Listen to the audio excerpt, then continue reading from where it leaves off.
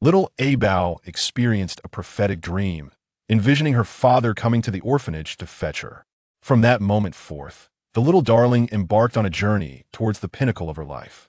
She vanquished villains, dealt with pretentious rivals, dominated the entertainment industry, and bravely ventured into the realm of education. Surrounded by a cadre of affectionate uncles, she resided in the most exquisite princess room, donned the most splendid princess dresses, savored gourmet delicacies, and enjoyed the company of a charming childhood companion. Little Abao nestled against her father, exclaiming, "Abao loves Daddy the most." To which the uncles inquired, "And what about us?" Abao replied sweetly, "I love you too." Chapter 1. Daddy is here to pick up little Abao. Stop waiting, no one is coming for you. You weirdo. The disdainful gaze of a girl filled with scorn revealed her lack of remorse, for the headmaster and others at the orphanage had long referred to her as such. At the entrance of the orphanage, little Abao clutched her grimy panda toy, fixated on the doorway.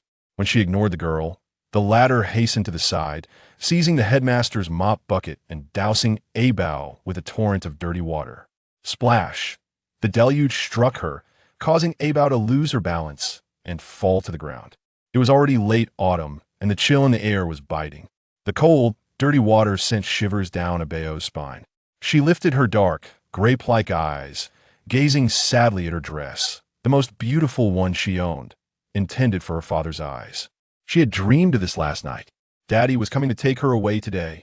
Seeing Abao merely staring blankly at her dress, Shun Jiao felt a surge of dissatisfaction. How dare this outcast ignore her? With this thought, Shun Jiao swiftly approached and pinched Abao's tender arm, exclaiming, "Didn't you hear me talking to you? You're such a weirdo. No one in this orphanage wants to interact with you, except me. You should be thankful." Abao's pale face remained silent, too timid to respond. Shun Jiao's method of pinching was learned from the headmaster, both painful and discreet. Whenever the headmaster drank too much, he would pinch her, and Abao dared not retaliate. She cautiously protected her head, for her father was coming. Any injury on her face would worry him. Daddy, please come and get Abao." "Are you foolish? You're an orphan, there's no father for you. Your father has long since passed away." "No, my father is alive. He is still here." Little Abao suddenly raised her head, her gaze resolute as she looked at Shun Jiao. Her eyes sparkled with hope, and she chose not to argue further, but continued to fixate on the entrance of the orphanage. Just then, the headmaster excitedly entered, his plump face adorned with a sycophantic grin. "A noble benefactor has arrived at the orphanage to adopt a child. Jiao, come with me. You are the most beautiful child in our orphanage, surely. You will be chosen by this benefactor."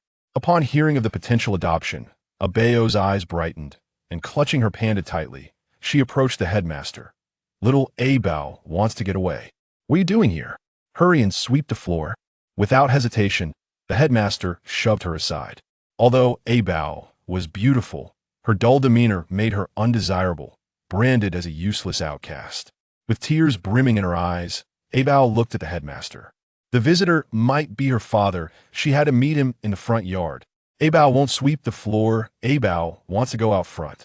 Seeing Abao's stubbornness, the headmaster seized her by the ear, dragging her to the attic's storage room. Bang! The door slammed shut, plunging the attic into darkness and cold. Clutching her panda, Abao crawled toward the only window in the storage room, pressing her small face against the pane. Outside, along the tree-lined path, a car halted, and a distinguished man stepped out. "Daddy!" Abao possessed the gift of foresight. She had dreamed of this moment, and this man resembled the one from her dream. The car matching as well must be her father. Others in the orphanage, hearing Abao's commotion, feared disturbing the important guest and shouted, "What's all this noise?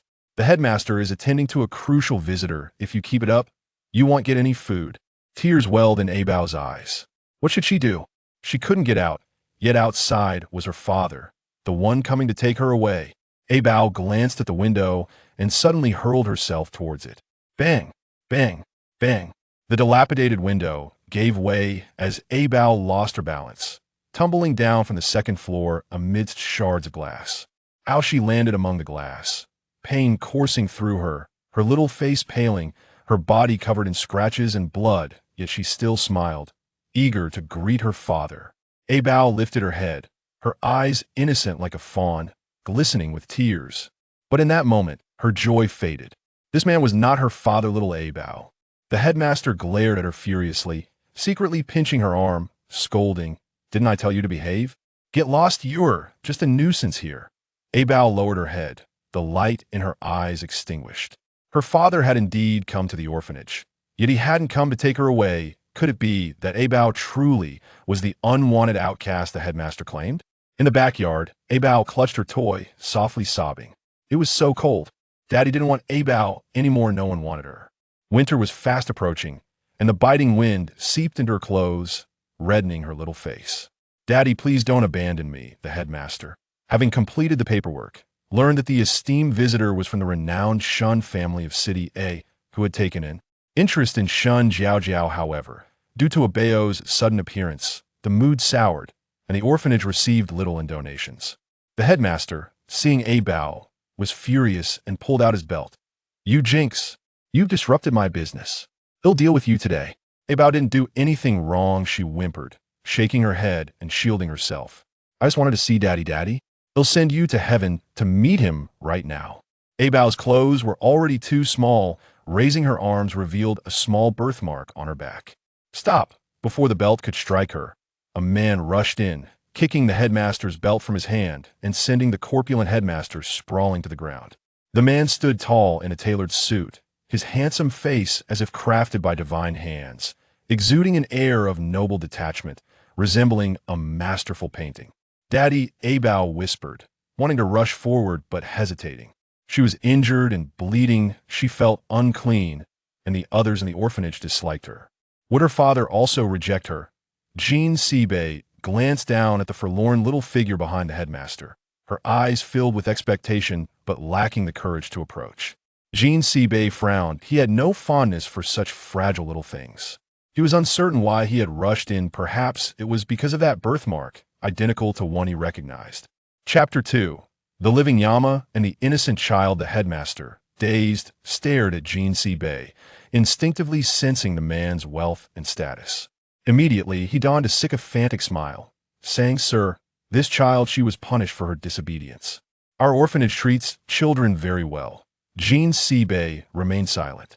Fresh from completing the necessary formalities, Shun Qinghuai grasped the hand of Shun Jiao as they exited. As they passed by, Shun Qinghuai caught sight of Jean Seibei, and her expression shifted dramatically. "Fourth Master, what brings you here?" Shun Qinghuai inquired with a tone of cautious reverence, eager to curry favor with Jean Seibei. "Mind your own business," Jean Seibei replied coldly, casting a disdainful glance at Shun Qinghuai. Stifled by his words, Shun Qinghuai dared not utter another sound. Jean Seibei's gaze turned to the little Abao, for he indeed intended to adopt a child to appease familial pressures regarding marriage. Noticing Jean Seibei's lingering gaze on Abao, Shun Jiao felt an urge to speak. Anyone who could render Shun Qinghuai so anxious must certainly hold significant stature. Abao, being an oddity, must have acted intentionally, envious of the care bestowed upon Shun Jiao by the Shun family, seeking to cling to the leg of another for support. With utmost seriousness, Shun Jiao recounted the words often shared by the director to Jean Seibei. Horrified by Shun Jiao's remarks, Shun Qinghuai broke into a cold sweat. "Silence. Fourth Master, the child is merely naive. I hope you will be understanding." Shun Qinghuai forced a smile while regarding Jean Seibei. "No." Abao shook her head vigorously, tears streaming down her cheeks. Would her father, too, come to despise her like those others? "Please don't abandon me." Abao looked up at Jean Seibei with pleading eyes, extending a small hand to cautiously clutch the hem of his trousers. They all claimed Abao was an outcast, unwanted by anyone. But Abao was wanted. She had a father. A father would never forsake Abao. Observing the small child at his feet, Jean Seibei made a sudden resolution to lift her into his arms, his icy gaze directed sharply at Shun Jiao. "Let's see who dares to mock me." Startled by the sudden intensity emanating from Jean Seibei, Shun Jiao could do little but stare. Jean Seibei turned with Abao in his embrace. "The remaining formalities will be handled by someone else. I am taking the child with me." With that, Jean Sibei departed, cradling Abao. Shun Jiaojiao glared resentfully at the retreating figures of Jean Sibei and Abao, her eyes brimming with jealousy. Why did this odd child deserve such a wonderful father? Shun Qinghuai, too, had not anticipated that Jean Sibei would adopt a child. What a peculiar pairing of the living Yama of the business world with a human infant. In the car, Abao was still in a state of disbelief. With her chin held high, despite her many injuries, she continued to smile sweetly. The child had a father now. Jean Sibei exhaled heavily. By the time he processed that there were indeed more effective ways to deal with familial pressures concerning marriage, he had already taken this child into his arms. So be it. The Jean family could certainly afford to care for her, and besides, her cherubic face tugged at his heartstrings. Abao, tilting her head in confusion, remarked, "But Abao has always been Daddy's child." Jean Sibei was momentarily taken aback, struggling to comprehend Abao's unwavering conviction regarding this matter. "Very well, if that is how you wish to perceive it," Jean Sibei replied, pursing his lips and gently closing his eyes.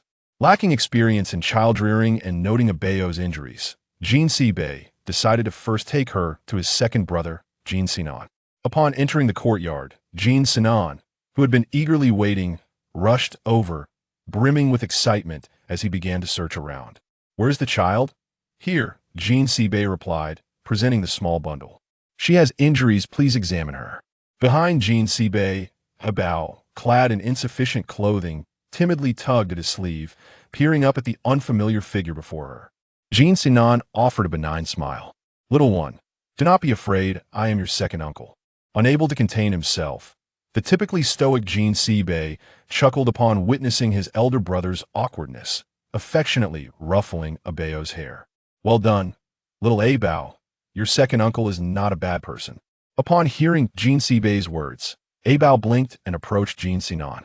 Jean Sinan, usually gentle and composed, was now filled with fury. His narrow, fox-like eyes were reddened, trembling as he clutched Abao's medical report. "This child is covered in bruises in places unseen. Some are fresh wounds, while others have yet to heal. And she is riddled with frostbite. Winter is nearly upon us, yet she is dressed so lightly.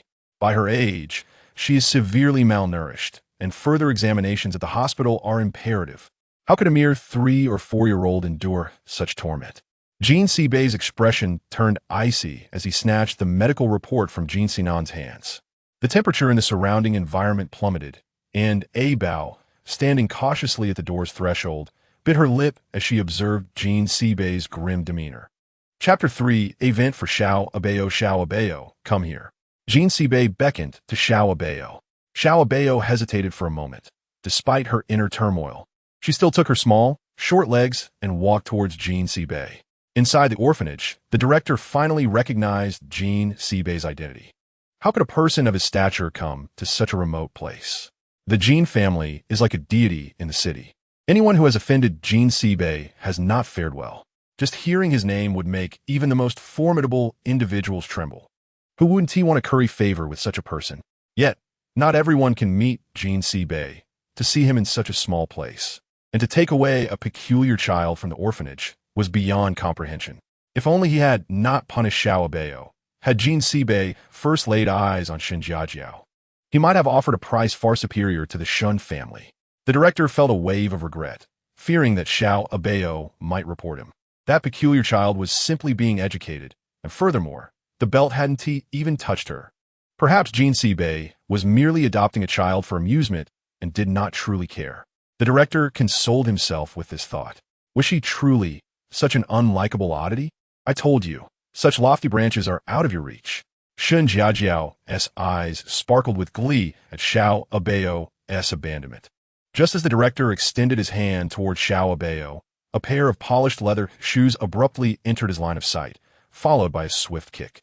The director didn't even have time to react before he was sent flying, his plump body crashing against the wall behind him, leaving his face pale with pain. The bodyguard shielded Xiao Abao behind him. The director was about to unleash a tirade when he saw Jean Sibei approaching. He immediately approached with obsequiousness, disregarding his injuries. "Mr. Jean, are you dissatisfied with this child? Please do not be angry. There are many better children in the orphanage for you to choose from. The director gestured with an inviting hand. Jean Seibei glanced at him. Did you inflict the injuries on Xiao Abao? Children make mistakes. It was merely a small lesson. Rest assured, such incidents will never occur again. The director fervently apologized to Jean Seibei, feigning concern and regret in front of Xiao Abao. He reached out, but was blocked by the bodyguard standing protectively beside Xiao Abao. Xiao Abao bit her lip, hiding behind Jean Seibei, too afraid to look up.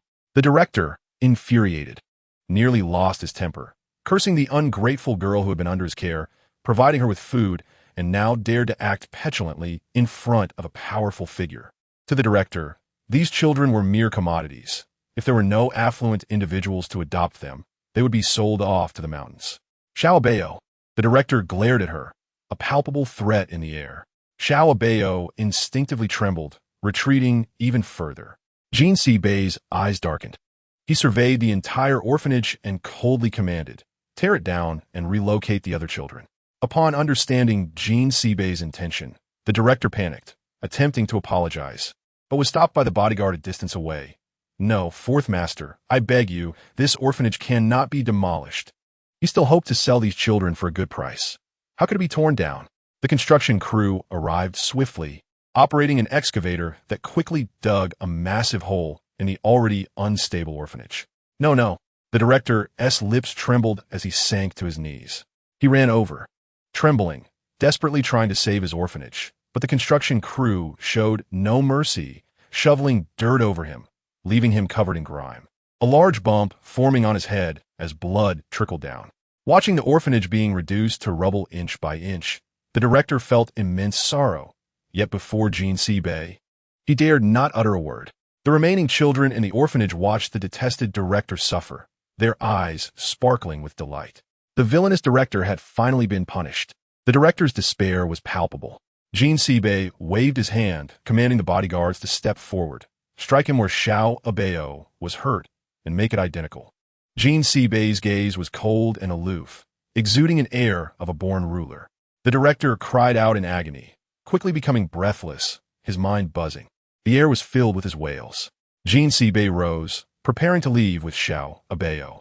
Shun Jiajiao, who had witnessed everything, was so frightened that her lips quivered, sitting on the ground and crying, Don't hit me. I was wrong. Jean Seibei cast a glance at Shun Jiajiao, recognizing her complicity in bullying Xiao Abao. Yet he found no merit in retaliating against the child. Instead, he warned Shun Tinghuai beside him. Take good care of her. Yes, fourth master. Shun Tinghuai wanted to say more, but Jean Seibei had already taken Xiao Abao away. On the way back, Xiao Abao gazed blankly at Jean Seibei. Observing the little one's dazed expression, Jean Seibei sighed and pinched her small nose. What are you thinking? With Silver protecting me, I'm so happy. Xiao Abao, pinched by Jean Seibei, spoke in a sweet, childlike voice, her eyes sparkling as she looked at him, her innocent demeanor tugging at Jean Seibei's heart. A rare smile broke across Jean Seibei's lips, leaving Jean Sinan utterly stunned. My goodness, the living Yama is smiling. Such a sight is a once-in-a-millennium occurrence. Xiao Abao was arranged to go to the hospital for a thorough medical examination. Throughout the journey, she anxiously stared out the window, fearing that her grandparents would not like her. Chapter 4 The Living Yama becomes the Mad Yama. Xiao Abao held Jean Seibei's hand as they entered the Jean family estate. All the servants busily attended to their tasks, while secretly observing Xiao Abao. Xiao Abao felt a bit anxious. At that moment, Jean father and Jean mother rushed out of the house, one after the other. Just watch how I discipline you, you little rascal. Even Jean Seibei found himself with a headache at the sight of his mother's ferocity. As she scolded, Mrs. Jean suddenly noticed the little bundle beside Jean Seibei. Forgetting her anger towards her son, Mrs. Jean circled around to Jean Seibei's side, catching sight of Xiao Abao's soft and adorable face. Instantly, her demeanor transformed, her smile radiating warmth. Whose child is this? She is simply adorable. Mrs. Jin's affectionate kiss landed on Xiao Abao's cheek, making her feel ticklish and shy, wanted to shy away. Yet realizing Mrs. Jean was her grandmother, Xiao Abao hesitated. How wonderful! Our Jean family finally has a granddaughter. Old Master Jean nodded in delight. Since their marriage, The Jean couple had longed for a daughter, but after 8 sons, they had given up hope. They then placed their hopes on their grandchildren. Yet even after 6 grandsons, they were still all boys. Now, finally, they had a little princess. Picking up Abao, Mrs. Jean smiled radiantly. Our little Abao is so cute. It must be the result of my daughter-in-law's efforts. Where's the 4th daughter-in-law? Upon hearing about her mother, Abao looked up at Jean Seabay. Jean Seabay paused, a graceful figure flashing through his mind. Mrs. Jean cheerfully instructed the staff. Abao was taken by Mrs.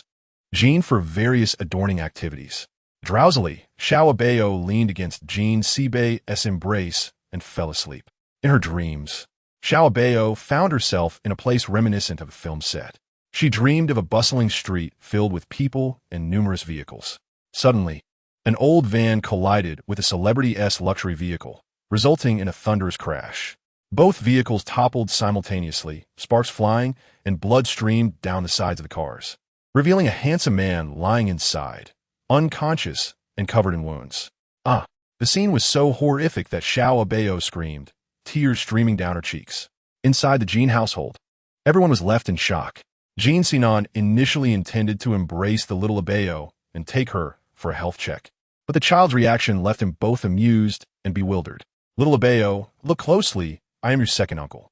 We have met before. There is no need to be afraid. However, despite Jean Sinan's comforting words, Abao continued to cry. Beside him, Jean Seabay furrowed his brow, scooped the small child into his arms, and attempted to soothe her back. Inquiring, "What is the matter?" Abao hiccuped through her tears, her face streaked with weeping and snot.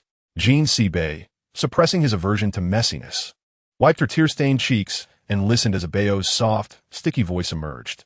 The Film City car accident. The Jean family was left in a state of confusion. What was she talking about? The 8 sons of the Jean family were all prominent figures in their respective fields, with Jean Sishi, the 3rd uncle, being a film emperor. 3rd uncle, that person is... Abao's emotions intensified, and she became increasingly incoherent. Realizing that Abao seemed to have something crucial to communicate, Jean Seabay turned to those nearby and said, "You all leave first. I will stay with her for a while." Jean Sinan hesitated, curiosity compelling him to remain.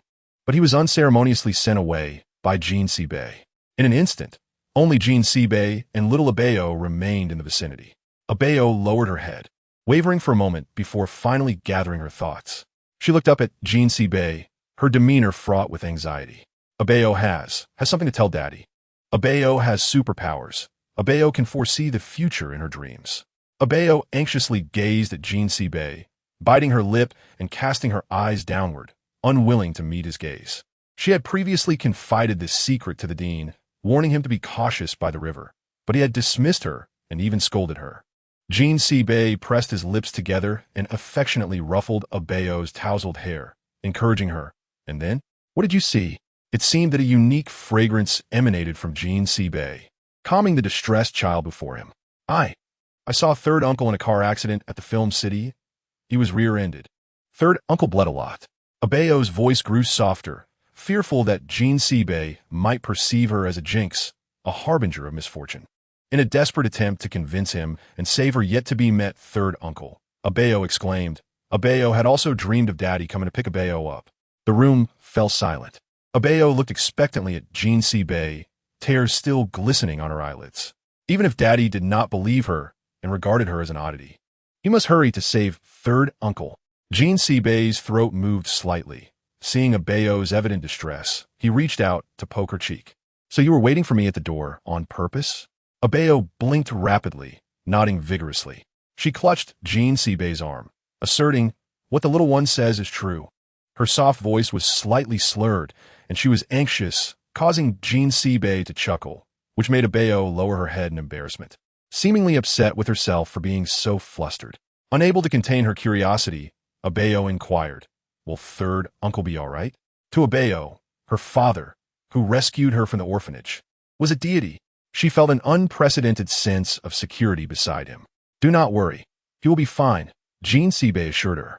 He intended to ask for the license plate number and specific time of the incident, but Abao, having witnessed such a horrific accident for the first time and recalling it as merely a dream, had already begun to forget the details. Jean Bei picked up his phone and dialed Jean Cix's number. "Are you still on set?"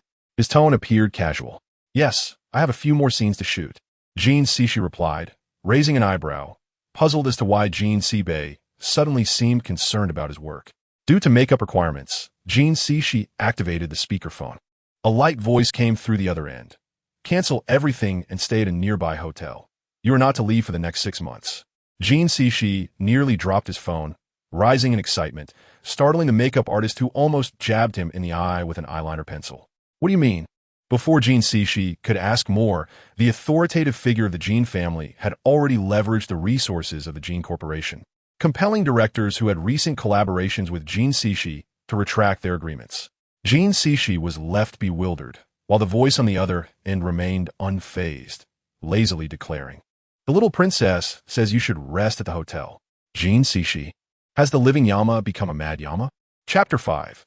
The Shun family comes to apologize on this side of the phone upon hearing that Jean Bei had canceled all of Jean Cixi's recent engagements. Little Abao timidly nestled beside Jean Bei. "Is it not a decree if it is not your daughter's words?" The 8 brothers of the Jean family typically did not interfere in each other's affairs, so Jean Bei's sudden intervention left Jean Cixi feeling both amused and helpless. "This is not at all like you, Fourth Master Jean. You better believe it." Before the call, Jean Bei had meticulously inquired about the situation, and the child's words did not seem fabricated. He then investigated the Dean's incident by the river and found that it coincided with the timeline Abao had mentioned. The child's eyes were clear. She did not appear to be one who would lie. Perhaps she truly possessed the ability to foresee the future. Will it go boom and fly up to the sky? Abao had forgotten they were on a call and animatedly gestured with her small arms and legs. To ensure Jean Cixi's safety, Jean Bei added, "It is best to walk to the hotel." Once he had addressed Jean Cixi's matter, there was news at the Jean family's entrance that the Shun family had arrived. Shun Qinghuai had intentionally brought Shun Jiaojiao, accompanied by Madame Shun and Old Master Shun. The 4 of them stood outside the Jean family home, with Shun Jiaojiao's eyes red and puffy from crying, no longer exuding her previous arrogance, but instead resembling a soft little lamb. Upon seeing little Abao, Shun Jiaojiao gritted her teeth, suppressing her inner turmoil, and loudly proclaimed to Abao, "I am sorry. I was wrong." Little Abao was momentarily startled. Shun Qinghuai shot a glare at Shun Jiaojiao, signaling her to be more sincere. Shun Jiaojiao was furious. The Shun family was a prestigious household. She had entered high society and become a young lady, yet here she was, forced to apologize to this little calamity. Despite her anger, Shun Jiaojiao begrudgingly bowed to little Abao. Observing her almost tearful expression, little Abao shook her head. Shun Qinghuai quickly stepped forward, speaking many good words to Jean Bei, ultimately resolving the situation. At this moment, little Abao was playing in the small garden. Shun Jiaojiao looked at her, noting that the Jean family estate was several times larger than the Shun family's, with the Shun family's villa occupying less than half the area of this small garden. Watching little Abao being surrounded and entertained by several maids, Shun Jiaojiao felt a surge of frustration. With a cunning glint in her eyes, Shun Jiaojiao suddenly approached and poked little Abao's shoulder. "Do you know what a paternity test is?" Little Abao stared blankly for a moment and shook her head in confusion. "What is that?" "A paternity test is something that can prove your blood relation to your father." Shun Jiaojiao spoke with feigned seriousness, though she herself did not fully grasp the term, having merely heard it mentioned by adults a few times. She provocatively gazed at little Abao. "You always claimed to be the child of a wealthy uncle. Do you dare to undergo a paternity test with him?" Shun Jiaojiao's eyes sparkled. Once the paternity test was conducted, the wealthy uncle would discover that little Abao was not his daughter at all. At that point, little Abao would surely be cast out. Upon hearing this unfamiliar term, little Abao felt a sense of strangeness, looking at Shun Jiaojiao in confusion. "But Abao is already daddy's child. There is no need for a test. You're just scared, aren't you?" Shun Jiaojiao gleefully observed little Abao, convinced that Abao was afraid of being exposed as not Jean Bei's child, thus unwilling to take the paternity test. "If you are too afraid, then you are not the child of the wealthy uncle. Abao is daddy's child." Little Abao exclaimed angrily at Shun Jiaojiao. Suddenly, she sprang up and hurried over to Jean Bei, wrapping her arms tightly around his leg and looking up at him with wide eyes. Abao wants to do a paternity test. Jean Seibei's expression became slightly grave, and the faces of the entire Shun family stiffened in response. Shun Xinghuai swiftly approached Shun Jiaojiao, his voice laced with anger. Did you speak to Xiao Abao again? No, I merely spoke the truth, Shun Jiaojiao replied, her displeasure evident as she gazed at Shun Xinghuai, unable to comprehend why he consistently favored an outsider. Fourth Master, if the Shun family wishes to remain in the city, then leave, Jean Seibei interjected, his eyes cold as ice.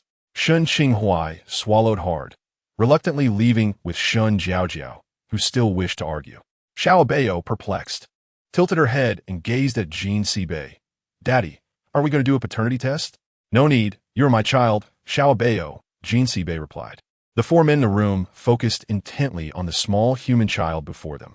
Meanwhile, Madame Jean excitedly prepared for the paternity banquet for Xiao Abao. Chapter 6. Xiao Abao is the Jean family's little lucky star. In the video, Jean Bao sat obediently beside Jean Seibei, her small fingers playfully tugging at him, appearing soft and adorable. Hello, third uncle. Xiao Abao greeted Jean Cixi, her eyes sparkling with admiration. Jean Cixi raised an eyebrow. Confusion etched in his beautifully almond-shaped eyes as he looked at her cherubic face, feeling an overwhelming urge to reach through the screen and pinch her cheeks. He glanced at Jean Seibei. Is she really your child? Jean Seibei emanated an aura of icy detachment, repelling all warmth from a distance, even through the screen. Jean Cixi sensed a chill. Jean Seibei had always held disdain for the weak, and among their 8 brothers, his word was law. The sight of him sitting with a cute child was an incongruity. Jean Seibei ruffled Xiao Abao's hair, giving her a look that seemed to say, what do you think? Of course, I'm Daddy's child, Xiao Abao proudly declared, her head held high, reveling in the honor of being Jean Seibei's daughter. Jean Cixi, still skeptical, shifted his gaze to Madame Jean. Is the world still normal? Am I not in a parallel universe? What parallel universe? You must be acting in a drama.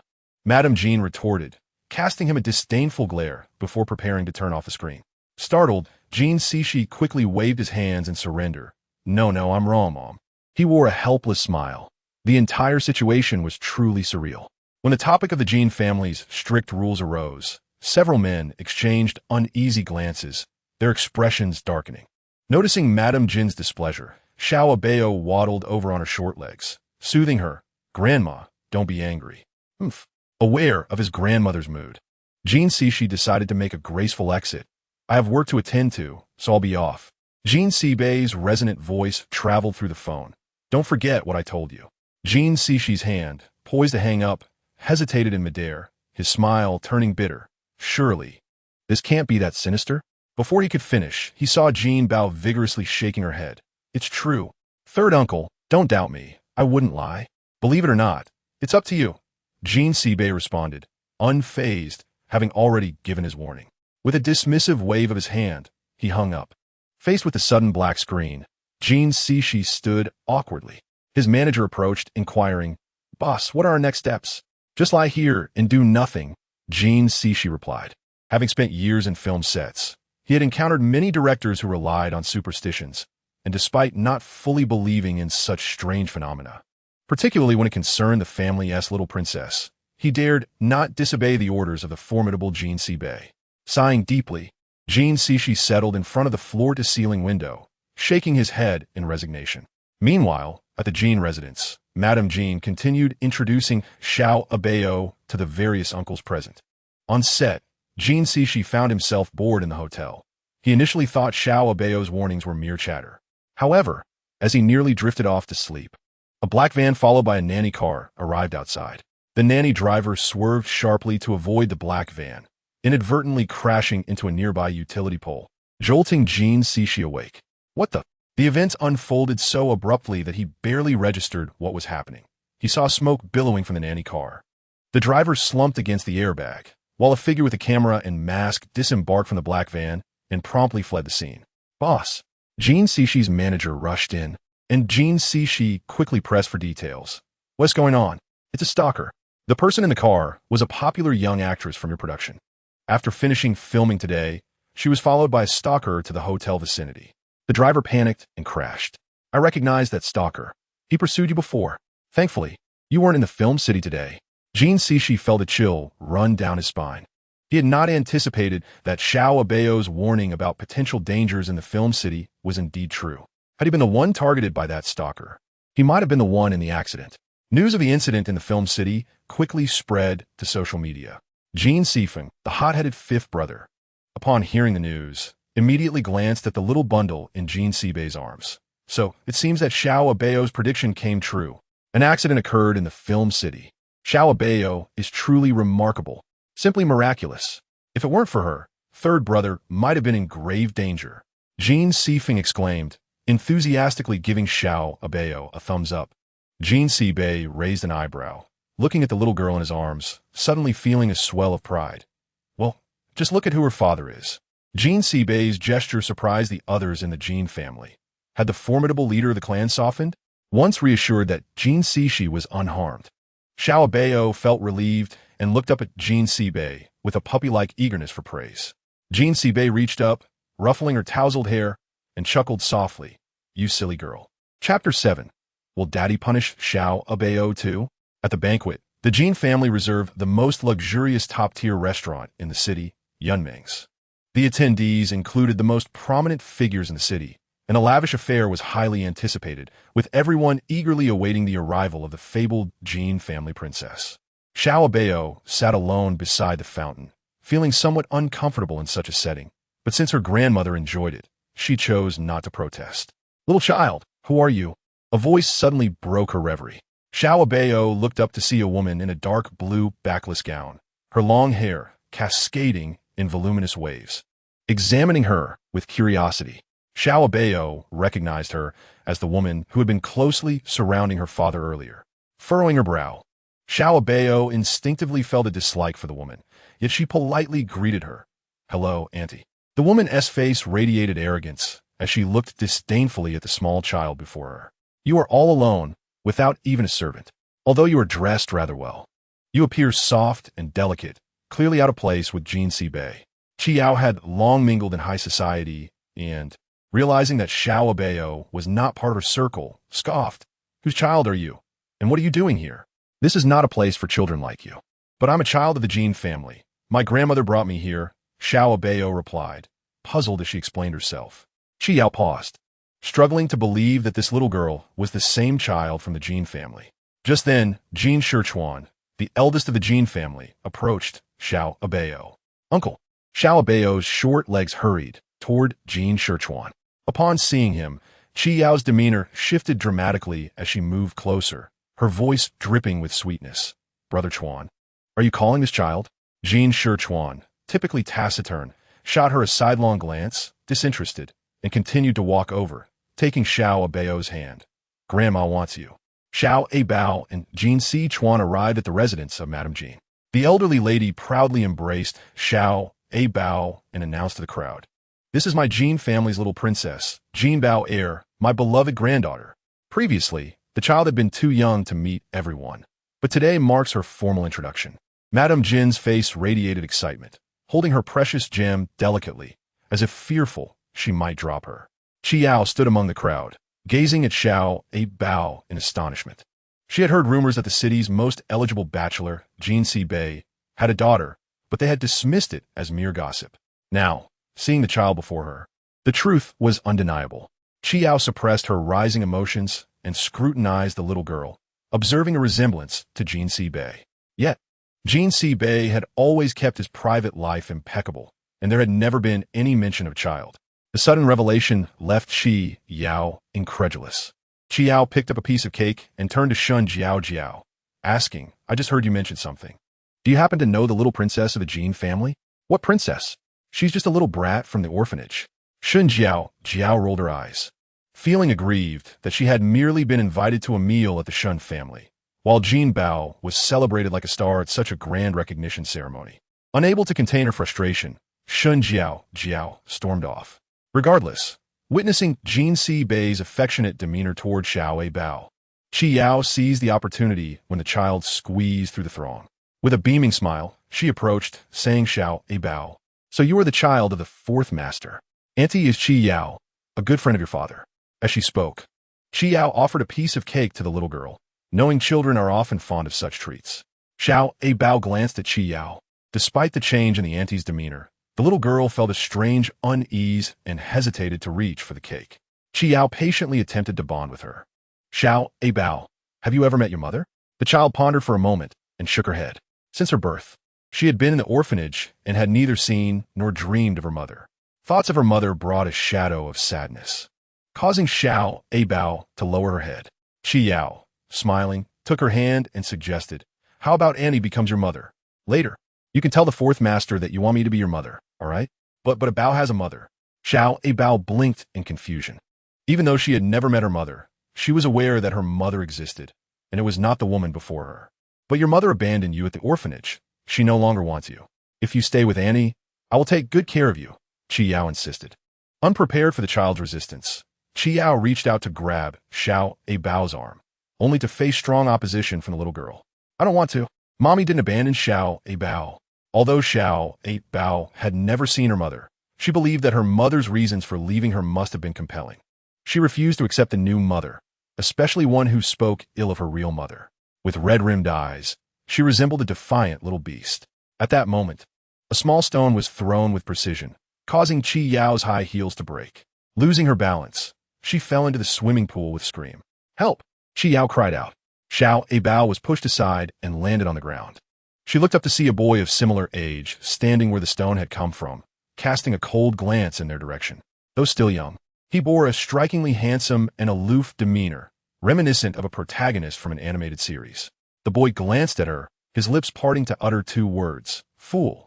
Just as Abao was about to chase after him, he turned and disappeared. The commotion drew attention, and several individuals rushed to help Chi Yao out of the water. Jinsi Bei was the first to reach Abao, asking with concern, "Are you all right?" She shook her head, noticing everyone crowding around Chi Yao. The expression on her delicate face turned stiff, and she instinctively lowered her head. In the orphanage, Jia had also fallen into the water once while trying to snatch her panda toy. Although Jia had claimed Abao had pushed her, the headmaster insisted on punishing the little girl for the incident, locking her in a small dark room as a consequence. Remembering that dark room filled Abao with sudden fear, and she crouched down, unable to utter a word. "What's the matter, Abao?" Jinsi noticed something was off with the child and hurried over to check on her. Abao remained silent, clutching herself tightly, curling up beside Jinsi Bei's feet. At that moment, Chi Yao approached, tears streaming down her face, exclaiming, "Fourth master, I was just speaking to the child when suddenly she pushed me." Chi Yao's indignation was palpable, her voice rising in frustration. Hearing Chi Yao's words, Abao trembled. In the past, Jia had said something similar, and it had resulted in her punishment. The headmaster had always said that disobedient children are unlikable and would be punished. Would her father also punish Abao? "Look up." Jinsi Bei's voice came softly yet firmly to Abao's ears.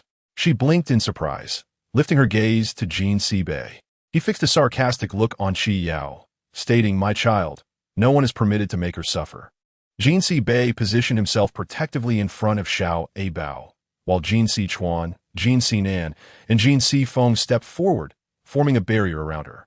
With a warm smile, Jinsi Nan's eyes sparkled, yet there was a chilling lack of warmth beneath his gaze. "Apologies, but this is just how our Jin family operates, protective of our own." Chi Yao clenched her teeth, refraining from retorting, recognizing that arguing now would be unwise. Instead, she opted to remain silent, presenting herself as the victim. Jinsi Chuan glanced at her, pulled out his phone, and quickly connected to the surveillance footage from Yunmeng Zhe, displaying it for everyone to see. The video revealed Chi Yao forcefully grasping Abao's arm. "You can tell the fourth master later that you want me to be your mother, okay? Your mother no longer wants you. If you stay with Annie, I will take good care of you." Gasps of disbelief rippled through the crowd. "I can't believe this woman is so vile," they murmured, unable to reach the fourth master. "She resorts to manipulating his daughter. How disgusting. No child would willingly seek a stepmother, and it was no wonder she had been pushed." Jinsi Nan's gaze burned with intensity as he noticed the red marks on Abao's arm, evidence of Chi Yao's earlier aggression. Typically refined and courteous, Jinsi Nan was now consumed by rage, pointing at the marks and demanding, "Abao is our Jin family's little princess. We treat our own with care. And you dare to harm her? Chiao opened her mouth to explain, but before she could utter a word, Jean Feng swiftly advanced and unceremoniously tossed her back into the fountain. Jean Feng, a towering figure at nearly 6 feet 3 inches, was a formidable presence, intimidating Chi Yao into silence. As she attempted to climb out, he brandished a nearby chair as a threat, saying, "Move again, and I swear I'll make you regret it." Chi Yao was on the verge of tears, stammering, "I was wrong. I won't do it again." Little did she know, this was the gentlest side of Jean Feng. Had Xiao Abao not been present, he would have dealt with her far more severely. Experiencing protection for the first time, Xiao Abao's eyes brimmed with tears as she looked up at her uncles, her small lips trembling and on the verge of crying, melting the hearts of those around her. Pearls of tears fell unexpectedly. Jean Nin hesitated, wanting to comfort her, but was preempted by Jean Bei, who gently wiped her tears away. "Why are you crying?" "Abao is happy because she has a father to protect her," Xiao Abao said, sniffling adorably, appearing utterly sweet and endearing. She extended her delicate, fair arms, wrapping them around Jean Bei's neck, and suddenly planted a kiss on his cheek, followed by a triumphant giggle. "From now on, Daddy will protect Abao." The child in his arms exuded a sweet milk fragrance, stirring something deep within Jean Bei, causing his smile to soften. Observing this, Jean Sinan pointed to his own face and leaned closer to little Abao, saying, "What about me? Can I have a kiss too, third uncle? I will protect you as well." "No way," Jean Bei declared possessively, pulling little Abao away, for she was his child, and no one else could claim that affection. Faced with Jean Bei's fierce protectiveness, Jean Sinan felt a surge of frustration. After this playful exchange, the recognition banquet continued. Upon learning of little Abao's identity, several affluent ladies brought their children to befriend her. "Abao, would you like a lollipop?" "Abao, my mother wants to know if you could come over to play. I have many building blocks." "Abao, can we be friends?" The children crowded around little Abao, who scanned the gathering until she spotted the older boy who had defended her earlier, standing alone to the side. He had just helped her, and, as a good child, she should express her gratitude.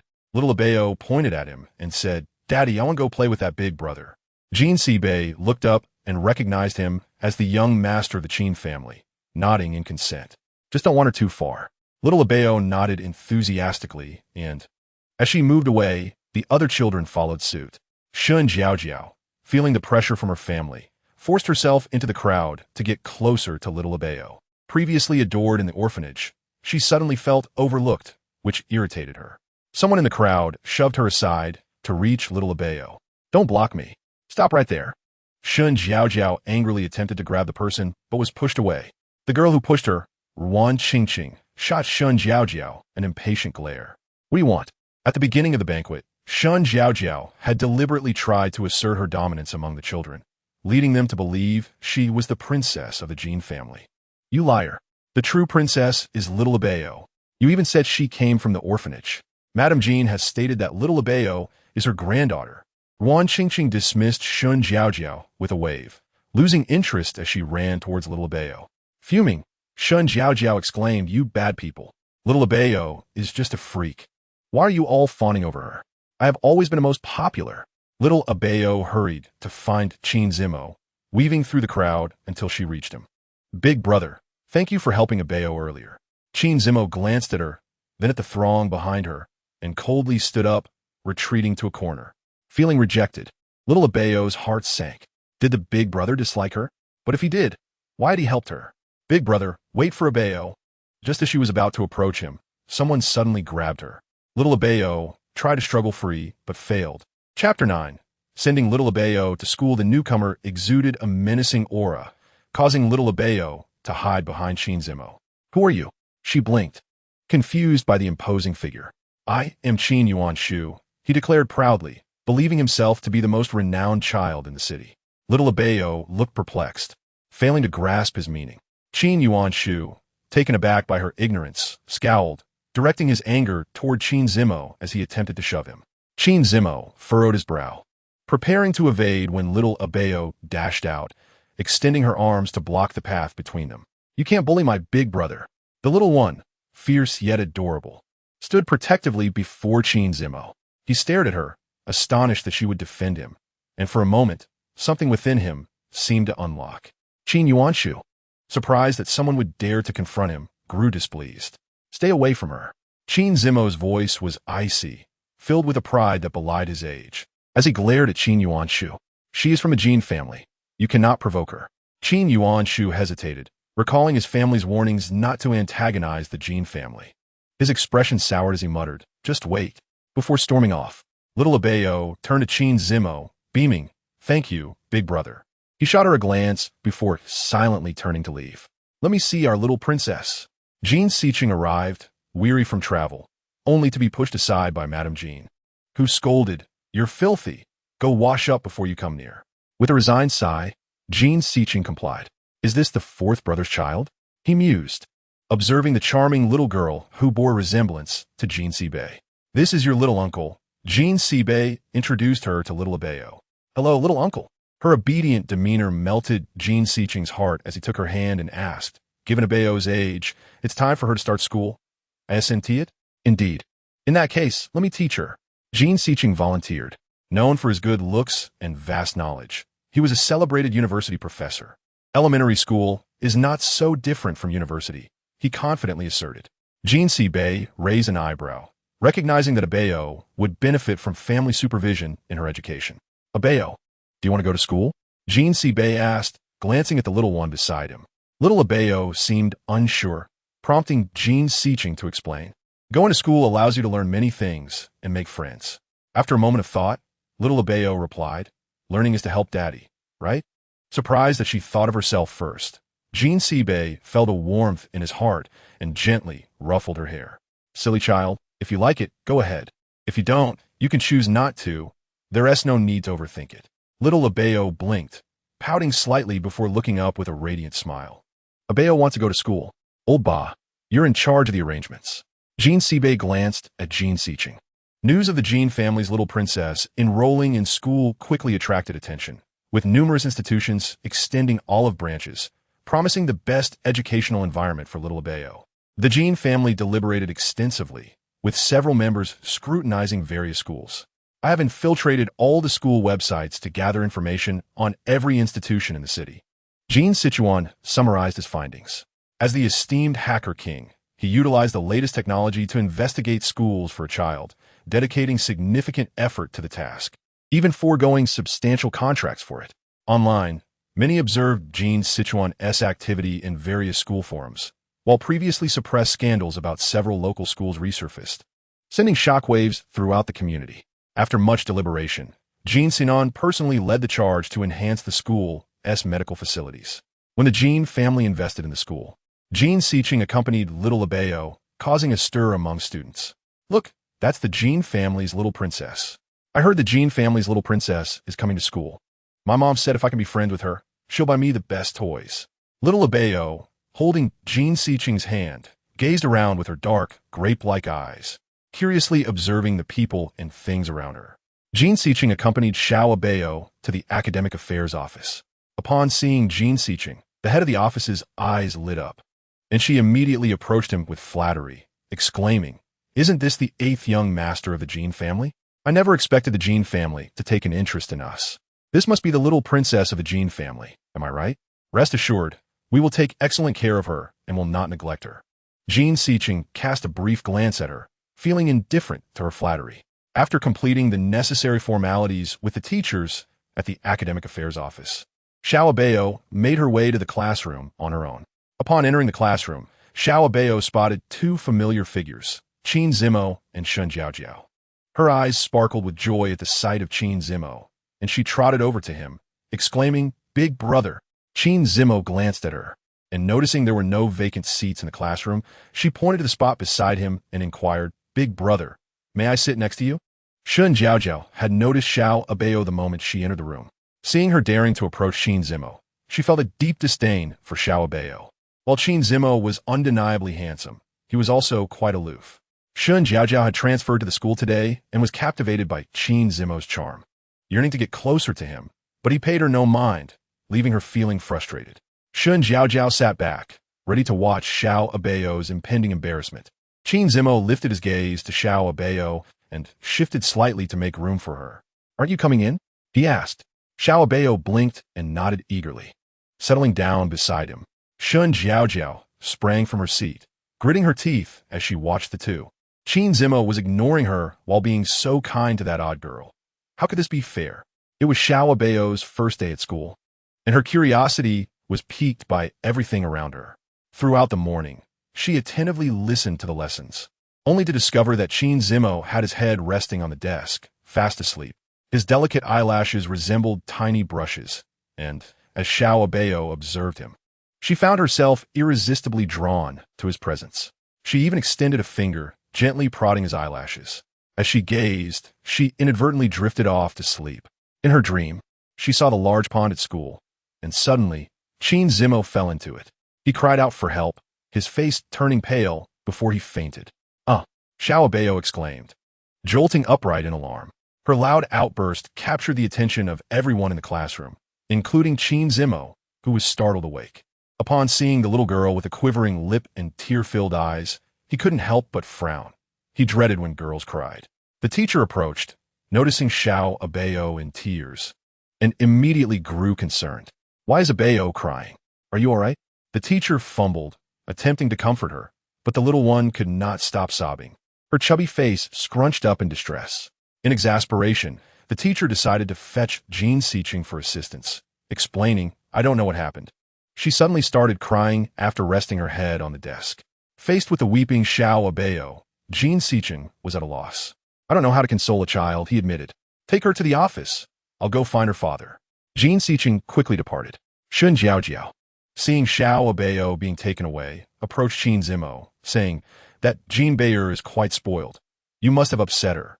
She'll probably be expelled. Shun Jiaojiao looked at Qin Zimo with a sense of pride, feeling justified in his indifference towards her. Before long, Jean Sibei and Jean Sinan arrived, worried that Xiao Abao's tears might indicate a physical issue. Jean Sinan quickly checked on her, and, upon finding no apparent problems, felt relieved. However, Xiao Abao continued to cry. Jean Sibei crouched down to her level, observing her tear-streaked face and recalling that her tears mirrored those she shed when she dreamed of her fourth brother in danger. Could it be that the little one had dreamt of someone else in peril? Wiping away her tears with a handkerchief, Jean Sibei gently asked, Abao, did you have a dream? Xiao Abao sniffled and, upon seeing Jean Sibei, felt reassured, nodding vigorously. Everyone go out, Jean Sibei ordered coldly. Jean Sinan and Jean Siching exchanged puzzled glances. Once they had exited, Jean Sibei patiently consoled Xiao Abao and inquired, what did you dream about? Big brother, he fell into the water. Xiao Abao replied anxiously, her eyes wide with concern. She needed to warn him to stay away from the water. Jean Sibei raised an eyebrow. Are you referring to Qin Zimo, the young master of the Qin family, who, for various reasons, is not highly regarded there? Nevertheless, since Xiao Abao likes him, I shall pay more attention to him. He assured her, father will inform the Qin family to ensure Qin Zimo's safety. Delighted by Jean Sibei's affirmation, Xiao Abao beamed and rubbed her cheek against his chin, saying, Daddy is amazing. Jean Sibei smiled warmly. The expelled Jean siblings exchanged glances, remarking on how different Jean Sibei had become since having a child. I feel like I hardly recognize fourth brother anymore, Jean Sinan sighed. Not just you, even I. Jean Siching added with resignation. After a while, Jean Sibei emerged, holding Xiao Abao. As they were about to speak, he stated, fill in the artificial lake at school and ensure the Qin family takes good care of Qin Zimo. Jean Siching and Jean Sinan stared in disbelief. Though Xiao Abao felt reassured by her father's promise, she was still worried. Remembering how Qin Zimo had helped her before, she resolved to protect him. Upon receiving Jean Sibei's warning, the Qin family was left in confusion. Why did Fourth Master suddenly remind us to pay attention to Zimo? Has he done something to upset the Jean family? They speculated. I heard that Shun Jiaojiao from the Shun family has been targeted by the Jean family ever since offending that little princess. Perhaps Zimo inadvertently crossed paths with her. Should we go apologize? The Qin family was anxious and unsettled. Chapter 11. Xiao Abao will protect Big Brother Fourth Master. The Qin family has sent someone. A servant whispered, cautious not to alarm Xiao Abao in Jean Sibei's arms. Jean Sibei grunted in acknowledgement, nodding for them to enter. The arrival of the Qin family was indeed unexpected. They had just finished dinner, likely caught off guard by the sudden notification. Upon hearing that the Qin family had arrived, Abao, who had been lounging in Jean Seibei's embrace, immediately sat up, her eyes sparkling with excitement. "Daddy, is Big Brother coming?" she eagerly asked, shaking Jean Seibei's arm. She couldn't quite comprehend why she felt such a strong desire to see Qin Zimo. Perhaps it was because she lacked friends. Observing the sheer anticipation radiating from Abao, Jean Seibei sighed and shook his head, bemused, yet finding it difficult to refuse her. "Do you really like this Big Brother that much? Are you happier to see him than you are to see me?" Jean Seibei teased, gently tapping her nose with his finger. Abao squinted her eyes and smiled, tightening her grip on Jean Seibei's arm, replying earnestly, "Of course. Abao likes Daddy the most." The Qin family hurried in, carrying various items, while the servants set them aside. As soon as Abao spotted Qin Zimo entering, she leaped off the sofa and dashed to his side. "Hello, Uncle. Big Brother. You're here. I was fine this morning." She greeted Qin Zimo's father with a smile before fixating her gaze on Qin Zimo, not wanting to miss a moment. She novelly assumed he was worried about her. Qin Zimo, taken aback by her enthusiasm, took a couple of steps back and replied coolly, "I didn't come for what happened earlier." "Oh," Jean Seibei chuckled softly, finding the interaction between the two children amusing. He looked down at Abao's pouting face, which was irresistibly adorable, and felt an urge to kiss her. Long fingers were partially concealed by the hem of his white shirt. He quietly rolled it up a bit and gently patted Abao's head as a gesture of comfort. "Qin Xiong, please take a seat. What brings you here so unexpectedly?" Was exceedingly courteous, maintaining a polite demeanor. He did not wish to appear too stern in front of Abao, adopting a much softer tone. Although the Qin family could not be compared to they were still respectable figures. Upon hearing this, Qin's father obediently sat down, a smile perpetually gracing his face. "Fourth Master, I received a call today, answered by my family. We are unsure of the situation. Zimo has always been peculiar, and I heard that Abao is seated next to him. If there are any shortcomings, I hope you'll bear with us." Qin's father sat stiffly in there, his hands resting on his knees, appearing quite tense. Just as he was about to respond, he felt a tug on his sleeve and looked down to see Wanzi, holding a small panda and gazing up at him with sparkling eyes, her little mouth pouting adorably. "What is it?" He understood that Abao had something to say. Turning to face Qin's father, Abao adopted a serious expression, slightly raising her chin and placing the panda aside. "Uncle, the Big Brother's character is not strange. I asked my dad to make that call. I just wanted to remind you to pay attention to safety." Abao refrained from elaborating, knowing that her precognitive dreams would be met with disbelief. Upon hearing her words, slowly interjected, Abao merely offers a reminder. "It is partly my fault for exposing her to too much news. She worries about her classmates when she sees reports of drowning. Qin Xiong, there is no need for concern." He deftly diffused the situation, recognizing that the Qin family was merely being cautious, as he had not clarified matters during the day. Qin's father, observing the two before him, felt embarrassed and lowered his gaze, fearing that Qin Zimo might cause trouble. He did not expect to be rebuffed by the little girl. After all, she was a member of and as long as she did not place blame, it was a good outcome. Qin's father chuckled. "That is good to hear, very good indeed. As long as there are no issues, we shall take our leave." He wiped the cold sweat from his forehead. "It is indeed a good thing that the lake is filled. Safety is greatly improved. Since there is nothing further, we shall be on our way." It seemed that seeing was believing, while hearing could be misleading. "Then I shall not see you off," replied, lowering his crossed leg. Despite using the gentlest tone, a cold aura still enveloped him. "Daddy, I will see the Big Brother and Uncle to the door." Abao leapt off the sofa again, and, concerned for her safety, offered her a gentle hand. "Go ahead," nodded. His daughter was still young and did not need to be held back. Abao hurried after Qin Zimo, who slowed his pace. "Were you crying because you were worried for my safety?" Qin Zimo initially did not wish to converse with the little girl, but could not suppress his curiosity. This morning's scene had frightened him. To his surprise, it was because of him. "Yes, but Big Brother, please do not worry. Abao will protect you." Abao earnestly imitated the adults, patting her chest. She had seen others make such promises, but was uncertain if she was doing it correctly. Her movements were a bit hesitant. Qin Zimo could not help but chuckle. Although he did not particularly like Abao, she truly appeared endearing in that moment. He finally understood why people at school, regardless of her status, want to be near her. One had only heard rumors, while the other saw the reality, each holding firm to their beliefs. The little princess was indeed charming, while the events concerning the Shun family remained uncertain. Was it truly so? Yet, one must not forget that that was not solely represented by the little princess. There were many others. Did you not know the demeanor of fourth master? He was indeed a man of propriety, not one to wrongfully accuse without cause. However, as Qin's father contemplated its demeanor, a shiver ran down his spine. His words held merit. The Qin family could not ascertain the Shun family's actions, but was not one to be trifled with. If provoked, he would not let anyone off easily. After much deliberation, the Qin family came to a final conclusion. The little princess was quite adorable, and it was wise to exercise caution towards the rest of the. Chapter 12. Shun Jiao's embarrassment. Why is our little princess so cheerful today? Observed through the car mirror as Abao hummed a little tune after getting into the car. She could not sing well, merely humming a melody while accompanying it with amusing hand gestures. Could not help but chuckle. He was on his way to school and had taken on the role of her protector. Uncle, of course, I'm happy to go to school. Abao paused her actions. Turning to, at school, I can see Qin Zimo and help Daddy. Besides, everyone there is very nice to me, so I have no reason to be unhappy. Happy to go to school? What about doing homework? Teased her, glancing at her, and the little one immediately became still. Uncle, please drive safely. Daddy said not to talk while driving. Abao admonished in a tone reminiscent of an adult, her arms crossed, genuinely resembling a little grown-up. Complied and focused on the road. All right.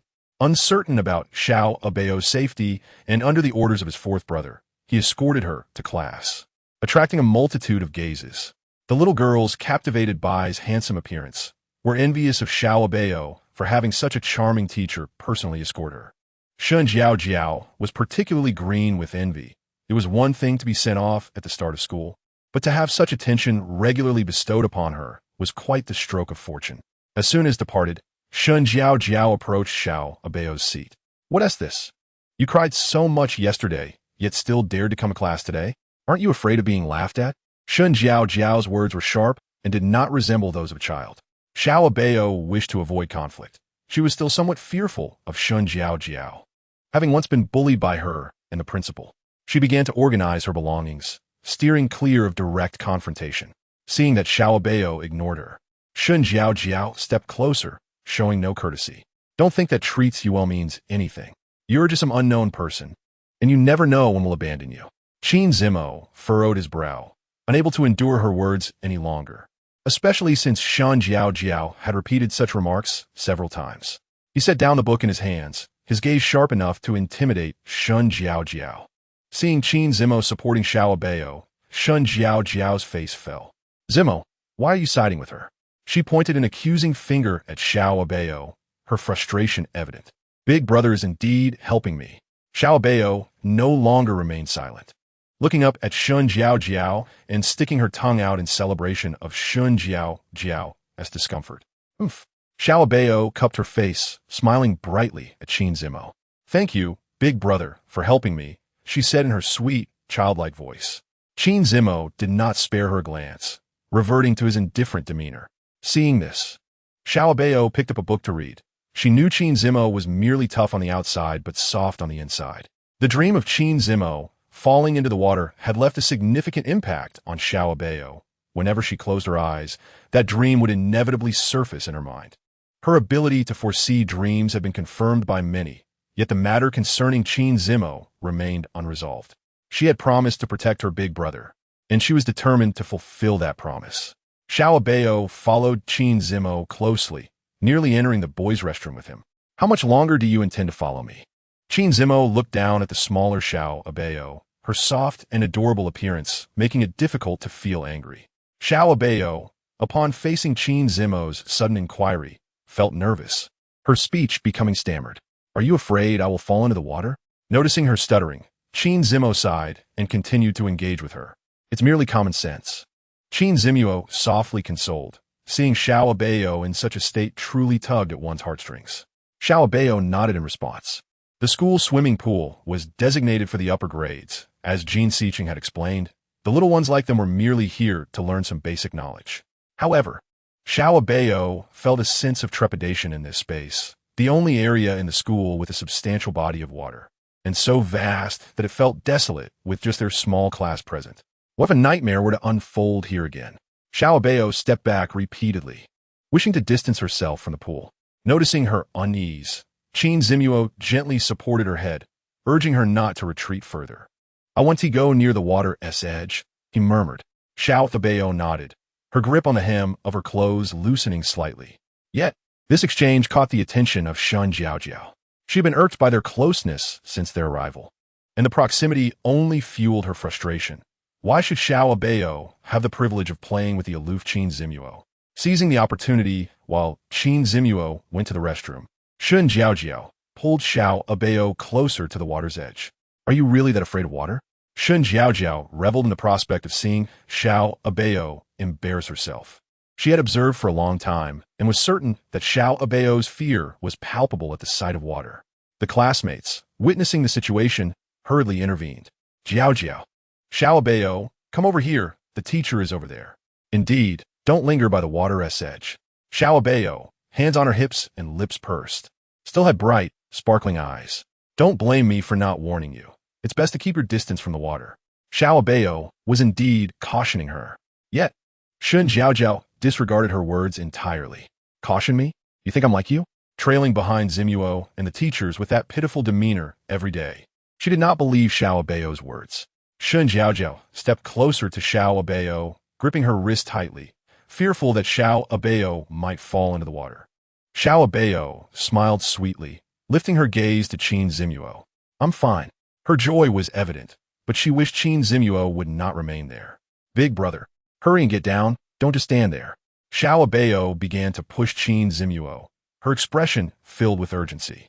Shun Jiaojiao quickly noticed the tension between them and forcefully separated Xiao Abao from Qin Zimuo. "What are you two doing?" Shun Jiaojiao was exasperated. These two were pushing each other around, right in front of her, completely ignoring her presence. "Ignore her."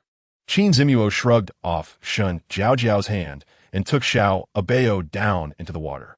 His brows remained furrowed, puzzled by the child's actions. She wasn't too much younger than him, yet she was so foolishly intent on helping others.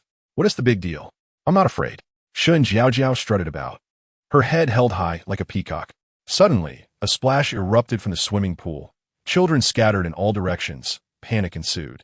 Chapter 13. Xiao Abao. The little hero Shun Jiaojiao had fallen into the water. Upon witnessing this, Xiao Abao immediately tossed a nearby life ring into the pool, struggling to retrieve a stick. Qin Zimuo rushed to assist her. "Quick, come help, go call the teacher." Qin Zimuo shouted over his shoulder. The classmates were already in chaos, some crying out of fear.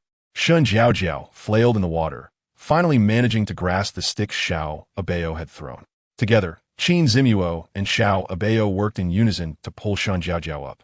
By the time the teacher arrived, Shun Jiaojiao was soaked through and sobbing, prompting the teacher to provide a towel before escorting her to the infirmary. Jin Siqing, upon hearing that a girl had fallen into the water, was horrified. If it were his own little princess, he could only imagine how Jin Sibei would react. "Xiao Abao, you're amazing." Yes, even though Shun Jiaojiao usually behaves that way, you still chose to help her, showing you're truly magnanimous. Xiao Abao was not only beautiful, but also a little hero. Jin Siqing hurriedly made his way over, hearing praises of Xiao Abao being a little hero along the way, leaving him perplexed. "Little ancestor, thankfully you're all right." He spotted Xiao Abao surrounded by classmates, making her appear particularly radiant. Without hesitation, he embraced her. Xiao Abao found it hard to breathe in his hold, lightly pounding his shoulder with her small fists. "Uncle, that hurts." Realizing his error, Jin Siqing quickly released her. Xiao Abao's face flushed as she struggled for air. She had no idea why Jin Siqing was so anxious. The surrounding classmates cast envious glances. Having such a distinguished family background and a handsome teacher to protect her at school was indeed a fortunate circumstance.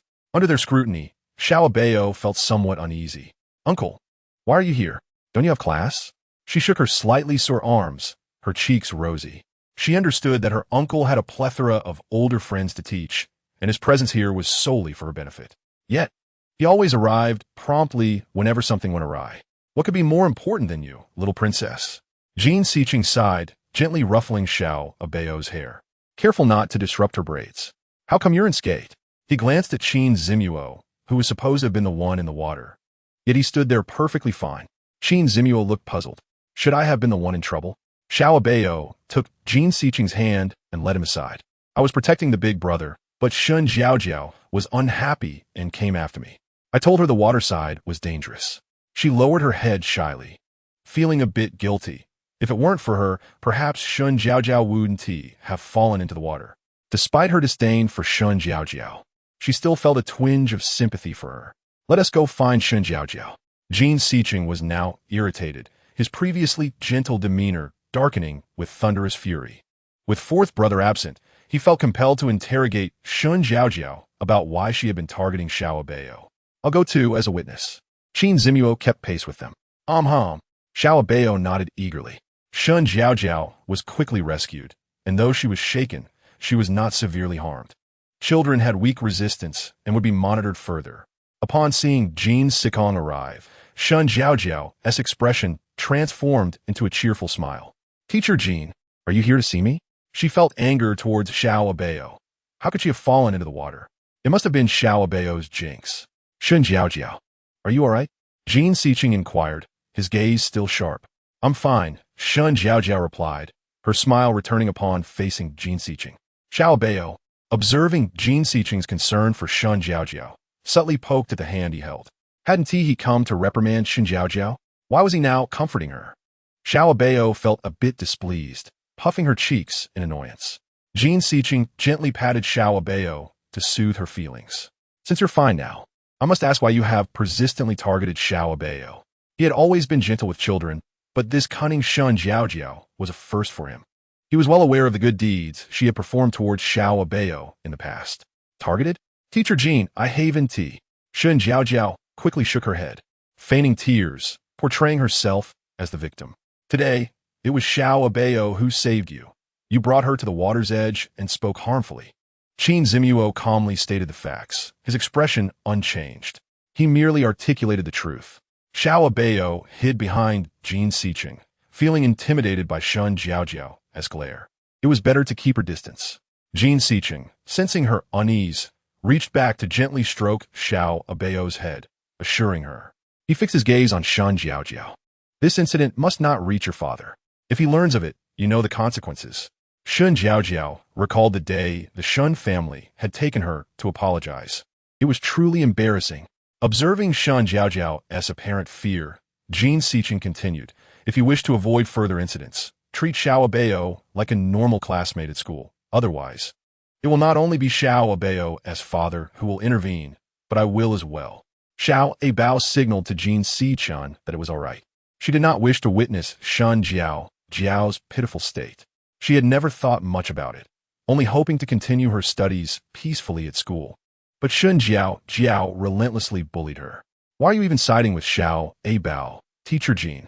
Shun Jiao lamented, her voice laced with tears, clearly unable to tolerate the support Xiao Abao received from everyone.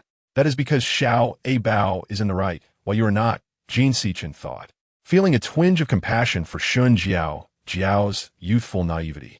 Had it not been for her behavior towards Xiao Abao, he would never have bothered with the child.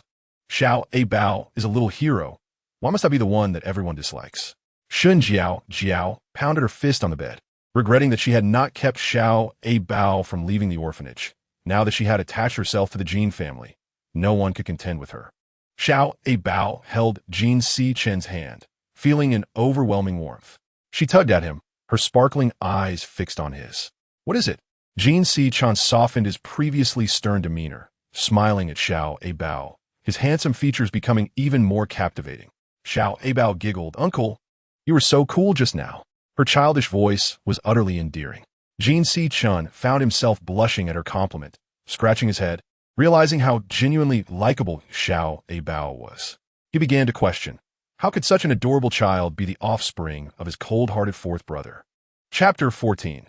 Keeping Xiao Abao's secret, the tale of Xiao Abao's clever rescue of Shun Jiao swiftly spread throughout the school, with rumors circulating that Xiao Abao was a little hero. However, Qin's EMO was perplexed. The events of that day clearly indicated that Abao had spoken the truth, yet how could she have known? He tilted his head, observing the small, sleeping bundle of joy beside him. How could such an innocent child exhibit such bravery when it came to protecting herself? Big brother, I saw you looking at me. Abao's sweet voice chimed once more, drawing out the final syllable playfully. Qin's EMO resisted the urge to glance her way, his face already flushed, using a book to shield himself from her gaze. How did she notice? Could it be that she hadn't been sleeping at all? How do you know? Qin's EMO replied, still not turning to face her. Because I have a third eye, do you believe it? Abao flashed a smile at Qin's EMO. Unable to sleep, feeling the weight of someone's gaze upon her. It was a bad habit she had picked up at the orphanage. Naturally, he did not believe her. Qin's EMO looked at Abao, who was still gazing at him with her innocent eyes. Silly, he couldn't help but mutter. She was indeed a bit foolish, but undeniably charming in his eyes. Don't call me silly. I'm not stupid, Abao pouted, turning her head away from Qin's EMO. It was nap time, and the classroom was nearly empty as everyone else had gone to sleep. Unable to doze off, Abao chose to keep Qin's EMO company. Jin Sichin hoped Abao would rest, but ultimately, he couldn't dissuade her. You're not silly. I want to know about that day. How did you know? Communicating with Abao was surprisingly easy. She was far more perceptive than her peers, the first person to show him warmth without ulterior motives.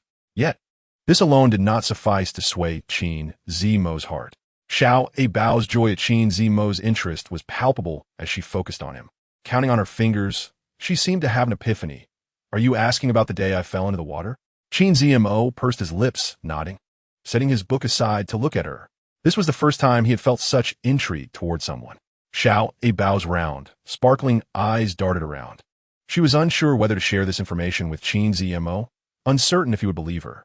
However, she feared that even if she spoke, he might not trust her. Suddenly, she grew despondent, realizing not everyone was like her father, who believed in her. Neither the director nor Shun Jiao had faith in her. Seeing Abao's disappointment, Qin's EMO understood. Perhaps she had endured something in the past. He gazed earnestly at her and slowly said, I believe you. Abao straightened her posture, fixated on Qin's EMO, taken aback by his unwavering conviction. I can foresee the future in my dreams. Last time, I saw you fall into the water in a dream, which is why I was afraid for you to go near it. I have always been able to do this. Do you believe me? It was her third time sharing this secret with hopeful anticipation. If Qin's EMO did not believe her, she would refrain from telling anyone else. Her father had once told her it was both a blessing and a burden, and the fewer people who knew, the better. Yet, Qin's EMO felt like a friend. I believe you. Why wouldn't I? It has already come true, hasn't it?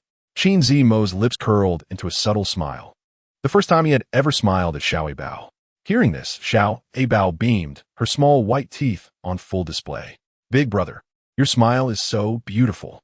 Why don't you smile more? Abao placed her soft, delicate hand on Qin's EMO's face, gently forming an arch.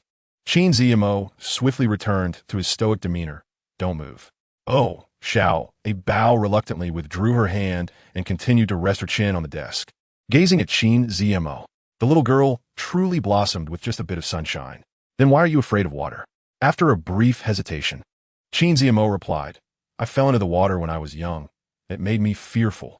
He was reluctant to discuss his past. Despite still being a child himself, he was speaking of an even earlier time.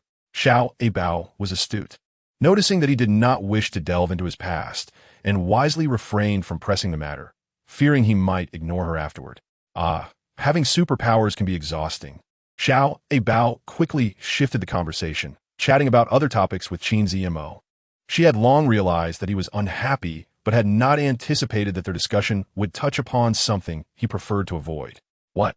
Qin's EMO, indeed, had forgotten his earlier sadness and was now intrigued by Abao's mention of superpowers. The ability to dream of the future was an extraordinary phenomenon to him, especially since the protagonist of this tale happened to be right beside him. Not every dream comes easily. I can't control when they come or go. Sometimes, I don't even know when they arrive. Abao sighed, wishing she could dream of whatever she desired whenever she wanted, without the constant anxiety that her foresight could bring harm to herself. Is there someone you really wish to dream about? Qin Ziemo seemed to grasp Abao's feelings, and upon hearing her question, an idea sparked in his mind. Abao, typically cheerful, involuntarily revealed her sorrow when this subject arose. She nodded. I miss my mother. However, she added, but I'm very happy to have my father now. Her eyes glistened with tears, yet when she spoke of her father, they sparkled with brightness. Qin Ziemo was moved by her optimistic outlook. Abao, you'll always be able to dream of your mother. When that happens, you'll all be reunited. He comforted the little bundle of joy before him, gradually beginning to accept her presence, although at times, he struggled to manage his temper. He had grown accustomed to being indifferent towards others, unlike Abao, who was unfailingly cheerful and endearing to everyone she encountered. Noticing Qin Ziemo lost in thought again, Abao gently nudged him with her elbow. Big brother, you have to keep Abao a secret today. No one can know. I won't tell anyone. Qin Ziemo replied, taking Abao's hand as if sealing a pact. Chapter 15. Yet father still discovered after sharing their little secret. Abao and Qin Ziemo's relationship improved significantly, bringing Abao much joy. Madame Jean also noticed the subtle change in Abao's demeanor. Since Abao returned home, Madame Jean had been exceptionally attentive, worrying about even the slightest shift in her emotions. Why has Abao been so cheerful lately? Madame Jean held the small Abao's hand, its softness and delightful texture making it hard for her to let go. Since Abao arrived at the Jean household, the atmosphere had become much livelier. Did the little uncle share something with grandmother? Abao, with her round, bright eyes, gazed intently at Madame Jean. That day, the little uncle had teased her, and she wondered what he might have mentioned to grandmother. Otherwise, why would grandmother be looking at her so intently? Could it be that the little uncle knew something that grandmother did not? Madame Jean's expression shifted instantly as she moved a little closer to Abao. Grandmother, there is nothing to worry about. I'm just quite happy at school, Abao said, instinctively shifting a bit away, relieved that her family was unaware of her situation. Madame Jean, noticing her demeanor, sensed Abao was troubled, yet she did not press for answers, understanding that children often have their own thoughts. A warmth enveloped her heart. After such a long time without witnessing such harmony, Abao's presence was indeed a blessing. Daddy, Abao exclaimed, her eyes lighting up at the sight of Jean Bei standing at the door. She quickly released her hold on grandmother's hand, leaping off the sofa and racing towards him. Jean Bei, caught off guard, felt the small bundle of joy embrace his leg, her chubby little face rubbing against his trousers.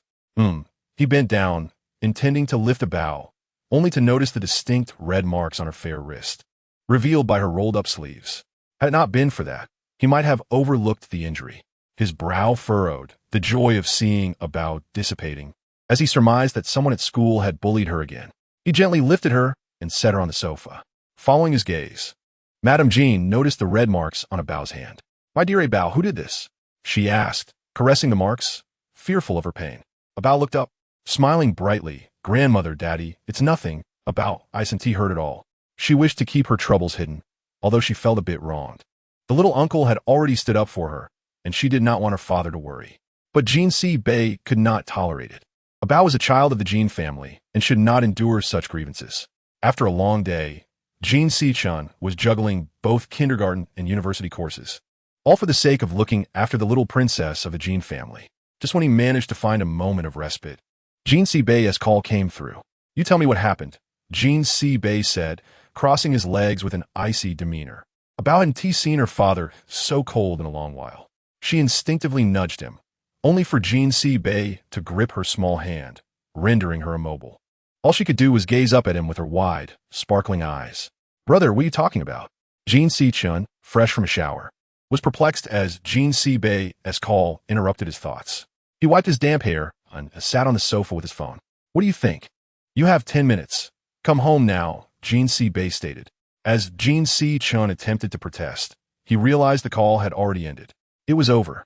Surely the matter he had concealed from Jean Bei had come to light. Abao, she whimpered, shaking Jean Bei's arm.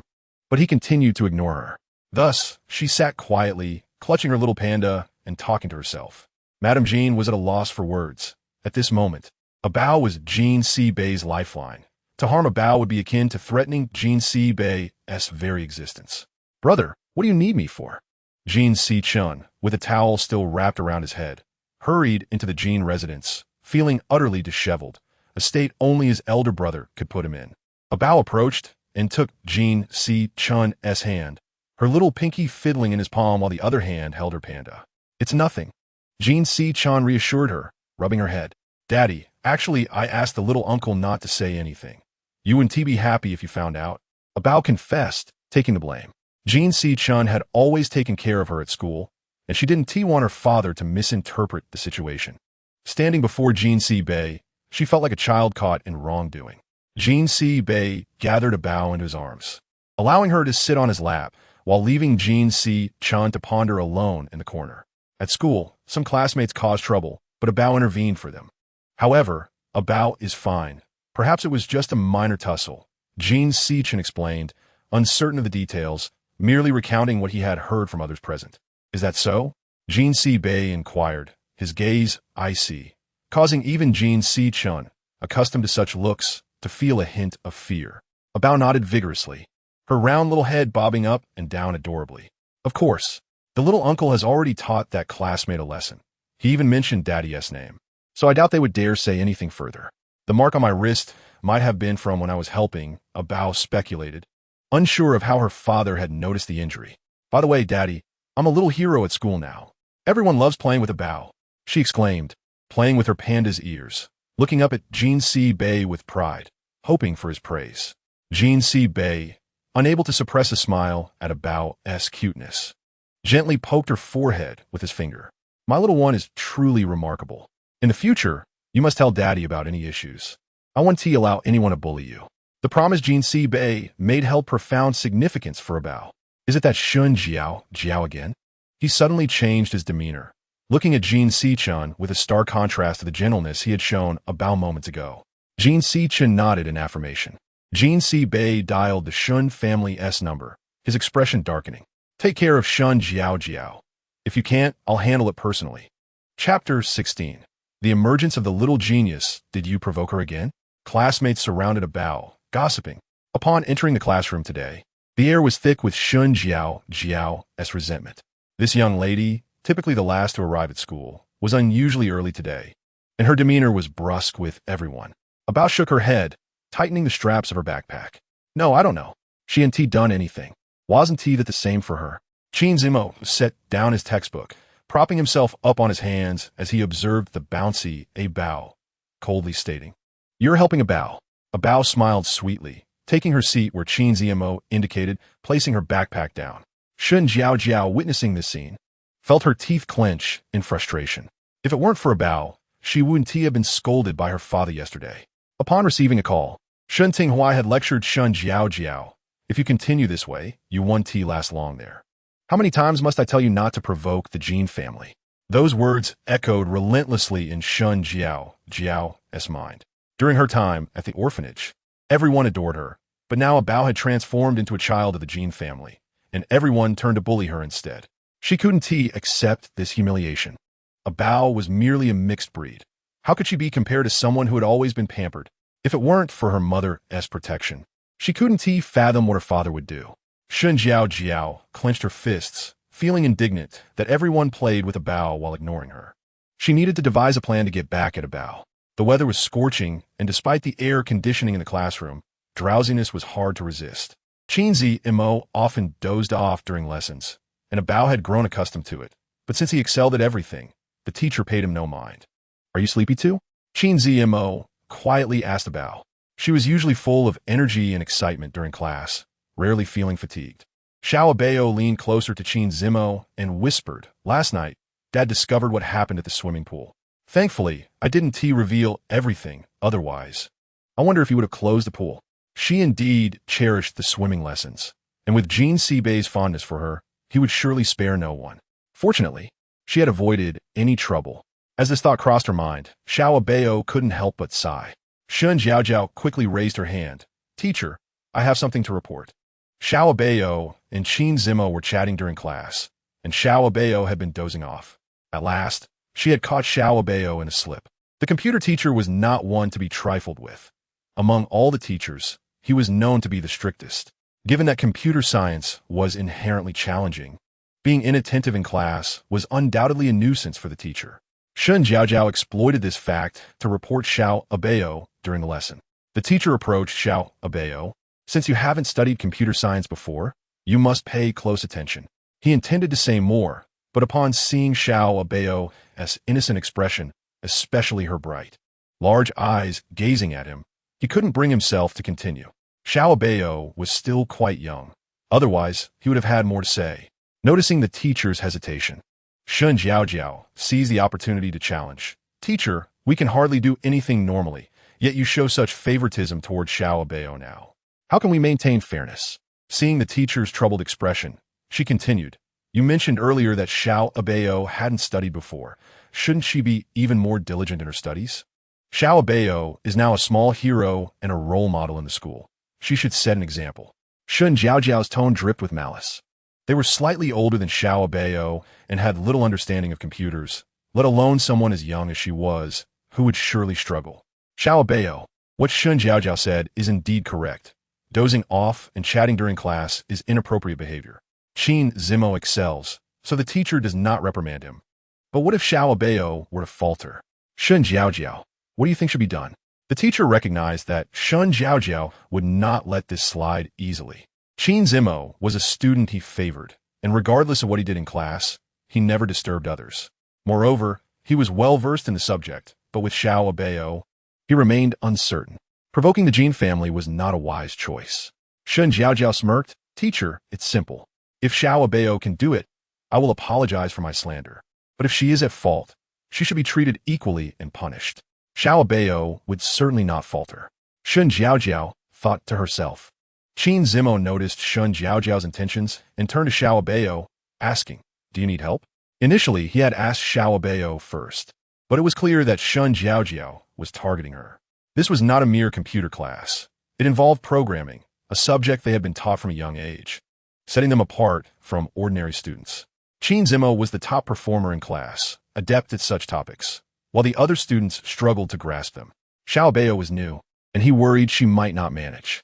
Seeing her naive smile directed at the antagonist, Qin Zimo felt compelled to assist her. However, Xiao Abao shook her head. Her voice still childlike. No need, big brother, I can definitely do it. This was not as simple as the usual matters. It was her first encounter with the subject. Qin Zimo continued to urge her, concerned that she might underestimate the challenge. Xiao Abao nodded, imitating an adult's gesture of reassurance to ease Qin Zimo's worries.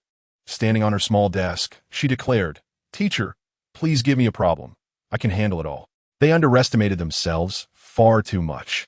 She understood this material after just a glance. It was hardly a challenge. The teacher was taken aback by Xiao Abao's confidence. Don't be overly self-assured. Shun Jiaojiao approached Xiao Abao, and the classmates gathered around to witness the spectacle. You may select the question. Xiao Abao slowly raised her hand, pointing at Shun Jiaojiao, determined to show that she was not easily intimidated. Shun Jiaojiao scrolled through the questions on the computer, selecting one related to decryption for Xiao Abao to attempt. This was somewhat challenging even for Shun Jiaojiao, but they bore the weight of future family responsibilities at such a young age, making it common for them to learn more. This is simple. Xiao Abao assessed the question's difficulty in an instant. After observing for a moment, she began typing on the keyboard and swiftly solved the problem. This is the most basic antivirus question, and I must thank Sister Jiaojiao for providing such an easy task. As the computer returned to normal, Xiao Abao smiled triumphantly at Qin Zimo, seeking his praise while also taking a jab at Shun Jiaojiao. Qin Zimo discreetly gave a thumbs up, acknowledging Xiao Abao's accomplishment. Xiao Abao immediately responded with a sweet smile. Shun Jiaojiao could never have anticipated that Xiao Abao was indeed quite clever. Chapter 17, I underestimated you. Xiao Abao is impressive. You solved that so quickly. We've been studying for ages and still need time to think. Shun Jiaojiao's expression turned sour as the classroom erupted in praise for Xiao Abao. Since Xiao Abao has managed to solve it, should you not fulfill your promise and apologize? The teacher also praised Xiao Abao, astonished by her intelligence. Shun Jiaojiao, now that Xiao Abao has completed the task, should you not also uphold your end of the bargain? The teacher realized he had another promising student to nurture. Xiao Abao was so young, yet her potential might be greater than he had anticipated. I don't believe it. It must be a coincidence. How could Xiao Abao possibly do it? Shun Jiaojiao crossed her arms, refusing to accept that this little girl was a genius. Having been suppressed in the orphanage and never having attended school, she was convinced it was merely luck. Xiao Abao was unfazed. These problems were not difficult for her. She had intentionally kept a low profile upon entering school, knowing that being too outstanding at this stage would provoke envy, especially from Shun Jiaojiao, who could not see her brilliance without stirring trouble. Xiao Abao was reluctant to engage in conflict with her. If you don't believe me, feel free to challenge me. Xiao Abao smiled, determined to earn Shun Jiaojiao's respect. Qin Zimo observed Xiao Abao's proud stance, which was quite different from her usual demeanor. Typically, she was sweet and clingy around him, but now she exuded the confidence of a young lady from the Jin family. He mimicked her stance, as if cheering her on. Shun Jiaojiao presented several more problems, but Xiao Abao solved each one swiftly, proving that this was no coincidence. The classmates began to rally against Shun Jiaojiao. I'm sorry. I misjudged you. Under the pressure of her peers, Shun Jiaojiao reluctantly apologized to Xiao Abao. Xiao Abao beamed. It's all right, I don't mind. Her innocent response only served to infuriate Shun Jiaojiao further, her face flushing with embarrassment. Xiao Abao stuck her tongue out at the retreating Shun Jiaojiao, ready to face any challenge. Qin Zimo, intrigued by Xiao Abao's happiness, couldn't help but ask, how did you know all that? Gesturing toward the still-lit computer screen. Xiao Abao's actions were fluid, devoid of any hesitation. Qin Zimo suddenly gained a new perspective on Xiao Abao. He had always viewed her as a cute little bundle who followed him around, unaware of her myriad hidden talents. Didn't the teacher teach us once? You were asleep, so of course you didn't know. She gazed into Qin Zimo's eyes, smiling sweetly, not at all fitting the image of a brilliant mind. He had never truly fallen asleep in class. Sometimes he would rest his head on the desk when fatigued or simply found the material too simple to engage with. Thus, he was aware of everything the teacher taught. Hearing her words, Xiao Abao's face flushed crimson, and she felt a wave of nervousness. If one were to assert that the older brother had never dozed off during class, would it not follow that she might have dared to nudge him while he slumbered? Confident she would not be discovered, she endeavored to maintain her composure, proclaiming, older brother, once is sufficient. Little Abao's sweet smile made it difficult for anyone to doubt her words. Qin Zimo, though not distrustful, was somewhat taken aback by the unexpectedly delightful presence of little Abao. Isn't the older brother quite clever? Little Abao provided Qin Zimo with an easy way out. Initially, she had approached him out of curiosity due to his solitary nature, but now things had changed. Qin Zimo was indeed intelligent, and she held a deep admiration for those who possessed such brilliance, akin to her father. Upon hearing little Abao's words, Qin Zimo could not help but smile, his lips curving into an appealing arc. Following Shun Jiaojiao's commotion, little Abao rapidly gained popularity within the grade. The incident of near drowning had cast her as a little hero, and now she was celebrated as a prodigy. The curiosity surrounding the Jin family's children only intensified with little Abao's remarkable intelligence, which exceeded expectations for her age. Rumors about her began to proliferate, and Jin Sichen soon became aware of them. I heard Abao has stirred up quite a sensation again today. Since little Abao's arrival at the Jin household, her every action had been met with surprise and joy. Indeed, it certainly vexed Shun Jiaojiao. Even uncle knows about this. He must care for little Abao quite a lot. Little Abao turned to Jin Sichun with a radiant smile. Each time Jin Sichun beheld such a smile, he felt as though he might melt. Little Abao was simply too sweet. Indeed, I've heard the whispers. Our little Abao has become the star of the school. I must inform fourth brother of her remarkable intellect. Jin Sichun jested with little Abao, finally catching a glimpse of fourth brother's genes. Jin Sibei had always been bright. It seemed this child had inherited that quality. Little Abao takes after both her father and uncle. They are family, and with such cleverness, it is only natural that she is bright as well. Little Abao was sweet-tongued and charming in appearance, which brought considerable joy to Jin Sichun. Yes, little Abao is one of us.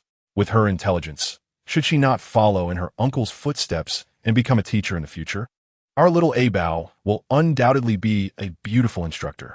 Given her brilliance, Jean Sichin was determined to seize the opportunity to guide her. Having such an adorable companion would undoubtedly enhance the joy of life.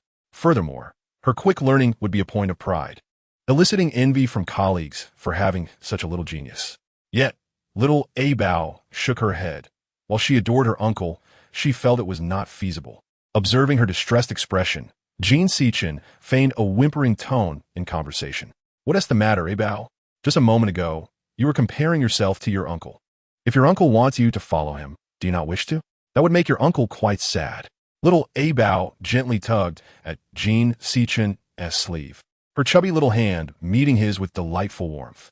After a moment of contemplation, she bestowed upon him her signature smile, her sweet voice chiming, "Uncle must not be sad. He must be happy. However, I must assist father." Jean Sichin sighed. "No wonder you are Jean Sibei's biological child." Chapter 18. Shun Jiaojiao's jealousy recently. The school had been abuzz with rumors regarding little Abao's prodigious talent for learning. This was largely thanks to the fortunate circumstances created by Shun Jiaojiao. Now, the school boasted two little prodigies, little Abao and Qin Zmo. While Qin Zmo was a prominent figure in school, his aloof demeanor often deterred others from engaging with him, as they were reluctant to face rejection. Little Abao's arrival had caused quite a stir, and Jean Sichin noticed that he walked through the school with an added radiance, eager to embrace little Abao each day.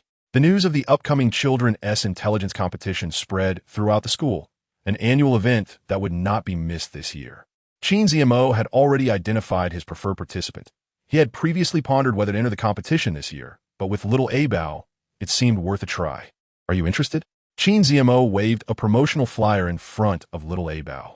Despite her tender age, little Abao had already mastered many words, having spent her solitary hours reading in the absence of playmates. Given her innate intelligence, she had little trouble with computers, let alone basic literacy. Qin Zmo was somewhat surprised. He had not been as astute at her age. Little Abao took the flyer from Qin Zmo, examining it intently, as she had never attended a competition before. "Are you going?" Little Abao asked seriously, her usual jovial demeanor replaced by curiosity about Qin Zmo's intentions. While she held little interest in the competition itself, the prospect of attending alongside Qin Zmo intrigued her, especially if it would please her father. Qin Zmo nodded. A classmate at the back, overhearing their conversation about the competition, leaned in to whisper to little Abao, "Abao, you may not know, but it was Zmo who participated last year. He is quite skilled in this area." Little Abao nodded enthusiastically. "If the older brother is going, then I shall go as well." In an instant, her smile returned. "Older brother, do you think father would be happy if we won a prize?" Little Abao tilted her head, her expression troubled as she gazed at Qin Zmo, hoping to bring joy to her father. Qin Zmo could not help but chuckle at her earnestness. Though he suppressed his smile, he would. "Yay!" Little Abao beamed, turning her attention back to the flyer, scrutinizing it as if it held the secrets of the universe. Still that silly look. Had Qin Zmo not witnessed little Abao's astuteness, he might have believed her to be rather foolish. The front row Shun Jiaojiao observed this scene, astonished that Qin Zmo would choose little Abao as a competitor. Fuming, she approached Qin Zmo, ready to voice her displeasure, but he preempted her. Nearby, little Abao had fallen asleep, her cherubic face resting on her arms as she slumbered peacefully. Had only a few minutes passed? Qin Zmo cautiously rose, making his way past Shun Jiaojiao. "Let us discuss this outside," he murmured, not bothering to wait for her response, quickening his pace until she called after him. Leaning against the railing, he lowered his gaze, his brow furrowing involuntarily. "What is it?" He knew Shun Jiaojiao sought him out. Had she wanted to confront little Abao, she would not have had the patience, especially after being humiliated by her in class. The thought amused him. Shun Jiaojiao resumed her haughty demeanor, her lovely dress fitting her perfectly, yet her arrogance betrayed her character. "Why are you choosing little Abao for this competition?" she questioned, adopting a condescending tone. "Little Abao is quite clever." Out of gratitude for little Abao's repeated defense of him, he decided to support her this time. However, this competition involved literary knowledge, and surely he possessed more knowledge than little Abao, having lived longer and learned countless classical poems, literary facts, and renowned works. Did she truly believe little Abao could remember them all? Shun Jiao, puffed up with pride, tilted her head to engage Qin Zmo, refusing to believe little Abao was such a genius, questioning if she could truly have a photographic memory. Qin Zmo turned his gaze away from Shun Jiao, feeling a surge of anger for reasons he could not quite grasp. In contrast to little Abao, Shun Jiao had never uttered a kind word to her. She had harbored a disdain for her since childhood, now envious of the friendship little Abao shared with Qin Zmo and her father's wealth and influence. Such advantages ought to have belonged to her. What business is it of yours? Qin Zmo retorted, irritated, wishing to depart without further engagement. Conversing with Shun Jiao was futile. While she excelled academically, perhaps to win favor with her family, she inexplicably harbored a deep-seated animosity toward little Abao. Qin Zmo, you initially chose to sit with Xiao Abao, and even in the competition, you selected her. What was the reason behind your choice? Shun Jiao was exasperated, unable to comprehend why everyone adored Xiao Abao. Qin Zmo turned to her, enunciating clearly, because she is superior to you. Rest assured, in this competition, Xiao Abao will undoubtedly excel. Shun Jiao was infuriated by Qin Zmo's words, stamping her feet in frustration. Even the adults favored Xiao Abao. The fact that she could not participate in the competition alongside Qin Zmo meant that her father would pay even less attention to her. This thought made Shun Jiao even more resentful, yet she was at a loss as to how to retaliate against Xiao Abao, feeling utterly powerless on her own. Previously, she had observed how the adults formed alliances for support. Perhaps she too should seek someone who could assist her. Her gaze remained fixated on Xiao Abao, this intriguing little child. Xiao Abao, meanwhile, was blissfully dozing off, dreaming of delectable treats, beautiful dresses, her father and uncles, and a wealth of literary knowledge. She unconsciously furrowed her brow, only to have Qin Zmo gently smooth it out. This little bundle was indeed charming when smiling. Her wrinkled little face was quite endearing. Chapter 19. Xiao Abao did not lie. It was a bustling weekend, and Jin Bei had managed to find time to accompany Xiao Abao. Their bond was akin to a gravitational pull. He believed that Xiao Abao, being his child, deserved to be treated with utmost care. Xiao Abao was overjoyed at the prospect of being taken out for fun, eagerly trailing behind Jin Bei as they exited. Jin Bei, however, had no time to constantly watch over her, so he brought along a caretaker to ensure Xiao Abao's safety and prevent her from getting lost. While Xiao Abao explored clothes and toys with the caretaker, Jin Bei sat at a nearby CF, tending to unfinished business matters. This was the largest shopping mall in the city, frequented by prominent individuals, all adorned in exquisite attire worth thousands from head to toe. Big sister, this place is enormous, Xiao Abao exclaimed, looking up at her caretaker with a beaming smile. The caretaker, charmed by Xiao Abao's adorable face, gently pinched her cheek. Indeed, little Abao can choose whatever she likes. The entire mall belonged to the Jin family. She was the little princess of the Jin household, and there was nothing she could not have. Yet, being young, the caretaker refrained from elaborating further. Xiao Abao joyfully twirled around, unable to contain her excitement, especially since it was her first visit to such a grand place. Big sister, look at that beautiful dress. She pointed to a princess gown displayed in the window. During the last banquet, her grandmother had bought her many dresses, but none were personally selected by her. She had never seen such a stunning gown before, and she always envied Shun Jiao when she wore it. Glancing back at Jin Bei, who was busy working, she felt grateful to have a father now. Let us go inside and take a look, the caretaker said as she led little Abao into the store. Though the caretaker had visited such places a few times with Madame Jean, as a servant, she could hardly afford the luxury of such high-end stores. Fortunately, the Jean family was kind, especially Madame Jean. However, the caretaker did not appear to be wealthy, which was a significant faux pas in such a mall. Salespeople typically looked down on others, judging their wealth based on attire. The sales associate followed closely behind the caretaker and Xiao Abao, watching them warily, fearing they might cause trouble. The child was dressed well and appeared cute, but the adult accompanying her seemed suspect. Unbeknownst to them, two figures in the distance were intently observing. The tall, young woman was holding the hand of a delicate child. It was Qi Yao and Shun Jiao, who had appeared at the banquet. Shun Jiao looked up at the girl beside her, harboring resentment after Abao had humiliated her at the event.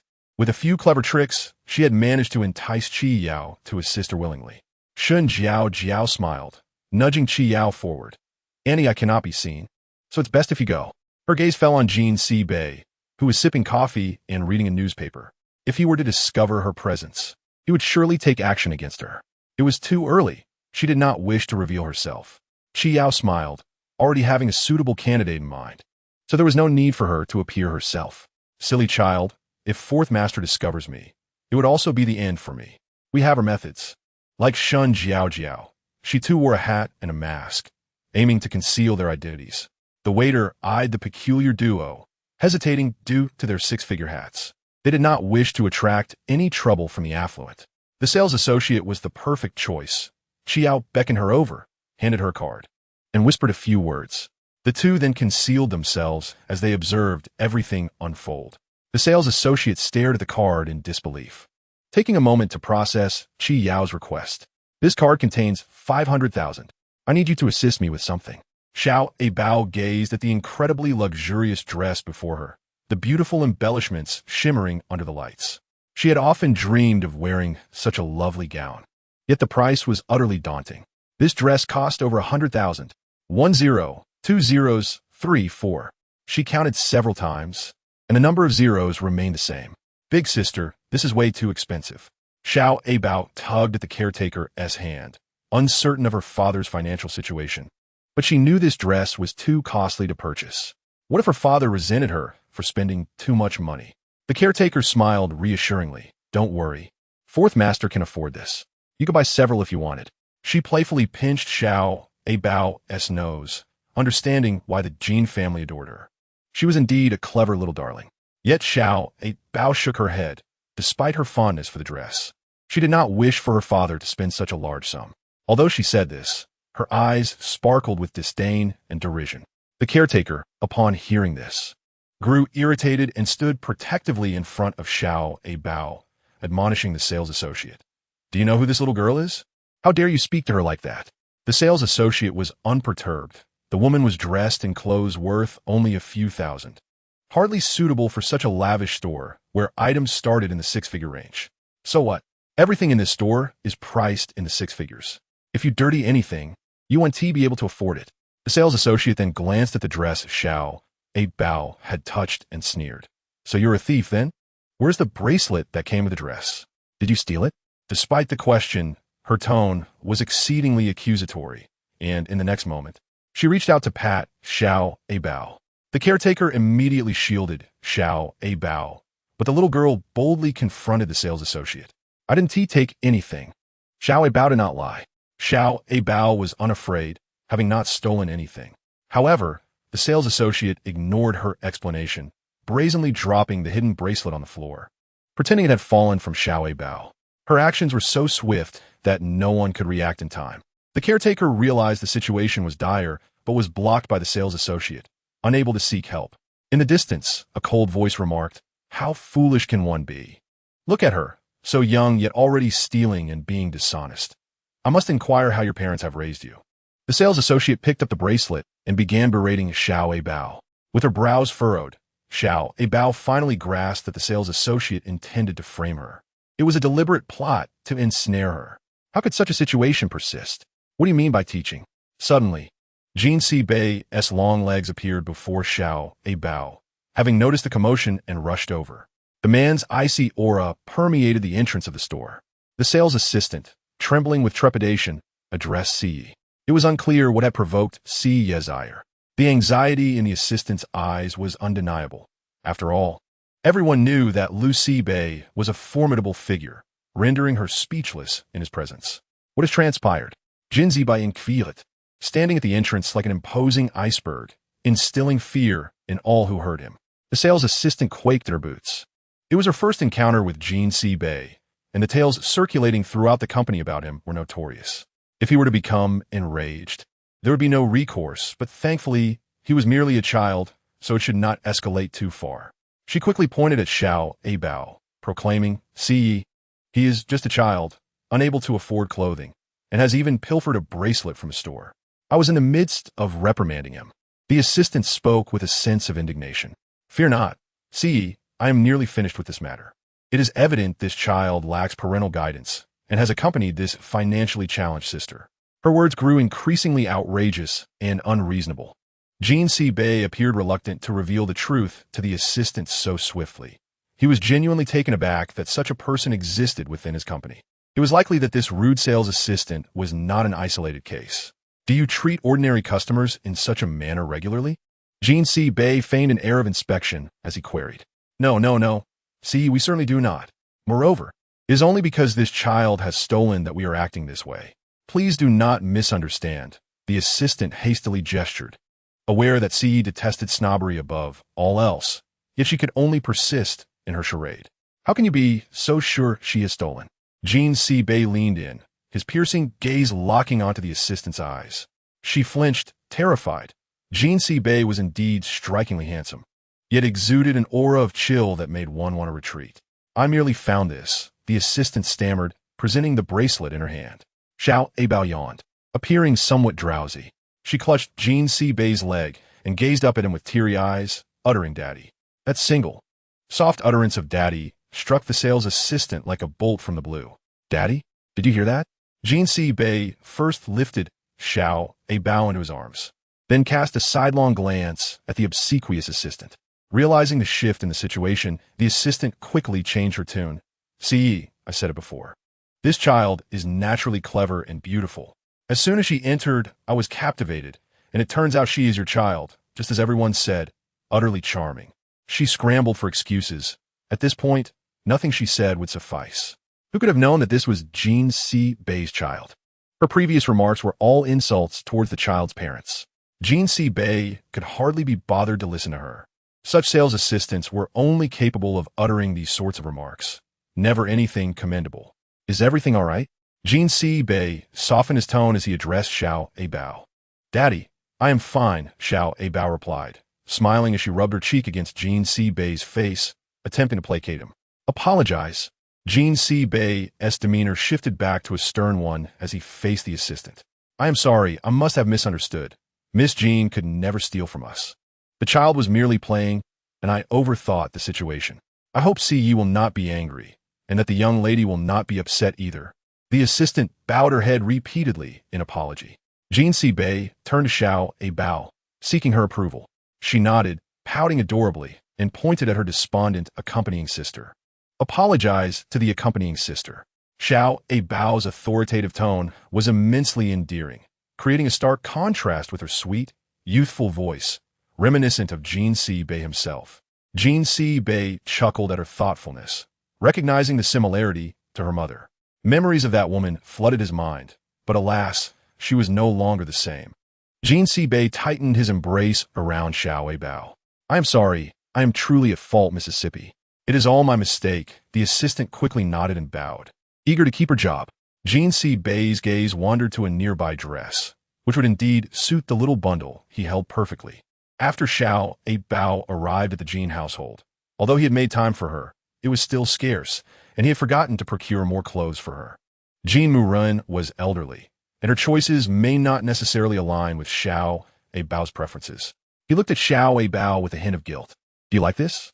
Abao nodded and whispered in Jean C. Bay's ear, "I like it, but Daddy, this dress is too expensive." Abao doesn't want it. I don't like it anymore. She could not bear the thought of her father spending so much money on her. In the past, she had been quite happy even without beautiful dresses. Abao squeezed Jean C. Bay's shoulder and added, "Grandma's bought me many things.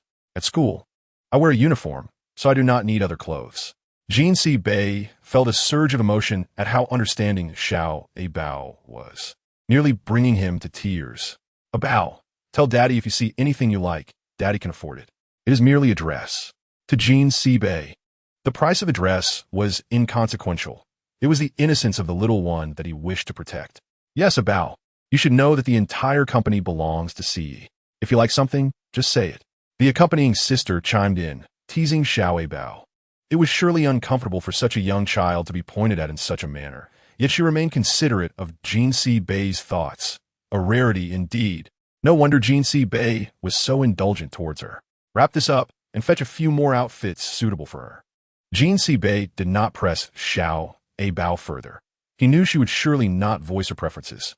Seeing this, Abao could not help but shed a couple of tears, quickly wiping them away. She planted 2 quick kisses on Jean Bei's face, exclaiming, "Daddy loves Abao the most." Jean Bei, momentarily bewildered by the affection, could hardly believe his eyes as he observed the little one giggling innocently. He too found himself smiling. The accompanying sister was left astonished. Was this truly the same Yi who once commanded respect and fear?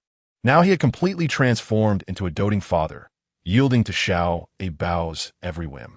The sales assistant intended to fetch the clothing, but was halted by Jean Bei's voice. "I am not calling you. I am addressing the person behind you. Please assist in wrapping up what I just mentioned." He then turned to the sales assistant and declared, "You are dismissed." The sales assistant left in disgrace. "Abao, are you not afraid? What if Daddy is not around?" Jean Bei asked Abao, concerned that she might be bullied in his absence. "Abao is not afraid. Can't they check fingerprints? I just learned about that," she replied. Having heard about fingerprint verification recently, she was confident it would confirm she had not touched the bracelet. Jean Bei chuckled, pleased that sending her to school was indeed a good decision. "Daddy, how did you come to find Abao?"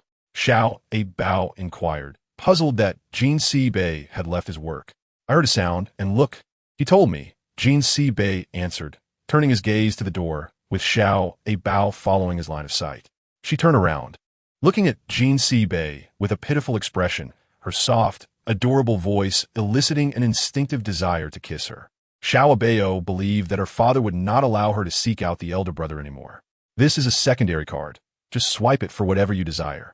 Will you be able to use it?" Jean Bei took out the long-prepared secondary card from his pocket, concerned that Abao might not know how to use it. It seemed that Abao indeed needed this card. With a hint of surprise, Abao extended her small hand and cheerfully accepted the secondary card from Jean Bei. "Daddy is so good to me," she exclaimed. "Of course I can use it. Daddy used it just now, and I learned by watching," Abao confidently declared, asserting that she could grasp many things after merely one observation, rendering any detailed instruction from Jean Bei unnecessary. Jean Bei nodded, ruffling her fluffy little head. "My child is truly clever. Off you go." Upon receiving her father's directive, Abao quickly dashed toward Qin Zimo. Qin Zimo watched as the breathless Abao approached, momentarily taken aback. This was indeed something Abao could accomplish. It would have been more unusual if she hadn't come looking for him. "Big brother, thank you." Abao beamed, fully aware that she should express gratitude to those who had helped her. She did not want the elder brother to think she was ungrateful. Qin Zimo lifted his gaze, setting aside the newspaper he had been reading, something not typically suited for someone his age, yet unsurprising for a prodigy. "Why is it that you're always bullied?" Qin Zimo asked, his tone gentle yet understated, revealing his concern for Abao. Abao shook her little head, propping herself on the arm of the chair to sit at eye level with Qin Zimo. "Not at all. Abao has not been bullied. Even if Big Brother hadn't brought Daddy, I could have handled it myself." Qin Zimo regarded the resolute Abao with an air of disbelief. Was this truly the same naive little darling? Abao continued to gaze at Qin Zimo's handsome face, longing for praise. Qin Zimo sighed, feeling helpless against her stubbornness, and turned to face her fully, one hand resting on the table's edge, the other supporting himself on the chair as he began to speak. He was astonished that this child, having been wronged, remained oblivious to it. He had intended to visit the library today, but to his dismay, all locations required parental accompaniment due to age restrictions. In the city, only the Jean family's premises could be accessed with a swipe card. Thus, he wandered into the shopping mall, intending to resolve some household matters. Little did he expect to encounter Shen Jiao and the woman from the other day who had pushed Abao. They were conspiring in a corner, while Abao foolishly stared at a dress in the display window. Qin Zimo silently cursed. This naive child was about to be deceived again. But thankfully Jean Bei was at the entrance, so he uttered a warning. It was a pity that Abao remained blissfully unaware. Her face lit up with a smile as she looked at him. "Big brother, you don't understand." "I certainly do." Suddenly, Abao's expression shifted to one of cunning. She had quickly realized after entering the Jean household that many like Qi Yao would attempt to manipulate her, and she needed to be vigilant. While she was examining clothing, She noticed the suspicious movements of the sales staff and identified two figures that were nearly indistinguishable among the typical shoppers, either thieves or worse. The stark contrast in their appearances, coupled with past events, made it easy for her to deduce their identities. Xiao Abao was certain it was Qi Yao and Shun Jiaojiao. Qin Zimo found merit in Xiao Abao's deductions, surprised to discover her potential as a little detective. But why didn't you inform Uncle Jean about this? He inquired, puzzled. Xiao Abao seemed unconcerned with punishing Qi Yao and Shun Jiaojiao. Had it been anyone else, she would have let Jean Sibei handle the matter. She was entirely different from the young ladies of noble families that Qin Zimo was familiar with. Xiao Abao shook her head. Having made up her mind, Daddy treats me well, I don't want to distract him, and I can handle this myself. Her reasoning stemmed from a desire not to burden Jean Sibei with her troubles, which made her appear quite mature. However, this side of Xiao Abao deepened Qin Zimo's understanding of her. He felt a blush creeping to his cheeks under her gaze and quickly changed the subject. Big brother, I remember everything I've seen. I will never forget. Xiao Abao possessed an extraordinary memory, a fact she had never disclosed to anyone, even lightly mentioning it to Qin Zimo. At her young age, she remained blissfully unaware that her remarkable ability was the envy of others. She simply understood that she could memorize things quickly, without a trace of worry. Seeing her distressed expression softened Qin Zimo's heart, prompting him to turn and discuss something else with her. If you can foresee dreams, why can't you predict your own fate? According to Xiao Abao, she could dream of impending accidents, yet she could never foresee when she would be harmed, which was quite vexing. Xiao Abao shook her head, solemnly stating, I don't see myself in my dreams. I can't choose, I just say whatever I dream. When I'm with Big Brother, if anything happens, I also have Daddy. She was no longer the misfit of the orphanage. She had family and a father, which brought her immense joy. However, upon mentioning the word father, Qin Zimo's expression darkened visibly, shrouded in clouds of discontent, reminiscent of when Xiao Abao first encountered him. Could it be that Big Brother had a troubled relationship with his father? Xiao Abao, with a soft voice, inquired, Big Brother, what is wrong? Did I say something wrong? Qin Zimo shook his head, denying it. He had long grown accustomed to the turmoil within his family. It's nothing. Chapter 22. He can handle it. Qin Zimo. You're slacking off again. A figure slightly taller than Qin Zimo swiftly approached, his expression grim, his lips drawn into a scowl as he fixed a menacing gaze upon him. Qin Yuanshu? Xiao Abao's voice rang out. She was already of modest height, and sitting on the chair made it necessary for her to look up to speak with Qin Zimo. With an array of small cakes and beverages on the table, it was difficult to discern her presence, rendering her a blind spot in his view. Fuming, he pointed an accusatory finger at Qin Zimo, quickening his pace. Sensing the malice in the approaching figure, Qin Zimo lowered his dark gaze, attempting to ignore him. He had long been accustomed to Qin Yuanshu's demeanor. Engaging with him would only provoke his competitive spirit, so it was wiser to remain aloof and avoid unnecessary conflict.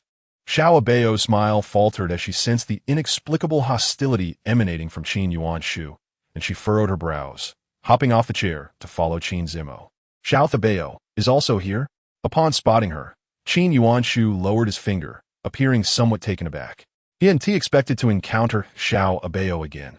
The last time, she had intervened on his behalf, but as she belonged to the Lu family, he couldn't afford to offend her or the Lu family for her sake. Xiao Abao merely huffed in response. Her father had taught her that ignoring someone was a sign of disrespect.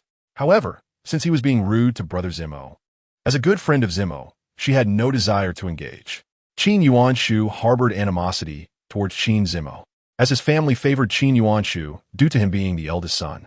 Regardless of Qin Zimo's academic excellence, no one seemed to care about him as much. He had lived in Qin Yuanshu's shadow since childhood, and no matter how hard he tried, he could never match his brother's pace. The term excellence was synonymous with Qin Yuanshu. Qin Zimo was unwilling to don a facade of feigned amiability, remaining aloof and mature beyond his years, coupled with the external pressures from his brother's performance. He had no choice but to continue masking his inner vulnerabilities with an air of coldness. Xiao Abao watched quietly, saying nothing. Qin Zimo continued to ignore his brother's haughty demeanor until a tall figure slowly approached him, their father. He instinctively lowered his head, concealing his dark eyes. Qin Zimo only called out to his father. Seeing his support arrive, Qin Yuanshu joyfully stepped a few paces closer to Qin Fu. Father, as soon as I arrived, my younger brother was already playing around. Look at him. He not only fails to complete what you instructed, but he is also idle. Having ordered an entire table of dishes, he pointed at the food and drinks on the table, maliciously instigating a rift between Qin Zimo and Qin Fu. Qin Yuanshu was quite experienced in this. It was not his first time engaging in such antics. Because of his excellence, Qin Fu chose to believe him each time, unaware that Qin Zimo was also his child, equally remarkable yet deprived of the attention he deserved. Qin Zimo was unwilling to showcase himself before his father any longer. Little Abao, noticing this, felt discontent. It had nothing to do with her elder brother. She observed Qin Fu's clouded expression, surely influenced by Qin Yuanshu's words. I ordered all this food. Do you have any objections? She had no intention of listening to those who slandered her elder brother. The sunlight streaming through the glass window illuminated the golden card, making it gleam even brighter, blinding both Qin Yuanshu and Qin Fu with its brilliance. Isn't that little Abao from the Lu family? What are you doing here? Qin Fu frowned, his earlier anger slightly easing as he scanned the area, seemingly searching for the rumored General Lu.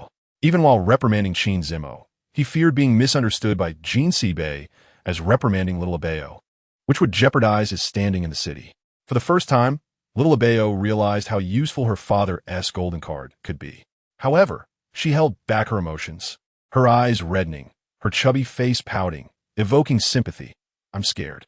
She deliberately hid behind Qin Zimo, creating the appearance that Qin Fu was scolding her. You, Qin Fu. He pointed at him, struggling to articulate a single word. Qin Zimo, you should speak up. Qin Yuanshu, seeing this, hurriedly interjected, thinking that little Abao's acting was commendable, yet questioning why she would defend Qin Zimo. Someone like him did not deserve good friends. In the entire city, when people thought of the Qin family's children, the immediate reaction was always Qin Yuanshu. Few considered that Qin Zimo was also one of them. Yet, little Abao repeatedly elevated Qin Zimo above herself. Were it not for little Abao being from the Jin family, Qin Yuanshu would not have endured such humiliation. I have nothing to say. I did nothing. Qin Zimo shrugged, raising an eyebrow, shielding little Abao behind him. On the surface, it appeared he was protecting her, but a closer look revealed that it was little Abao using her perceived weakness to render Qin Fu powerless. Jin Sibei observed everything from a distance, concerned for little Abao, having already discarded his tools of mischief upon leaving. The entire mall belonged to Jin Sibei. Surely, there were several recording devices and cameras. He was not anxious, merely reclining and watching his little one engage in a battle of wits with others. The accompanying sister expressed concern, speaking up. Fourth master, should I go check? Jin Sibei, however, watched with great interest. No need. He wanted to see just how much his little dumpling resembled him. Back in the day, her mother was similarly fearless. Jin Sibei rested his chin on his hand, silently observing everything. Upon witnessing the scene, Qin Fu softened his demeanor, surprised at little Abao's fierce defense of Qin Zimo. Adopting a more amiable expression, he approached little Abao, crouching down, attempting to engage her in a friendly conversation. He could not vent his frustrations on her, so he lowered his voice to quietly warn Qin Zimo. Do you realize that your actions will provoke discontent from the entire Jin family? Little Abao is not someone you can play with. Can you afford to provoke the Jin family? Qin Fu's words became increasingly excessive. He failed to grasp the situation, only knowing to criticize Qin Zimo in front of little Abao. Little Abao was momentarily stunned, unable to comprehend how someone could change their demeanor so quickly, and she stepped forward with her short legs, positioning herself in front of Qin Zimo. She could not bear to hear Qin Fu's words. How could he bully her elder brother when he had done nothing wrong? Little Abao could no longer contain herself. Uncle, he can handle it. She enunciated each word, her chubby face slightly puffed up with seriousness. The three who heard her words fell silent, taken aback.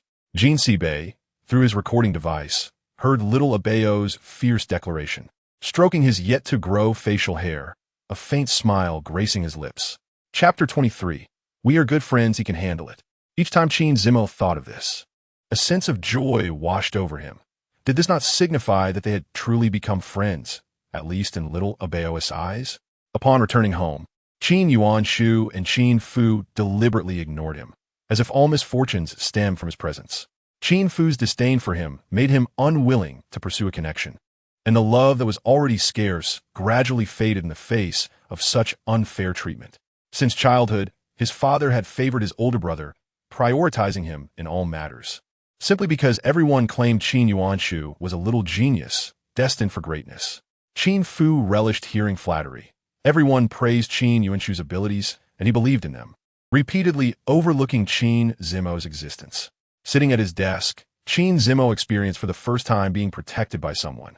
Remembering that small figure standing in front of him, defending him, filled his heart with warmth. With the competition approaching, Jean Sibei had complete trust in little Abao, refraining from inquiring too deeply about the events of that day, as long as she understood what was at stake. Jean Sibei also found great amusement in little Abao wielding her reputation to assert herself, more endearing than her usual antics. Qin Yuanshu was well known in the first grade, and his fame in the city only amplified within the classroom.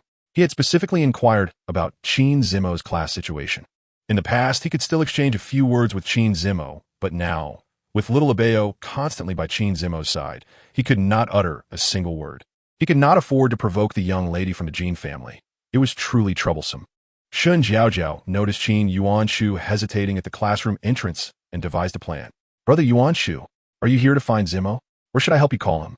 Shun Jiaojiao feigned cuteness, adopting a demure demeanor as she spoke to Qin Yuanshu. She typically behaved kindly toward others, but her demeanor was entirely different toward those she disliked. Qin Yuanshu had heard of Shun Jiaojiao's reputation, especially after her fallout with little Abao, leading him to gain a deeper understanding of her character. He did not dare to take on a little girl, nor did he wish to associate with someone like her. He merely intended to go through the motions.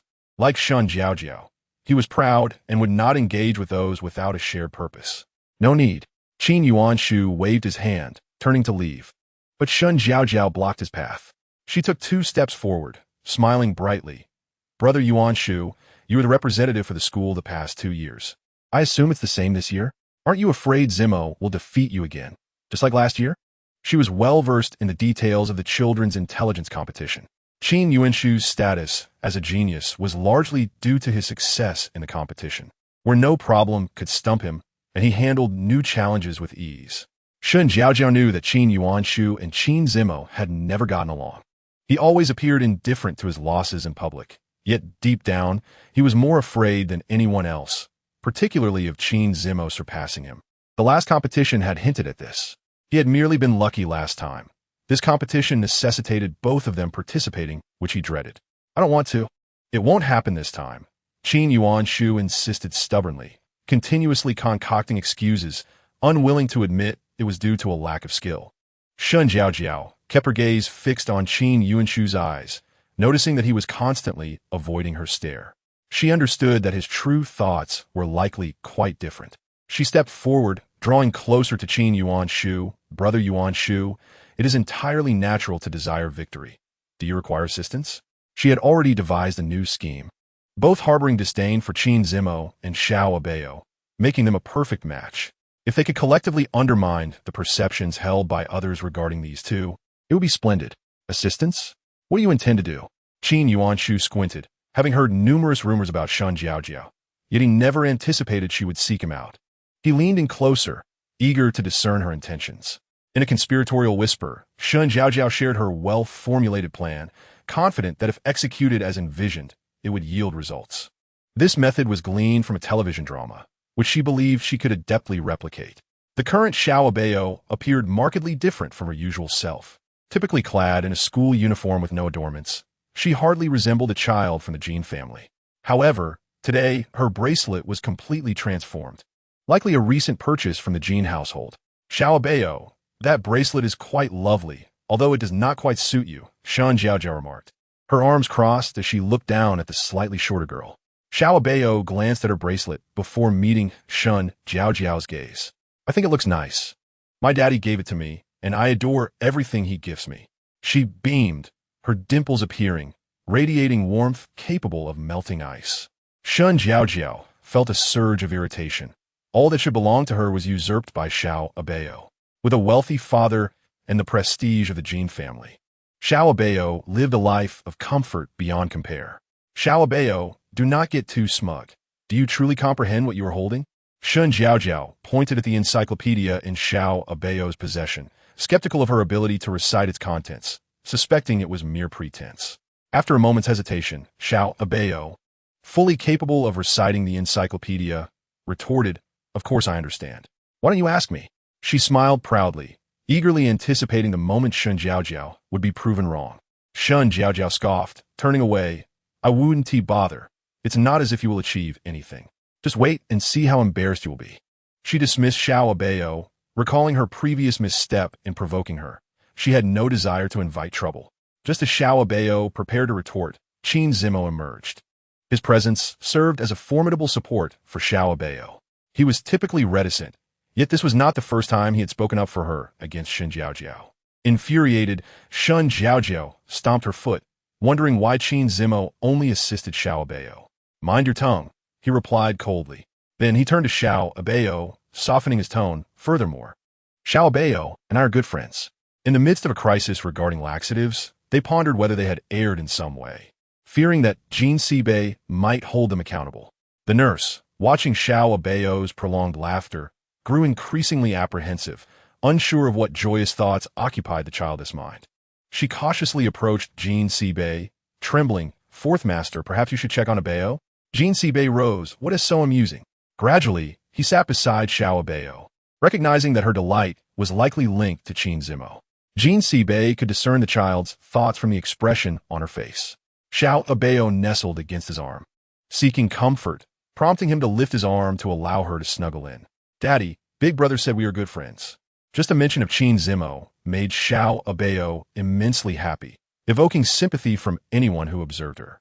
Jin Sibei furrowed his brows. Is it so enjoyable to be friends with that boy? His encounters with Qin Zimo were limited, but the impression left by Qin Yuanshu was far more pronounced. "Yes, Daddy. Don't you like Big Brother? He is so clever, much better than his older brother," Xiao Abao replied, her eyes sparkling at the thought of Qin Zimo. She felt an undeniable joy in his presence, perceiving him as an angel compared to the scheming Qin Yuanshu. However, she sensed that Jin Sibei appeared displeased with her enthusiasm. Cautiously, she stood on the soft sofa, gently smoothing his furrowed brow, wishing to alleviate his discomfort. If Daddy were unhappy, then so would she be. Seeing Xiao Abao wobble on the couch, Jin Sibei extended a hand to steady her. "The competition is tomorrow. Are you afraid?" He deftly shifted the topic, affectionately ruffling her fluffy hair. Xiao Abao gradually brightened, her usual cheerful demeanor returning, which pleased him immensely. She shook her head, giggling. "What is there to fear? Even if I can't manage, I have Qin Zimo to help me. Having a good teammate is sufficient. Will Daddy come to watch Xiao Abao compete?" She gazed at Jin Sibei with hopeful eyes, yearning for his presence at her first competition, eager to capture his attention. "I will try my best," he replied, adopting a tone meant to soothe, though he could not guarantee his availability. The vast Jin family enterprise demanded his attention, and he must fulfill his responsibilities. "It's fine, Daddy. If you are busy, I will still perform well and wait for you," Xiao Abao reassured him, nuzzling against his embrace like an adorable kitten seeking affection. Looking down at the cherubic face nestled against him, Jin Sibei found it impossible to deny her request. While Xiao Abao slumbered, he called his assistant. "Consolidate all meetings to one day. I need each department to expedite their progress and compile a summary before the weekend." The assistant was taken aback. The usually workaholic Jin Sibei seemed to be prioritizing a weekend for a small child. To ensure her best performance, Xiao Abao had stayed up late reviewing new material, having already absorbed everything Qin Zimo had provided. However, she felt uneasy and assigned herself extra tasks to guarantee her preparedness. Fatigue overtook her, prompting a yawn that did not go unnoticed by Qin Zimo. "Did you not sleep well?" he asked gently, unaware of the special bond he shared with Xiao Abao. "I'm fine, don't worry, Big Brother. I will do my best," she replied, attempting to sound mature as they conversed. Their interactions indeed reflected a maturity beyond their years. Shun Jiaojiao and Qin Yuanshu met backstage as agreed. "So, did you bring the items?" Shun Jiaojiao inquired, having been closely monitored by the Shun family lately. Since discovering her cunning nature, her father had kept a watchful eye, fearing she might provoke Xiao Abao. a family not to be trifled with. Qin Yuanshu retrieved a small pouch of powder from his pocket. Is this really the right course of action? He expressed concern. Despite his long-standing rivalry with Qin Zimo, he had never engaged in such schemes. Initially fueled by anger when Shun Jiaojiao proposed the idea, his apprehension had grown. Rest assured, what harm could come from them consuming this? Trust me, besides, no one will discover our actions, she reassured him. Shun Jiao swiftly seized the small pouch from Qin Yuanshu's hand, meticulously pouring the powder into a cup and stirring it with chopsticks, leaving no trace of suspicion, much like the techniques portrayed in television dramas. She gradually lifted the cup to examine it, presenting it to Qin Yuanshu, saying, "Look, there's indeed nothing wrong. I told you it would be fine." Qin Yuanshu tilted his head, observing the clear water, which appeared unchanged from its original state, truly indistinguishable. He nodded gently. Had Qin Zimo not contested him, he would not have resorted to such a desperate measure. "Brother Yuanshu, you should go prepare first. I will attend to Abao."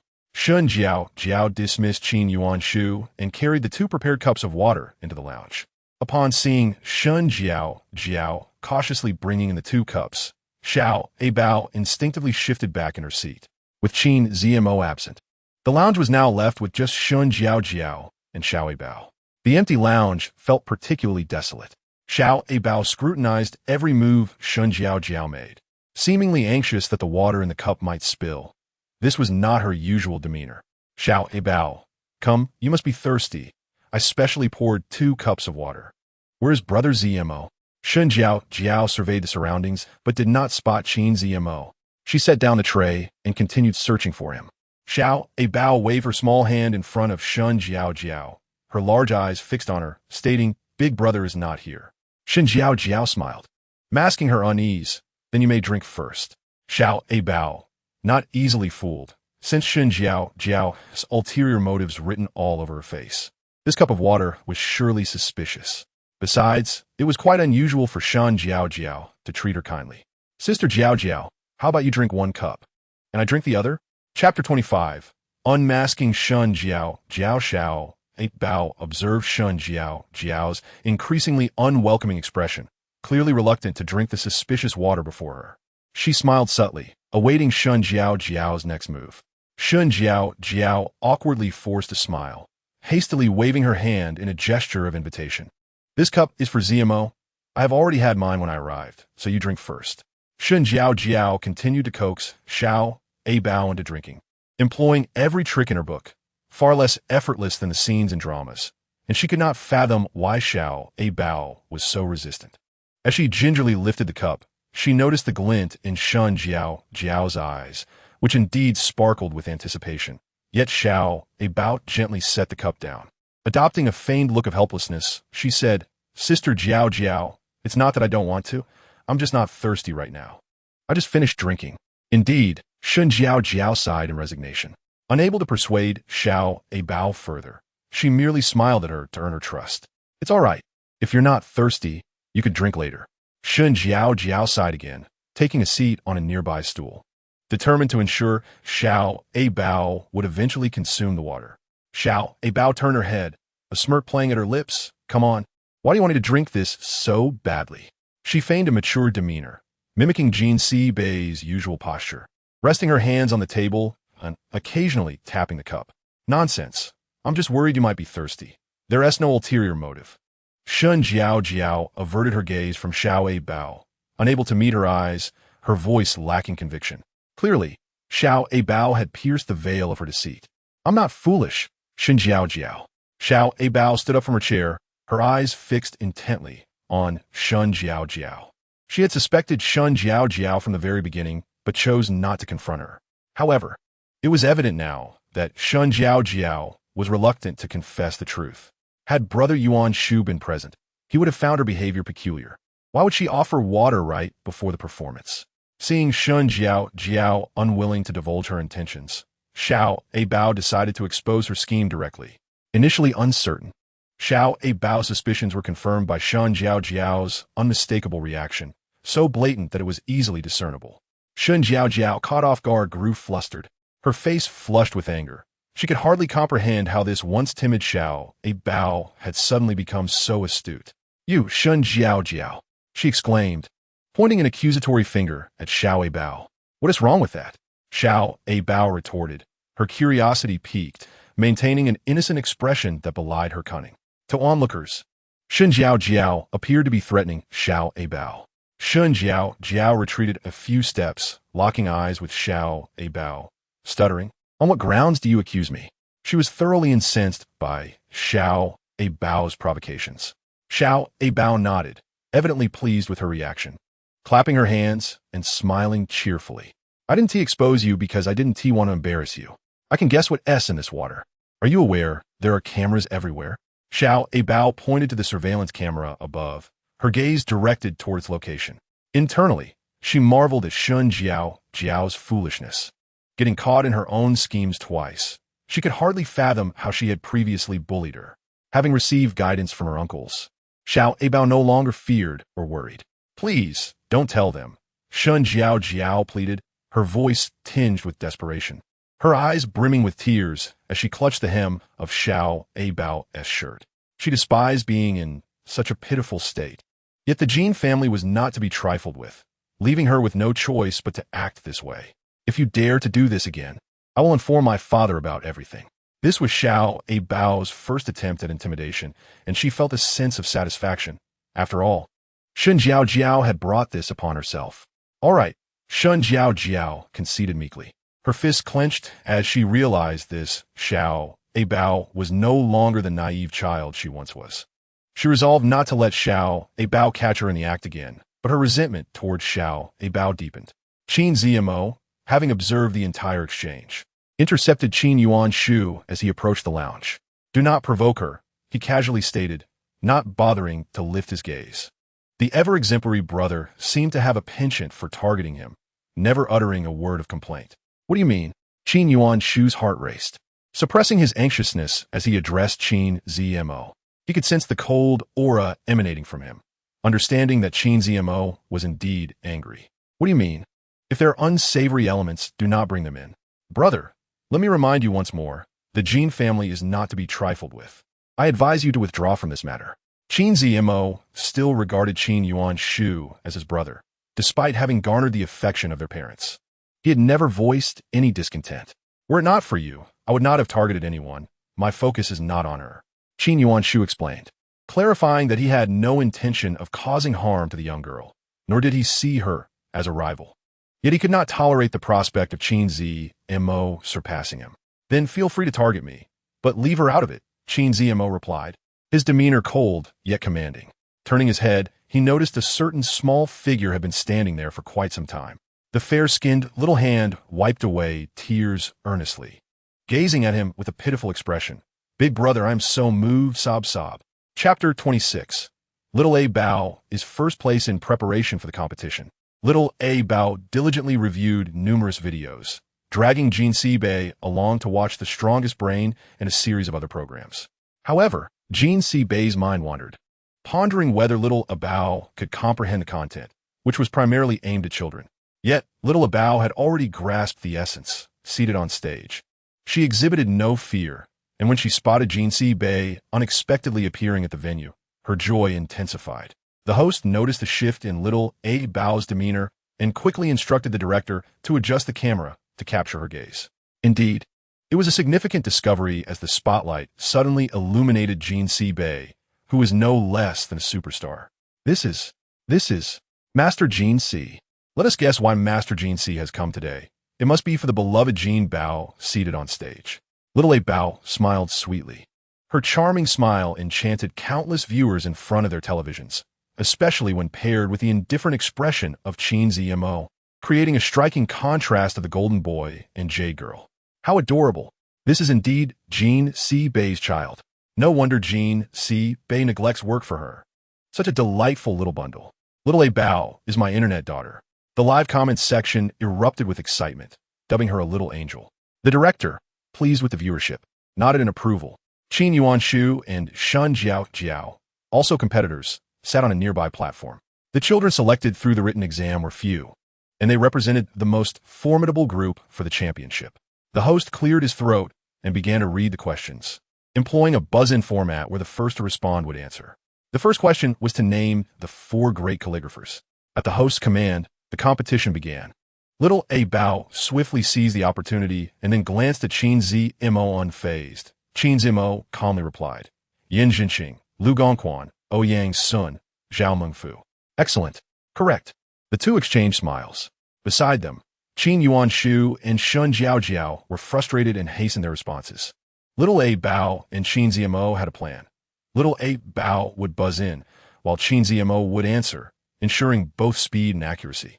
After a fierce battle, both groups advanced to the final round, maintaining a tie, showcasing Qin Yuan Shu's impressive knowledge as well. In our final round, each group must send one person to complete the last challenge, testing the children's memory. If the children are ready, we shall commence. The host, smiling, held the cards. However, Shun Jiao Jiao raised her hand. Host, Little Abao did not participate in buzzing in. Little Abao, how do you decide? The host continued to smile. Wary of provoking the Jean family. We've made our decision. Little Abao will participate. Little Abao raised her hand and beamed. Qin Zimo understood Little Abao's capabilities and thought it would be beneficial for her to have a go. The opposing team sent out Qin Yuan Shu. The director shifted the camera back to Jean Bei, who gave a thumbs up towards the camera, a gesture even the director had not anticipated. Little Abao exuded confidence as she focused intently on the large screen, her smile unwavering. In contrast, Qin Yuan Shu appeared somewhat anxious, having never encountered such questions before. Although his memory was decent, the rules made him feel intimidated and nervous.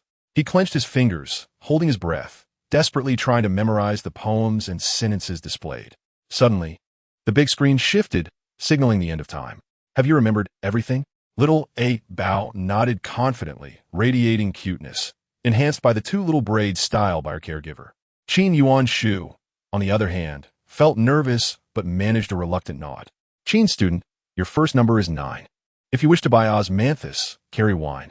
It is never like the youthful tour. Qin Yuan Shu stuttered slightly as he delivered his answer.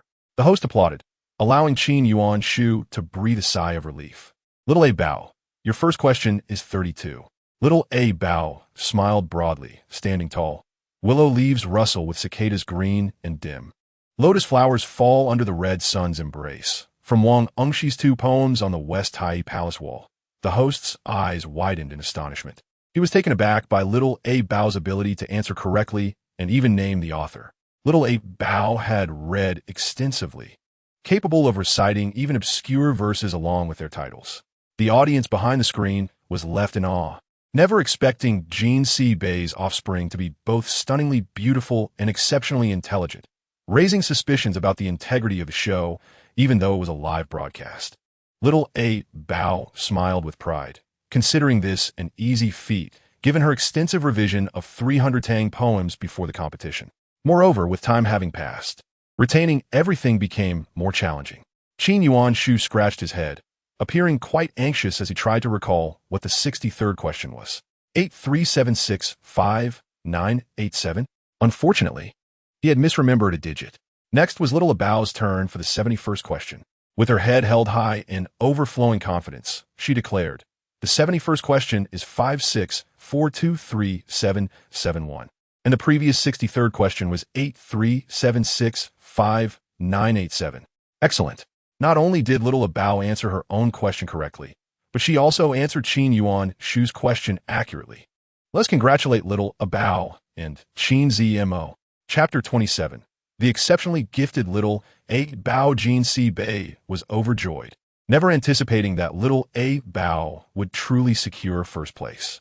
Viewers seated before their televisions shared their thoughts, longing for a daughter as astute as Little Abao. They hastily instructed the nanny to prepare an extravagant feast, which Little Abao savored with satisfaction. Abao, when did you learn all this? Jean Bei inquired, ruffling Little Abao's hair as he picked up a slice of orange from the fruit platter and fed it to her.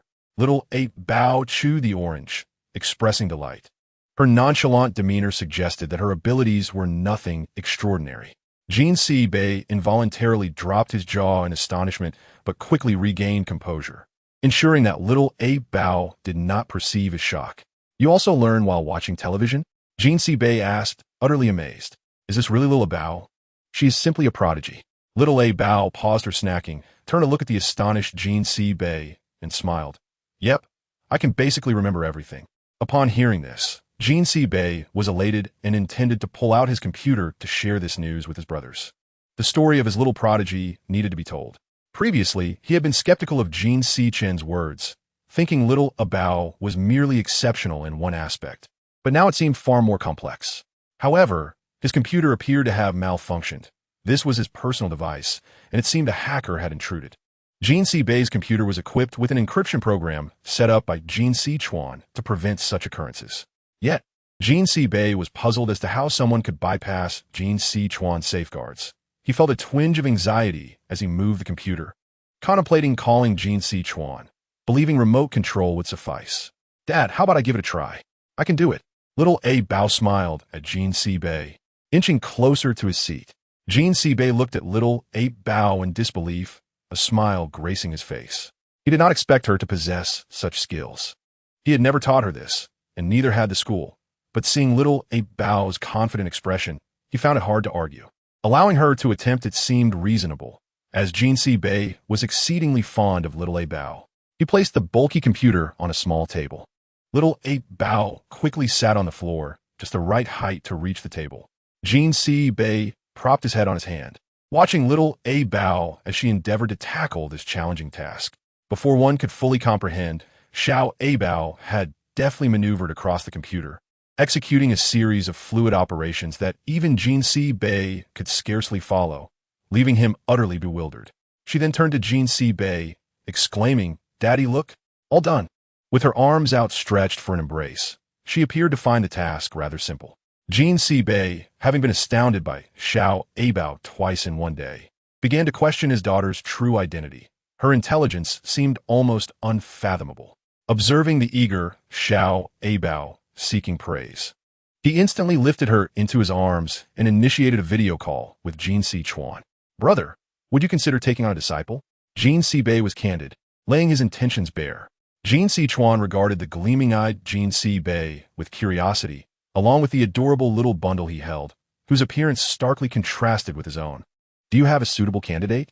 Jean C. Chuan inquired, his tone notably aloof, as outsiders often perceive this pair of brothers to be in a contest of coolness. Despite the geographical distance, Jean C. Bei smiled, a rare expression for him, though not surprising in the presence of Xiao Abao, as her influence transformed his demeanor. However, Jean C. Chuan found himself perplexed. Before him stood only Jean C. Bei and Xiao Abao. Was he to choose between the two? That seemed rather odd. "Are you wishing to learn? Is inheriting the Jean family's vast enterprise no longer your ambition?" Jean C. Chuan queried, his incredulity evident as he contemplated the absurdity of Jean C. Bei's words, ultimately directing the prospect of a student towards him. Jean C. Bei shook his head, gesturing for Jean C. Chuan to observe Xiao Abao. Yet, Xiao Abao exhibited impatience, wiggling her little feet and hands, addressing Jean C. Chuan with a firm, "Uncle, it's me." Jean C. Chuan's expression faltered. "Xiao Abao, how could you possibly know this?" Jean C. Bei, contemplating the situation, acknowledged that if he were to overlook what his daughter had absorbed from her television programs, he too would be irked. Jean C. Chuan nodded, recognizing that indeed, Xiao Abao was a remarkably bright child. "Brother, don't accuse me of negligence. How could I possibly overlook our family's only little girl? However, I fear that this technical prowess may not correlate with her usual studies, and I worry she might not grasp these concepts." Xiao Abao pouted, indignantly asserting, "Uncle, do you underestimate me?" Huffing, she turned away from Jean C. Chuan. Jean C. Chuan, amused by her demeanor, chuckled. Training Xiao Abao as a student would indeed be no simple feat. He softened his tone, patiently explaining that he did not intend to refrain from teaching her. Noticing the stalemate, Jean C. Bei proposed an alternative. "Why not, brother, set some challenging questions for Xiao Abao? I have no objections. She possesses the talent. So feel free to present her with difficult tasks." Jean C. Chuan found this suggestion agreeable and consented, shifting to his mobile device to launch an assault on Jean C. Bei's computer. Upon hearing this, Xiao Abao's interest peaked, and before Jean C. Bei could signal to start, she eagerly engaged, exclaiming, "This is easy." Jean C. Chuan's competitive spirit ignited. "That was too simple. Let us try again." Chapter 28. Learning in dreams only when Jin Si-chuan unleashed his ultimate challenge did Abao concede defeat. Pouting her cherry lips, she lamented, "Uncle, you're bullying me." Turning to Jin Si-bei, she gently lifted his hand to place on her head, softly calling Daddy. Jin Si-bei's heart melted at her innocence, and he reproached Jin Si-chuan. "Brother, this isn't how one should treat a child." Jin Si-chuan sighed, his gaze dropping in resignation, even through the screen. He could discern the distinct affection Jin Si-bei held for Abao, a sentiment he had previously doubted. Abao was indeed a remarkable child, possessing an unexpected aptitude for computing. However, Jin Si-chuan hesitated on whether to nurture such talent. He worried about exposing her to these complexities at such a tender age, as she was cherished by them all. "I'm not bullying her. I merely wish to assess how much Abao knows." Jin Si-chuan feigned innocence, a demeanor unusual for him, deliberately adopting a playful tone to amuse Abao. "So, will you accept my daughter as your student?" Jin Si-bei inquired, his expression teasing as he regarded Jin Si-chuan, exuding an air of royal confidence. Given Abao's delightful charm, it would be unreasonable to decline such an eager disciple. Jin Si-chuan pondered for a moment, focusing intently on Abao's eyes, and earnestly asked, "Abao, do you truly wish to learn from your uncle?" Yes. I want to." Abao beamed, her enthusiasm palpable. She adored acquiring new knowledge, and since her father encouraged her to learn, why not? Jin Si-bei affectionately ruffled her hair, beaming with pride. "However, Abao, can you tell Uncle how you learn all this?" Jin Si-chuan inquired, still harboring doubts. Surely, school could not possibly teach such advanced topics, even in an elite academy. Abao hesitated to respond, casting a glance at her father before playfully poking him, subtly indicating her desire to keep her secret. "That's enough. Let us have Uncle teach you now. Abao is tired." Jin Si-bei hastily fabricated a reason to end the call with Jin Si-chuan, recognizing that Abao only behaved this way when she wished to discuss something privately. "Speak up, what is it?" Jin Si-bei gently coaxed the child in his arms, truly embodying the role of a doting father, a sight rarely witnessed before. Yet, he reserved such affection solely for Abao. Her bright eyes sparkled with curiosity, fixated on Jin Si-bei, occasionally glancing around, exhibiting a mix of innocence and cleverness. "Daddy, I learned it in my dreams." Jin Si-bei's face registered genuine surprise. He could scarcely believe what Abao had just revealed. Previously, he found it peculiar that premonitory dreams were scarce. Who would have imagined that Abao could even dream of learning? Upon reflection, however, the notion of frequently dreaming about studying seemed rather unfortunate. Jin Si-bei, after his moment of astonishment, affectionately stroked Abao's head. "In your dreams?" "Yes, Daddy. In my dreams. Don't you believe me?" Abao looked up, her expression pleading as she gazed at Jin Si-bei, fearful that he might doubt her sincerity. While it was indeed a challenge to believe, her grace in navigating the computer was undeniably impressive. "Daddy doesn't doubt you, Abao. I'm merely concerned about your health." Jin Si-bei contemplated the implications of her statement. He often worried that if Abao continued this way, it might affect her well-being. She appeared vibrant during the day, yet at night, she experienced peculiar dreams. Was she not receiving adequate rest? He had heard of the concept of learning in dreams. Yet this was the first time he encountered such an extraordinary claim. Concerned, Jin Si-bei caressed Abao's head and dialed Jin Si-nan's number. It was imperative to have someone examine her condition. The sight of Abao filled him with fear. Losing her was not an option. Upon witnessing that Jin Si-bei was calling Jin Si-nan, Abao erupted with joy, dancing on the sofa. It had been ages since she had last seen Jin Si-nan, her first familiar uncle in the Jin household, and she missed him dearly. Observing Abao snuggling closer to him for comfort, Jin Si-bei's expression darkened. Jealousy stirred within him. "Second brother, I want you to check on Abao's health." Exhibited an icy demeanor, devoid of any emotion, largely due to the fact that Abao's expression of longing for her second uncle was unmistakably evident. Abao persistently climbed towards, yearning to exchange a few words with. Reluctantly, acquiesced to the child's desire, lowering his raised hand and silently switching to speakerphone. "Second uncle, why don't you come to see Abao?" The little one voiced her grievance, her soft, innocent tone accompanied by a sorrowful expression, one that could not witness. Had he seen it, he would surely have embraced her. Upon hearing her words, felt a wave of warmth wash over him. Abao's innocence was simply too endearing. Unfortunately, he was preoccupied with a surgical procedure and unable to step away, but he lamented that had it not been for a business trip, he would have been there. Explained his circumstances, unsure if Abao felt disheartened, for his own heart ached with a similar longing for her. Clutching a teddy bear, Abao extended one hand to, as if to console him. She remained quiet and composed, offering comfort to the adults instead. Imparted a few more words of caution too, recalling how he had visited Abao daily to monitor her health. After successfully treating her previous injuries, his visits had become less frequent. Yet, he had never detected any significant issues, and thus believed there was no cause for concern, though some matters eluded his explanation. Consequently, summoned a private physician to evaluate Abao's condition. The doctor assured him that all was well, alleviating his worries considerably. Does father disapprove of Abao's dreams? Abao, after undergoing a thorough examination by the doctor, inquired of, fearing her father might believe she had serious problems. Of course not, replied, emulating his comforting demeanor. When it came to soothing children, undoubtedly possessed far more expertise. Does father wish for me to pursue academic dreams? Abao asked sweetly, her concern for her father's opinions apparent, despite her inability to control her own thoughts. Father only hopes that Abao finds happiness, joy, and good health. Chapter 29. Teacher does not allow bias after taking Abao under his wing, dedicated each day to teaching her. Abao absorbed knowledge rapidly, and with the advantage of prophetic dreams, she transformed into a prodigy in computing. She could resolve ordinary problems with ease, and when faced with formidable hackers, she could still hold her own. This filled with immense pride.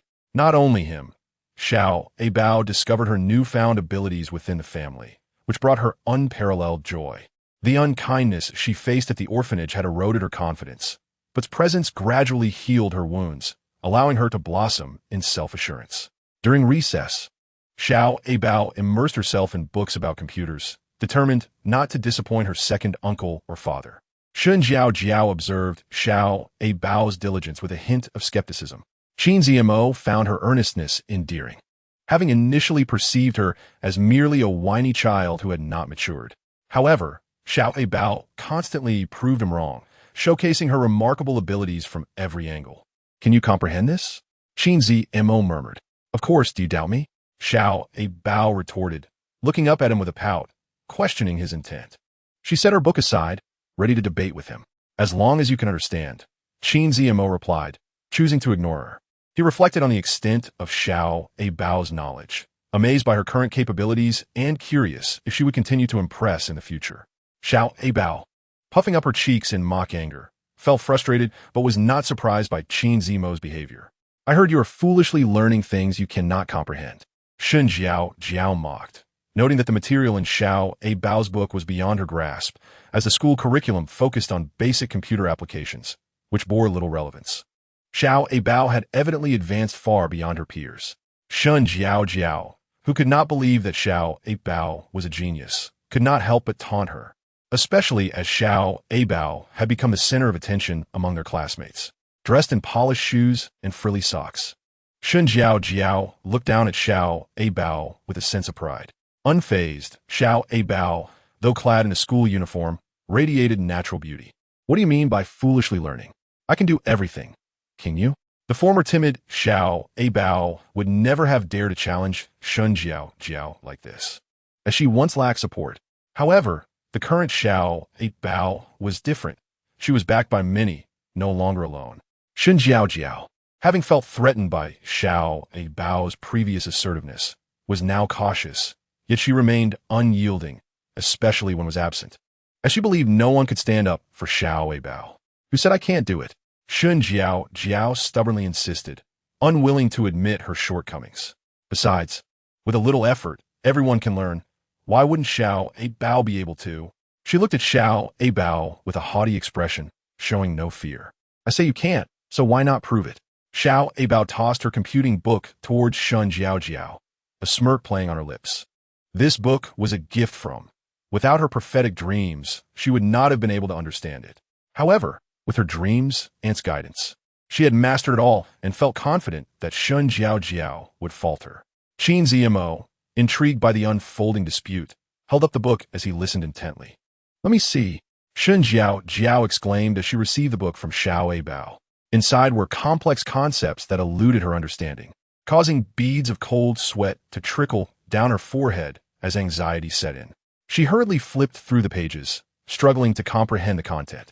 "You did this on purpose? Showing me these things to embarrass me?" Shun Jiao Jiao fumed, her frustration evident. Qin Zimo silently bent down to retrieve the book from the floor and placed it back on Abao's desk. Unperturbed, Abao maintained her composure, clearly intending to provoke Shun Jiao Jiao. "I wasn't doing it on purpose. You claimed you could understand, so I thought you'd want to see it," she replied, a smile gracing her face as she found Shun Jiao Jiao's plight amusing. I will report you to the teacher." Shun Jiao Jiao, exasperated, began to stomp her feet, the sound of her shoes against the floor growing irritating.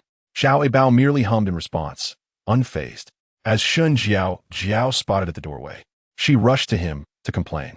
"Teacher, Abao is bullying me," she declared, her anger palpable as she tugged on sleeve, adopting a cute, innocent demeanor. She had mastered this tactic, but unfortunately for her, the one before her was. He quickly approached Abao. Abao showed me something I couldn't understand and deliberately humiliated me, saying I was ignorant. Shun Jiao Jiao sobbed, her tears streaming down her face, enhancing her victimhood. Abao, however, paid her no mind, finding joy in the situation, and even made a silly face at Shun Jiao Jiao to elicit further annoyance. Couldn't help but chuckle at the sight of Abao, his darling, who was simply adorable. Abao, he smiled, gazing at her with warmth, a demeanor that had captivated countless girls, including young ones like Shun Jiao Jiao. Hee. Abao responded with a mischievous grin. "Teacher, look at her reaction. She clearly doesn't want to engage with us. That's why she claims I am bullying her." Continued to smile, lightly replying, "Oh." He maintained his neutrality, standing firmly by Abao's side, knowing well that she was too well-behaved to act maliciously, especially considering Shun Jiao Jiao's history of such antics. Shun Jiao Jiao observed Jin Si Chun still caressing Abao's head, and her anger intensified. Clenching her fists, she exclaimed, "Teacher Jin, you cannot show favoritism towards Abao. Teacher Jin, are you just going to ignore how Abao bullies others?" "Oh, Teacher Jin, but Abao said such things about me in front of everyone." "Teacher Jin, she is mocking me." "Teacher Jin, you cannot always side with Abao. You do so every time." Chapter 30, A Day of Autumn Excursion. It was that time of year again for the annual autumn excursion, a 2-day, 1-night trip that students eagerly anticipated. The class comprised children around 5 years old, many of whom were quite self-sufficient, with only Abao being relatively younger. However, Abao was exceptionally clever, making her age less of a concern. Ever since she learned about the excursion, Abao had been overjoyed, nagging Jin Si Bei every evening, which caused great worry for Madame Jean. This was Abao's first outing, and Madame Jean was anxious about whether Abao could take care of herself. Rather than merely an excursion, this was an opportunity to cultivate their independence. Being able to care for oneself was paramount. Madame Jean repeatedly grasped Abao's hand and asked, "Are you sure you want to go, my dear?" She feared that Abao might have regrets later. At her tender age, she had the option to stay behind, but if she did go and encountered unforeseen circumstances, it could be problematic. "Of course, Grandma. Don't you want me to go?" Abao joyfully shook Madame Jin's hand back and forth, thrilled at the prospect of an adventure with her friends. While shopping outside, Madame Jean was anxious that Abao wouldn't have enough supplies. Though the trip was only 2 days for her, it felt significant. Since Abao came into their lives, the household had been filled with laughter. How could she not cherish that?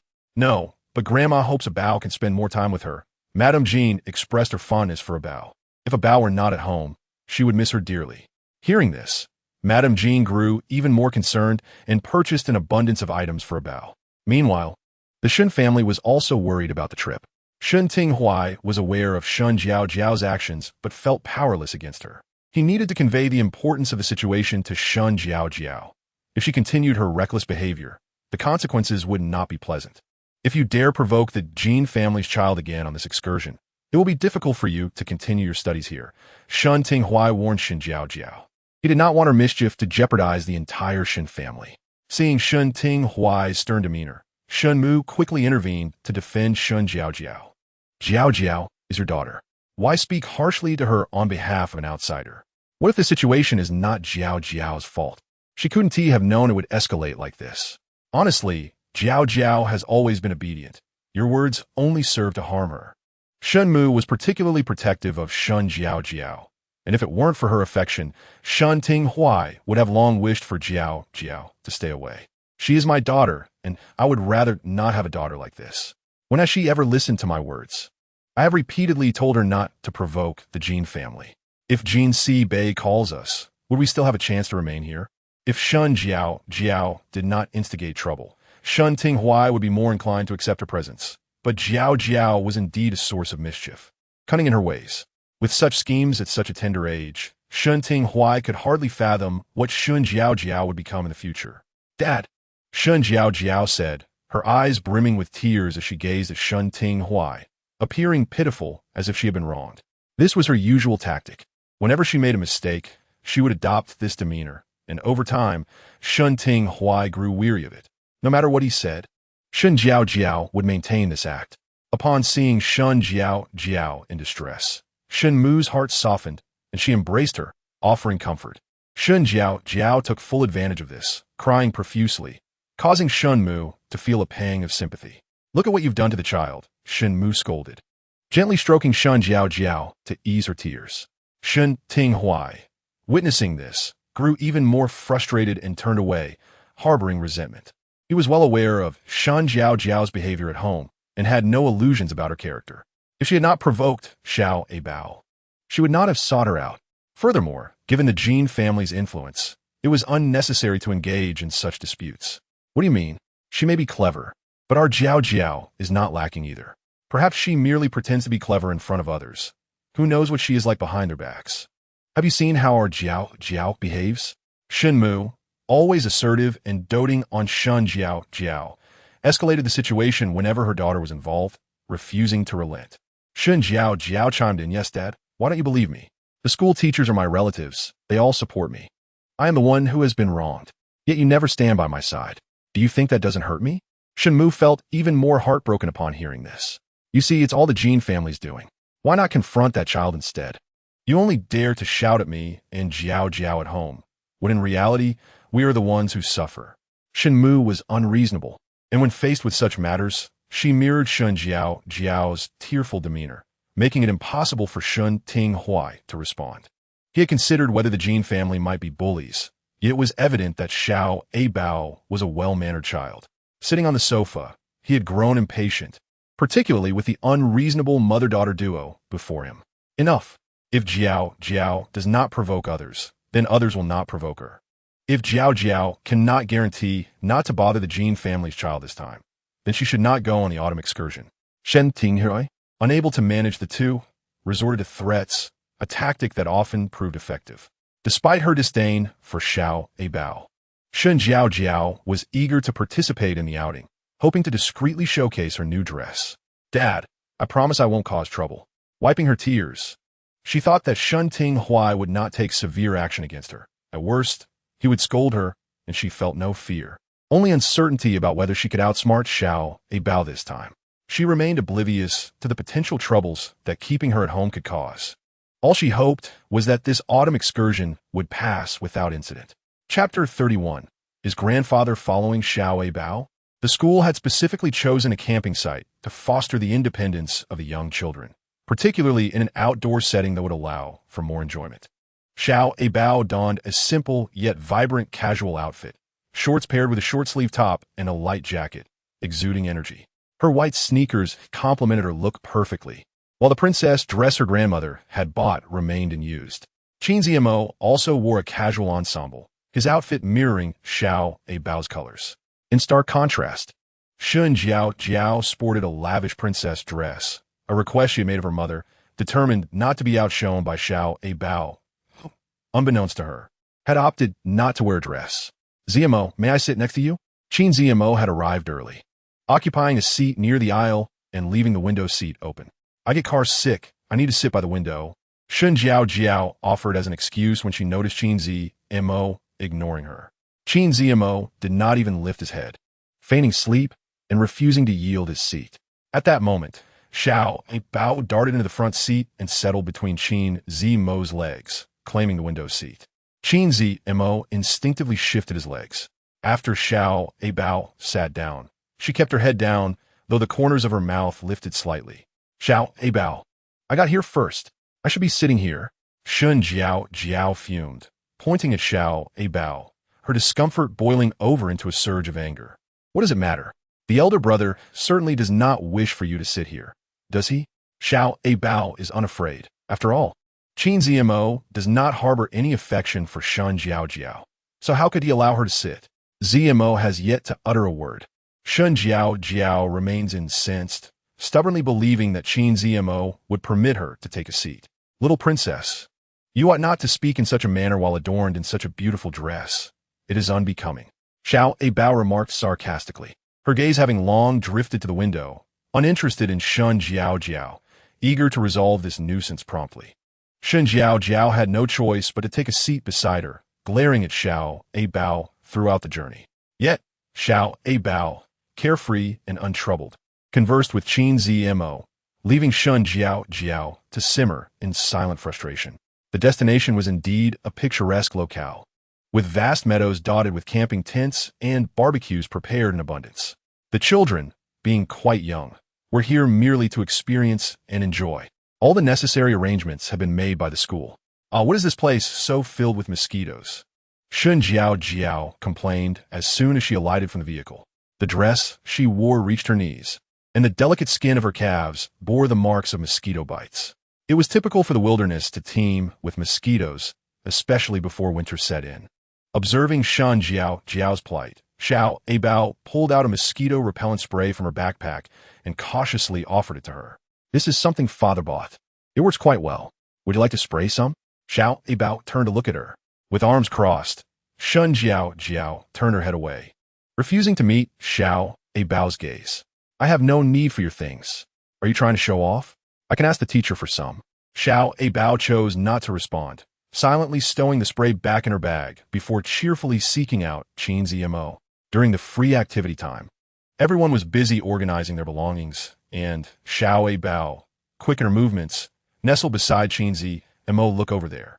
Qin Zmo gestured towards the distant lotus pond, where the silhouette of an elderly man could be discerned, fishing by the water's edge. What is it? Abao followed Qin Zmo's gaze and recognized the elderly gentleman, though she could not quite place him. I have been observing for quite some time. He frequently glances in our direction. Qin Zmo informed her, guiding her understanding. Abao scrutinized the figure closely, the familiar attire drawing her closer. It's Grandpa, she exclaimed, her eyes wide with disbelief. Upon confirming her suspicion, she stealthily approached her grandfather, hoping to surprise the venerable Jin Laoyi. To her dismay, Jin Laoyi did not flinch or turn at all, casually remarking, Abao, what are you sneaking about for? Disheartened, Abao lowered her head and walked obediently to his side. Grandpa, what brings you here?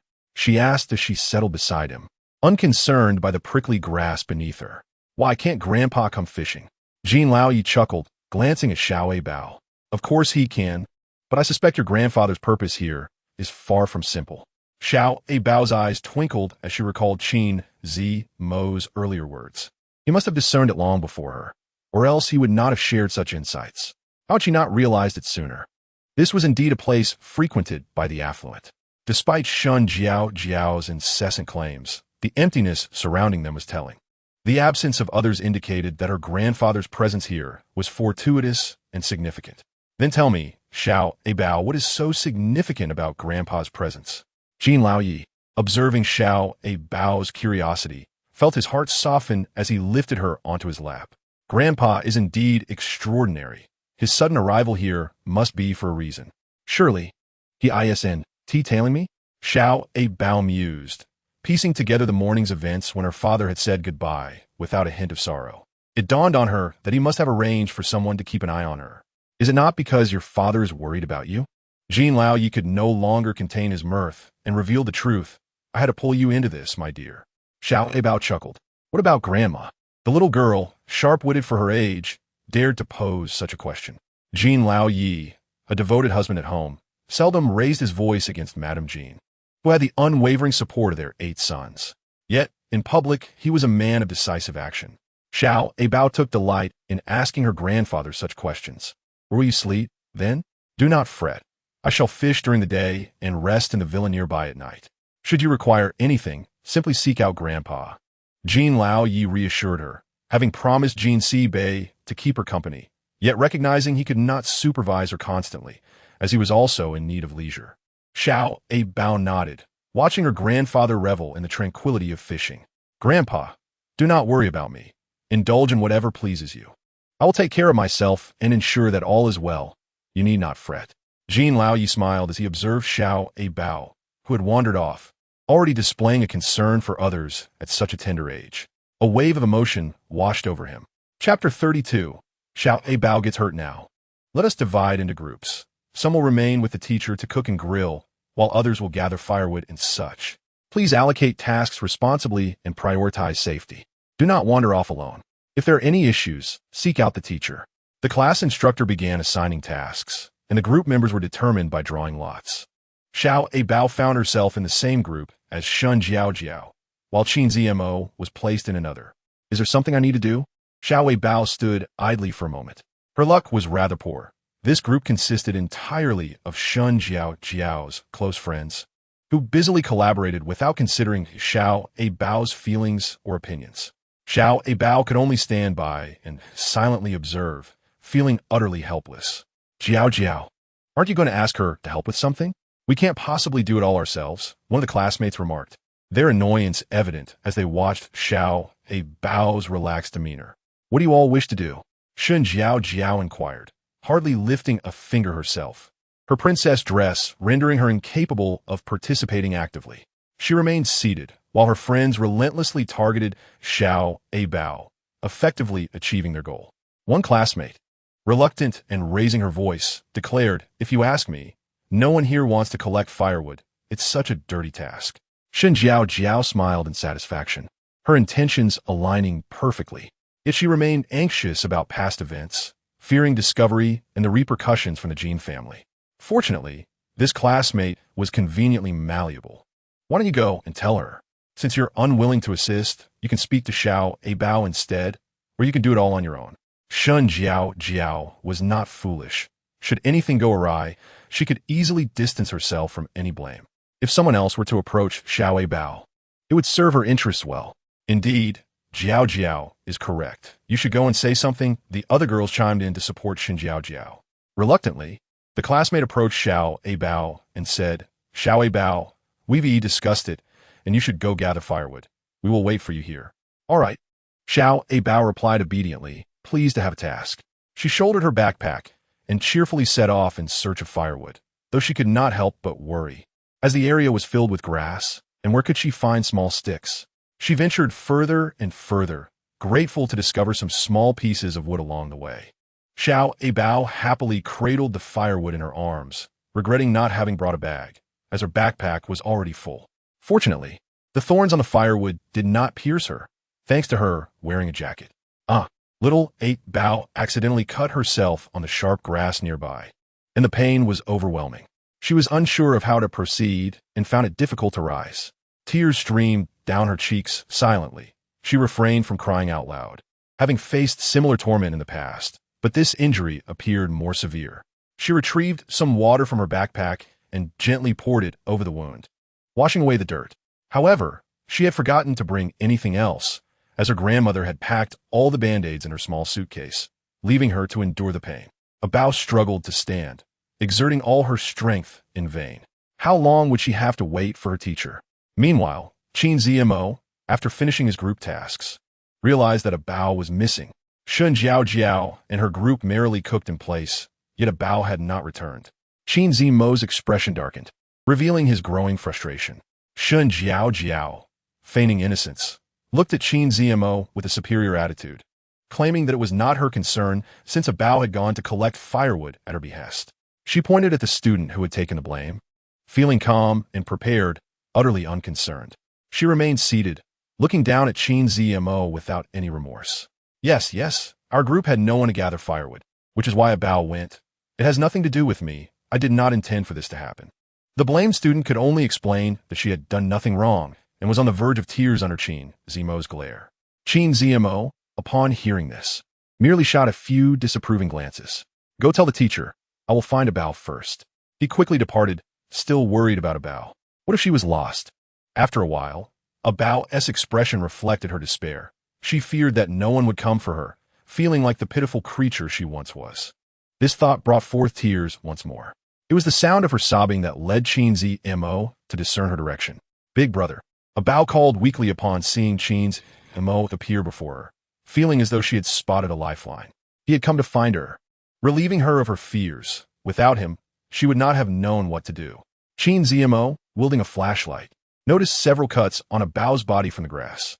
Thankfully, he had brought a small bag containing basic first aid supplies, driven by concern for her safety. He gently cleaned the wounds with a cotton swab. Although iodine did not cause pain, the injury itself already caused Abao considerable discomfort, which was evident on her face. Chin Zmo applied a band-aid and continued to comfort her. Big brother, I want to go to grandfather. Abao, allowing Chin Zmo to carry her, spoke with a quivering voice. She felt deeply aggrieved and longed to see her grandfather, believing that being with family might lighten her mood. He nodded and said, You guide me, and I will carry you there. Abao patiently directed him, eventually dozing off on his shoulder. Chin Zmo had no choice but to carry her onward, relieved that they were not far from the residence of Jin Laoyi. Who is it at this hour? Jin Laoyi called out, having sought solace in his retreat from the noise. Upon opening the door, he beheld the pitiful sight of Abao on Chin Zmo's back. Grandfather, Abao exclaimed. Before Chin Zmo could explain his situation, he was already drenched in sweat, exhausted from carrying Abao for so long. Jin Laoyi immediately grasped the situation. Abao had not been at the Jin household for long, yet his heart ached upon seeing her in such distress. Abao is hurt. Meanwhile, the camp was far from tranquil, having descended into chaos. Just as Chin Zmo set off to search for Abao, Jin Sibei arrived at the camp. He was merely there to check on Abao, the youngest among the children, worried about potential mishaps. Although driving there was a trivial matter, Jin Sibei was resolute about assessing Abao's condition. Given Jin Laoye's age, he could not attend to everything, so Jin Sibei felt compelled to come himself, reassured by the presence of accommodations for the night. Upon noticing Jin Sibei's arrival, the lead teacher quickly approached him, while some nearby students fetched Abao. Jin Sibei observed the cheerful atmosphere at the camping site, feeling somewhat pleased, yet he could not find Abao among the crowd. Abao's father. You're here, the teacher greeted obsequiously. No one dared to provoke Jin Sibei. Anyone who failed to speak respectfully to him would surely risk their position. Yes, but where's Abao? Jin Sibei asked directly, not wishing to beat around the bush. He simply wanted to know where she was. If Abao was missing, he would not remain there any longer. Sitting down, he examined the children before him, preoccupied with thoughts of Abao. The teacher, feeling anxious, knew she had to inform Jin Sibei of the situation. Well, Abao's father, I understand your concern for Abao, but we actually do not permit parents to search for their children as it is meant to encourage their independence. She hesitated, fearful of Jin Sibei's reaction, and sought to find a way to reframe her words. However, since you are here, we have sent classmates to look for Abao. The teacher spoke cautiously, wary of provoking Jin Sibei's ire, as such a scenario would spell disaster for her. I appreciate your role as Abao's teacher, but I have searched thoroughly and have yet to see her, Jin Sibei replied, showing respect for her position while remaining focused on Abao's well-being. He recognized that this was a violation of school policy, heavily intertwined with Abao's circumstances. But teacher, you have your concerns, and I have mine. I refrained from approaching you earlier because I felt it was not yet necessary. Yet I do not know if you are aware of the bullying Abao has faced at school, time and again. Jin Sibei did not aim to dredge up past grievances. He was merely worried about Abao's current situation. The exclusion she faced from her peers was evident, and there were some ill-intentioned individuals who would flatter Abao, an unavoidable aspect of her growth. Jin Sibei often perceived Abao as fragile, yet she was not as weak as he imagined. I understand, given the current circumstances. Abao is a transfer student, and Teacher Jing has been very attentive to her. The lead teacher responded, feeling overwhelmed and unsure of how to communicate with Jean Bei.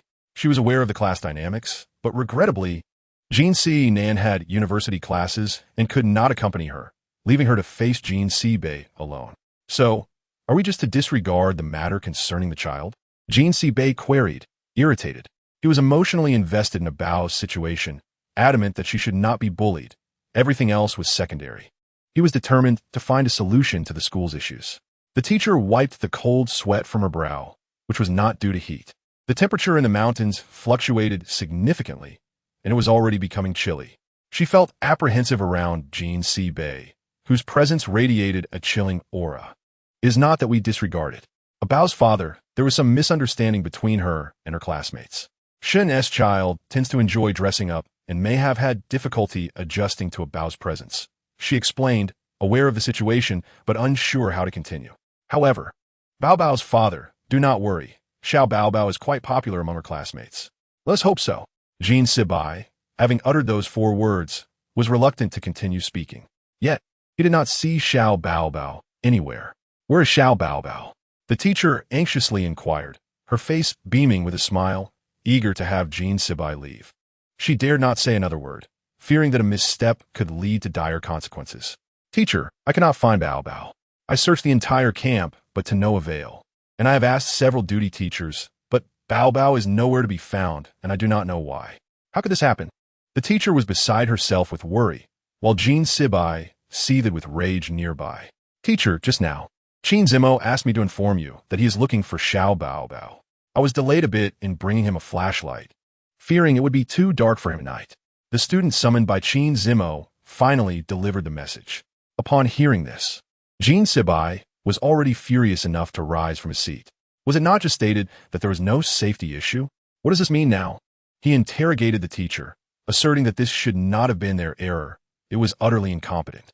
Jean Bei refrained from directing his anger at the child and instead turned to the class teacher, his eyes ablaze with fury, as if he were ready to devour someone. Why was no one following while gathering firewood? The class teacher trembled, responding, well, Bao's father. We did instruct the children to pay attention to safety and not to run off. We are unsure how she managed to wander away. We will send duty teachers to search immediately. Yet, Jean Bei dismissed her excuses, considering them mere justifications. He waved his hand dismissively, saying, I do not want to hear excuses. Find Xiao Bao for me. As the teacher watched Jean Bei's retreating figure, she could not help but think, this is the end. Chapter 34. Of course it is to see you. After ensuring Xiao Bao was settled, Old Master Jean and Qin Zimo immediately called Jean Bei. By the time Jean Bei arrived at the villa, he was already consumed with anger. Looking at Xiao Bao's peaceful, sleeping face only deepened his sense of guilt. Jean Bei sat at Xiao Bao's bedside, glancing at Qin Zimo beside him. Qin Zimo nodded. Thank you. Jean Bei expressed his gratitude, as his previous impression of this child had not been profound. When Xiao Bao had clung to Qin Zimo, Jean Bei had felt somewhat troubled, yet now, it seemed to be a blessing in disguise. He found himself rather fond of the child. Daddy, you're here, Xiao Bao murmured sleepily, her body feeling weak and uncomfortable, her head spinning. Yet, upon seeing Jean Bei, she could not contain her excitement. Jean Bei looked at Xiao Bao, grasping her hand. You are so hot, he exclaimed. Do not worry, Bao, Daddy is here. Before he could say more, Xiao Bao drifted off again, seemingly too unwell, her little face scrunched up and flushed. Qin Zimo noticed the abnormality and retrieved a fever-reducing patch he had prepared earlier from the refrigerator, suggesting that cooling it would enhance its effectiveness. He had sensed that Xiao Bao was not well. Once the patch was applied, her expression shifted slightly. She was no longer as uncomfortable, and the cooling sensation brought her much relief. Jean Sinan, you better show up immediately. Jean Bei fumed, instructing Jean Sinan to rush to the villa. Jean Sinan, unaware of the unfolding situation, had just completed a surgery when summoned by Jean Bei. However, he could easily deduce that it was likely related to Xiao Bao. In this world, only Xiao Bao could instill such fear in Jean Bei. Contemplating the matter regarding Xiao Bao made Jean Sinan uneasy as well. He cherished the child and instinctively quickened his pace. What is this? Jean Sinan entered carrying a large medical kit, eyeing Qin Zimo, who was a bit unfamiliar to him. He vaguely recalled seeing him at a banquet, but could not place him. "Hello, uncle. I am Qin Zimo. I just brought Xiao Bao here. So that is why I am here. Bao and uncle are upstairs. You should check on them." Jin Sinan nodded and ascended the stairs. Qin Zimo felt awkward lingering upstairs and, seeing the old master below, approached him to play chess and chat. The old master was quite fond of him, having only known the eldest son of the Qin family before. Now, the second son also seemed commendable, appearing quite respectable. Moreover, he had saved his granddaughter's life, which endeared him to the old master even more. "I see your mind is not on the game," the old master remarked, preparing to make his next move. "Grandfather, you misunderstand me. I won the previous 2 rounds. Isn't that concentration enough?" Qin Zimo replied with a smile. He was not cold towards the elderly man, recognizing his age and treating him with respect. For that reason alone, he felt compelled to speak kindly. "Is that so? I could have sworn your thoughts had drifted upstairs. You must be embarrassed to stay up there and are merely keeping me company," this old man, having lived for so many years. The old master could easily see through such small thoughts. Qin Zimo had glanced upstairs, and when Jin Sinan arrived, he was particularly eager to open the door. Who could miss that? "Grandfather, Xiao Bao is my good friend. I am merely concerned about her." Qin Zimo lowered his gaze. Speaking slowly, he felt somewhat anxious, his fingers nervously rubbing the chess piece. He hoped the old master would not overthink it. "I understand. How could you not check on a friend who has been injured? You go ahead. I need to rest." The old master was also worried about Xiao Bao, but knew the situation was not serious. Once the results came in, he could rest easy, especially with Jin Sinan present. Xiao Bao would be safe. Reassured by this thought, he felt more at ease. "However, I cannot stay there for long. Uncle is with Xiao Bao." Qin Zimo looked up at the old master, his expression sincere. He hesitated, but found it inappropriate to leave now. Upon hearing this, the old master surprisingly began to laugh. "This child was quite amusing. Considering you have played a few rounds of chess with me, I will allow you to go upstairs. If your Uncle Jin inquires, you may say you were sent by Grandpa to check on Xiao Bao." Qin Zimo nodded, his face lighting up with a radiant smile as he hurried upstairs. The old master chuckled at the child's response, having previously thought him aloof, only to find him quite endearing. It seems one cannot always judge a book by its cover. "What has happened to Xiao Bao now? I have examined her. It is merely a scratch from the wild grass beside her. After applying medicine, there will certainly be no scar, so do not worry. She likely fainted from dehydration, having not consumed much water along the way. The mountain air is cool, which might have caused her fever, but it should subside soon." Jin Sinan informed Jin Sibai, a slight furrow on his brow, as everyone was concerned about Xiao Bao. Hearing Jin Sinan's words eased Jin Sibai's worries. Xiao Bao, perhaps hearing Jin Sinan's voice, opened her eyes. With the ice pack in place, she felt less discomfort. "Second uncle," Xiao Bao called sweetly, flashing a warm smile despite her flushed cheeks. Jin Sinan, seeing the little darling before him, instinctively sat by her bed and stroked her face. She was still warm. With such a fever, she would certainly have restless sleep, waking intermittently.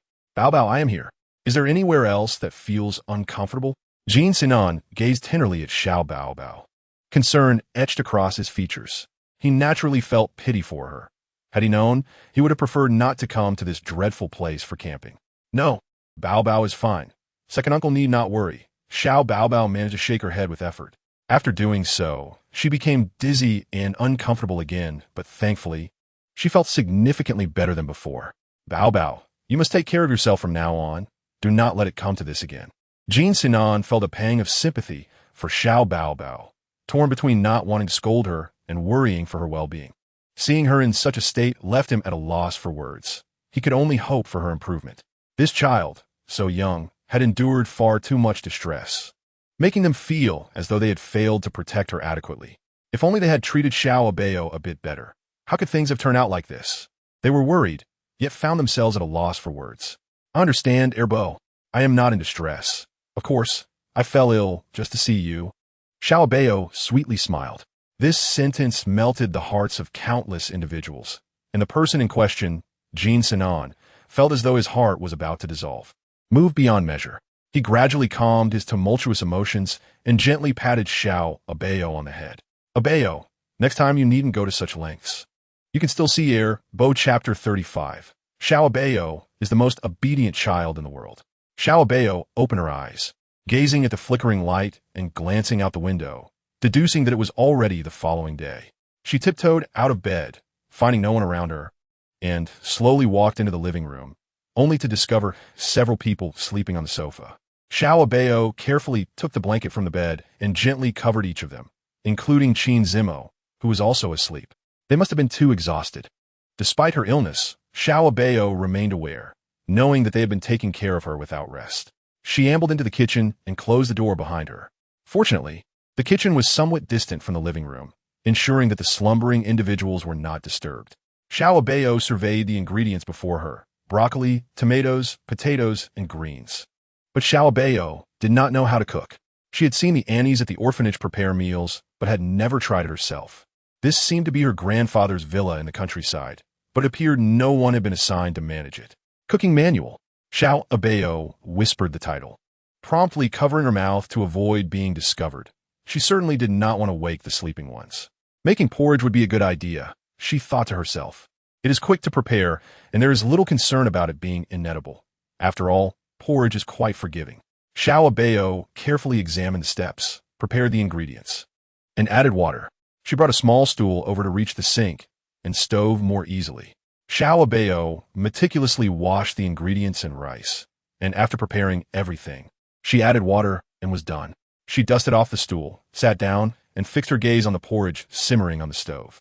The aunties at the orphanage had always warned her not to leave the pot unattended while cooking, as it could lead to accidents. Xiao Abao remembered this well. She understood the importance of vigilance while cooking, so she remained seated, watching the pot intently. As long as nothing went awry, everything would be fine. Fearing something unfortunate might occur, she was particularly anxious. The aroma of the porridge wafted through the kitchen door, permeating the entire living room with its delightful fragrance. Xiao Abao glanced at the porridge she had prepared, stirred it with a spoon, and was pleased to find it visually appealing and aromatic. Though she was uncertain whether they would enjoy it, she ladled the porridge into bowls, arranging them on a tray that could hold 5 bowls perfectly. Upon catching the scent, Jean Sibei and the others awoke. "Do you smell that delicious aroma?" the elder asked. With Xiao Abao ailing, no one had the heart to eat, let alone anything else. Everyone's gaze was fixed on Xiao Abao, who was now feeling quite hungry herself, her energy depleted. "Indeed, Dad. Where did that delightful smell come from? Did you invite someone to cook?" Jean Sinan asked, yawning, as he was also feeling fatigue from caring for Xiao Abao, evident by the faint dark circles under his handsome eyes, though he still appeared charming. "No, I didn't invite anyone. Perhaps you were just confused from hunger," the elder replied, feeling as though he were experiencing a mirage, having caught a whiff of food, yet he had not summoned anyone. His visits to this countryside villa were infrequent, usually only to fish, and he had merely arranged for someone to clean and replenish supplies, never to prepare meals. Jean Sinan, realizing he too might be muddled, continued to feel drowsy. "Second brother, why don't you go check on Abao?" Jean Sibei suggested, his brow unwrinkled, as if he had not just awakened. Jean Sinan yawned in agreement and was about to rise. "Wait, Xiao Abao should be awake by now." Qin Zimo noticed the blanket covering him and understood it was no ordinary occurrence. If someone had entered, they would have noticed the door opening and closing. Who else could have covered him with a blanket? "Are you saying Abao is awake?" "That seems unlikely. She's still running a fever," Jean Sibei countered. "That makes sense. We should go check," Jean Sibei conceded, recognizing the logic in Qin Zimo's words, for otherwise, the blanket would not have been placed there. However, it was also improbable that Xiao Abao had recovered so rapidly. It was safer for Jean Sinan to take a look. Just then, Xiao Abao appeared, wobbling with the tray in her hands. Qin Zimo immediately stepped forward to take the tray from her. "Let me handle it," he said quietly, placing the tray on the table. The others stared in astonishment. How had this child recovered? "Abao, are you feeling better?" Jean Sinan asked, smiling as he looked at Xiao Abao, who seemed full of energy, her face not as flushed, indicating she was likely fine now. "I'm feeling great. Grandpa, Dad, Abao, Zimo, you've all been worried about me, so I made you porridge," Xiao Abao exclaimed, placing a bowl in front of each person, thoughtfully preparing some refreshing side dishes, such as pickled cucumbers. Xiao Abao had chosen simple ingredients to prepare, and many of them were already available in the refrigerator. likely prepared by her grandfather's servants.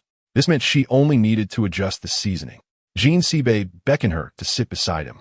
"Did you make all of this, Abao?" he asked proudly, pointing at the dishes on the table. "Yes, it's my first time cooking. You should try it.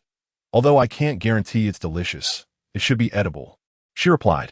Xiao Abao had tasted it herself and found it quite pleasant. Hers did not contain shrimp, while the others did. She feared seafood might upset her stomach, especially while still unwell. Jean Sibe hugged Xiao Abao, overjoyed. His little girl was so considerate. He had often heard children could be troublesome, but having Xiao Abao revealed to him just how thoughtful children could be. He adored her immensely. Xiao Abao prepared porridge for Grandpa and even covered him with a blanket. She truly was the most obedient child. The elder couldn't help but give Xiao Abao a thumbs up. This little one brought so much joy to the family. He sincerely hoped Jean Sibe would soon find a daughter-in-law so that their family could reunite. It felt unfair to Xiao Abao. Jean Sinan nodded, smiling as he remarked, "Indeed. Xiao Abao is the most well-behaved child in the world. Jean Sibe is quite fortunate." Xiao Abao's heart soared at this praise. She had never anticipated such compliments. She simply wished for their happiness and to do what she could, never realizing how much they cherished her. This truly was the happiest moment of her life. "Now, everyone, please try the porridge I made," Xiao Abao urged, pointing at the bowls of porridge. The others exchanged glances, their expressions revealing their hesitation. Chapter 36. No matter how unpalatable, one must eat. Seeing their reluctance to eat the porridge was akin to asking for their lives. Xiao Abao's joy instantly diminished, her smile faltering. "Do you dislike what I made?" she asked pitifully, afraid to say more. "No, how could we ever dislike what Xiao Abao made? Even if it were not to our taste, Grandpa would still eat it." The elder was the first to reassure her. Yet, Xiao Abao noticed the elder's hand, which had lifted the bowl, slowly lowered again, leaving her feeling somewhat disheartened. They did not wish to eat. Rather, they were concerned for Xiao Abao. What could this 3.5-year-old possibly cook that would be palatable? If it turned out to be unappetizing, that was one thing, but food poisoning was another concern entirely. There remained a degree of worry. "Abao, it smells wonderful. It must be delicious." Jean Sinan encouraged Xiao Abao, yet he did not reach for the bowl. He revealed his signature smile and said, "Since it tastes so delicious, let Dad have a taste of it first." Of course, it should be Dad who tries what Abao has made, right? Jean Sinan glanced at Jean Sibe, who appeared helpless, knowing that this fellow would certainly pass the responsibility to him. However, little Abao was his daughter. Even if they found the dish unpalatable, he would still have to consume it. Uncle said it must be delicious, so why not try? Little Abao inquired. Aware that Jean Sinan was likely hesitant about her culinary skills, her hands on her hips as she questioned him. Observing her demeanor made Jean Sinan feel somewhat embarrassed. "Oh, little Abao, how could that be? Uncle isn't refusing to eat. It's just that this is your first attempt at cooking, and Uncle naturally cannot hog it all, right? Dad must have a taste," he said, trying to frame it as giving Dad an opportunity. Jean Sinan began to wax eloquent, as he often did, this time no exception. He dared not eat. It was safer to watch Jean Sibe take the first bite. Little Abao, hearing this, decided not to press Jean Sinan any further, as he had at least found a reasonable excuse. She turned to Jean Sibe. "Dad, Abao has worked very hard on this." Little Abao looked at Jean Sibe with a pitiful expression, hoping he would drink the porridge. She had spent a long time and put in great effort, so it must be tasty, but their disbelief made her feel quite upset. "It's actually quite good." In the midst of their debate, Qin Zimo had already taken a sip of the porridge. He was unafraid and found it fragrant. This statement astonished those around him, as they looked at Qin Zimo, who was enjoying the dish, in disbelief. This child truly had no fear. "Big brother, you are the best." Little Abao smiled brightly at Qin Zimo, her eyes sparkling with admiration. She had not expected him to be so kind, showing no fear at all, while even her father hesitated for a moment. Qin Zimo quietly drank it down, clearly considering her a good friend. Qin Zimo remained silent, continuing to eat. "See, I told you little Abao's dish smells delightful. It must taste wonderful too. Uncle should try it as well," Jean Sinan remarked, his grin rather mischievous. Jean Sibe shot him a glance. "You're just stating the obvious." "Oh, don't say that about your elder brother. You haven't outdone any of these kids either," Jean Sinan retorted, unwilling to concede to Jean Sibe, who had also hesitated. "In my opinion, Abao's culinary skills are quite impressive. She has done remarkably well for her first attempt. Abao, share your secret with Grandpa. The elder, tired of the brothers' bickering, decided to shift the topic and inquire about little Abao's thoughts. Little Abao proudly lifted her head and recounted, Grandpa, I searched in the kitchen for a long time and found a cookbook, and I followed the recipes inside. Everything here is readily available, so it was quite simple. She did not seek credit for herself, attributing her success to the cookbook, admitting she wouldn't have managed without it. Indeed, Little North, I heard that Abao went to learn hacking from Big Brother. Is that true? She is still so young. Why would you let her learn that? Jean Sinan questioned, puzzled by the notion of little Abao studying something so advanced at such a tender age, especially when the family had ample resources and there was no rush. Abao can do it.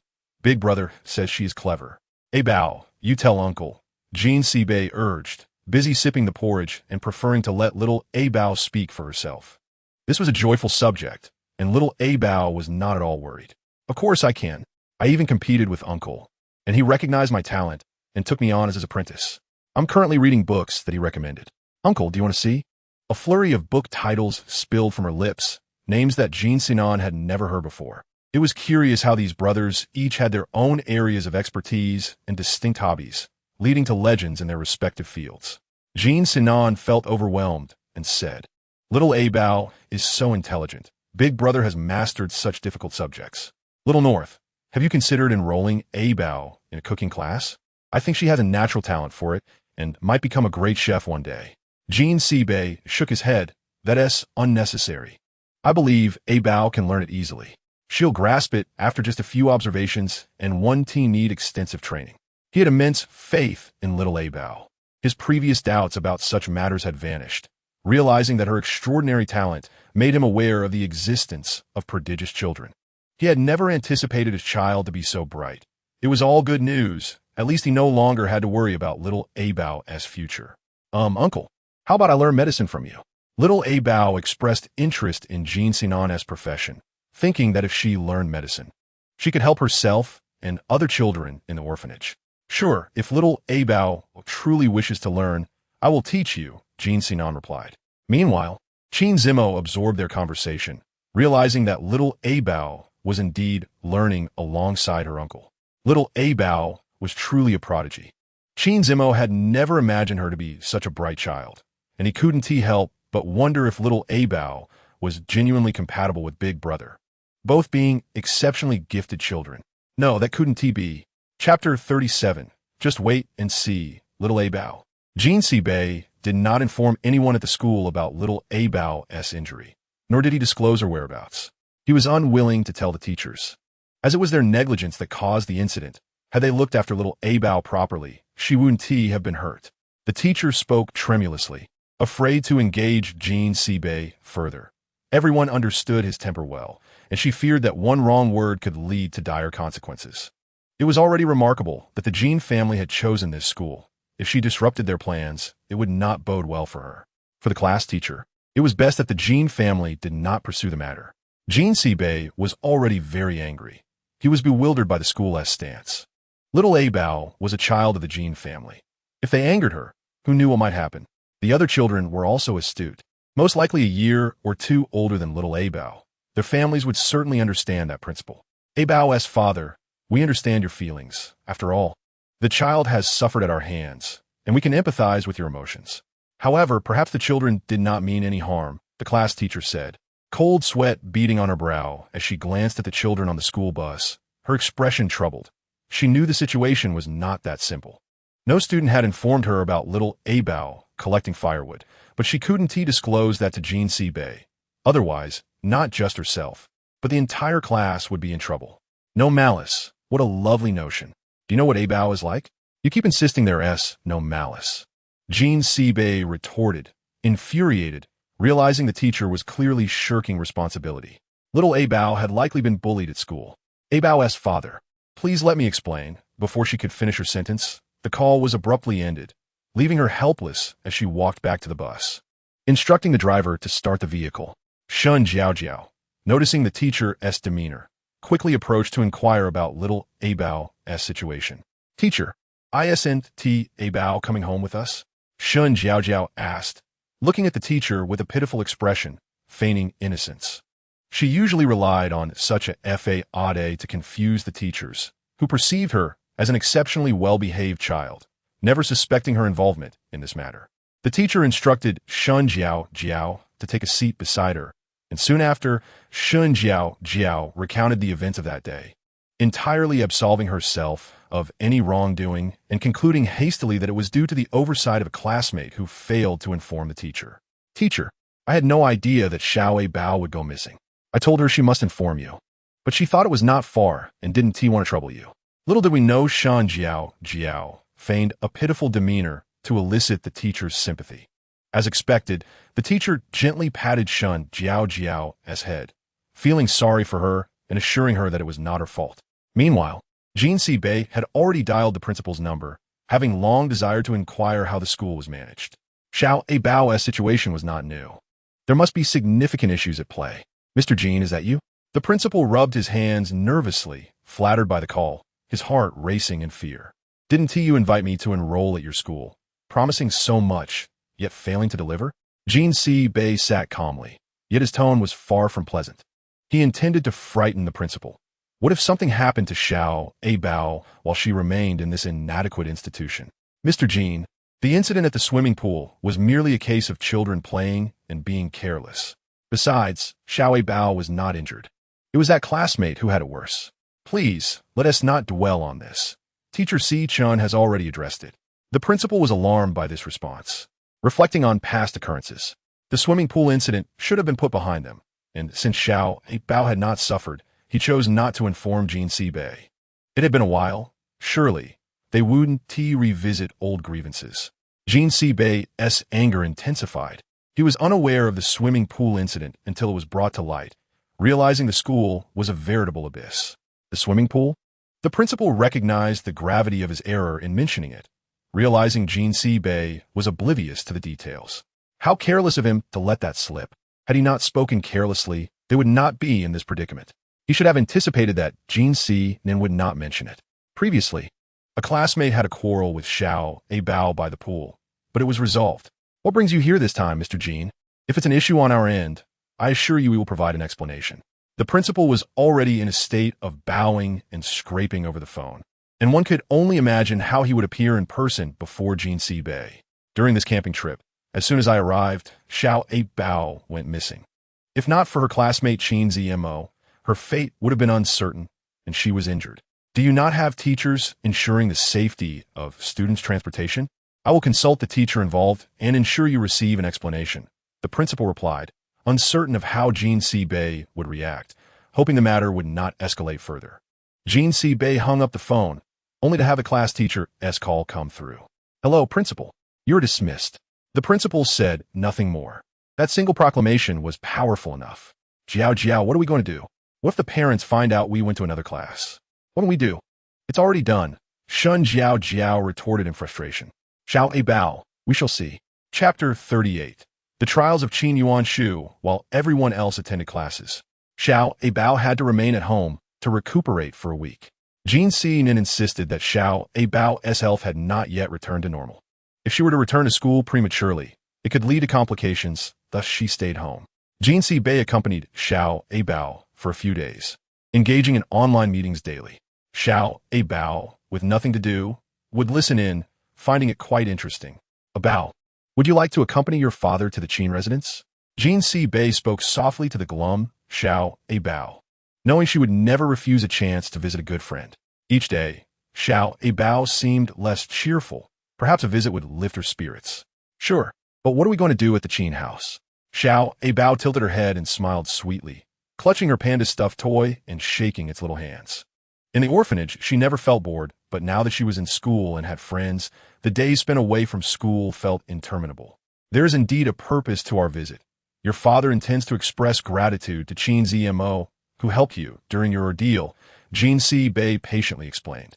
How could he possibly scold Abao when she was such a thoughtful and endearing child? Oh, I see. Should I also prepare a gift for Big Brother? Abao recalled that in the books and shows she had seen, when someone helped you, it was customary to show gratitude, ensuring they would help you again in the future.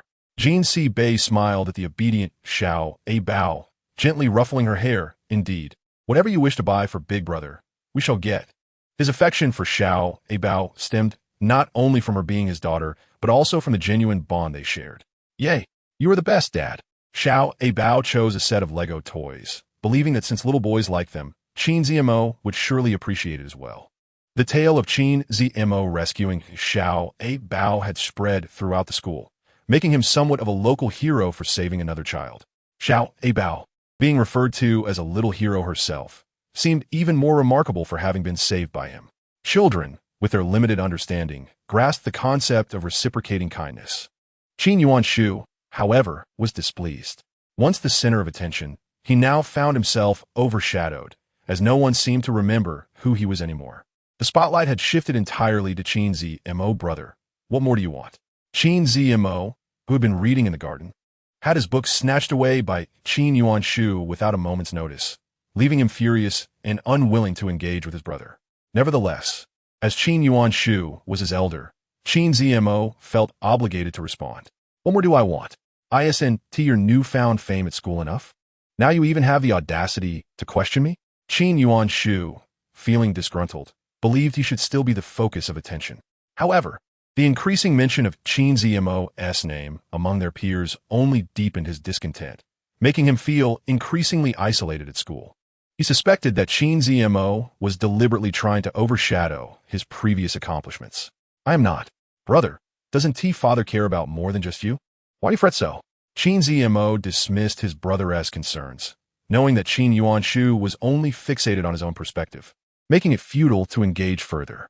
Qin Yuanshu grew even angrier upon hearing this. What use is your reading? Didn't you win the last competition thanks to Abao? Without her, you would have claimed first place. The memory of that competition still haunted Qin Yuanshu. Normally, their father showed little interest in Qin Zmo, but since Abao's arrival, he seemed to focus more on him, even treating him kindly at times, which Qin Yuanshu could not comprehend. The increasing attention their father lavished upon Qin Zmo signaled that his own position was becoming precarious. The shift from neglect to attention was precisely what frightened Qin Yuanshu the most. In the past, he had not been overly concerned, but now, he found himself in a state of heightened anxiety and fear. Indeed, it is the cleverness of Abao that has enabled me to attain this award. Without her, I would have been unable to do so. Given this, might we refrain from discussing such matters? They bear little significance to me, and it would be more prudent to engage with Abao on this subject. I am reluctant to converse at length, and if I had the choice, I would prefer not to address these topics with you. It is simply that articulating this matter is often quite challenging. Otherwise, I would not have ignored you. Rest assured, he does not harbor much concern for Abao at present. He merely wishes for a bit of distance, as he is already burdened with enough worries. Why should he invite additional troubles that would only exacerbate his frustration? Qin Zmo, do not speak to me in this manner. Do you genuinely hold such thoughts? If you truly deem it inconsequential, why engage in lengthy discussions with Abao? It is obvious to all that your relationship is close. Only a fool would fail to see it. I do not mind, but you must be cautious, for one day your friend may not be yours. Qin Yuanshu also wishes to befriend Abao. Had it not been for Qin Zmo's interference, he would have already become good friends with her. As for you, Qin Zmo merely replied coldly.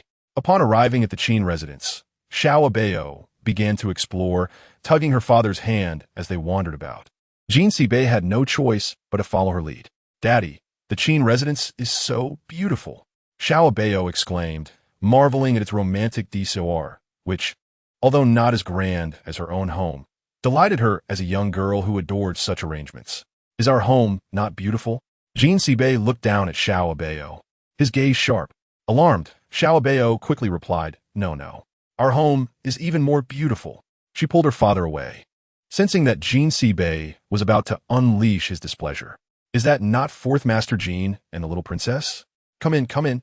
You have traveled far. Chapter 39, A Visit to the Jean Family. Qin father was exceedingly courteous, nearly offering to accompany them personally. Quickly, summon the children. He beckoned to his servant, signaling for Qin Zmo and Qin Yuanshu to join them.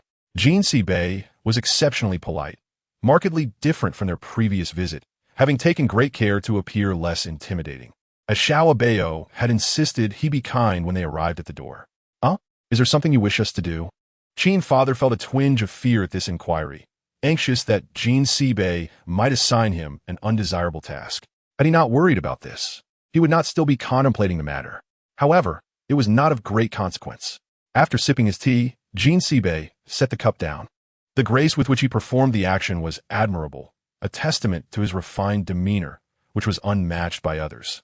It is to express gratitude for Brother Zimo's life-saving act, Jin Sibei stated. You flatter him. It was merely a matter of convenience for Zimo. No need to trouble yourselves with a visit. Children should help one another. Qin's father felt immensely relieved, recognizing it as a positive development. He had never expected Qin Zimo to so effortlessly save Abao.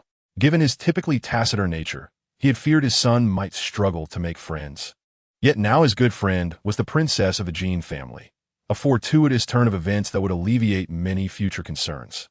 Qin's father could hardly contain his joy, nearly celebrating the occasion. At that moment, Qin Zimo and Qin Yuanshu arrived. After a brief exchange of greetings, Qin's father eagerly ushered Qin Zimo forward. Zimo, Uncle Jin has come specifically to thank you, and Abao is here as well, all to see you. In that case, please converse with Uncle and the others. Qin's father wore a beaming smile, brimming with happiness at the prospect of fostering a good relationship with the Jin family. Although Qin Yuanshu had little experience with such matters, Qin Zimo proved to be exceptionally capable, successfully navigating this encounter. Abao, Uncle, I would appreciate it if you could come over here. Qin Zimo raised his gaze to meet Abao's, who was adorably clutching a panda toy. This was the first time he had seen her beloved panda. It seemed she had a fondness for them. It's nothing.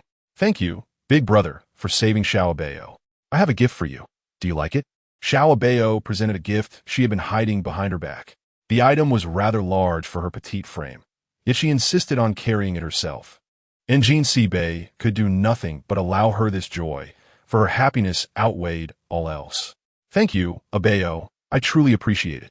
Qin Zimo accepted the Lego toy she offered, finding her wobbly attempts to carry it endearingly charming. I'm glad you like it. Daddy, we owe a great debt to Zimo. We are unsure how to express our gratitude. If he ever needs assistance, please do not hesitate to ask. Jin Sibei despised being indebted to others, especially given that Qin Zimo had accomplished such a commendable act. He worried about the implications of not being able to reciprocate the kindness, as it would forever tie their families together in a complicated relationship. Qin's father nodded, glancing at Qin Yuanshu and suddenly recalling something. I actually have a matter I would like to discuss with you. Qin's father spoke up. He knew Jin Sibei was a man of his word. If he did not voice his concerns now, he might not have another opportunity. It was better to be direct, as this would facilitate future discussions. Moreover, failing to seize this moment would be a waste of an opportunity. He was not attempting to take advantage of the situation. Please, go ahead, Jin Sibei replied, his demeanor brightening at Qin's father's words. He eagerly anticipated Qin's father's decision, wishing for it to be made quickly, lest he forget.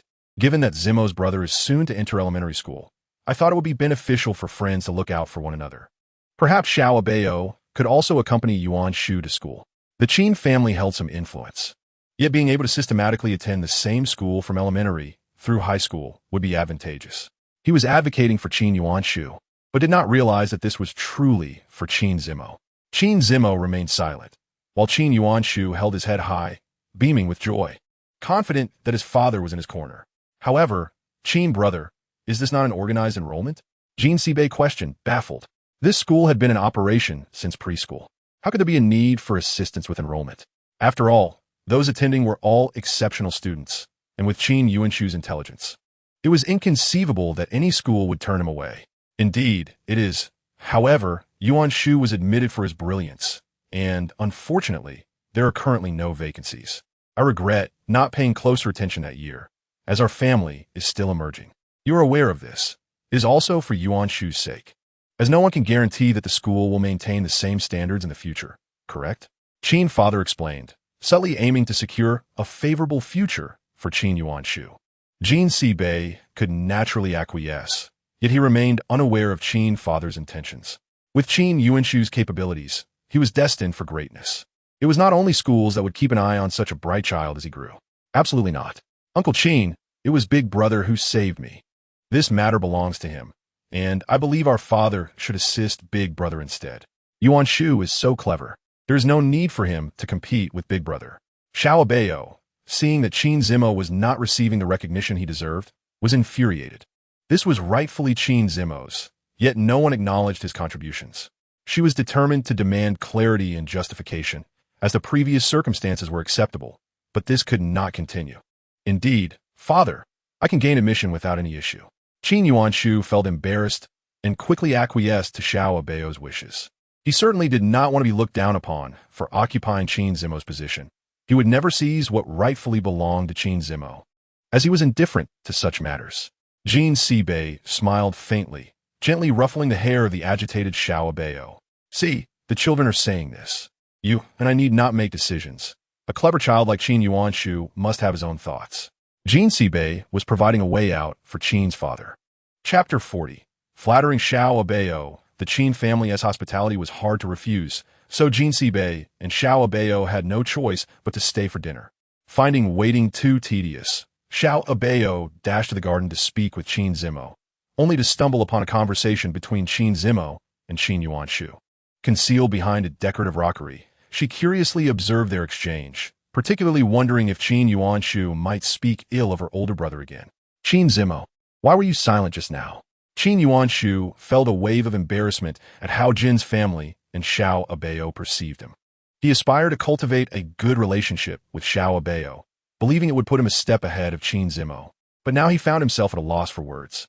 Jin's family must surely be bemused by his behavior, and he worried about whether they would acknowledge him in the future. What can I say?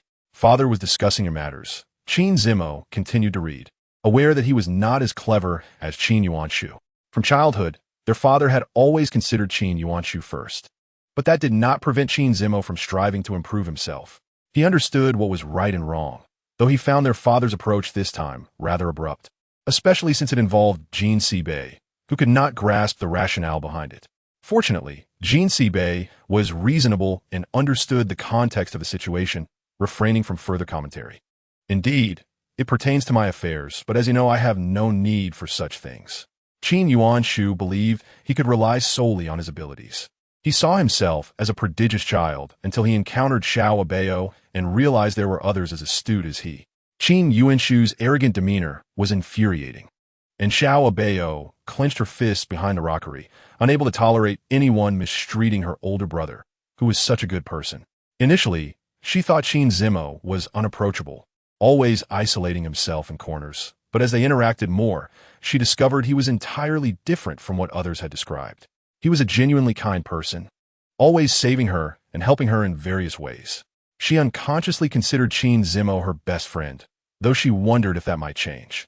Rest assured, whether it is you or anyone else, I'm indifferent to this matter, so there is no need for excessive concern. Qin Zimo was no longer inclined to converse with Qin Yuanshu in such a manner. If Qin Yuanshu insisted on being this way, he could not be blamed for speaking harshly. He had not intended to be so, but Qin Yuanshu's actions were increasingly intolerable, which left him displeased. You should be a bit worried. Uncle Jin is just about to lend a hand. Why not speak with him to resolve this? This way, we can look out for each other.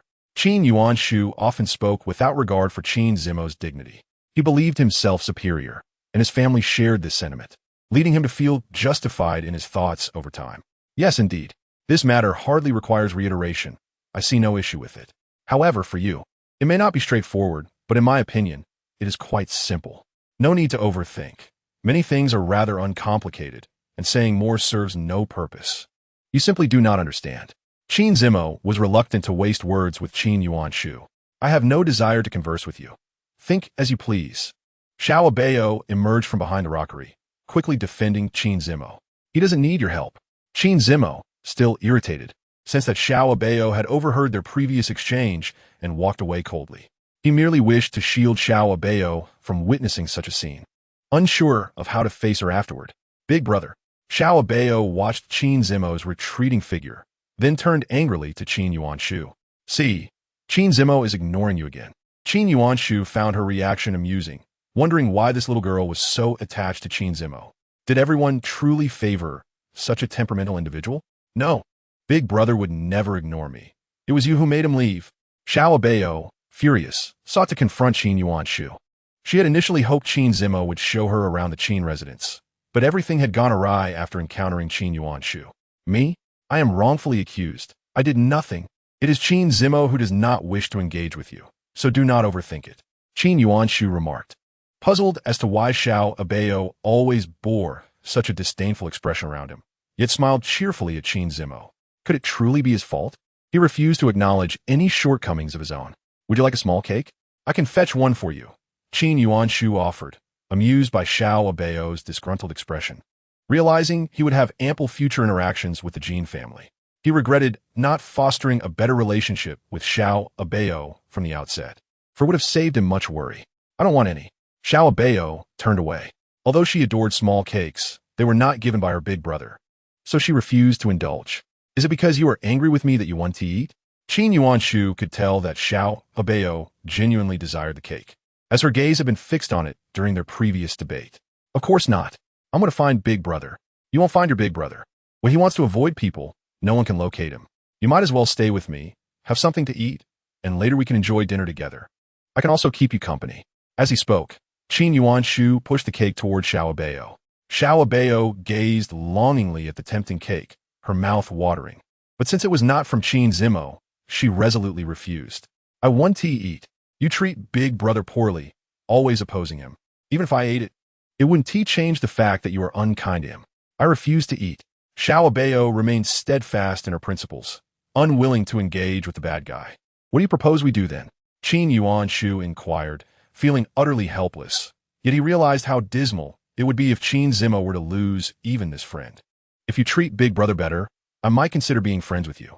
Abao merely wished for Qin Zimo to be happy at home. Agreed, it's a deal. Chapter 41. The long-awaited precognitive dream. Abao was drenched in cold sweat, observing the actions of the individual before her with acute clarity as his fingers glided fluidly across the computer keyboard. She watched intently. Oh no, Uncle is in trouble. Daddy.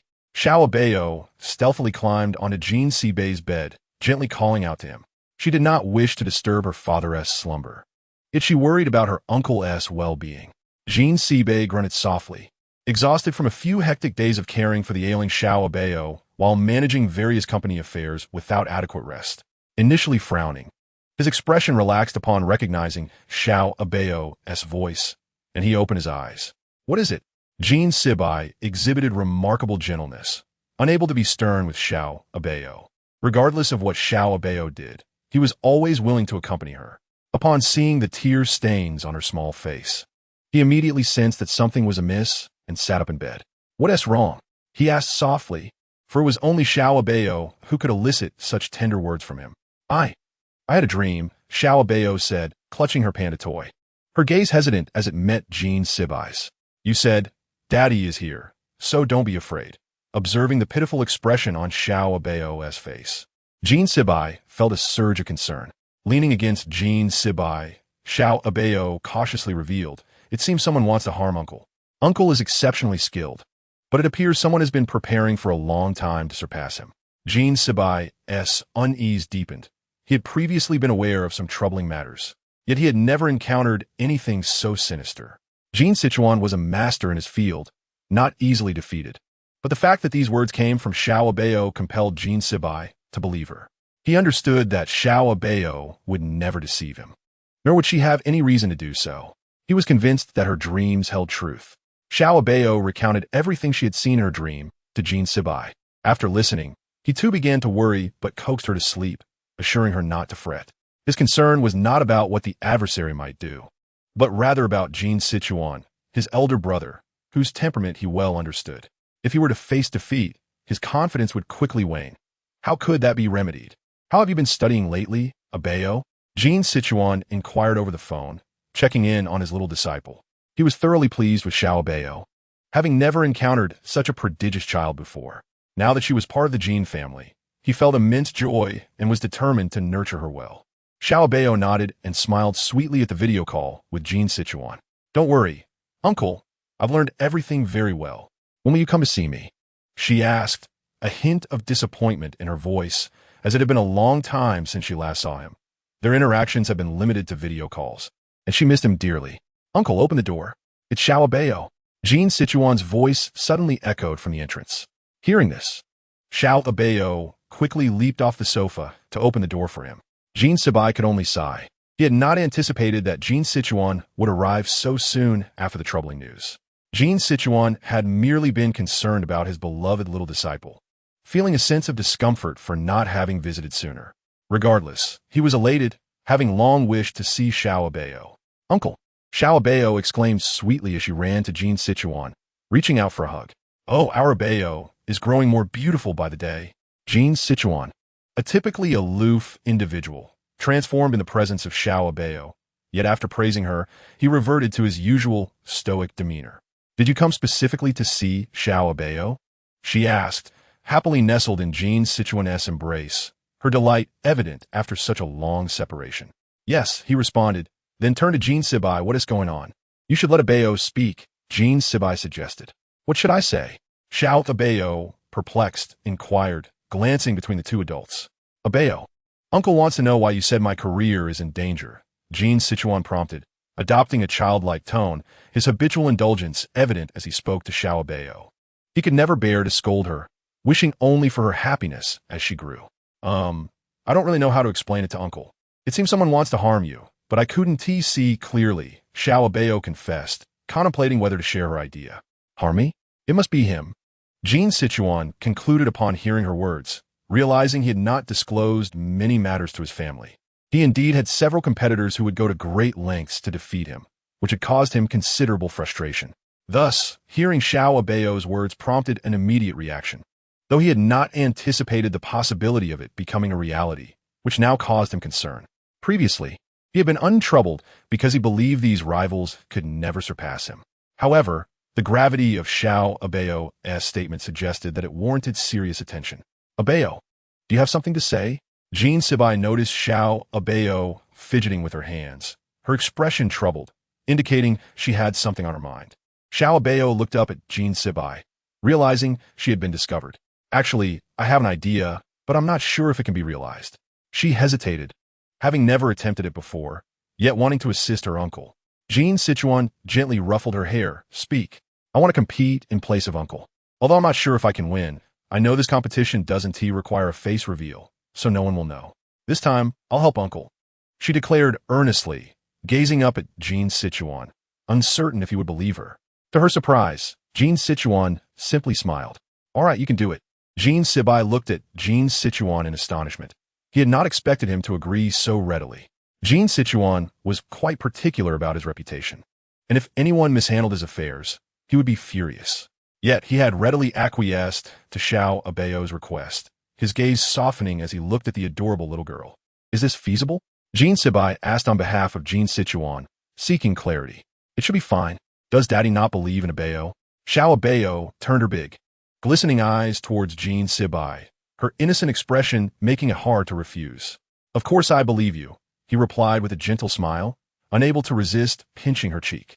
In truth, he was indeed mentoring Xiao Abao, all while enjoying the playful interactions. Jean Sibai felt joy as he observed this scene. It had been a long time since Jean Sichuan had smiled so genuinely. As the days passed, the tension surrounding the upcoming competition grew palpable. Xiao Abao remained unfazed, seemingly untroubled by the impending event, while both Jean Sichuan and Jean Sibai felt a sense of apprehension.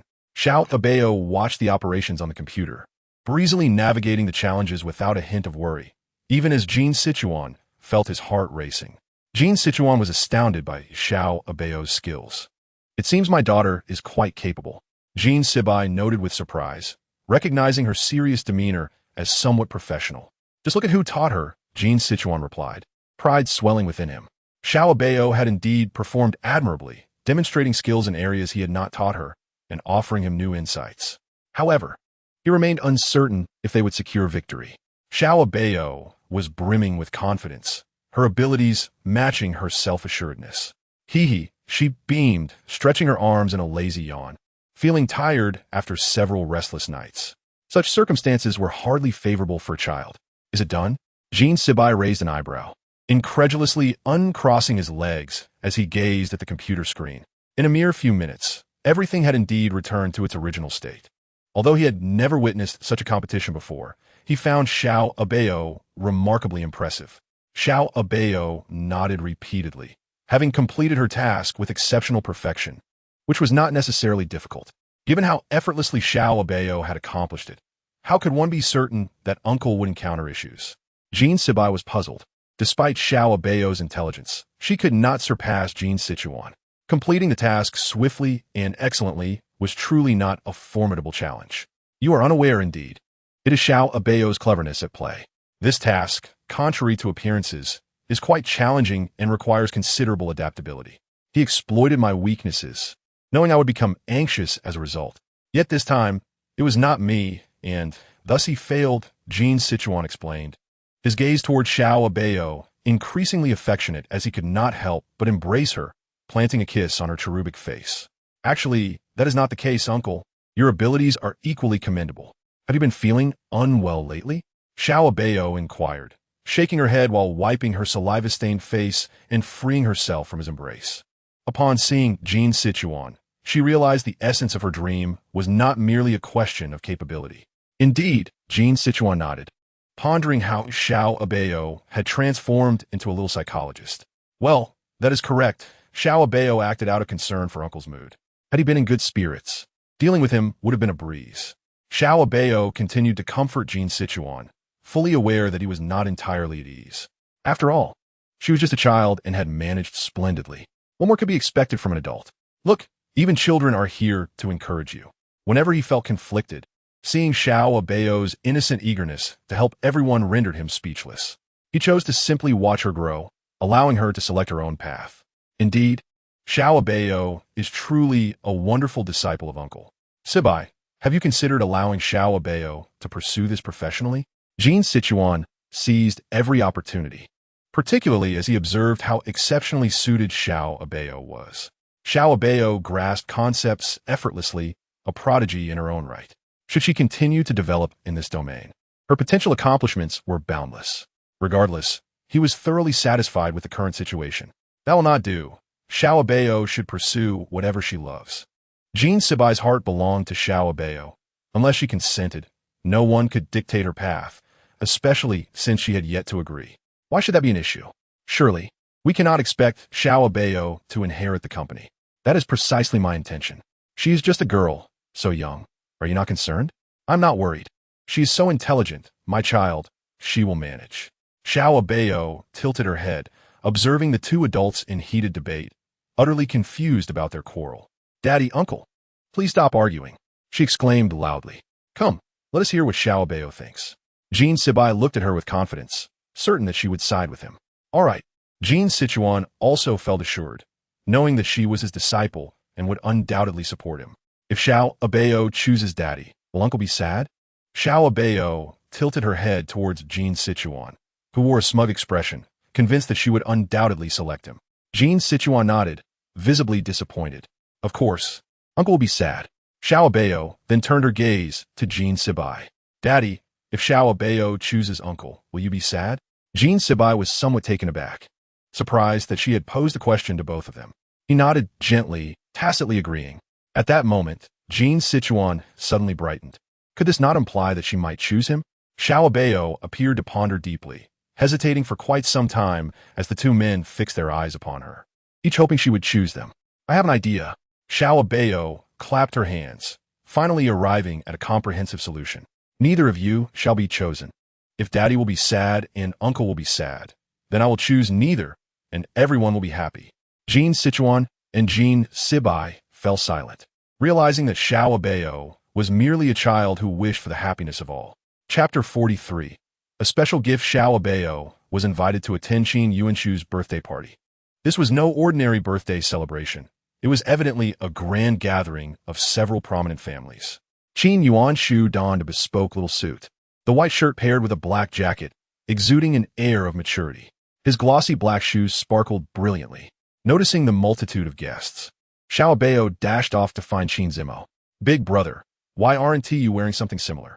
She panted as she caught up with him, pointing towards Qin Yuanshu.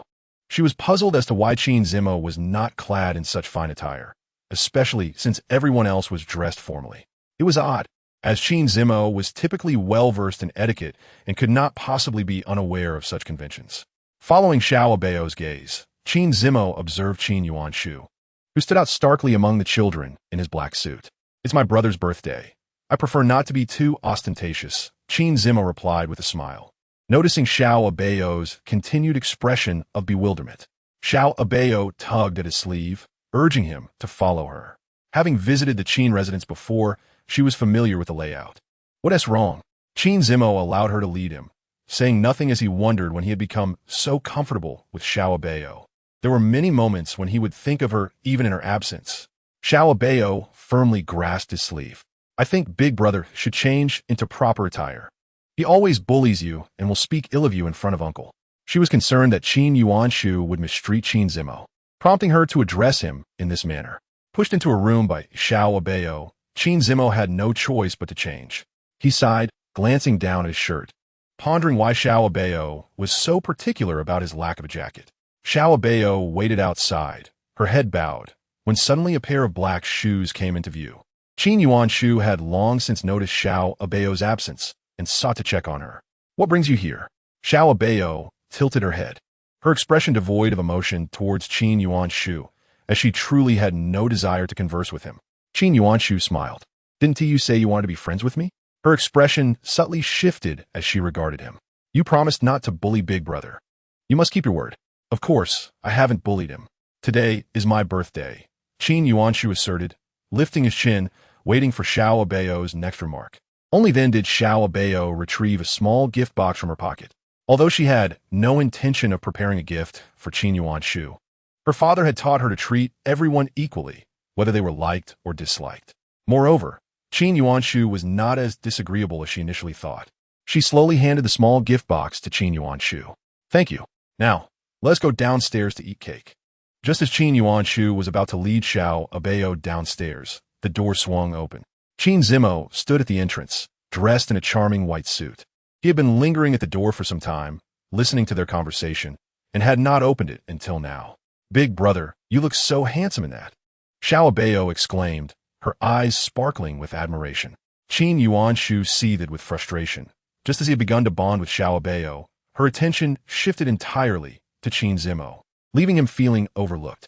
However, he refrained from voicing his discontent, not wanting to spoil his birthday celebration. "Are you not leaving?" Qin Zimo had already walked past Qin Yuanshu. Yet Xiao Abao remained rooted in place, lost in thought. What would she be pondering so intently? Upon noticing Xiao Abao trailing behind, Qin Zimo finally spoke up. Observing her starry-eyed expression, he pondered how this child, so young, could already be enamored with handsome appearances. He wondered how it would be when she grew up. Xiao Abao beamed with delight, exclaiming how handsome her big brother looked. However, she also mentioned that her father, uncles, and older relatives were equally charming, and she enjoyed playing with good-looking individuals. Counting on her fingers, she joyfully acknowledged her collection of handsome uncles, feeling utterly fortunate to have them in her life. "What about my brother? Isn't he handsome too?"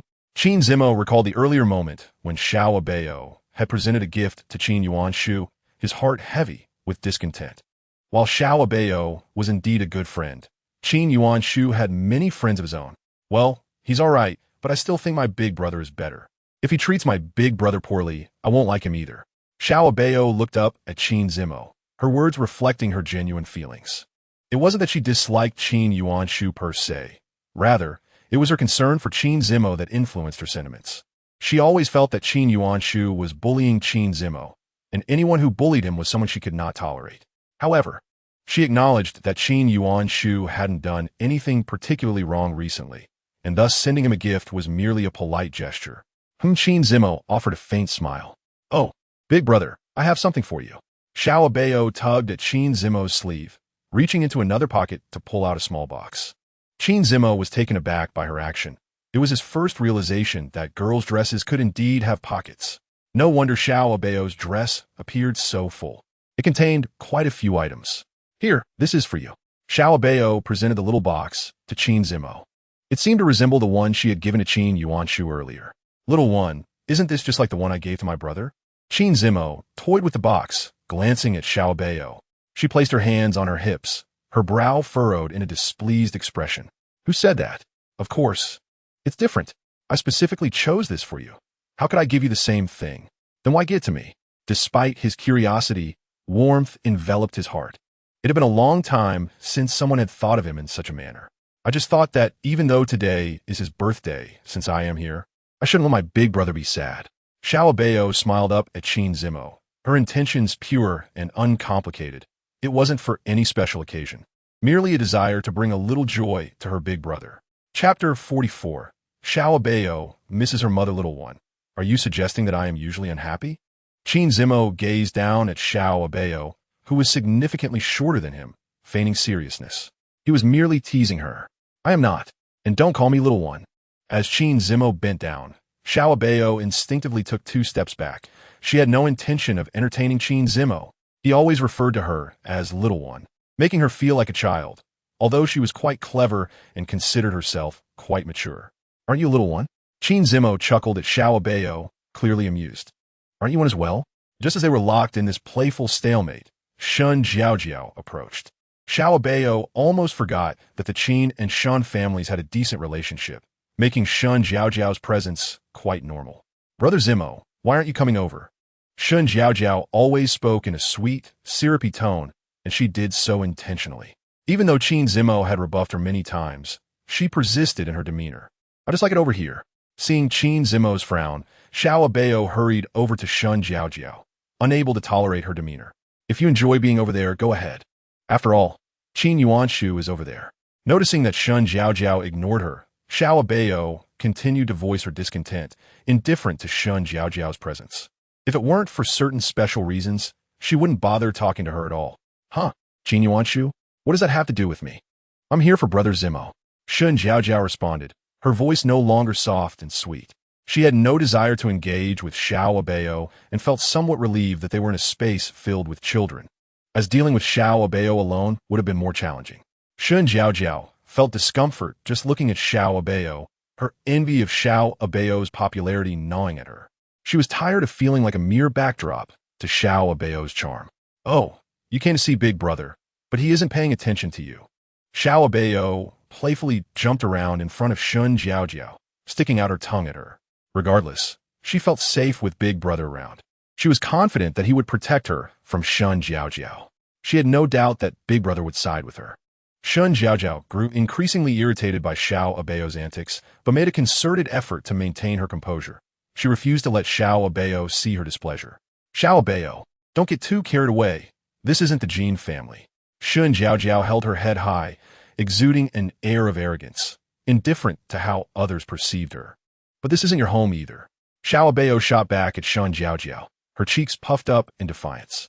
Noticing her demeanor, Qin Zimo stepped forward, stating, This is my home. Clearly, he was standing up for Xiao Abao. Brother Zimo, we've known each other longer than Xiao Abao has. You wouldn't dare to support her, would you? Shun Jiaojiao, proud of her beauty, relished the attention she received. Many wished to play with her, and had it not been for Xiao Abao's presence, she would still be the center of admiration. When has Big Brother ever supported you? Xiao Abao refused to engage with Shun Jiaojiao. She was accustomed to her behavior. In the past, she had no one to defend her, but now, with Qin Zimo at her side, she felt unassailable. Qin Zimo observed the squabble, unperturbed by Xiao Abao's resilience. She was far from being intimidated. It was Shun Jiaojiao who seemed to be at a loss. Shun Jiaojiao, feeling frustrated by Xiao Abao's confidence, resorted to attacking her family, a tactic she often employed. She believed that Xiao Abao would be hurt by family-related comments. But Xiao Abao remained unfazed.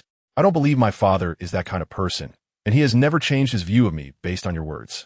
Xiao Abao was unconcerned. As long as her father wanted her, she had no regard for others' opinions. Well, that's because Uncle Jin hasn't realized it yet. Who can prove that you're Uncle Jin's child? Aren't you searching for your mother? Shun Jiaojiao leaned forward, a haughty expression on her face as she scrutinized Xiao Abao, who indeed showed a change in demeanor. While she had remained stoic in the face of prior comments, mentioning her mother ignited a fierce reaction. It became clear that her mother was Xiao Abao's Achilles heel. Just as Qin Zimo was about to interject, Xiao Abao pulled him away. Shun Jiaojiao, I don't have time to discuss this with you. Today is someone else's birthday party, and I have no desire to argue with you. Don't get too carried away. Xiao Abao dragged Qin Zimo in the opposite direction, leaving Shun Jiaojiu standing alone, feeling foolish. This was the first time Qin Zimo heard Xiao Abao speak in such a manner. She had never before used such assertive language. She had never been one to speak harshly to Shun Jiaojiao. Xiao Abao, don't you get too smug. Shun Jiaojiao called out after her. This is my home. He merely uttered 4 words, and Shun Jiao fell silent. Big brother, would you like to hear about my recent stories? I have experienced so many fun things lately. It's truly boring not to attend school. Sitting in the small garden, Xiao Abao engaged in conversation with Qin Zimo, deliberately avoiding his gaze. Not wishing him to discern her discontent. For her, family represented the greatest vulnerability, particularly her mother whom she had never met, not even in dreams. Are you unhappy? Qin Zimo recognized her abrupt change of subject was indicative of her troubled mood, yet he remained uncertain how to console Xiao Abao, choosing instead to quietly observe her, waiting for her to speak. No, I just want to know where my mother is. Why can't I dream of her? Xiao Abao lowered her head, reproaching herself for being unable to dream of her mother despite her ability to foresee dreams. You could tell your uncle. Perhaps he can understand your feelings. Though Qin Zimo's demeanor remained cold, his voice was remarkably gentle when addressing Xiao Abao. Upon hearing this, Xiao Abao's head drooped, feeling somewhat despondent. How could she be unaware of her father's sentiments? Father, but surely, father wishes to find mother as well. Chapter 45. Qiao causes trouble. Qin Zimo had intended to take Xiao Abao to discuss this matter with Jin Si Bei, but the situation unfolded differently. See, I told you uncle wouldn't be so foolish. Shun Jiaojiao, witnessing everything, found amusement in Xiao Abao's dismay. She held a juice glass, mimicking adults drinking wine, which made Xiao Abao feel increasingly uncomfortable. Shun Jiao was indeed rather dull, and she wondered why she had never perceived her as such before, finding her exceedingly tedious. What does it matter to you? Throughout the banquet, Xiao Abao maintained a gloomy demeanor. When the person sent to pick her up arrived, he noticed her morose expression.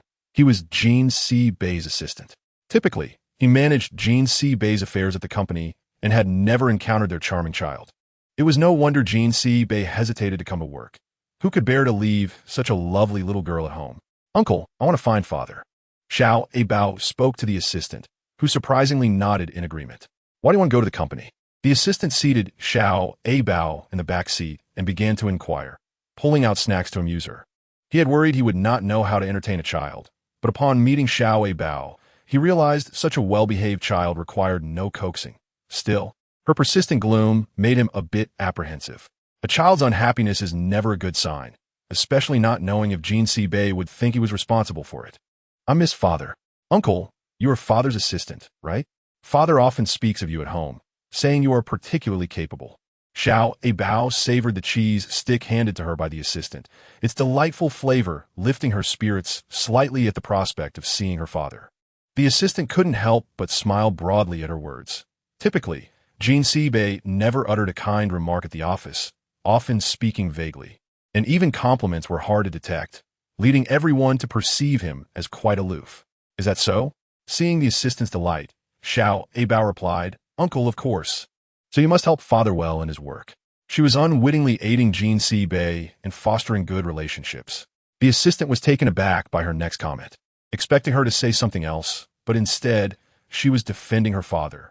Truly, she was Jin Si Bei's child, learning such tactics at such a young age, prompting the assistant to marvel at Xiao Abao's intelligence.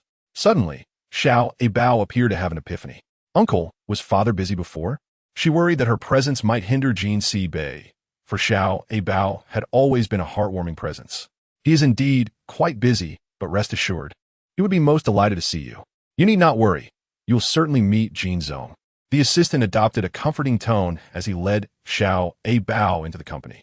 Everyone who caught sight of Xiao Abao couldn't help but praise Jin Si Bei's child for her beauty. She bore no resemblance to her father's usual cold demeanor. Simultaneously, the female employees in the company dismissed their previous notions about Jin Si Bei, realizing that this seemingly indifferent man had a charming little girl. Xiao Abao, please sit here and wait for a moment. I need to attend to some matters. Once Jin Zong is finished, someone will call for you. The assistant left Xiao Abao in the waiting room, where she obediently sat with the snacks provided. Meanwhile, a commotion erupted outside the door. A woman adorned in expensive attire was embroiled in an argument with the secretary at the entrance. Abao couldn't resist inching toward the door to eavesdrop on their conversation. She was not intentionally spying. Rather, the woman bore an uncanny resemblance to the unpleasant Yao from before. It had been a long time since she last saw her. After being sent away by her father, Abao had not encountered her again, except perhaps once at the mall, though she had never mentioned it to her father. "Miss, you cannot enter. You do not have an appointment. If we allow you in, it would be our negligence," the secretary explained to Yao at the door. However, Yao paid no heed. Dressed head to toe in high fashion, she exuded an air of arrogance. The Qi family's influence was respectable, yet there had never been a precedent for barging into Jean Sibei's office. Yao waved her hand, displaying the designer handbag she held. "This is a new limited edition bag from a prominent brand, worth more than your secretary's 10-year salary. Miss Qi, it is not that we do not wish to let you in. It is simply not permissible. Perhaps you could call Jean's own, and we would then allow you entry." The secretary was attempting to find a compromise. Offending Yao was not advisable, but angering Jean's own would be far worse. Yao furrowed her brow, clearly frustrated. "Call Jean's own? If I need to call him, what use do I have for you?" She continued to flaunt her expensive handbag. "Have you seen this? How much do you think it costs? You should know working in a company like this. Do you really believe Jean's own wouldn't recognize me? I merely wish to conduct business with him, yet you reject me at the door. It is indeed quite unreasonable." Yao found the secretary's submissive demeanor amusing, relaxing her expression and letting out a derisive laugh. "However, Miss Qi, we genuinely cannot allow you in. We must inform Jean's own." The secretary dared not disturb Jean Sibei, who was engaged in an important online meeting where interruptions were unacceptable. "Stubborn. Just let me in, if all else fails. I will wait inside for Jean's own." Yao, disinterested in further dialogue, assumed an air of superiority, expecting others to regard her with respect. "It truly is impossible. My apologies." Miss Qi, the secretary, remained polite, not daring to offend Yao, knowing all too well the value of the handbag. Yet she could not let her in without authorization. "Do you believe I will file a complaint against you?" Yao was incensed, having never encountered such an obstinate secretary. No wonder this is Jin's company. They are as cold as their family. She scowled, momentarily disregarding her handbag, raising her voice. "You must not complain about my sister." Abao emerged from inside, determined not to witness the beautiful secretary being bullied. Chapter 46. Father is not that kind of person, Abao. Yao recognized the little girl at once, especially since this was Jin's company. No other child enjoyed such privileges. In an instant, her demeanor shifted. Although she had previously suffered at the hands of Abao, she understood that winning over Jean Sibei largely depended on this little girl. "Sister said you cannot enter. Why do you still wish to go in?" Abao stood protectively in front of her secretary, embodying a stance of defense. She certainly had no affection for Yao. Her disdain had begun at that banquet, where Yao appeared anything but benevolent. "Of course, it was a matter to discuss with your father. Otherwise, how about you escort your sister inside?" Yao spoke softly to Abao, but the secretary and staff nearby felt quite uncomfortable. The secretary intended to step forward to shield Abao, but was unexpectedly met with Abao's resolute protection, indicating her firm determination to look after herself. "Auntie, I am not familiar with you. I simply do not wish to see you make things difficult for my sister." With her arms crossed defiantly, Abao had no desire to engage with Yao, but Yao was being rather loud. Her father was busy and must not be disturbed, so she felt compelled to address Yao properly. Upon witnessing this, Yao's expression shifted dramatically, no longer reflecting the gentleness from before. "Then I suppose the only option left for that sister is to lodge a complaint against this secretary." She was merely attempting to intimidate Abao. Observing Yao's obstinate demeanor, Abao chose not to argue, thinking it better to simply allow her entry. "All right, then you may come in with me, and we can have a chat. But if my father does not wish to see you, you shall not enter." Abao pushed open the glass door, waiting for Yao to step inside. Yao, holding her designer handbag, strode in with an air of disdain, glaring at the secretary as she passed. Gaining entry was advantageous. It provided an opportunity to converse further with Abao, perhaps altering her impression, and thus enabling Yao to speak more favorably in front of Jean Sibei. Xiao Bao, are those snacks you have delicious? May I have a taste? Qiao asked, her expression obsequious. Indeed, she was quite attractive, yet Xiao Bao harbored no fondness for her. Perhaps due to past slander, or because Qiao sought to usurp her mother's position. If you want to eat, then go ahead. Xiao Bao placed the snacks on the table. She felt her words were not unreasonable, and she was unafraid.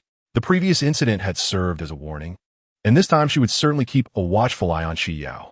Qiao, noticing Xiao Bao's lack of resistance, felt elated, taking a few chips and wiping her hands. This was merely a strategy to bridge the gap with Xiao Bao. Have you thought about the previous matter? Qiao inquired, her anticipation evident as she reached for a wet wipe from her bag. Were it not for her desire to connect with the little girl, she would never indulge in such greasy snacks, which left her hands oily and unpleasant. Xiao Bao does not wish to know about your affairs.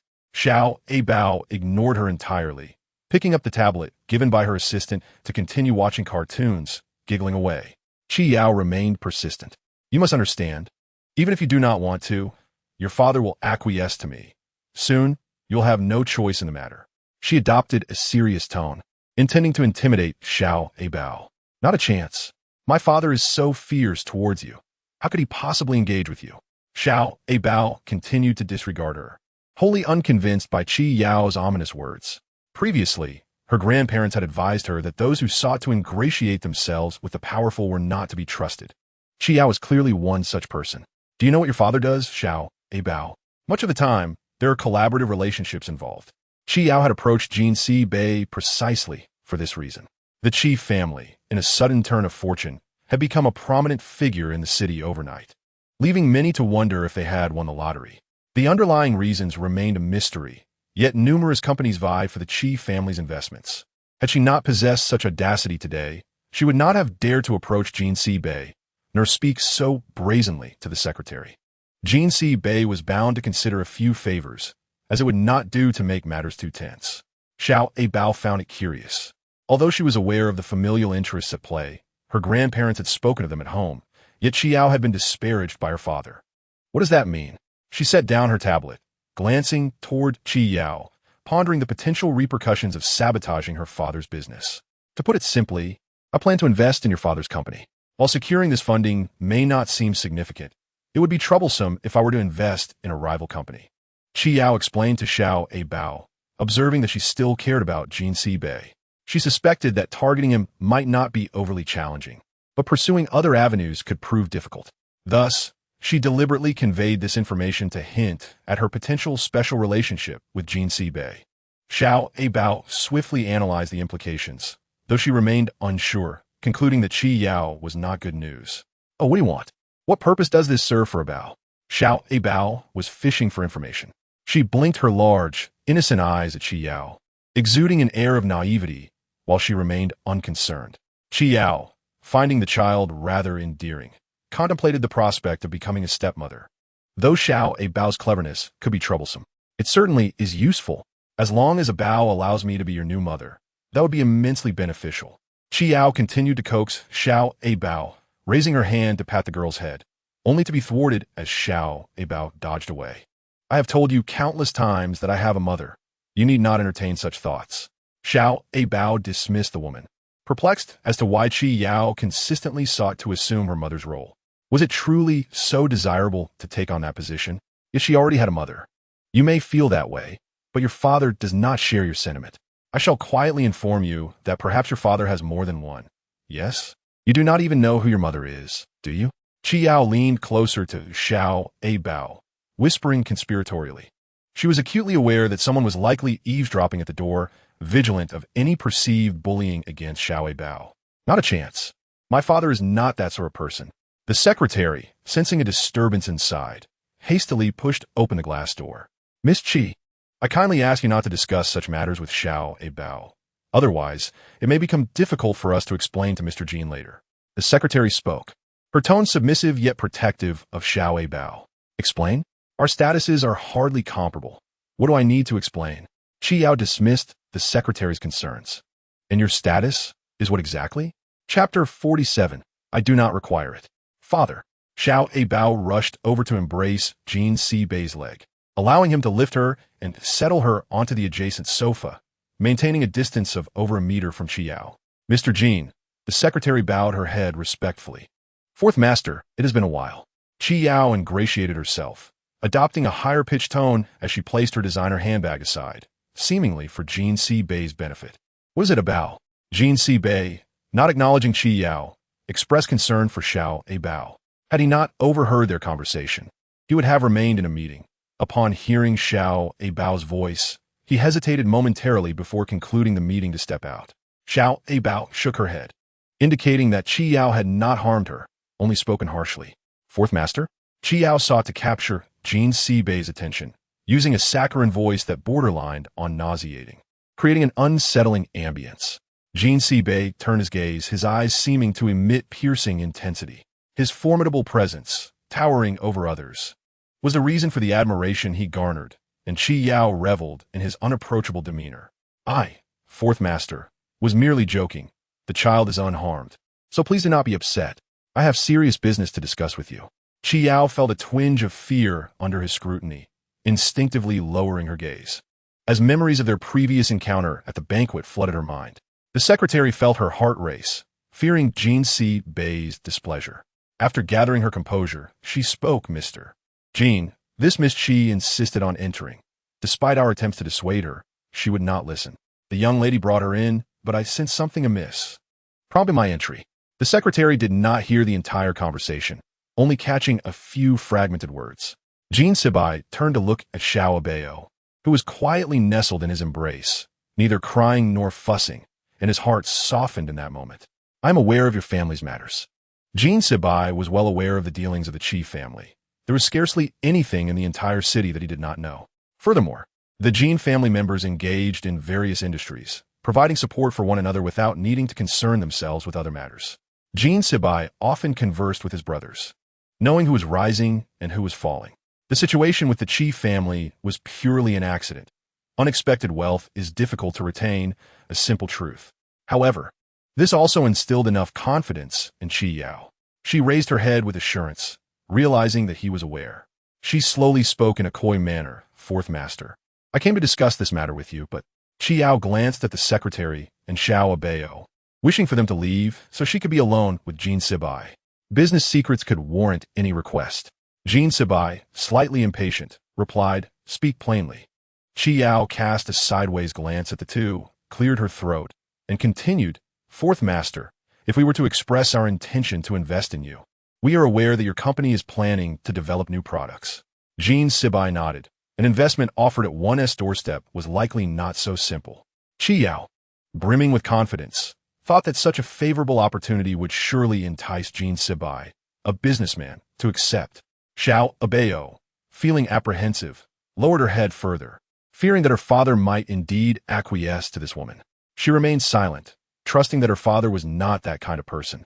Jean Bei held Abao, maintaining a calm tone. I do not require it. These four simple words elicited mixed emotions. Qiao's expression morphed into disbelief, her features contorting. Fourth Master, this matter is not urgent. You may ponder it further. However, I must inform you that if you choose to decline this investment, it will naturally find its rightful place elsewhere, and you may find it difficult to guard against that. The Qi family was undoubtedly inclined towards investment. External wealth was preferable for generating profit without personal hassle. Qiao, however, underestimated Jean Bei, thinking she could negotiate with money. Do you believe I am unaware of why your family chose us? Jean Bei retorted, unwilling to engage with Qiao further, merely wishing to clarify things and prevent her from continuing to disturb Abao. This woman was practically mad, conversing with a child daily. Qiao seemed to have struck a nerve, hesitating to speak. I know why the Qi family selected us. You believe our company is a guaranteed profit, yet I can refuse this investment. Miss Qi need not negotiate with me. You currently hold a position of power, and I can grant you some leniency to make this less awkward. While speaking, Jean Bei covered Abao's ears, wishing to shield her from such conversations. Abao was still young and should not be exposed to such matters. He regretted not having managed things better. Otherwise, she would not have to hear such discussions at her tender age. Fourth Master. Jean Bei turned to Qiao, who seemed eager to say more. his gaze issuing a warning that evoked fear. Qiao paused, altering her address. Mr. Jean, I believe you understand the Qi family's current situation, yet there are many things you may not know. What if we were to ally with others? Do you know what the consequences would be? Opposing the Jean family would not bode well, and Qiao was not inclined to act foolishly. Jean Sibai raised his head and calmly stated, I am not afraid. Miss Qi, you should clarify matters with your father, Qi Yin, before returning to me and ascertain his stance. Jean Sibai was well aware that Qi Yin would never engage in such activities. It was only Qi Yao who still yearned to achieve her objectives. Defeated, Qi Yao ceased her attempts at conversation. Jean Sibai signaled to the secretary, see her out. The secretary gestured politely, Miss Qi, please. Yet Qi Yao was reluctant, wishing to continue her argument. Mr. Jean. Before Qi Yao could finish, Jean Sibai interrupted, his impatience evident. He promptly cut her off, directing his gaze to the secretary. See her out. The secretary responded by opening the glass door. Let us go, Miss Qi, don't make Mr. Jean repeat himself a third time, or it may not end well. Qi Yao shot a glare at the secretary, who paid her no mind. Reluctantly, she departed, her heart brimming with displeasure. It was once again this Xiao Abao. Qi Yao firmly believed that it was Xiao Abao who disrupted all her plans. Chapter 48. Xiao Abao misses her mother. Once Qi Yao was dismissed, the office fell into a sudden silence. However, Xiao Abao began to sob, which sent Jean Sibai into a state of alarm. His greatest fear was that the precious Xiao Abao, whom he treasured deeply, was unhappy. What's wrong? He bent down gently to look at Xiao Abao, attempting to comfort her. Jean Sibai retrieved a tissue from the side and delicately wiped away her tears. Xiao Abao looked up, her face stained with tears, yet immensely adorable. She spoke in a soft, sweet voice, Daddy is so good to Xiao Abao. Xiao Abao was somewhat aware of the dealings between companies. Qi Yao's words had been quite serious, and she wondered whether Jean Sibai had acted in her interest this time. Yet, it seemed that her father never prioritized profit above all else. Jean Sibai chuckled at Xiao Abao's innocence. What's the matter? Xiao Abao blinked her big, glistening eyes, still holding remnants of tears, evoking affection. Didn't Daddy refuse that Annie? But she said she could help you, didn't she? She looked up at Jean Sibai with innocence, occasionally blinking. Jean Sibai smiled. That is not a good thing. Xiao Abao must not simply run to others just because they treat you kindly. Xiao Abao was still too young, and Jean Sibai felt a pang of worry.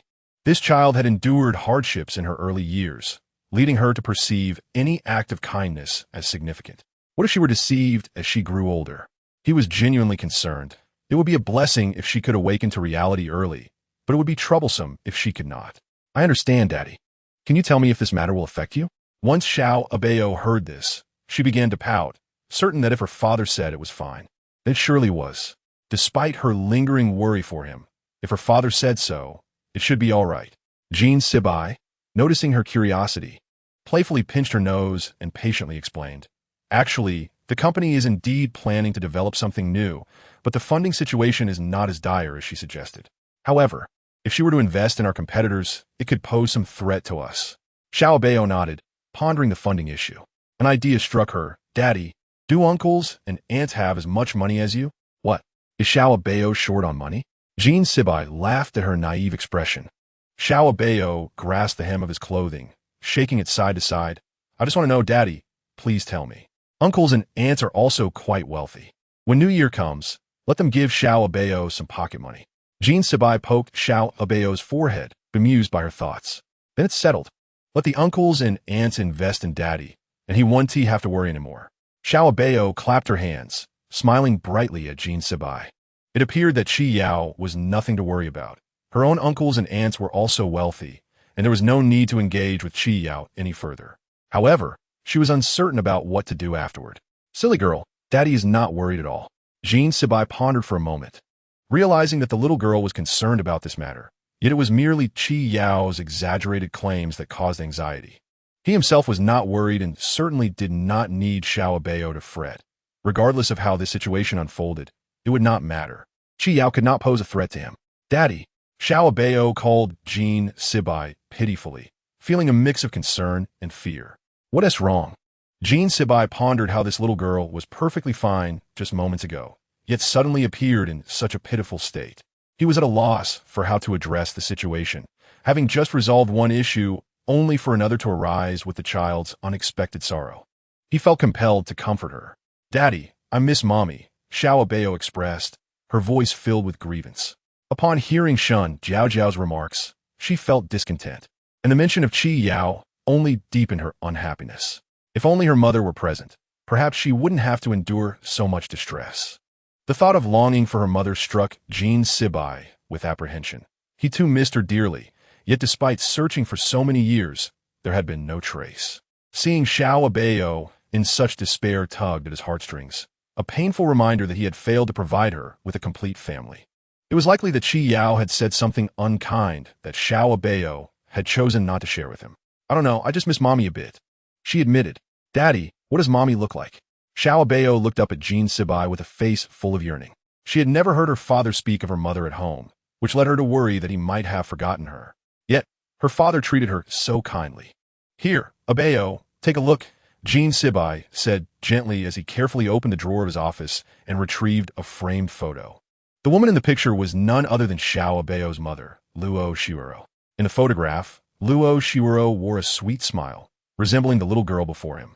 Holding the frame, Xiao Abao's eyes sparkled. "Daddy, Mommy is so beautiful. Why haven't you shown me this before?" She was puzzled. Her father clearly had a photo of her mother, but had never shared it with her. Was it possible that he wished to keep her in the dark? Jin Sibai gazed at the photo, momentarily lost in thought, and spoke softly. "Daddy just didn't want to worry Xiao Abao. But now that you've seen her, you can rest assured. One day, Mommy will reunite with us." Xiao Abao nodded. "Daddy, Mommy has a mole just like mine," she exclaimed, pointing at the tiny mark, her face lighting up with a sweet smile. "Yes, I recognized you as Daddy's child by that mole, so you need not fear what anyone says," Jin Sibai reassured her, dismissing the need for a paternity test. "You are undoubtedly my child. I can tell just by looking." "Then, can Daddy give Xiao Abao Mommy's photo?" Xiao Abao pleaded with a hopeful expression, as if she were charmingly asking for a treat. Jin Sibai affectionately ruffled her hair. "Of course, there are plenty at home. You can have as many as you wish." Xiao Abao nodded eagerly. "Daddy, I hope to dream of Mommy someday. But I never knew what she looked like." Her tone was filled with melancholy as she lowered her head, feeling guilty for her father. If only she could dream of her mother. Perhaps they wouldn't have to endure this separation. Yet, what could she possibly do for her father? Observing the forlorn expression on Xiao Abao's face, Jin Sibai gently inquired. "So, you want to see Mommy's photo to dream of her?" His heart warmed at the thought. Xiao Abao was truly considerate, always thinking of him. He felt unworthy of having such a thoughtful child. "Yes, I'm sure I could dream of Mommy one day. You must wait for me, Daddy." Jin Sibai nodded, a smile of contentment spreading across his face. Chapter 49. Xiao Abao's Travel Diary. Ever since Jin Sibai revealed the location of Luo Shiuro's photo, Xiao Abao had taken to spending long hours in the study, yearning to gaze upon her mother's image, hoping to dream of her. This habit worried Jin Sibai, as he wished for Xiao Abao to grow up happily without burdening her with excessive thoughts. It was clear that this was not a healthy situation, and he needed to devise a solution. Jin Sibai opened his phone and entered the family group chat with his brothers. "What's the matter? Is it another issue with the little princess?" Jin Sibai, Nan inquired, raising an eyebrow, having a keen understanding of his brother. "Yes," Jin Sibai replied. "Why not let Abao come to my place for tutoring? I'll just take on a few students, and she could start learning some interesting subjects," Jin Sibai, Chun suggested, a smile playing on his lips as he envisioned Xiao Abao mingling with his students. "Or if she could come to my place, I could teach her something new," Jin Sibai Chuan added, reluctant to let go of his promising apprentice. He had plans for her to inherit his knowledge someday, though he refrained from mentioning this in front of Jin Sibai, knowing he would not agree. "I want Abao to relax," Jin Sibai sighed, massaging his temples as he stared at the screen, unsure of how to respond to such ill-conceived suggestions. "I can't help with that. I'm still at the hospital. I can't take Abao with me there," Jin Sibai then interjected, feeling anxious about Xiao Abao's condition.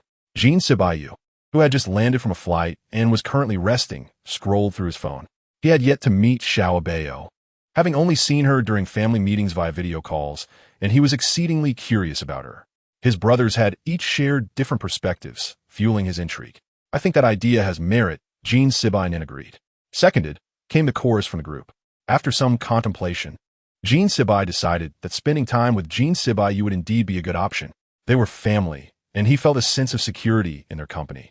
Taking Xiao Abao out for some fresh air would be beneficial. All right, I will discuss it with Abao, he said, just as a small head peeked out beside him.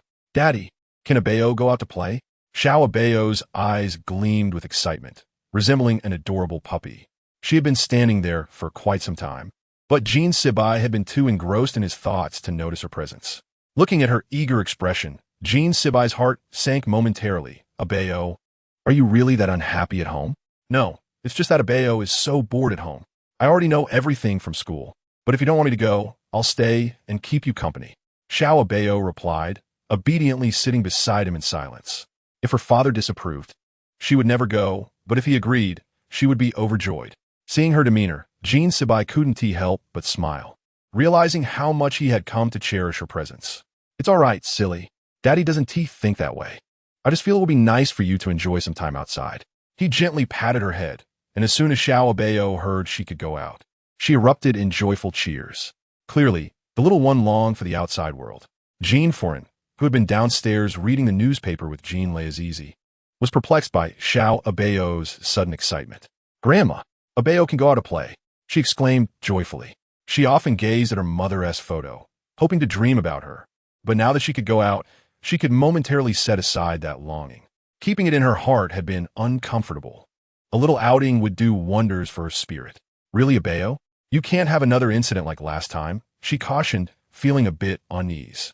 She wasn't quite sure how to care for Xiao Abao, especially since she was still recovering. Yes, Sibai, what were you thinking? You can't let Abao go out to play again. Why not find something else for her to do? Constantly going out is quite worrisome, she expressed, her concern evident. Old Master Jean began to chide Jean Sibai. Little Abao, such an understanding child, had previously moved him deeply, and now she was about to venture out again. Surely, she wouldn't be playing the exclusive detective once more. Rest assured, grandfather and grandmother, this time little Abao will be safe. The last incident was merely an accident, she said, her sweet childlike voice stretching the words. She was genuinely delighted. After all, going out to play was a wonderful thing, much better than remaining here. Yet for some reason, she felt a tinge of reluctance towards her grandparents. Everyone in the Jean family cared for her deeply. Little Abao ran over to embrace her grandmother, allowing her to tousle her hair and pinch her cheeks. Madame Jean could not bear the thought of Abao encountering any misfortune. She cherished her granddaughter immensely and could not stand to see her hurt, especially considering this was not the first time. Observing Madame Jean's reluctance, Old Master Jean interjected, Indeed, I concur. If you are hesitant, perhaps it is best to reconsider. It would be quite disheartening otherwise. He set down his newspaper and pointed at Jean Sibai, suggesting a compromise. Little Abao's round, sparkling eyes gazed at them, and she chuckled, realizing their concern. Grandfather and grandmother, you need not worry. I'm going with Uncle Lou. Oh, see you? That's splendid.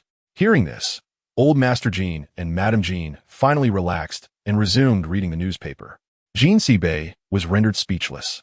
Chapter 50. Father is Abao's greatest luggage, Uncle Lou. Little Abao recognized the man before her as Jean Siu. There was no need for further contemplation. If she lacked such basic insight, her father would hardly be so confident in her being his biological child. The man before her, clad in professional attire, exuded an extraordinary aura, distinctly different from the other Jean brothers, yet subtly reminiscent of them. Little Abao? Jean Siu smiled at the tiny figure before him, never having encountered such a beautiful and adorable child. As he looked up from Abao, he was met with the familiar icy visage of Jean Sibai, who remained unchanged in his frosty demeanor over the years, lacking the warmth of little Abao's charm. Little Abao nodded, breaking free from her father's grasp to run towards Jean Siu. This infuriated Jean Sibai, who glared at both Jean Siu and little Abao. Jean Siu opened his arms and embraced Abao, unable to suppress his admiration, thinking how incredibly cute she was.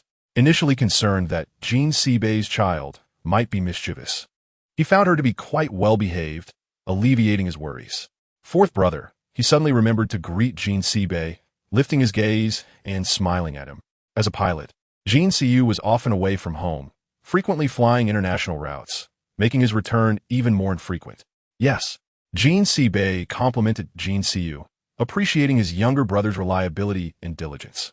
He felt assured regarding little Abao's safety, although he preferred her to remain close by, as she seldom traveled far.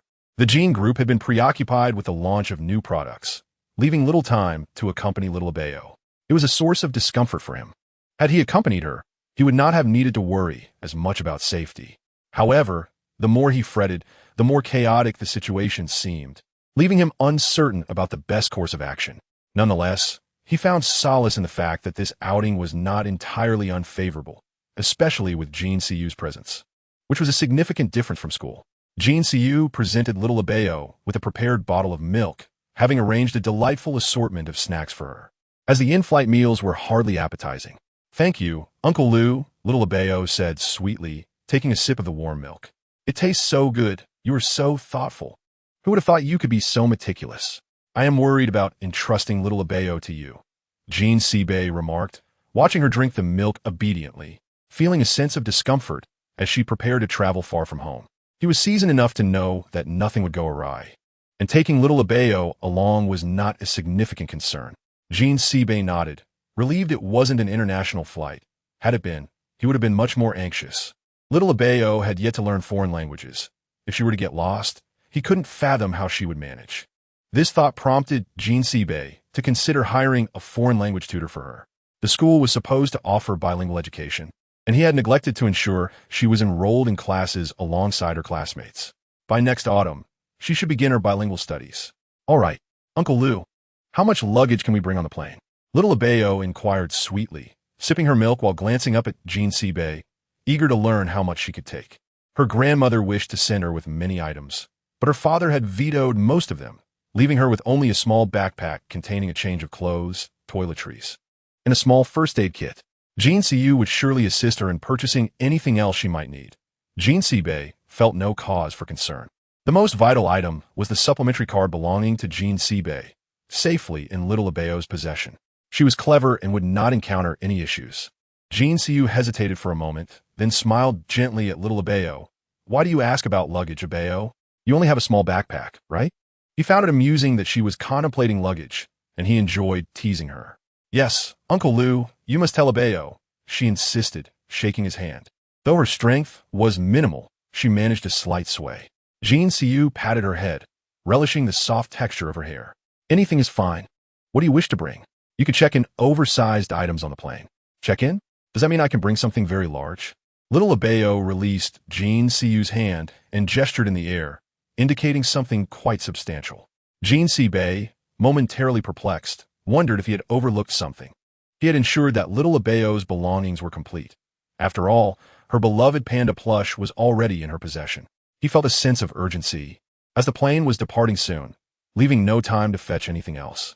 "Abao, if you forgot something, it's all right. You can buy it there, or I can send someone to retrieve it. It should still be manageable." Jean Sibe's heart ached for little Abao.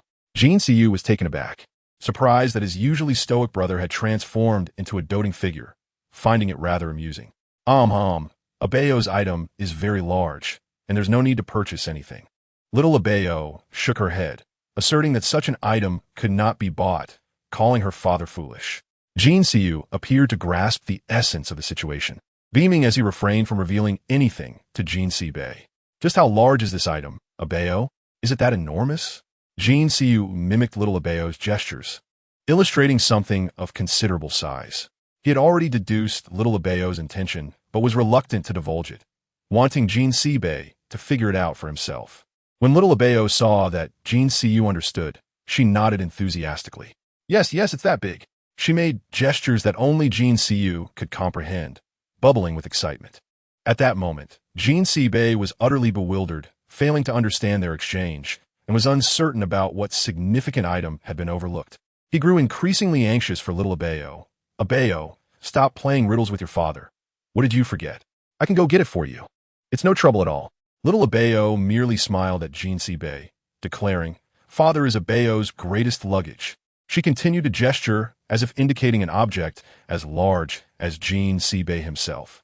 "Indeed, so large, so very large," Jean Siu echoed, imitating little Abao's movements, delighting in the playful banter with Jean Sibe. Chapter 51. The adorable little Abao, having little Abao around had become a habit for him. Her absence was something he found difficult to adjust to. The spectacle of little Abao being escorted to the aircraft was nothing short of remarkable. Jean Siu, a somewhat renowned and charming captain, is well known to many. The appearance of Xiao Abao inevitably piqued the curiosity of those around. "Boss, could this be your child?" inquired a beautiful flight attendant. She was responsible for making announcements, her voice sweet and melodious, which delighted Xiao Abao. "Of course not. This is my sixth uncle. I have my own father, so please do not misunderstand," Xiao Abao clarified for Jean Siu. As it appeared, the others were quite concerned about whether Jean Siu had any children. "Look at you asking such questions. The captain is with us every day. Where would he have a child from?" A nearby young man remarked, his interest solely focused on Xiao Abao, his gaze fixed on her. "Indeed. What is your name, little one?" The flight attendant inquired, her eyes scanning Xiao Abao from head to toe, smiling gently. She found the child adorable upon their first meeting, but was puzzled by the resemblance to Jean Siu, prompting her question, which indeed revealed a familial connection. "You can call me Abao, sister. You are beautiful, and I like you," Xiao Abao replied softly, one hand clutching Jean Siu's, the other embracing her stuffed panda, her innocent gaze fixed on the flight attendant. This statement rendered the flight attendant quite bashful. "Such a charming little girl. Come sit with me later," she said, pulling Xiao Abao close, her smile radiant. It was clear that spending time with Xiao Abao brought her immense joy. Jean Siu felt reassured. While he could not constantly look after Xiao Abao, she was capable of taking care of herself. Before takeoff, Xiao Abao attentively listened as Jean Siu shared safety instructions, information she had already heard from her father and grandmother numerous times, to the point where she had lost count. Xiao Abao sat beside the flight attendant, mimicking her movements. "Sister, can I learn from you?" she asked, her head bobbing adorably. Faced with such a sweet and innocent child, the flight attendant could only smile, unsure how to refuse her request, though the child's inquiry posed no real issue. "Of course, dear Abao. What would you like to learn?" she replied, gently tousling Xiao Abao's hair, as if such gestures would bring them closer. "I have already learned. I can talk to the guests now," Xiao Abao proclaimed, but then suddenly paused, pointing a large cart filled with drinks and cups. "But I can't push that." Her expression fell, eyes downcast, recognizing her own limitations and feeling unable to assist the flight attendant. Yet, her desire to help was genuine. The flight attendant chuckled, realizing the child's concern. "Don't worry, I will help you push it. You just focus on talking," she said, clearly adoring Xiao Abao. Unlike the other attendants, who were more cautious, Xiao Abao's endearing demeanor won the hearts of the flight attendants, and they were more than willing to indulge her. "Sir, would you like juice, coffee, or a tea?" Xiao Abao asked as she followed the flight attendant to a middle-aged gentleman. Her soft voice, still unrefined, elicited laughter from a man. "Little one, how did your parents let you come out to work at such a young age?" he teased, clearly enjoying the interaction. Xiao Abao shook her head earnestly. "My father would never let me be a child laborer." "Not at all, sir. What would you like to drink? My sister will help you." She pointed to the flight attendant. The attendant smiled and explained, "The child is here for fun. Please excuse any disturbance." The gentleman waved his hand dismissively. "Not at all. I just find her adorable. I would like that," he said, pointing to the coffee. Xiao Abao relayed the order to the flight attendant, who happily poured the coffee for him. This interaction caught the attention of everyone on the plane, as they were charmed not merely by her cuteness, but by her delightful demeanor. An elderly woman on the flight beckoned, "Little one, come over here." However, Xiao Abao remained steadfast in her spot, waving her hand and attempting to speak loudly, though her small, sweet voice limited her volume. She called out in earnest, "Andy, take your time. I will come over soon." The woman was left in stitches, finding Xiao Abao irresistibly charming.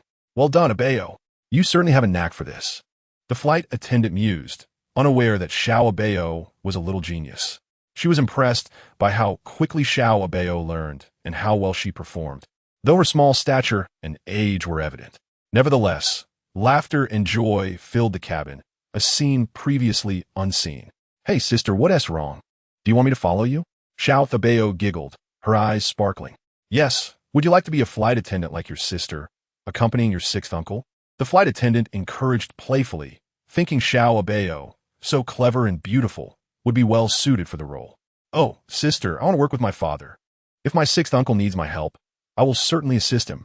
Abao replied cheerfully, showing no signs of concern, as if every uncle and brother wished for her company. Now, even the flight attendant was captivated by her charm. How come you know so much, Abao? Other children your age aren't as clever, the flight attendant remarked, astonished by Abao's intellect. Previously, she had little affection for children, finding them disruptive and unappealing. But Abao was different. With her adorable nature, even those who generally disliked children found themselves enchanted. As the two continued their light-hearted conversation, time on the plane passed swiftly. Suddenly, the aircraft began to tremble, causing everyone to cling to their seatbelts. Turbulence was not uncommon, yet this instance felt distinct, as if the plane were battling fierce winds. Passengers seated by the window began to feel anxious, especially as the shaking intensified. Abao gripped her seat, noticing the flight attendant's suddenly tense expression. Everyone, please remain calm. This is a normal occurrence and will pass soon. Please fasten your seatbelts, the flight attendant announced, her reassurances growing weaker as the discomfort of the turbulence weighed heavily on the passengers. Recent years had seen numerous aviation incidents, and anxiety was palpable. The passengers grew increasingly restless, the unexpected jolt unsettling everyone, raising concerns about their safety. The flight attendant, caught off guard without her supervisor, felt anxious and unsure of how to alleviate the growing unrest, especially as she had never encountered such a peculiar situation before. In a moment of clarity, Abao spoke up, addressing the microphone. Uncles, aunties, brothers, sisters, and grandparents, please do not worry. The sister said this is normal, and there will be no problems. Let us wait patiently. Abao exhibited an extraordinary calmness, surpassing that of any individual aboard the aircraft. Her voice, serene yet imbued with strength, was as gentle as honey, providing an undeniable sense of comfort. Noticing the anxious expressions of those around her, she continued to speak reassuringly. The captain is my sixth uncle, she explained. I have heard my father mention that my uncle has been in this profession for quite some time. Initially, my father was concerned about me, but my uncle is the most experienced and the youngest captain. Please trust him. Indeed, Abao's soft voice succeeded in soothing the passengers, even startling the flight attendant with her composure. While ordinary children might have succumbed to tears, Abao remained unflustered, engaging in conversation, which intrigued the flight attendant. For reasons unbeknownst to her, she began to admire this young girl. The flight attendant gave Abao a thumbs up, commending her behavior. Gradually, the aircraft stabilized under the influence of Abao's gentle words. Do not be afraid. Although I am a child, we are all here together, she reassured them. Her voice was both tender and powerful. Until the plane landed smoothly, Abao maintained her dialogue with the passengers. Even Jean Siu could not help but praise her. Little one, may I take a picture with you? Passengers clamored for photos with Abao, eager to capture the moment with such an adorable child. In no time, she had taken several pictures with those around her, as the flight attendant and Jean Siu observed closely, concerned for her safety. Abao, however, graciously accepted the attention, welcoming it with open arms. Just as Jean Siu was contemplating Abao's remarkable intelligence, he received a call from Jean Sibe. His expression shifted as he glanced at the screen, surprised that the call came so swiftly. Could it be that Jean Sibe possessed some prophetic ability? What is it? Jean Siu hesitantly answered the call, still feeling a bit intimidated by Jean Sibe. Despite having done nothing wrong, Abao was unharmed. Jean Sibe exhaled in relief, grateful that she was safe, which also implied that Abao was all right. This left him perplexed, as he had not anticipated such an event, but he was relieved that Jean Siu had answered. Jean Siu quickly glanced at the situation, confirming that everything was as the flight attendant had described. Indeed, Abao is quite clever. Rest assured, this is just a normal flight. You have experienced worse. My subordinate lacks experience, yet Abao remains remarkably composed. Jean Siu continued to smile, cautious not to say too much for fear that Jean Sibe might come over and reprimand him. At this moment, Abao held immense significance for him, and he dared not risk her safety. As for Abao, she is rather occupied at the moment. Jean Siu opened the video call, directing it towards her. A throng of people gathered around Abao for photographs and autographs, marveling at her impressive penmanship for someone so young. Thankfully, Jean Bei had encouraged her to practice writing her name daily. Otherwise, her handwriting might not have been so exquisite. What are you doing? Jean Bei's tone shifted abruptly, adopting a serious demeanor, causing Jean Siyu to avert his gaze from the screen, believing that ignorance would shield him from fear. Jean Bei had always wished to protect Abao, fearing for her safety. Yet exposing her to the media left him uncertain whether it was a boon or a bane. The video revealed her face, contrary to previous anonymity. Jean Siyu, however, remained unperturbed, leisurely watching the video from Jean Bei. He considered the lack of control over public perception to be a positive development. Previously, many had been curious about the young princess of the Jean family, and now she had garnered a fan base. Oh dear, everyone wants to get Abao's autograph and take pictures. It seems they mean no harm, so I consented. Abao wishes to participate, and I will keep an eye on her. Besides, have you seen the comments? Jean Siyu read aloud. What a heartwarming young girl. Why didn't I encounter such a delightful child during my flights? I adore her. He periodically checked on Abao, ensuring her well-being before continuing his conversation with Jean Bei. Did you see? All the comments praise Abao. What are you worried about? Now she is a beloved child to everyone. Do not dwell in gloom. I find it quite wonderful. Though he harbored concerns for Abao, the online reactions appeared favorable, and the adults seemed relatively sane. Indeed, Jean Bei mused over the comments. Deep in thought, whether this was a good or bad situation remained ambiguous. Ultimately, what Abao felt about it was of utmost importance. Jean Bei had always respected her opinions. Is it Daddy? Chapter 53 Abao is amazing. Abao's soft voice momentarily flustered Jean Bei. After finishing her photos with the passengers, she hurried over to Jean Siyu, coincidentally finding him on a call with their father. Abao had not seen her father in quite some time and smiled at Jean Bei through the screen of Jean Siyu's phone. Abao, were you happy taking pictures with them? Jean Bei asked seriously. If Abao was happy, he would be pleased as well. However, if she was not, he would ensure no one could disturb her again. He could remove all content from the platform, but he preferred not to make unilateral decisions without consulting her first. Abao nodded. I am very happy. I have never had so many people make me feel important. She spoke innocently, expressing sentiments that struck a chord, as no one had ever told her she was such a significant presence before. Today, however, she realized her worth. But they might dig up things from Abao's past. Jean Bei gently cautioned her, aware that some had already unearthed her participation in the knowledge competition online. Nevertheless, her performance had garnered widespread acclaim. Did Abao ever have unappealing moments? Abao's face pressed against the camera, amplifying her cuteness. Not at all. Jean Bei counted his blessings, marveling at how his daughter embodied both charm and brilliance, seemingly devoid of any embarrassing history. Often, he found himself pondering how he was fortunate enough to have such an adorable daughter, frequently at a loss for words in her presence. Well, if there are none, then what is Daddy worried about? Abao smiled at Jean Bei, enjoying the feeling of their exchange. As they chatted, the call concluded, and Abao accompanied Jean Siyu to savor delicious food. This marked her first experience with Japanese cuisine, faced with a plethora of unfamiliar dishes. She was momentarily at a loss as to where to begin, everything appearing utterly delectable. Jean Siyu prepared some beef for her, and the enticing aroma of the sukiyaki made it impossible for Abao to resist. Had she not been conscious of her image, she might have drooled. Abao, have you never eaten this before? Jean Siyu inferred from her eager expression that she had not, for she certainly did not resemble someone with prior experience. Yet, her demeanor was indeed quite unrefined. Abao gazed at Jean Siyu with wide, round eyes, momentarily rendered speechless. The enticing dishes held her rapt attention. It smells so good. This is Abao's first time eating it. Previously at school, I could only have other things, but I once had something similar. Abao had tried hot pot before, which also involved a communal pot, but she could only eat what her caregiver prepared for her, limited to her dietary restrictions. Jean Siyu found her amusing and quickly placed the cooked food into her bowl, cautioning, be careful, it's hot. In that moment, he felt a surge of affection for this little girl, perhaps due to their familial bond. He found her exceptionally endearing.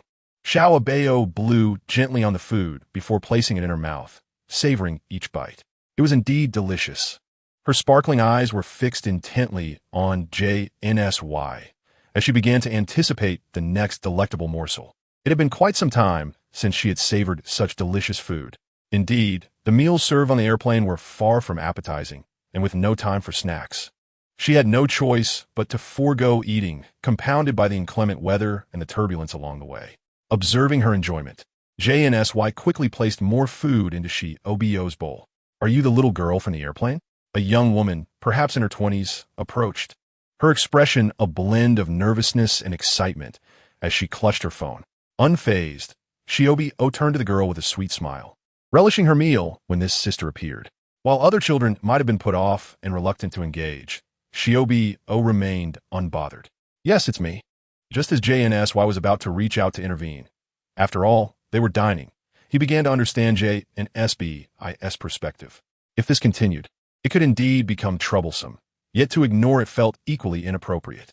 Abao was, after all, a sensation on the internet, making such occurrences unsurprising. "We're currently eating," JNSY replied, glancing at the girl. The girl's expression shifted dramatically as she covered her mouth in awe. "He is so handsome."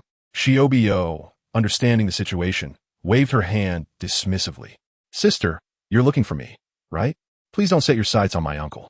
She was well aware that her uncle did not appreciate being approached by others, and with JNSY's growing fame, any additional complications would undoubtedly affect him. Abao's considerations were astute. The girl finally grasped the situation, lowering her head in apology. "I'm sorry, it's just that he is so handsome. I couldn't help but glance. Can I take a photo with you, Bao?" she asked politely. Seeing this, Abao tugged at her sleeve. "Of course, but I think I saw your friend trying to take a picture of my uncle." She had already noticed someone lurking behind the sofa. This girl seemed to have intentionally sought her out for a photo, yet it was unclear why she wanted to capture her uncle on camera. Upon hearing this, JNSY turned swiftly to confirm her words, spotting someone hastily lowering a camera and hiding behind the sofa. Sorry. I was actually hoping to find you. That's my friend who wanted to capture a moment.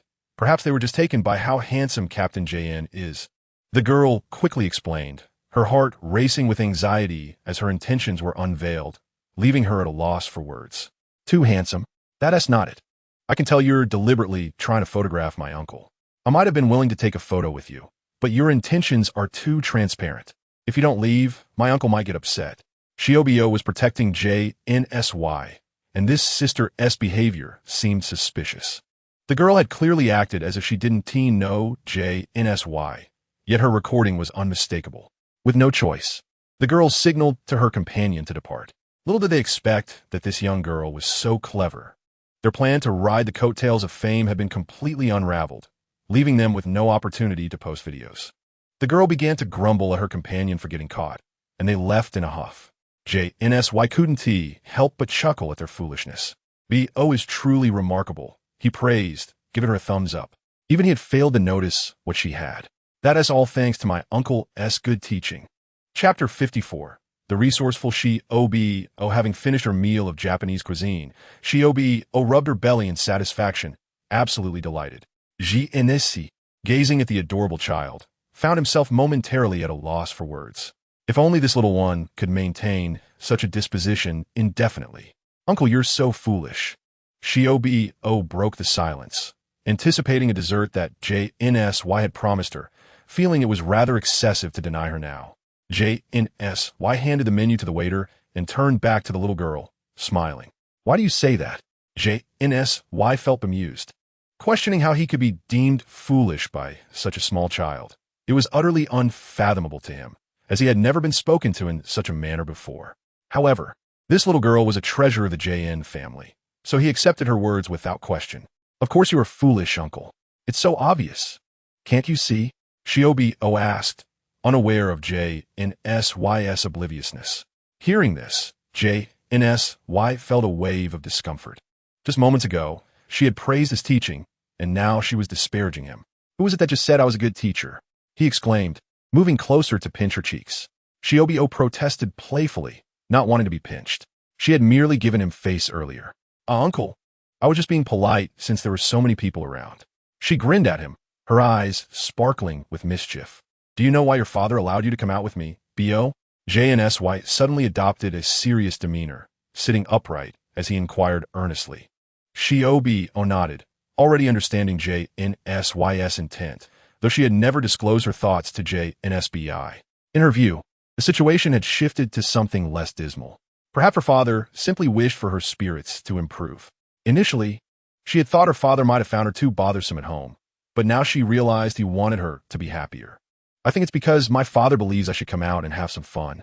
JNSY nodded, gently ruffling her hair.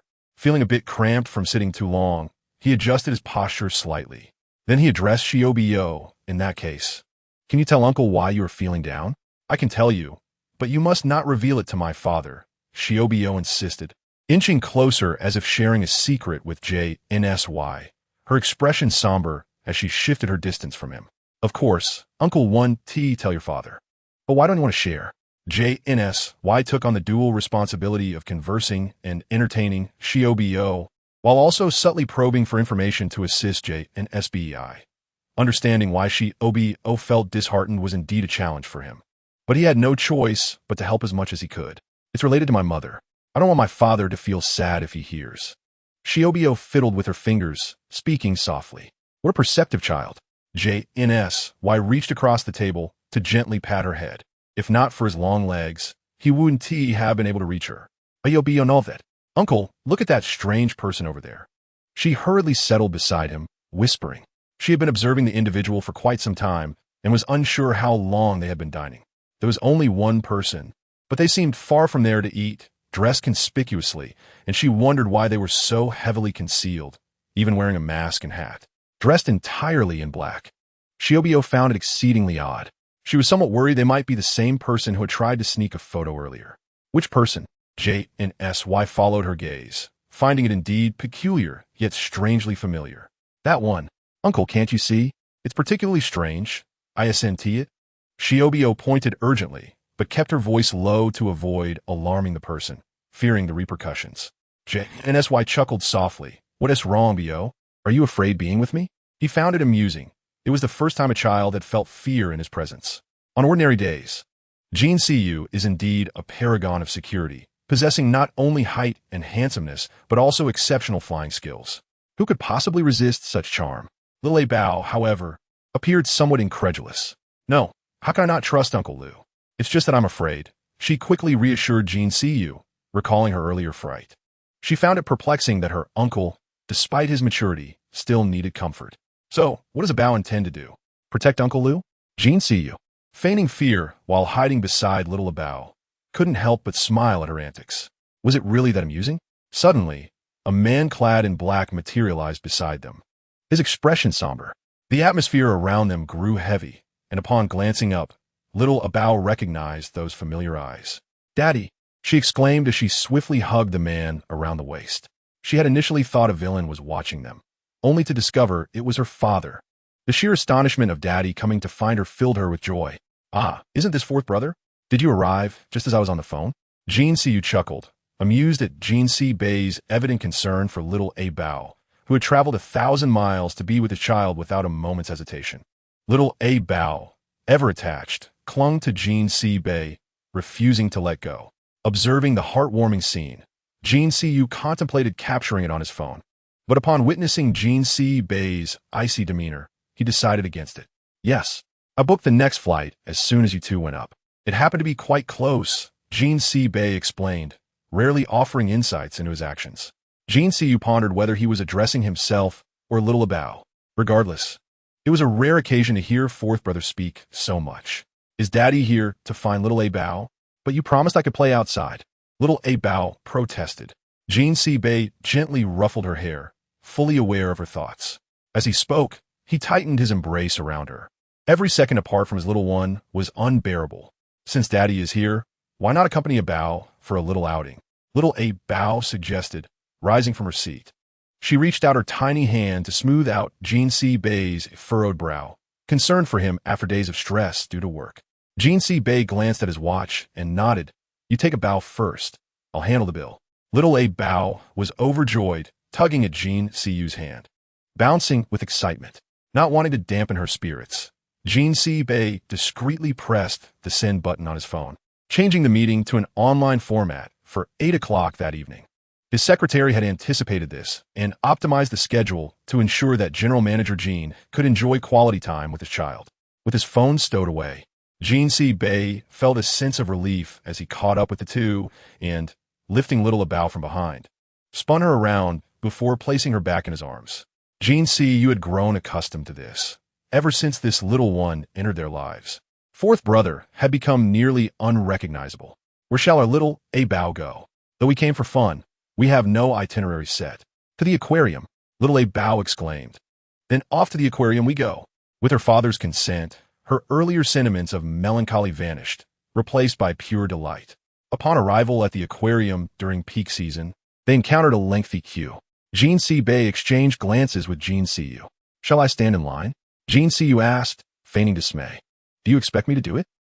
Bay tightened his grip around little Abao, and Yu, knowing he could not argue with fourth brother, obediently made his way to the back of the line. Suddenly, Bay panicked as the little bundle in his arms vanished from sight. He hurried towards the commotion ahead and, sure enough, found little Abao surrounded by a throng of admirers. Look at the auntie, little Abao exclaimed, her ears filled with excited chatter, overwhelmed by the dazzling array of sights. Spotting her father's anxious gaze, she sought his help. Immediately, the crowd fell silent, parting to create a path for Bay, who effortlessly lifted his daughter into his embrace. The onlookers, intimidated by his strikingly handsome yet stern demeanor, dare not utter a word. Do you like it, Abao? Bay inquired. Little Abao surveyed her surroundings, initially intending to merely observe, but now caught in a flurry of introductions from the adults. Bay, noting the serious expression on her face, navigated through the throng with long strides, while little Abao nestled comfortably in the crook of his neck, not lifting her head. Brother, where did you two run off to? I've already purchased the tickets. Let us hurry inside. Yu called out, waving the tickets above the crowd. At last, the trio stepped into the aquarium, where Yu adorned little Abao's head with a glowing headband, nodding approvingly at her new look. Indeed, she was undeniably a charming child of the Jean family. Little Abao, unable to contain her excitement, wriggled free from Bay's hold and dashed towards the enormous transparent wall, captivated by a myriad of small fish. Having never encountered such wonders before, she excitedly pointed them out to the adults trailing behind her. It seems our Abao is quite the sensation wherever she goes, Yu remarked, observing her earnestly educating her peers about the various fish, effortlessly reading the unfamiliar characters, some of which she had already seen in books at home. Before long, little Abao became a star among her peers, drawing a crowd that praised her and even sparked a few disputes over who got to play with her. Daddy, she called out, seeking refuge in Bay's arms as the tension escalated. The show is about to start. Let us go watch, little Abao affirmed, wrapping her arms around Bay's neck and nodding enthusiastically. As they passed by some parents, Bay offered a polite nod. Although some seemed eager to speak, they were deterred by the unspoken authority he exuded. Soon, the previously lively underwater tunnel quieted down, while the performance hall erupted in cheers. Dolphins and seals performed various tricks under the guidance of their trainers, captivating little Abao's undivided attention. Now, let us invite a little friend to greet our aquatic companions, the host announced, prompting a rush of children to the stage. Little Abao longed to join them, but the throng of spectators made it seem impossible. Don't worry, our dolphin will choose. The trainer tossed a ball into the audience, and the dolphin nudged it toward the spectators, where it soared above the crowd. Quick as a flash, little Abao caught it in her arms. I see a child has caught the ball thrown by our whale. Let us welcome this little one. Little Abao felt a tad overwhelmed, glancing between her father and Yu. Go ahead, but be careful, Bay encouraged, granting her the courage to step onto the stage under the gaze of the audience. Throughout the commotion, his eyes remained fixed on little Abao, ensuring her safety. Yet, in the brief moment he glanced at his watch, little Abao disappeared from view. Where did Abao go? Have you seen her? Bay inquired urgently, turning to Yu for answers. Wasn't she on stage? Yu began to gesture, but the spot where little Abao had stood was now empty, leaving only a few lingering children and stagehands clearing the area. Chapter 56. Little Abao in peril. Abao. In an instant, both individuals were thrown into a state of panic. The person who had just been before them had vanished without a trace. Despite her small stature, little Abao had proven to be remarkably clever. She had heard tales of how her school had repeatedly turned peril into safety, and she was certain that this time would be no different. However, Jean Seabay cast a disapproving glare in her direction. No matter how intelligent Abao was, she remained a child, and if a malicious individual sought to take her away, it would be alarmingly effortless. Notify the director to close the aquarium. No one is allowed in or out. During the phone call, Jean Seabay had thoroughly searched both the front and back of the stage, yet there was still no sign of little Abao. This aquarium, newly constructed, featured a labyrinthine layout designed to mimic the ocean floor, which now seemed rather superfluous. Fourth brother, I just inquired and heard that 2 children were seen heading towards the deep water area. What? Jean Seabay's voice attracted the attention of several onlookers. They regarded the impeccably suited man with concern, instinctively keeping their distance to avoid any unnecessary trouble. Attention, due to items missing from the premises, the aquarium is now closed for inspection. We kindly ask all visitors to remain calm. Jean C. emerged from the director's office, having already communicated that only belongings had gone missing, urging everyone to search promptly. The bodyguards accompanying Jean Seabay split into groups to systematically search the aquarium. Where are you taking me? Little Abao was being led away by several children, and the light around her was growing dimmer. Suddenly, the leader of the group halted, towering over Abao by a considerable height. My mother had already informed the trainer that I was to go on stage. What gives you the right to usurp my position? Several peers, shorter than her, advanced menacingly towards little Abao upon hearing this assertion. Pressured, she retreated until her back was against the glass wall, sinking to the ground. It was Abao who received the ball from the baby dolphin. I didn't snatch it, she protested, her voice laced with indignation. Given her already fragile state, beads of sweat appeared on her forehead. They're saying you stole it, so you must have. The surrounding children closed in on her, their demeanor aggressive, leaving no opportunity for her escape. Little Abao slowly stood, wiping away her tears. She suddenly screamed and collapsed, prompting the other children to flee in terror. Jean Seabay rushed over, and the sight of Abao curled up on the floor struck him deeply. Abao, wake up, Daddy's here. He enveloped the pale child in his arms, and Jean C., upon arriving, quickly draped his coat over her for warmth. Observing her ashen face and tightly furrowed brow filled him with sorrow. He was determined to uncover who had the audacity to bully his daughter. Jean C. scanned the area and caught sight of the surveillance camera overhead. No one is getting away. As Jean Seabay carried little Abao through the crowd, the children who had just tormented her cowered behind their parents, feigning innocence as if they had done nothing wrong. It was only when they were seated in the car that little Abao finally opened her eyes. Daddy, you're here. Her voice was weak, and the perspiration on her forehead had yet to subside as she nestled closer to Jean Seabay. Be good, Abao. Tell Daddy if something feels wrong. I'm sorry, Daddy. Abao was wrong. I should have run off. Seeing her frail form apologizing tugged at Jean Seabay's heartstrings. Lowering his gaze, little Abao's eyelids fluttered shut once more. The hand that cradled her formed a tight fist, wishing to personally punish those who had harmed her. When he connected the call, Jean Sinan had just emerged from the operating room. What's the matter, fourth brother? Abao was frightened and now lies unconscious. Please come over. I've sent you the address. Jean Seabay moderated his tone, yet the image of Abao curled up in distress lingered vividly in his mind, her cries echoing in his ears. Since little Abao had come to the Jean household, a series of unfortunate events had unfolded. His prior restraint was not due to forgetfulness, but rather the realization that these people not only failed to show gratitude, but had only escalated their misdeeds. Thus, he resolved not to hesitate any longer. This time would serve as a warning to others. Throughout the journey, little Abao remained unconscious, and Jean Sinan did not pause until they arrived at their hotel. How long has she been out? Jean Sinan's expression turned serious as he examined little Abao. Almost 2 hours, Jean Seabay replied, promptly ushering everyone else out of the room. The 2 men fell into silence as Jean Seabay watched his elder brother conduct a thorough examination of little Abao. Aside from a slight fever and her unconscious state, Jean Sinan found nothing else amiss. Yet little Abao continued to remain unresponsive, her brow perpetually knitted in distress. I'll stay here tonight, don't worry too much. Abao needs a rest. Jean Seabay was well aware of this, yet the sight of little Abao's pitiful state made his heart burn with resentment. Go rest. If you wear yourself out, What will become of Abao? Jean Sinan observed his brother's fatigue clearly, even if others could not. Mommy, don't go. Little Abao murmured in her sleep, her words a mere whisper. Jean Bei chose to lie beside her, gently stroking her back. Jean Sinan, opting for silence, busied himself gathering his belongings to stay in the adjacent room.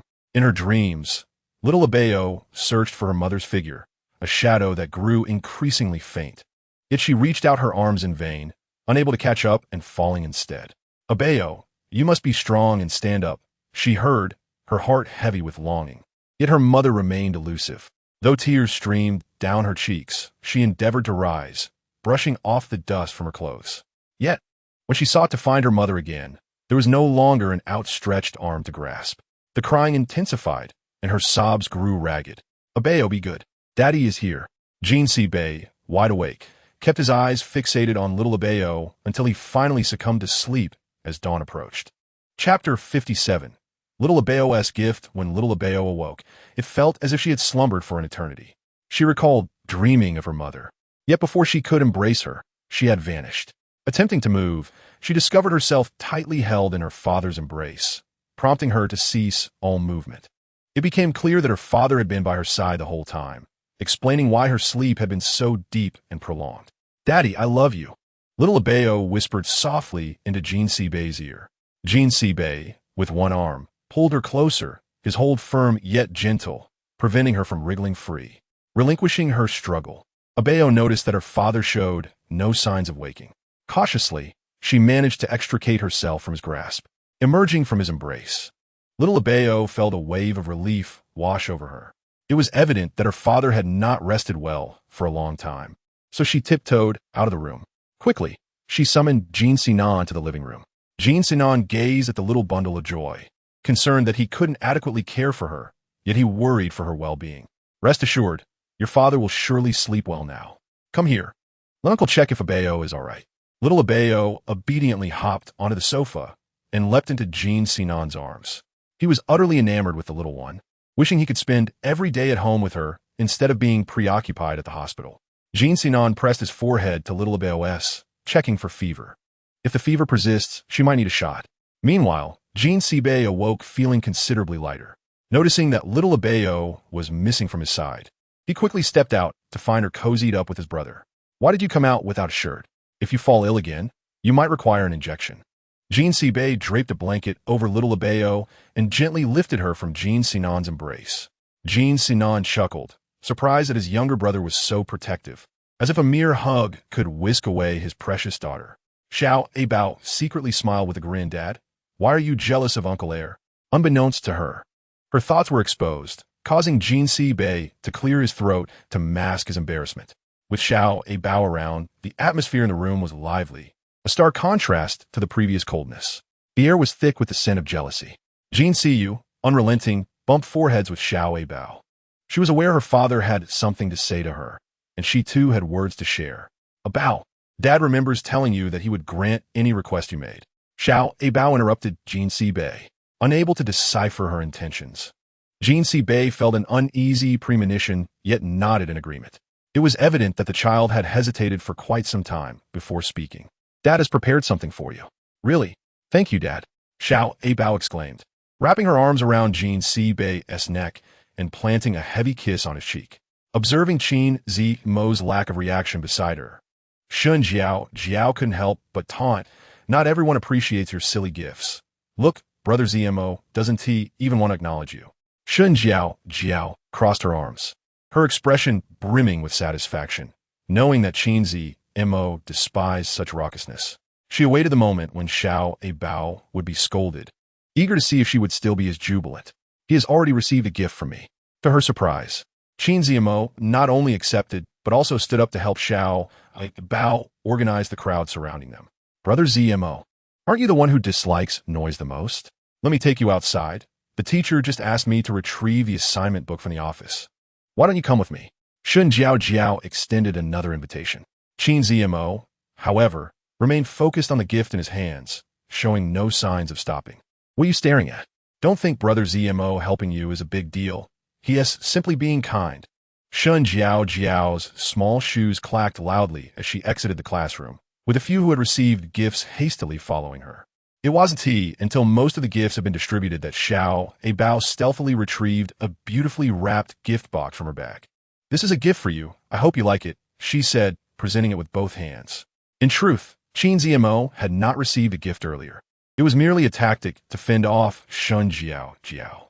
However, seeing the thoughtful gift prepared by Abao, he found it delightful. "Thank you. I really like it. This is for you." Before Abao could express her gratitude, Zmo swiftly departed, leaving her sitting alone, clutching the gift and grinning foolishly. "I told you Brother Zmo couldn't stand it. Look, he left." Shun Jiao seized the opportunity to mock when she noticed the empty seat. Abao, jolted back to reality, retorted, "Big Brother Wunti, what he dislikes is you." She stuck her tongue out at her. "Jinbao, just you wait." Shun Jiao's voice trembled with anger, and she was no longer inclined to linger. Coincidentally, she bumped into Abao entering the teacher's office. After a considerable time, Abao emerged, looking furtive as if trying to avoid being seen. Shun Jiao watched a retreating figure before entering the office herself. The teacher's desk held the test questions for the upcoming assessment, and Shun Jiao quickly devised a plan.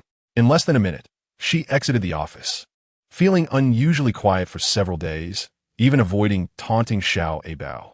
Had Shun Jiao experienced some sort of shock? This sudden change left Abao perplexed.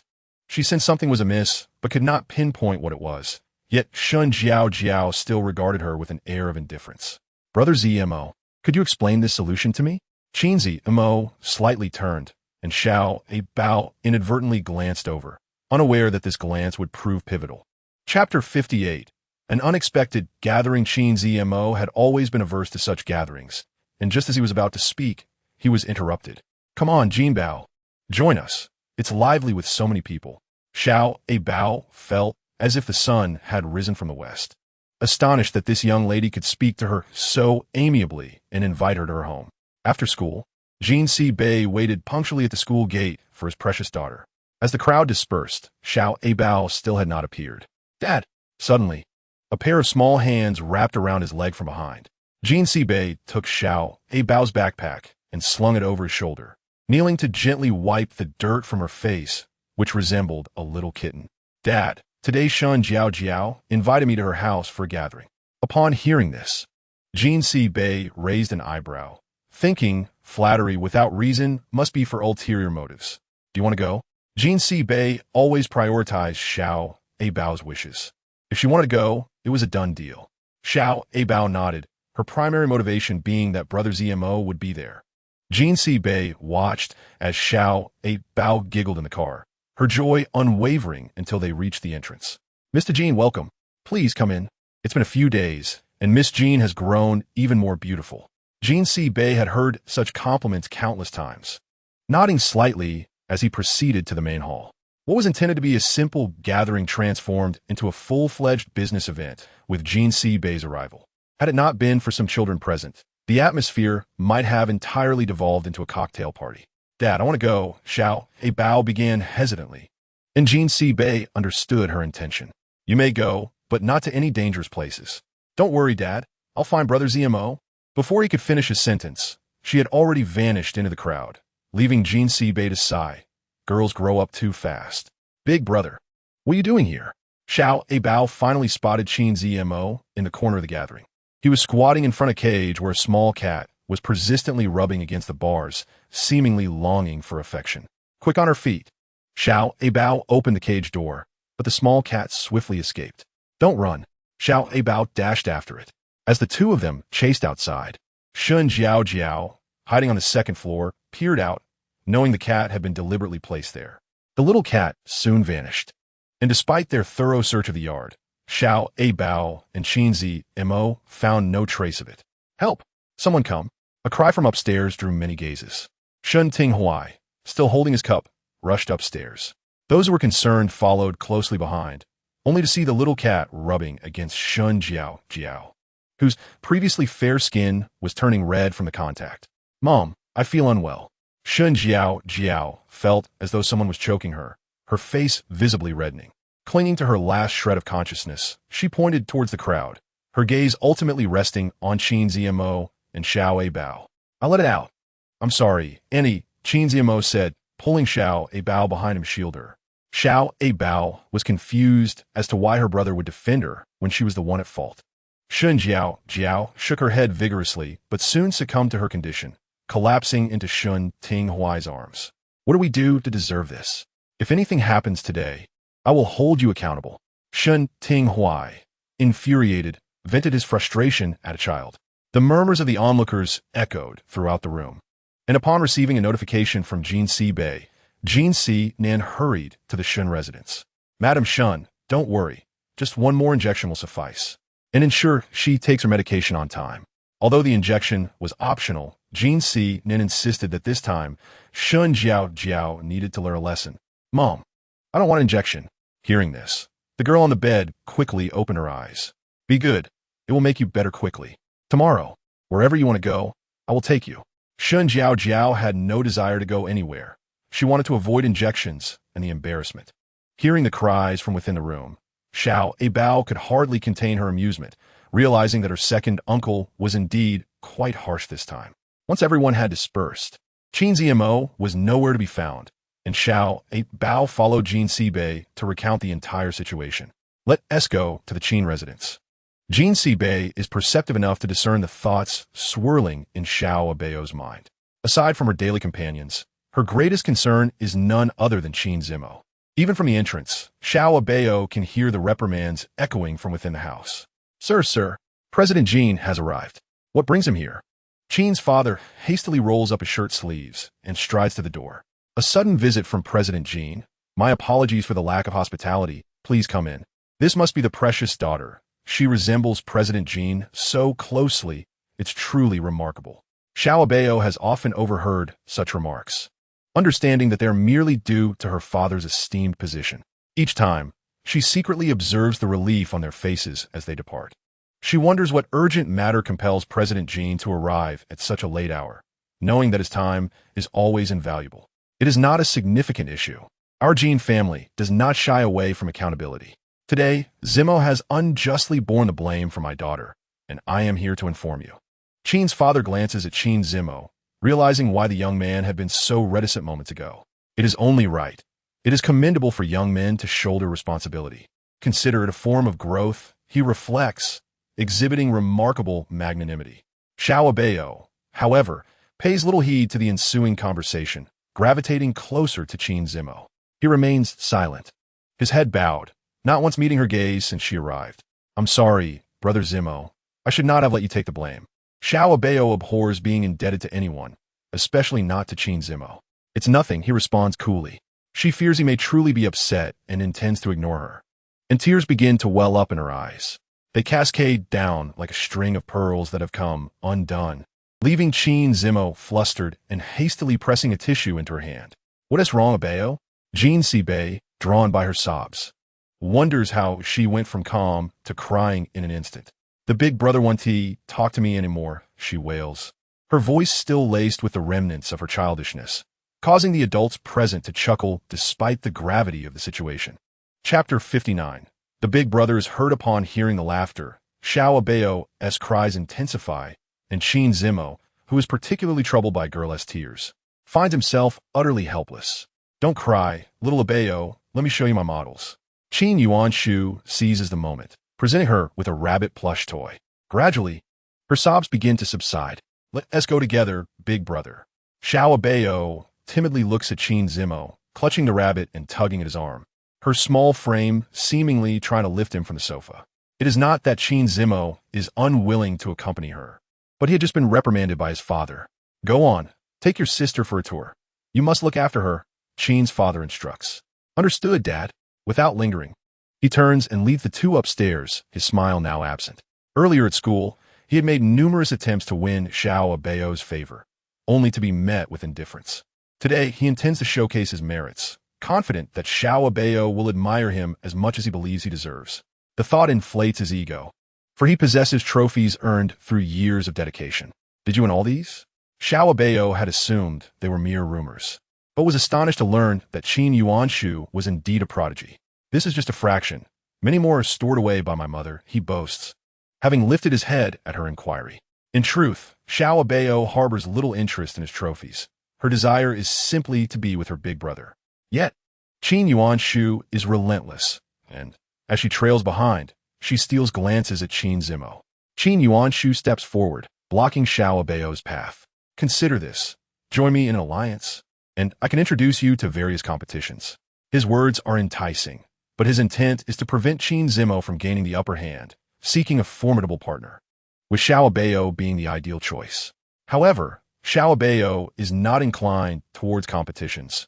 Her pursuits are merely for her own enjoyment, not for display.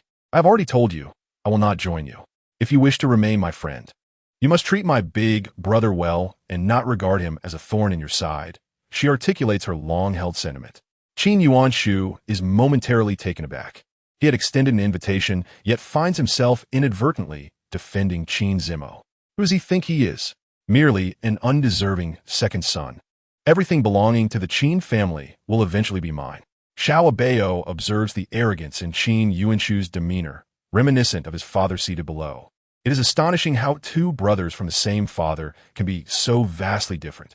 You must not speak ill of my big brother, Xiao Abao exclaims, her indignation rising. She permits no one to disparage Qin Zimo. With his plan thwarted, Qin Yuanshu angrily hurls the rabbit plush to the ground, stomping on it while muttering threats against Qin Zimo. Suddenly, a loud crash from a nearby room startles them. Xiao Abao pushes the door open, and Qin Zimo quickly puts down his clothes and turns around. Her face flushed, Xiao Abao covers her eyes. I'm sorry, big brother. I didn't know you were here. She speaks with her hands firmly shielding her eyes. Hearing no response, she parts her fingers slightly. Relieved to see Qin Zimo fully dressed, she cautiously approaches, her gaze falling upon the array of supplies on the table, all intended for treating injuries. Big brother, you can't just apply any medicine. This one is effective, she declares, retrieving a seemingly inconspicuous bottle from the collection. Since arriving at the Jean household, her uncle has ensured she is well equipped for emergencies, and over time, she has memorized the items. It's fine. I can manage on my own, Qin Zimo murmurs, recalling the embarrassment of just moments ago. Xiao Abao, already armed with a cotton ball, is determined to treat his wound, feeling guilty for having inadvertently caused him harm. Let me do it, as an apology for the trouble I caused you. She gazes at the scars on his arm, her heart heavy with guilt. In the Qin household, Qin Zimo had never received much attention, and with news of his mischief, he would undoubtedly face further scrutiny. Sensing his slight tremor, Xiao Abao softens her touch, blowing gently to alleviate his discomfort. Qin Zimo watches her with rapt attention, noting how she has matured since their first meeting, appearing a touch rounder and perhaps a tad taller. All done. Xiao Abao suddenly lifts her head, their gazes locking for a brief moment before they both hastily avert their eyes. Listening to her innocent declarations, Qin Zimo suppresses a chuckle, merely nodding in acknowledgement. You are my dearest friend. I cannot bear to see you bullied. Xiao Abao reassures herself, feeling the need to clarify her sentiments. The earlier tension in the room dissipates, and both break into smiles. It is astonishing how their relationship has blossomed to such an extent. Henceforth, they shall undoubtedly collaborate. With Qin Zimo's inherent strength, combined with Xiao Abao's support, they become an unstoppable force, leaving Qin Yuanshu in a state of anxiety as he scrambles to find allies for himself.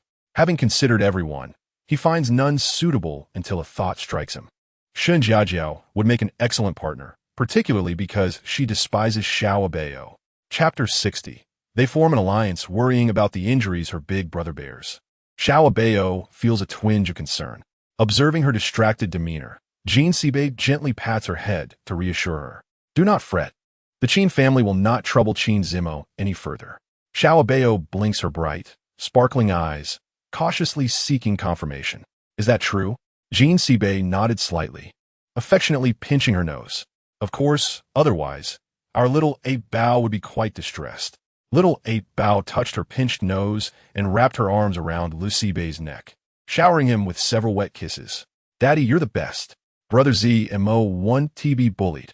Lu Sibei raised an eyebrow and playfully poked little Abao's forehead, asking, do you prefer Brother Zmo more or Daddy? Little Abao scratched her head, puzzled by her father's sudden question, when a phone rang, conveniently resolving her dilemma. The persistent ringing vibrated through the air as Lu Bei, holding little Abao in one arm, checked his phone to find an unfamiliar number.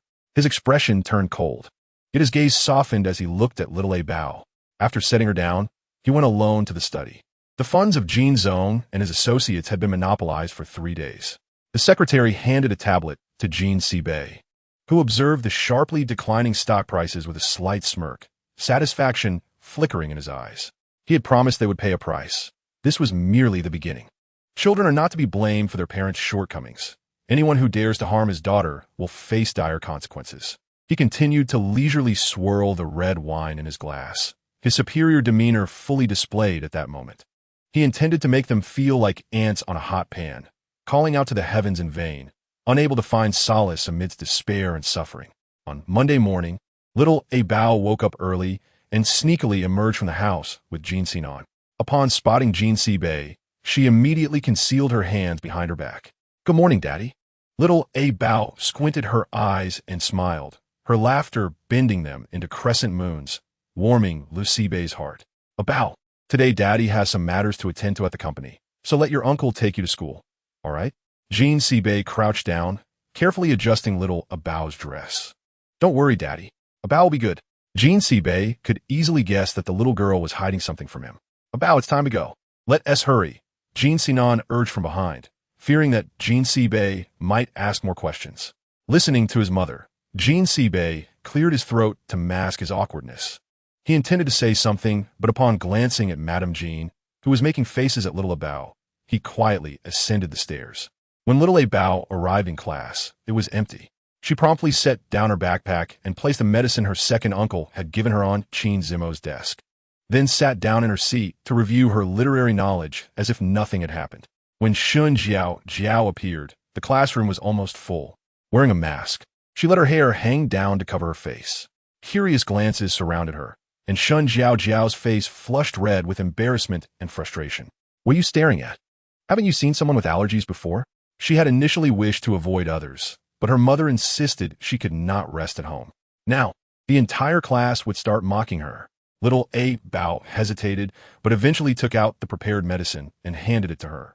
"Shun Jiao, this is for you."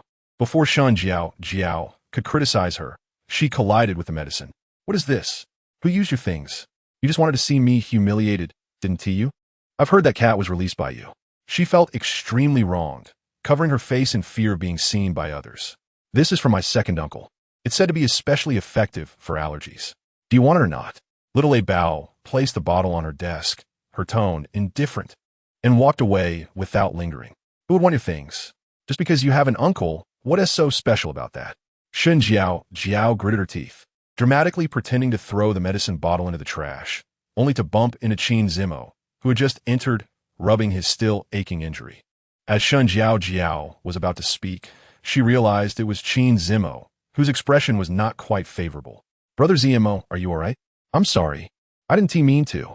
Qin Zimo instinctively glanced at her facial wounds, prompting Shun Jiao to hurriedly cover her face with her mask. "Brother Zimo, Tears streamed down her cheeks, and the murmurs from the surrounding classmates grew louder. Her face looked scarred. How frightening. It's like a centipede. I hope she doesn't end up disfigured. That would be truly ugly. The rising tide of voices filled Shun Jiao's mind, and she stomped her foot, forcefully tossing the medicine bottle little Abao had given her into the trash. Good intentions turned into a donkey's liver and lungs, she thought, while little Abao, seemingly unfazed, greeted Qin Zimo. "Good morning, big brother." "Good morning," Qin Zimo replied politely, smiling at her. As he placed his backpack in his desk, he noticed an unusual number of medicine bottles. He cast a sideways glance at little Abao, who appeared completely at ease. After a while, she couldn't resist glancing his way again. Once, twice, thrice, Qin Zimo chose not to confront her, yet a gentle warmth radiated from his eyes. Since Shun Jiao had arrived at school, Qin Yuan Shu had kept an eye on her, and he followed her discreetly when she ran out of the classroom in tears, feeling quite satisfied with the outcome. "Ah, you scare me. What are you doing here?" Shun Jiao emerged from the restroom, her eyes still slightly puffy. Although she was heavily masked, some marks were still visible. Qin Yuan Shu had only heard about the incident. He anticipated it would be this serious. No wonder that girl had come to his house to clarify the situation. Otherwise, Qin Zimo would undoubtedly face his father's wrath. What are you here for? To watch me make a fool of myself? Earlier, when Shun Jiao Jiao had sought reconciliation, Qin Yuan Shu had ignored her, leading to lingering resentment. No, I'm here to form an alliance with you. Shun Jiao Jiao's previously furious demeanor softened. He had come to her door, making everything effortless. Seeing him, she whispered, I'll come to your class after school tonight. I have something good to show you. Although she had been the most popular little princess in the orphanage, everyone was laughing at her because of Abao. Now she had even gotten her face scratched, and Brother Zmo was indifferent to her. A hint of malice flashed across Shun Jiao's youthful face, her beautiful eyes twisting with venom. Without time for contemplation, the two reached a tacit agreement, each harboring their own agendas. Recently, Dad seems very busy. Sometimes I don't see him for an entire day. Little Abao, unaware of the company affairs, did not understand the difficulties Jean Sibei was facing. Your father is working on a new project. Abao, don't you want to work at school with your uncle? Jean Sicheng slowly leaned his head toward little Abao, having never seen her uncle like this. Little Abao joyfully embraced Jean Sicheng and planted a kiss on his cheek. Of course I want to. Jean Sicheng was quite pleased with this sweet-talking little Abao. Seeing her bored, he pulled out a math knowledge competition paper for her to pass the time. Little Abao immersed herself in it, and when she looked up, she spotted a familiar figure passing by the office. It was Shun Jiao, heading towards Qin Yuan Shu's class. Little Abao, unable to concentrate on her paper, glanced at her uncle, still busy, and quietly followed Shun Jiao. Sure enough, she entered Qin Yuan Shu's classroom. Once Shun Jiao disappeared, little Abao crept closer, peering through the window to see what was happening inside. What did you want to show me? Qin Yuan Shu, unsure of her intentions, did not mind as long as it was beneficial. Shun Jiao triumphantly pulled out the untested paper from her bag. Even Qin Yuan Shu, no fool, understood its significance. She had actually stolen the test paper. Shun Jiao had such audacity. With the knowledge competition just days away, only the top two would qualify for participation. It wasn't that they lacked strength. Having this paper would simply be more secure. But the teacher will find out. It won T. This is between us, and no one else will know. As long as they possess this examination paper, they become eligible to compete. The mere thought of substituting for Qin Zimo ignited a restless excitement within Qin Yuan Shu. Beside him, Shun Jiao whispered enticingly, her soft yet alluring voice coaxing him to grasp the paper. Xiao Abao witnessed the entire scene, but soon lost her balance, collapsing to the floor, which abruptly silenced the room. In a flurry of panic, Xiao Abao turned to hide at the stairway, only to collide head-on with Lu Sicheng, who was ascending the stairs in search of her. Having just completed his work, Lu Sicheng had not spotted Xiao Abao, prompting his hurried search. However, what was she doing here? Xiao Abao gestured for silence, her eyes pleading him not to reveal her presence. Lu Sicheng understood. This little girl was likely up to some mischief, and he sighed in resignation. Qin Yuan Shu, flustered, hastily stuffed something resembling a test paper into his backpack, avoiding eye contact. Shun Jiao, however, maintained her composure, politely addressing him. Hello, Teacher Lu. I encountered a few questions I could not solve, so I came to ask Brother Yuan Shu after class, which delayed my time. What happened to Abao? Did she hurt herself when she fell? Though not tall, Xiao Abao had indeed taken a solid tumble. Yet, as fate would have it, upon returning home, Jean Sibei had been waiting for her. Did Abao miss Daddy? Jean Sibei opened his arms, eager for her embrace. Yet she merely slowed her pace and wrapped her arms around his neck. She endeavored to conceal her injuries, but the next moment, Lu Sibei grasped her hand to examine her wounds. Though they appeared much improved, Lu Sibei frowned. Is this how you care for your students, Jean Sicheng? If you cannot manage, I shall transfer Abao to another school. Since becoming a father, Jean Sibei was lenient with other matters, but when it came to Xiao Abao, he was meticulous and hands-on. His displeasure was evident. He had promised her a stable and happy life, yet it seemed anything but stable, as she was constantly bullied and often injured. Daddy, it's not Uncle S' fault. Abao fell because she was careless. This time, she spoke the truth. Yet Jean Sibei was unconvinced. Jean Sicheng bore the brunt of the criticism, attributing it to his fourth brother's fatherly concern. If you cannot take good care of Xiao Abao, Then I suggest you stop using that bank card, Lu Sibei remarked nonchalantly, causing Lu Siqing's expression to change drastically. The 0728 card was his primary living expense account, and its cancellation would be tantamount to eviction. Lu Siqing fervently vowed, I will ensure Xiao Abao is well cared for and will never allow her to be hurt again. Only after these assurances did Lu Sibei grant him another chance. With the worry of his beloved card alleviated, Lu Siqing felt a wave of relief. Time flew by, and the day of the examination approached. Many students in the class wore furrowed brows, and Xiao Abao had heard that the test questions were quite challenging. Considering they were to represent the school, an easy test would be ludicrous. Big brother, I believe you can excel in this test, Xiao Abao whispered to Qin Zimo. Silence. No whispering before the exam, came the authoritative command. Xiao Abao immediately ceased her chatter, casting a glance at Shun Jiaojiao, who would typically mock her but today was engrossed in her own thoughts, seemingly oblivious to the outside world. The test continued into the afternoon, with a level of difficulty greater than usual, yet for Xiao Abao, it remained effortlessly manageable. The questions bore a striking resemblance to those she had previously completed in her uncle's office. Uncertain of her performance, some individuals had already begun to boast. Shun Jiaojiao relentlessly taunted, observing Xiao Abao and Qin Zimo deep in discussion, suggesting that it would be wiser for them to admit their ignorance rather than risk embarrassment later. Shun Jiaojiao's remarks grew increasingly harsh. Her disdain for Xiao Abao was not new, and she had long since grown accustomed to such insults. Yet, without results in hand, everything remained uncertain, and she should refrain from spouting nonsense. This was the first time Qin Zimo reprimanded her on Xiao Abao's behalf, and Shun Jiaojiao shot him a furious glare before storming out of the classroom. Uncertain of what spell Qin Zimo had cast upon her, Shun Jiaojiao was unbothered. As she had memorized the answers to the examination paper flawlessly, thus she was determined to succeed. She glanced at the dejected Qin Yuanshu, who lamented, I haven't memorized everything. I probably 1T outdo Qin Zimo. Fool, if you can't even recall the answers, how can you expect to compete with him? A devious smile crept onto Shun Jiaojiao's face as she contemplated how this might allow her to compete alongside Zimo. Finally, the day of results arrived, and Shun Jiaojiao woke up early to rush to school, having been informed the day prior that she had claimed first place. Brother Zimo, I will rely on you during the competition, she gently tugged at his sleeve.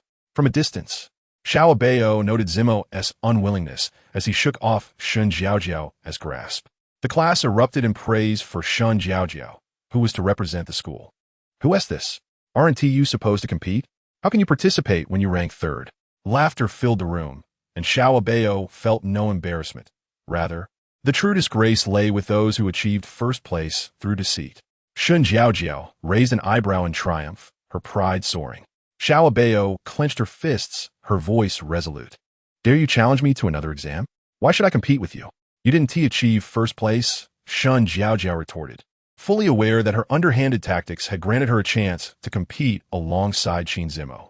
Xiao Abao perceived her unease and felt unperturbed about challenging Shun Jiaojiao. If not for her elder brother, she would not have intervened. Should her brother suffer due to her influence, who knew how Uncle Qin would chastise him? Qin Yuanshu would undoubtedly revel in his victory.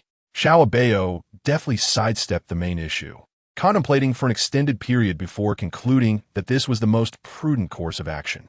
Because I also wish to bring glory to our school. Though her voice was youthful, her conviction was unwavering. Excellent. This child is ambitious. I consent to your rematch. Coincidentally, the school was undergoing an inspection, and the principal, accompanied by city officials, stumbled upon this scene. Shun Jiaojiao found herself cornered and had no choice but to agree. In the office, Jin Siqing had already been apprised of the situation, and 2 sets of test questions were prepared for them. Shun Jiaojiao entered the office in silence, appearing as though she might burst into tears, unlike Xiao Abao, who playfully exchanged glances with Jin Siqing. The test questions were ready, and they were allotted 1 hour to complete them. Xiao Abao reviewed the entire paper, discovering it was the very set she had completed out of boredom in her uncle's office a few days prior. She looked up at Jin Siqing, who merely nodded for her to continue. Would you like to witness Abao's prowess? Jin Siqing sent a message to Jin Sibei. Seizing a moment when no one was watching, he discreetly initiated a video call. On the screen, Xiao Abao pouted, poking her chubby cheeks with a pencil, her furrowed brow resembling genuine distress. Jean Bei, having just picked up a document, set it aside, stroking his chin as he watched Xiao Abao with rapt attention. Previously, he had only wished for Abao to grow up happy and healthy, but after learning of her prophetic dreams, he could no longer afford to be indifferent. Xiao Abao handled the paper with ease, while Shun Jiaojiao remained stagnant. An hour swiftly passed, and Jean Siqing tapped the table lightly, signaling the end of time. Xiao Abao had completed her work long ago. Had she not waited for Shun Jiaojiao, the results would have already been announced. The difficulty of the paper matched that of the previous test, thus determining who would represent the competition would rest upon this document. Jean Siqing has already begun to scribble on the test papers. In truth, Xiao Abao herself is uncertain, yet she cannot bear to see Shun Jiaojiao's smug demeanor. How can she be so haughty when her achievements stem from cheating? Leaning against the sofa, Xiao Abao finds herself struggling to stay awake after an early rise. Initially, the only sound in her ears is that of Jean Siqing grading papers, but soon she perceives the faint sound of someone quietly sobbing. "Teacher Jean, I was wrong. I stole the test papers." Shun Jiaojiao clutches her clothing tightly. The drowsiness that had enveloped her dissipates upon the realization that Jean Lauscher has finished grading. Xiao Abao pretends not to hear, rubbing her eyes, yet showing no inclination to rise. Shun Jiaojiao hesitates, pondering whether to continue speaking. If Xiao Abao were to discover this matter, she would undoubtedly inform Qin Zimo, and soon everyone would know of her transgression. Having reached this point, Xiao Abao no longer lingers. Her objective has been achieved, and the competition is no longer of concern to Shun Jiaojiao. "Is it that you have one?" "I knew it." Passing by Qin Zimo, he cast a significant glance at Xiao Abao. "Do you know something?" Qin Zimo asked directly. Xiao Abao has no intention of revealing Shun Jiaojiao's theft. On the contrary, the fewer people who know, the better, even for her older brother. "It's nothing." Seeing Xiao Abao's reluctance to speak, Qin Zimo refrains from pressing further, though he finds the situation peculiar. Typically, Xiao Abao shows no interest in competitions. Could it be due to him? Qin Zimo begins to speculate wildly in his mind, oscillating between joy and disappointment, yet his expression remains inscrutable. After school, Shun Jiaojiao's name is absent from the results list, and Xiao Abao has successfully claimed first place. Jean Bei arrives slightly earlier than usual, and when Xiao Abao emerges, he is already reviewing the results. "Daddy." After several days without seeing him, Xiao Abao is extremely excited. She notices that Jean Bei seems thinner and more haggard. "Daddy, did you see? I came in first."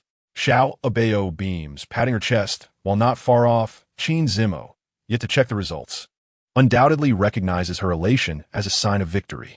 "Hello, Uncle Jean." Qin Zimo feels it inappropriate to leave without greeting, so he approaches to say hello. "Big brother, we can participate in the competition together again." As soon as Qin Zimo appears, Xiao Abao seems to forget about Jean Bei, dragging Qin Zimo along in her exuberance. Jean Bei feels somewhat superfluous standing by. Observing Xiao Abao brings a tinge of disappointment to Jean Bei. He steps forward to lift her up, seeking some form of reward. What she desires is so easily obtained, yet his own efforts leave him in disarray. After Shun Jiaojiao confesses to Jean Siqing, her mother is summoned to the school, requesting a transfer for her daughter. Thus, she will no longer see Zimo Gij. Xiao Abao, obedient and sensible, sidles up to her second uncle without waiting for Jean Sinan, allowing him to check her work. "That's enough." Jean Bei, observing his second brother's playful expression as he pinches Xiao Abao's cheeks, suspects that this is not merely a check but a covert ambush. However, in recent days, Jean Bei feels Xiao Abao has gained some weight, no longer resembling the frail girl she was upon her arrival. Looking at the fruits of his labor, he feels a sense of pride. Chapter 63. A blessing in disguise. Don't mess with my Abao. Jean Bei sits firmly between them with a newspaper in hand. Xiao Abao chuckles at her father's protective demeanor. "Look, Abao is laughing at you." Jean Sinan, unperturbed, has grown accustomed to Jean Bei's eccentricities. Seeing such a lovely daughter at home has become a norm. "Hurry and leave." Before Jean Sinan can make a face at Xiao Abao, his father promptly ushers him out. Xiao Abao watches her second uncle flee in a flurry, erupting in giggles on the sofa. The ringing doorbell interrupts the merriment within. Jean Sibei remains unresponsive, while the aunt is still busy in the kitchen. Xiao Abao dashes barefoot to open the door. Before her stands several unfamiliar faces, and as she looks further behind, she realizes who they are. The originally friendly smiles vanish from her face, and she can no longer muster a smile. Jean Sibei sets down the newspaper, his expression darkening. He had intentionally avoided them in recent days, but had forgotten that they were quite capable, now appearing at his doorstep. Mr. Jean, we apologize for the disturbance. We thought it best to come in person to express our sincerity. The leading man bows deeply to Jean Sibei, who does not return a courteous expression. If an apology were all that was required, what need would there be for the law? Yes, the children are here as well. Let them apologize to Abao in person. Though they speak so, the awkward atmosphere does not ease. The smiles on the faces of those at the door have stiffened, and Jean Sibei shows no intention of letting them in. This must be Abao. Here, a gift prepared for you by your aunt. Do see if you like it.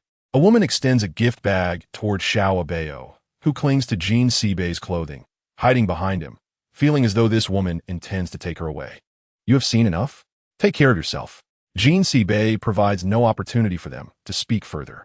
Hearing the commotion, the aunt hastily emerges from the kitchen. Sister Zhou, please see them out.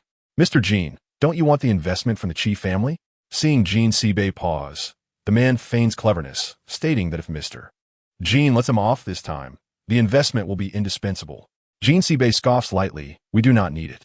Previously, he had only heard rumors that Jean Sibei had a daughter whom he treasured. Now it seems they have offended someone they should not have. The family departs in disgrace. Not even entering the Jean household, they're seen by Qi Yao, who happens to be passing by. She had intended to take a chance to meet Jean Sibei and discuss cooperation, only to stumble upon a family seeking collaboration. I say, this world is not solely reliant on the Jean family. Qi Yao's voice, neither too loud nor too soft, lands squarely in their ears. You are Qi Yao? They recognize her, and Qi Yao is pleasantly surprised. Since we've met, it must be fate. Come aboard. At this moment, Xiao Abao's expression softens. She had been frightened by the pallor on her face earlier. Daddy has already punished them for Abao. It's nothing to worry about. Xiao Abao is not an ungrateful child. She understands that as long as her father intervenes, they are bound to face dire consequences, and they are here out of desperation. Xiao Abao is always clear about grievances and kindness, but this time, there truly is no opportunity for them. You want TB going to school for the next few days. Rest at home.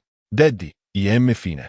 Xiao Abao thinks Jean Sibei is still worried about yesterday's incident, which is merely a fleeting concern she has already forgotten. Listen, just rest well for a few days. It is not that Jean Sibei does not wish for Xiao Abao to attend school. It is simply that those individuals are too troublesome. Yesterday, he was present, but he cannot predict what chaos might ensue in his absence. Xiao Abao instantly appears dejected, akin to a defeated chick. Really? Then how will that big brother come? As soon as Qin Zimo is mentioned, Xiao Abao transforms, despite their brief acquaintance. A driver will come to pick him up. Jean Sibei does not even raise his head, fearing he might regret it shortly. Knowing that Qin Zimo is coming, Xiao Abao has no time to sulk, her lips incessantly murmuring about preparing various things. Auntie, can you make those delicious little cookies from last time for me? Xiao Abao has already begun her preparations. Noting her father's lack of response, she grows bolder, hauling items from the storage room to her own bedroom. Had been quietly observing Xiao Abao, even though he pretended not to. After he had informed her, the little one had been bustling about, tirelessly running up and down the stairs. Were you up to, Bao? Mrs. Jean emerged, nearly tripping over a rope left on the floor. Grandma, Abao is tidying up. It appeared as though she was preparing for a move, a sight that was quite unprecedented. After completing her last task, Xiao Abao clapped her hands, thoroughly satisfied with her accomplishments. Why hasn't he come yet? Time seemed to fly at school. Yet waiting for her older brother to finish class felt like an eternity. Hello, Uncle Jean, Grandma Jean. Upon hearing a voice, Xiao Abao sprang up from her bed, checked her reflection in the mirror to ensure she looked presentable, and then leisurely made her way downstairs to greet Qin Zimo, though internally she was brimming with impatience. I think I understand now. Mrs. Jean gently pinched Xiao Abao's nose, eliciting a smile from her, before she whisked Qin Zimo away from prying eyes. Chapter 64. The Unyielding Shan Jiao. This is the test paper given by the teacher. If you have time, you might want to give it a try. Qin Zimo did not perceive any challenge for Xiao Abao in the competition. If the first occurrence was merely a coincidence, the subsequent instances could not all be attributed to chance. Her abilities were indeed profound, perhaps surpassing even those of Qin Yuanshu. I have no inclination to tackle any test papers. Big brother, let's play instead. Seeing her relaxed demeanor, Qin Zimo realized that, as he suspected, these pressures had never weighed heavily on her. What on earth are you doing, my little ancestor? What was initially intended as tutoring had transformed the room into a miniature amusement park, leaving Xiao Abao no time to tidy up. Due to her laxity, they were subsequently relegated to the downstairs living room for the next few days, where she barely had the opportunity to converse with her older brother. Thank you for your hard work these days, big brother. If you need anything, just let me know. Xiao Abao declared earnestly, her small stature belied by her assertiveness. She secretly wished to linger at home a few more days, as opportunities for solitude with her older brother were rare. If you truly find it arduous, then you should hurry to school. Xiao Abao nodded repeatedly, sensing that her older brother was eager for her to attend school as well. Without further ado, the very next day, she rose early and, while her father was distracted, followed her uncle into his car. Jean Bei, still clad in home attire, heard only the sound of the car departing, oblivious to their presence. What's the occasion today, Jean? By chance, Qiao approached, twirling her waist. As if the previous day's rejection had never occurred. She had seen Xiao Abao leave in the car and presumed that without the little brat's presence, discussions would proceed smoothly. Previously, Jean Bei would never have behaved this way. Everything had changed because of that child.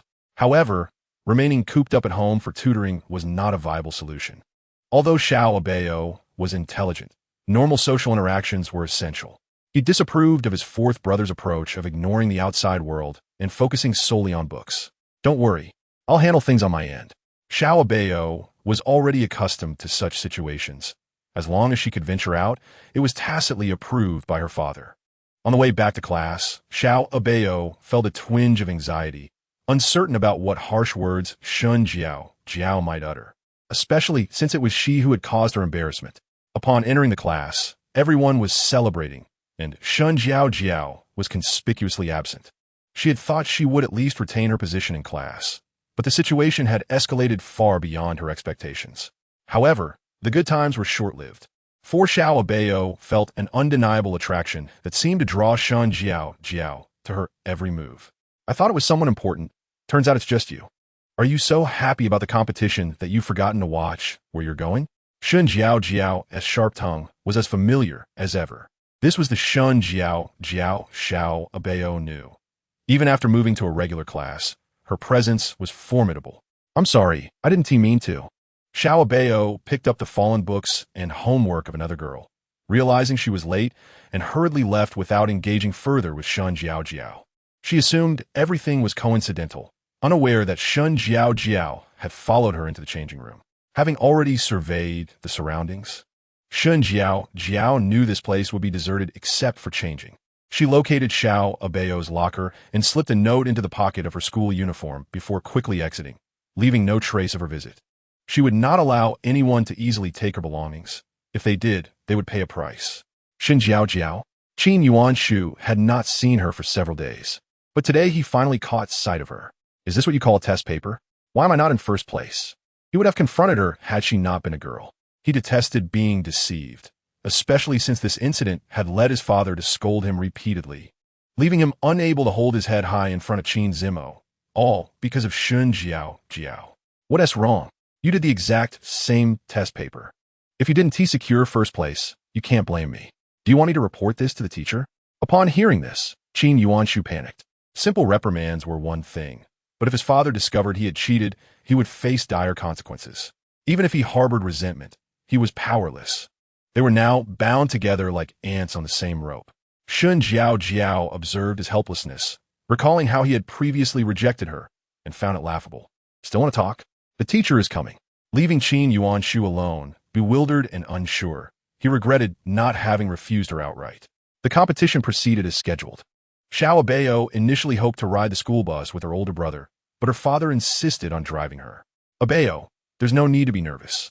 Just treat it like before. To say Xiao Abao was nervous would be an exaggeration, Rather, she was eager to finish quickly and not waste time that could be spent playing. This competition was markedly different from the previous ones, as representatives from various schools were gathered together, and the test papers would determine the ultimate victor. For Xiao Abao, it was akin to simply taking a test in a new location. When the bell rang, everyone around her quickly fell into focus, while Xiao Abao leisurely perused the test papers. However, an unexpected discomfort caused her to cease her actions. She looked on in confusion as the examiner swiftly seized a piece of paper. Xiao Abao cast a puzzled glance at the examiner, who was visibly astonished. "Student, please stop answering." The examination, which had barely begun, was abruptly halted. Chapter 65, The Hidden Hand by Sheer Coincidence. Xiao Abao was seated at the center of the examination hall, making it nearly impossible for her to go unnoticed. However, she was genuinely unaware of the paper in question. Qin Zimo had no intention of answering questions. His focus was solely on Xiao Abao, convinced of her innocence. Yet, the evidence was irrefutable. No amount of explanation could absolve her. As she sensed her father's disappointment, Xiao Abao could no longer contain her emotions. Along the way, he had gathered enough information to know that Xiao Abao would never resort to cheating. To maintain the integrity of the competition, Jin Sibei could not intervene. But he was not limited to merely spectating. After a moment of comfort, Xiao Abao began to calm down in his arms. "Why not do the test here first? As for whether there was cheating, it will be evident." The head examiner was not inclined towards corruption, but feared offending the Jin family. The scrutiny in the office was far more stringent than in the classroom. If she could solve the problems, it would merely be a misunderstanding. Xiao Abao was acutely aware that they adjusted their treatment based on the individual, and were it not for her father's influence, she would have likely been expelled from the examination hall long ago. As time passed, the examination paper was filled to the brim and under the watchful eyes of many. Xiao Abao not only refrained from stopping, but had not even set her pen down. Throughout the ordeal, Jin Sibei maintained a stern demeanor, and he would not easily overlook anything related to Xiao Abao. Due to her unique circumstances, she lingered until nearly everyone else had departed, at which point Qin Zimo, who had been waiting at the door, hurried over. "I worry they might make things difficult for you," Qin Zimo expressed, only to realize how inappropriate his words sounded. Jin Sibei cast a sidelong glance at him, having seen many attempts to befriend Xiao Abao, but this new approach was unprecedented. However, the setting was hardly conducive for such discussions. Xiao Abao, in her excitement, began discussing how easy the questions were, oblivious to her father's increasingly frosty expression. Jin Sibei was perplexed. It seemed that once Xiao Abao associated with this boy, she transformed entirely, shedding her previous needs for him. "See you at school tomorrow. I believe you did not cheat." Qin Zimo's words provided immense encouragement to Xiao Abao. "Father, do you believe in me?" Xiao Abao queried weakly, her confidence wavering. "Of course I believe you." Jin Sibei signaled for the driver to stop, opening the back door to sit beside Xiao Abao. Initially, he had been oblivious, but now he wished to shower her with all his affection. The car fell into a profound silence, with no one speaking. Xiao Abao merely buried her head in Jin Sibei's embrace, not only crying but genuinely exhausted. Everything felt unnaturally serene, as if the earlier commotion had never occurred. At school, no one would hear of the incident. The examiners and teachers seemed to have maintained their confidentiality impeccably, yet this only heightened Xiao Abao's anxiety. She was indifferent to their trivial remarks, her mind preoccupied. "Abao, you won an award. What did you say? How are you here?" "I said you came in first." Shun Jiao's expression was one of shock, while Xiao Abao remained unfazed, staring at her in confusion. Before Xiao Abao could voice her suspicions, Shun Jiao hurriedly departed, disappearing amidst the throng of students leaving school. "It's just a small matter. Don't be so frightened," Shi Wen-Tino, a woman, reassured her. "You better keep your word, or I will tell my mother." Shun Jiao was not one to be easily manipulated. Once she had set things in motion, her demands had to be met. "Father, please don't listen to them. It's dangerous." On a weekend morning, Xiao Abao, who usually slept until late, rose early. "Abao, why aren't you sleeping in this weekend?" Jin Sibei, already dressed, approached the entrance. Clad in a well-tailored black suit without a tie, and wearing that particular watch, Xiao Abao became anxious, clinging to Jin Sibei and refusing to let him leave. "What is wrong, Abao?" This was the first time Jean Bei had seen her in such a state. Previously, even when misunderstood, she had maintained her composure. Today, however, she seemed entirely transformed. "Father, please don't go. It's dangerous," Abao sobbed, her fears mounting. Having finally found a home and a caring father, she couldn't bear the thought of losing him. In the darkness of her room, she gazed at Jean Bei with wide eyes, pleading, "Daddy, promise me you won't go." "Okay, all right. Daddy will stay home with Abao today." Jean Bei surmised that she had been frightened, though he was clueless about the cause. However, whatever had instilled such fear in Abao must surely be connected to him. "Father," Abao had a dream again. "I dreamt you went to the company and were in danger. They wanted to harm you, but I couldn't see clearly. In this world, those who wished him harm were likely numerous. In business, one inevitably makes enemies. It was merely survival of the fittest. Abao, be good. Daddy will be careful. But you must promise to rest well." Jean Bei gently brushed Abao's nose. He had already removed his outer coat and leaned against the window, softly patting Abao, his eyes filled with concern. He recalled the first time she timidly confided in him about her dream. He had been skeptical then, but coincidences were rare. This was not the first time Abao had had such dreams, and he wondered how long this phenomenon would persist, with everything remaining an enigma. Chapter 66. The aftermath of the premonitory dream. The dream had come strangely and without warning. Abao had lost her usual composure. When it concerned her father, she could not help but worry and felt compelled to uncover who was scheming behind the scenes. Since Shun Jiao's departure, a series of events had unfolded, and it was not merely that Abao was overly sensitive. Everything seemed too coincidental. She had asked several people, but none could provide clarity. The secretary dared not raise her gaze. Jean Bei clenched his jaw in frustration.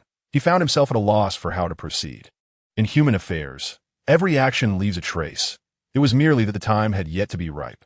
Regardless of who these individuals were or where they were located, he would eventually expose them. Jean Bei glanced at the time. Abao's recent distractions had set him back considerably. He rubbed his aching temples. "Go get a cup of coffee." "Mr. Jean, if you're told to go, you should go." The secretary's hesitance was met with a reprimanding glare. Jean Bei still recalled Qi Yao's words.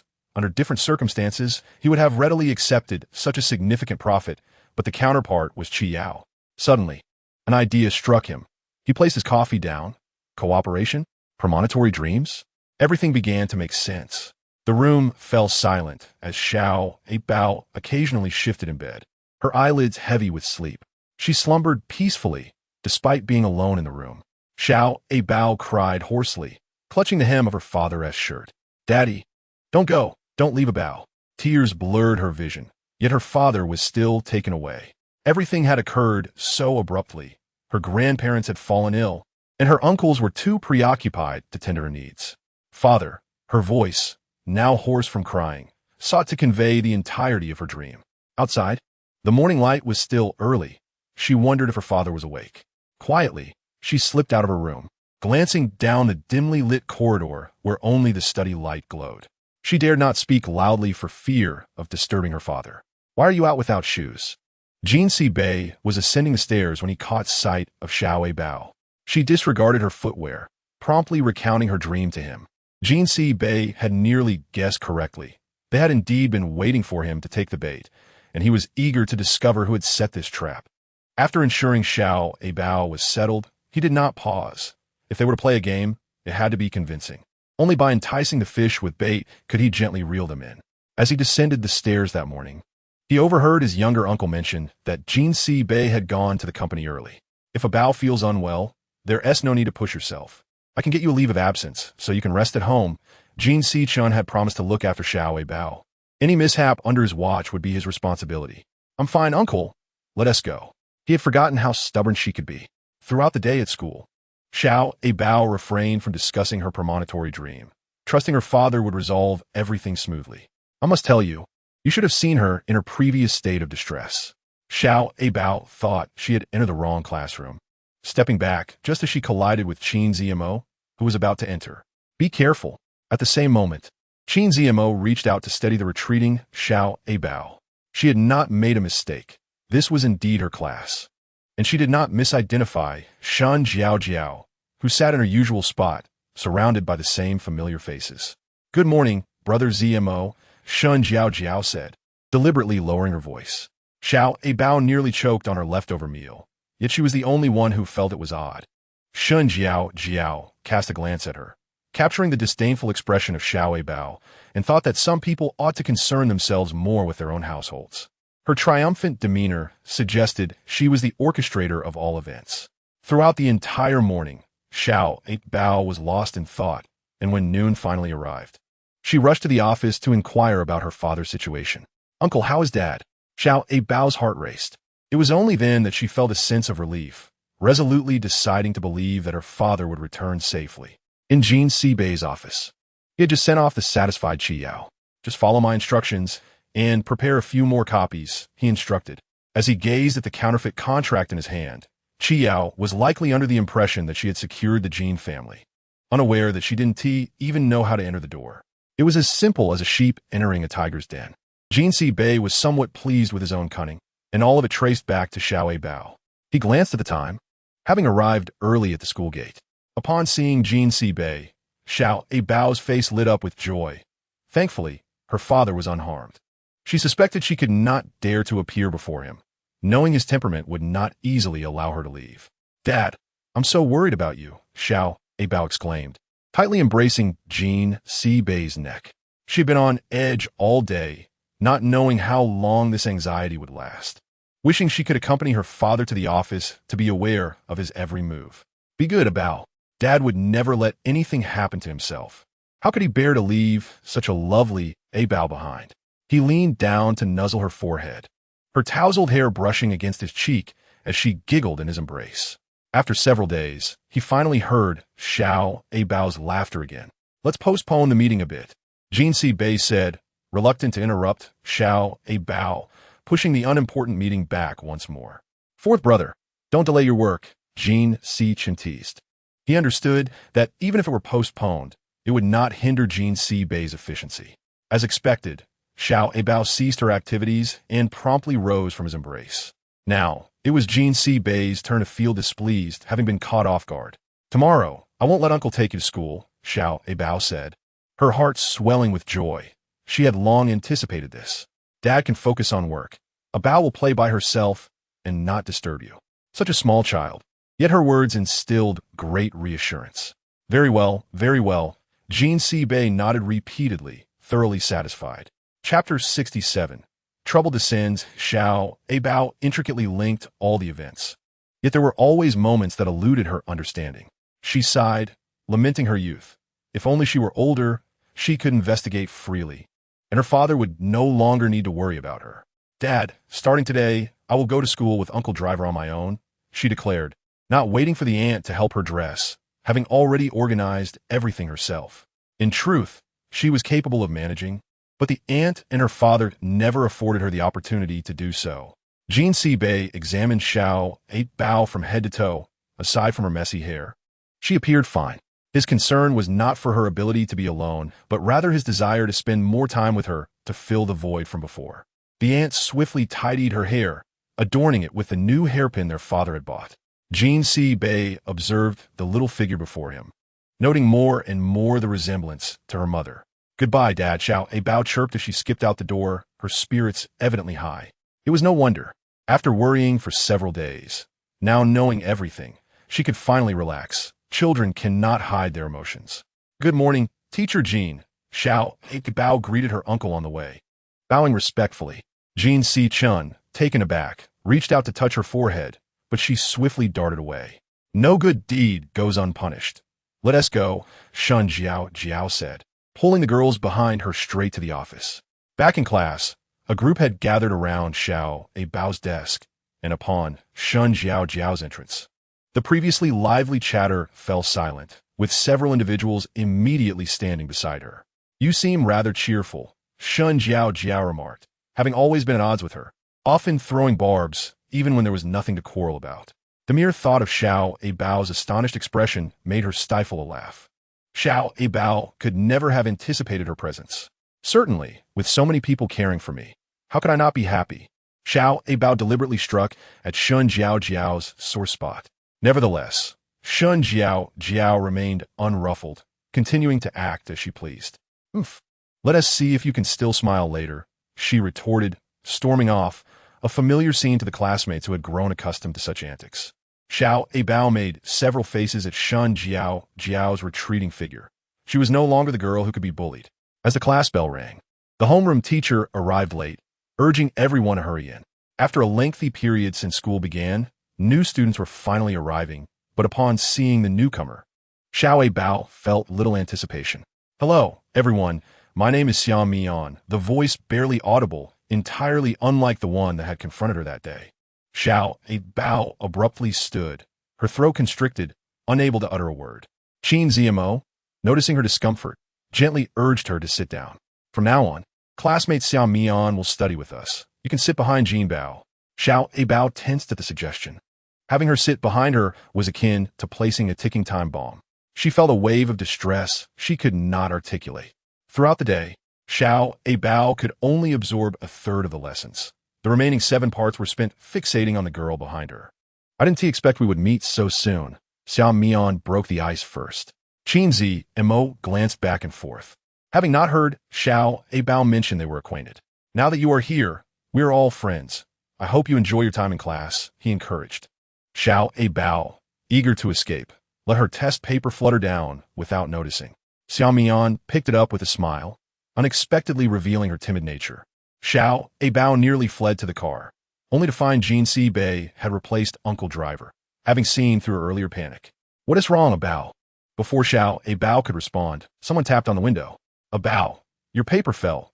I brought it back for you," Xiao Mian said, handing it over with sincerity that nearly deceived Abao. Jin Bei scrutinized her several times, finally recognizing the visitor when he took the paper.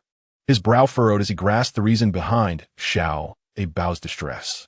Following the girl's figure, he noticed, besides her family, the unexpected presence of Qi Yao. Jin Bei was somewhat taken aback. How significant was the Qi family that they would not spare even a company on the brink of collapse? "Dad, Abao. Don't be afraid. If she bullies you, just tell Dad," Jin Bei reassured, bolstering Abao's confidence. It was not that she felt fear. Rather, she worried about others who might be like her. Throughout the journey, Abao pondered. Her own strength felt too insignificant, yet ignoring the issue was not her style. Thus, Qin Zmo became her most suitable ally. "Have you heard any news regarding the Qi family lately?" Although Jin Bei had meticulously planned everything, a lingering unease remained within him. The Qi family is currently quite the spectacle. Many companies are eager to invest. Jin Sinan, who spent most of his time in the hospital, had also heard whispers from some patients. Jin Bei calculated that the counterfeit contract should now be in effect. 3 days from now was the Qi family's gala, and it would soon become clear who won the bid. For several consecutive days, there had been no movement from the individuals shadowing Abao. Their unexpected restraint made her increasingly suspicious that something was amiss. "Would you like to go shopping together?" Xiao Mian's voice was neither too loud nor too soft, yet it drew the attention of Shun Jiao repeatedly. Abao did not refuse her invitation. At that moment, Xiao Mian appeared quite sincere. Had it not been for that incident, the two might have become good friends. "I'll take this, and the rest is yours," she said. Abao was left dumbfounded, but her counterpart did not give her a chance to respond and left swiftly. Now, she had no choice but to accept it. From a distance, Jin Bei spotted Abao, who was holding something, and hurried over to his sister. "See you tomorrow, Abao," Xiao Mian called out from afar. This made Jin Bei suspect that perhaps he had misjudged her concerning the previous matter. Ignoring her would also be impolite, so Abao forced a smile and waved back. She was not entirely unwilling to accept Xiao Mian's apology, but everything felt too peculiar. Chapter 68. Let us be good friends. Both parents were filled with confusion. Such sudden abnormalities always left them feeling uneasy. "Is there any issue with the documents?" Jin Bei had some confidence that he might manage to deceive them, depending on whether Qi Yao was genuinely astute or merely feigning cleverness.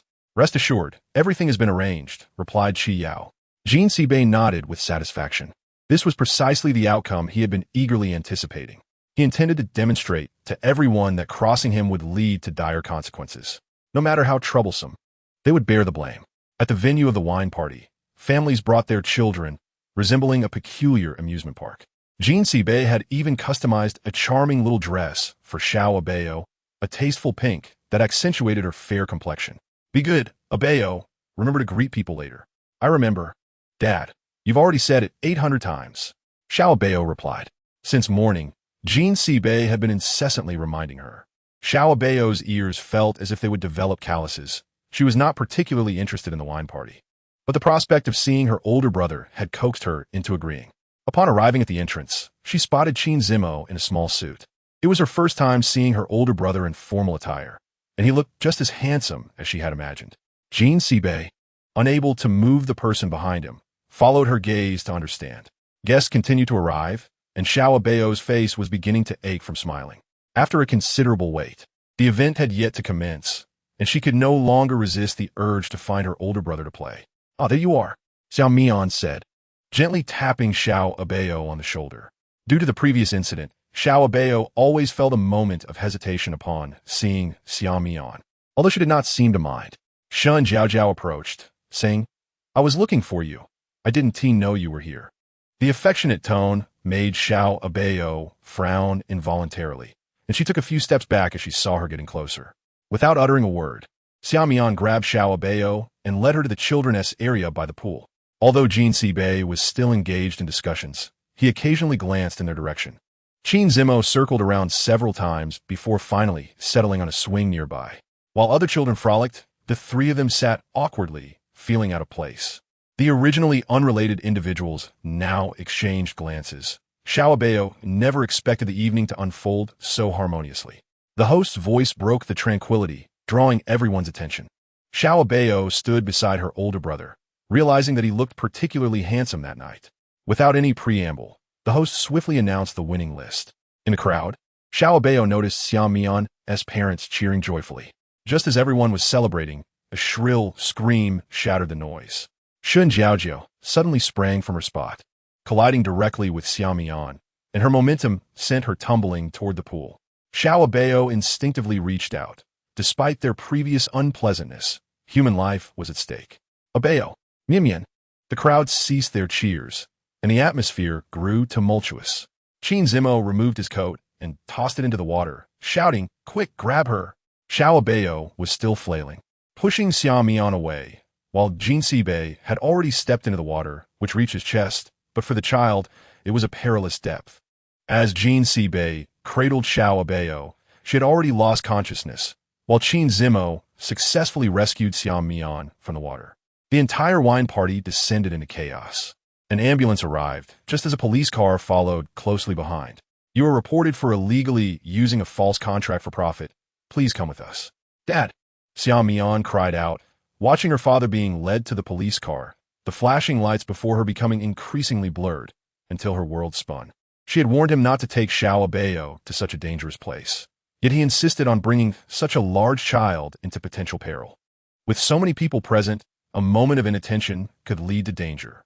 "You should change your clothes. Abao, won't wake up for a while," Jean Sinan advised, adjusting the infusion speed and placing a warm water bottle in her hands. Stubbornly, Jean Sibei refused to move, lamenting that had he stayed close to Xiao Abao, this incident could have been avoided.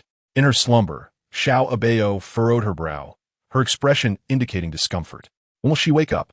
he asked, seemingly oblivious to Jean Sinan's previous words. Xiao Abao was exhausted and needed rest. Once she recuperated, she would naturally awaken. In truth, there was no grave danger, but the shock would undoubtedly affect her. Such a large child had endured much. Jean Sicheng arrived upon hearing the news, his heart aching at the sight of Xiao Abao's pale face. She had seemed perfectly fine that morning, yet a brief outing had left her in such disarray. "Fourth brother, I must say, if you're busy, we can take care of Abao," Jean Sicheng stated candidly, unafraid of provoking his elder brother. Everyone's gaze was fixed on the sleeping child, and had Jean Sinan not insisted, Jean Sibei would have likely remained there all night. Nonetheless, he showed no signs of rest, checking on her periodically until interrupted by a knock at the door. A woman stood outside with a child, her eyes swollen from crying all night, and the child did not appear well either. Following her earlier impression, she found Xiao Abao's bedroom, where the girl remained unconscious. "Xiao Mian, who had never encountered someone so foolish as to let her go, first despite being unable to swim, felt increasingly guilty about the earlier incident. Abao, please wake up. Let's be good friends, and I promise I will never bully you again. Now, Xiaomu stood outside, her eyes reddened, while Jin Sibei remained impassive. At this moment, they should be more concerned about the person taken away. Xiaomian took out the hairpin Xiao Abao had dropped and gently placed it beside her pillow, ensuring it was in a conspicuous spot so she would see it upon waking. Uncle, I'm sorry for my earlier behavior. She was a stark contrast to the girl from that day. Despite being in front of Jin Sibei, she still felt a lingering doubt. When Abao wakes up, I will tell her. Whether she accepts, it will depend on her. Jin Sibei agreed to Xiao Mian's request, slightly inclining his body to signal her to leave. Xiao Abao needed ample rest, and other matters could wait. Chapter 69. A harmonious understanding. Jin's own. I apologize. Mian has just been overly concerned for Abao. Xiao Mu pulled Xiao Mian outside, her face filled with remorse as she apologized to Jin Sibei. Her demeanor had undergone a significant transformation just a few days prior. She had looked down upon him, unaware that fortunes could change. Jin Sibei nodded slightly. He had not spent too long with them, yet Xiao Mu appeared eager to speak. He understood her sentiments, but felt powerless. I must attend to the child, so I want to see you off.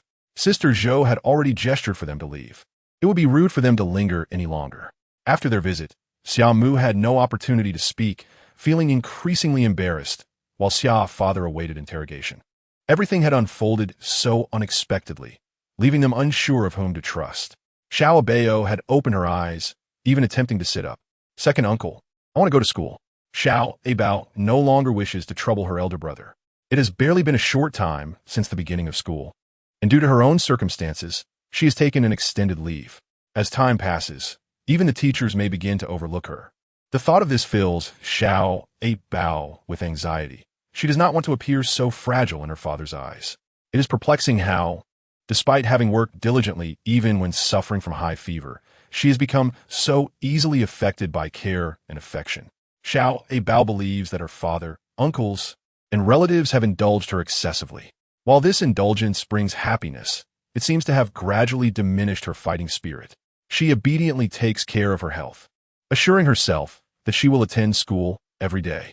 Her second uncle often reassures her in this way, yet Xiao Abao cannot fathom the severity of her illness, nor does she know if they are concealing something from her. She discreetly observes the expressions on the faces of everyone in the room. They are filled with anxiety and concern, except for her father's countenance, which appears particularly grim. Xiao Abao slips her hand from under the blanket and touches Jin Sibei's cheek, feeling the heat radiating from him. Father, you are unwell. Despite her limited understanding, she knows this temperature is far from normal. Jin Si-nin attempts to check his temperature, but is evaded by Jin Sibei, who dismisses it as a trivial matter that will resolve itself in time. He is acutely aware of his own body and does not wish to waste any more time, as there are more pressing matters at hand. In that case, Abao should not take any medicine.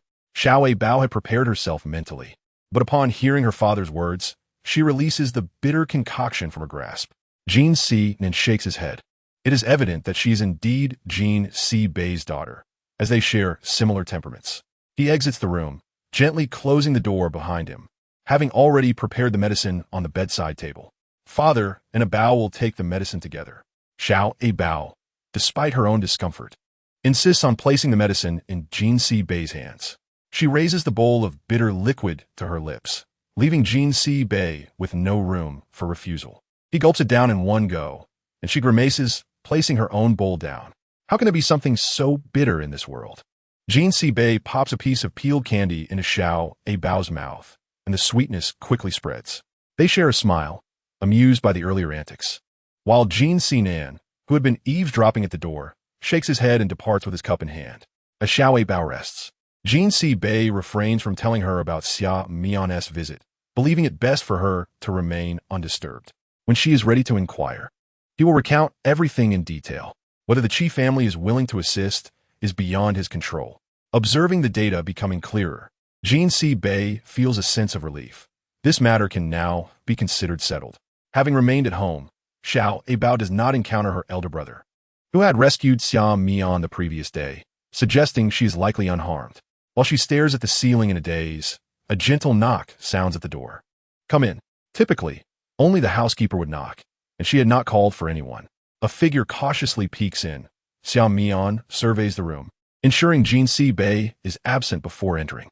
Abao is taken aback, wondering how she managed to come in. What's the matter? Are you disappointed that it's not Xin Zmo? Xiao Mian quickly discerns her thoughts. No, I'm astonished that you could come in. Abao hastily clarifies, revealing she does not wish to trouble her elder brother further.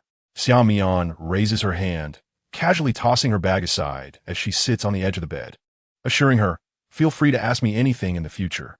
In certain moments, they truly resonate with each other, and having such a confidant is indeed delightful. Then I shall trouble you. Abao takes Xiao Mian's hand, placing her favorite hairpin into her palm. Though she has nothing of significance to offer, she feels compelled to express her gratitude for Xiao Mian's considerable help. Miss, the housekeeper, Zhou Sa, enters, noting the disarray of items on the bed. If Abao needs anything, just ask me. Xiao Mian gestures to Abao, then follows the housekeeper out of the house. Left alone, Abao finds herself exceedingly bored. She picks up her phone, contemplating making a call, but hesitating, fearing it might disturb Jin Si Bei. Her father has not been to the office for several days, and she must not allow herself to become a distraction at this time. Previously, she had not perceived time as so lengthy. Today, as she lies in bed, it feels interminably slow, primarily because she longs to see her father. Lost in thought, her fingers inadvertently dial a number. Chapter 70. An outing together. The phone rings and is answered almost immediately, catching Abao off guard as she hears her father's voice. What is it, Abao? Jin Si Bei continues with his tasks, though. He places his finger to his lips, signaling his secretary to be silent, as he listens intently to Abao. The person on the other end remains unaware, while Jin Si Bei secretly chuckles, becoming engrossed in their conversation until he realizes how much time has passed. He retrieves his phone and searches for popular children's destinations. A variety of amusement parks populating the screen. Mr. Jin, the secretary hesitates to speak, knowing full well that Jin Si Bei is entirely focused elsewhere. In truth, even if Jin Si Bei were absent, he would handle everything in due course, though the employees might become lax, prompting Jin Si Bei to periodically oversee matters. A moment's negligence could lead to someone losing their job. An amusement park? Jin Si Bei contemplates this idea, but ultimately feels that a noisy amusement park pales in comparison to the serenity of a beautiful camping site.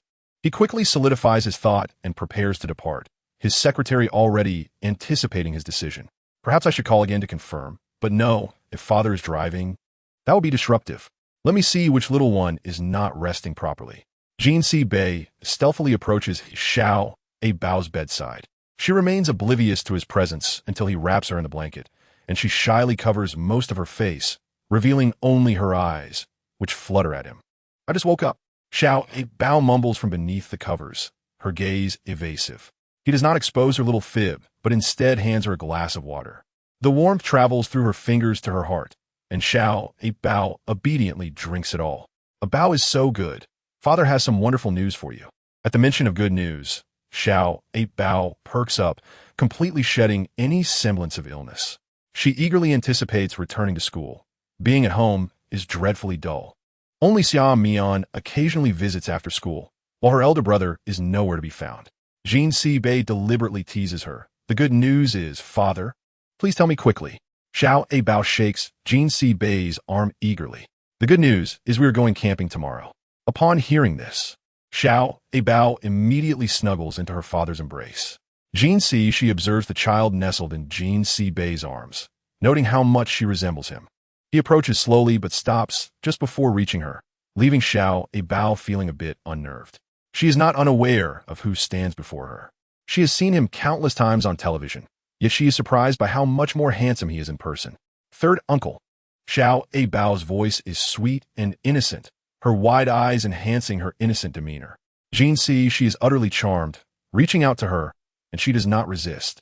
After all, who would want to be held by such a handsome actor? Old Fourth, I have a proposal for you. Despite it being their first meeting, she is quite taken with her. Jin Si Bei raises an eyebrow, watching him warily. Let this little one stay with me for a few days. As he speaks, he playfully pinches Abao's soft cheek. Forget it. Abao would not withstand your flirty antics. Jean Sibai was well aware that he harbored unwholesome intentions. Listening to their conversation, Xiao Abao could hardly contain his laughter. Even a usually well-received Sanbua found himself in an unexpected predicament. It seemed not everyone was susceptible to the allure of celebrity. What nonsense, he protested. Lao Si, do not unjustly accuse me. Jean Sibai was already on the verge of pushing him out of the room, and the sight of their playful tussle only amused Xiao Abao further. You should go to bed. We have to leave tomorrow. Jean Sibai issued his final ultimatum, compelling him to comply. Rest well. I will call you in the morning. Xiao Abao nodded heavily under the covers, his thoughts drifting elsewhere as he closed his eyes, eagerly anticipating the dawn. The commotion outside grew increasingly vivid, and Xiao Abao, still half asleep, opened the door to find the living room bustling with activity, reminiscent of a festive celebration. Our Abao has finally awakened, exclaimed the others. Still groggy, Xiao Abao found himself swept up by Jean Si, ready to set off, only to be halted by Jean Sibai, who had followed closely behind. Xiao Abao shot a disgruntled glance at his Sanbua before obediently following his father upstairs. Laughter erupted from the gathered crowd, with only Jean Si standing there in confusion. As the group prepared for their outing, nearly at noon, Xiao Abao was already seated in her father's car, awaiting departure when a familiar figure approached them. At first, she paid no mind, but as the figure drew nearer, she realized it was none other than Xiao Mian. Having exited the vehicle, Xiao Abao suggested, "Why don't you come with us?" All eyes turned to Jean Sibai, who silently nodded in agreement. Chapter 71. Xiao Mu's calculated intentions. Xiao Mu let out a sigh of relief, hastily urging those around her to depart, reminding them to exercise caution. What had begun as an enthusiastic outing suddenly took on a somber tone, perhaps because Xiao Abao had yet to find a comfortable way to interact with Xiao Mian, sensing that something was amiss. After a night of excessive excitement, sleep had eluded her. Just as Xiao Mian was animatedly conversing, someone beside her suddenly leaned against her shoulder. Jean Sibai cast a glance in the rearview mirror and passed her a blanket. Within the car, the only sound was the roar of the engine. It was only when Xiao Abao fell asleep that Xiao Mian seized the opportunity. Although still a child, her thoughts were far more complex than those of an average girl, and she could certainly comprehend Jean Sibai's words. Jean Sibai fell silent. The matter of the fake contract was already set in stone, and even he was powerless to alter it, merely aiming to ease the burden on the mother and daughter duo.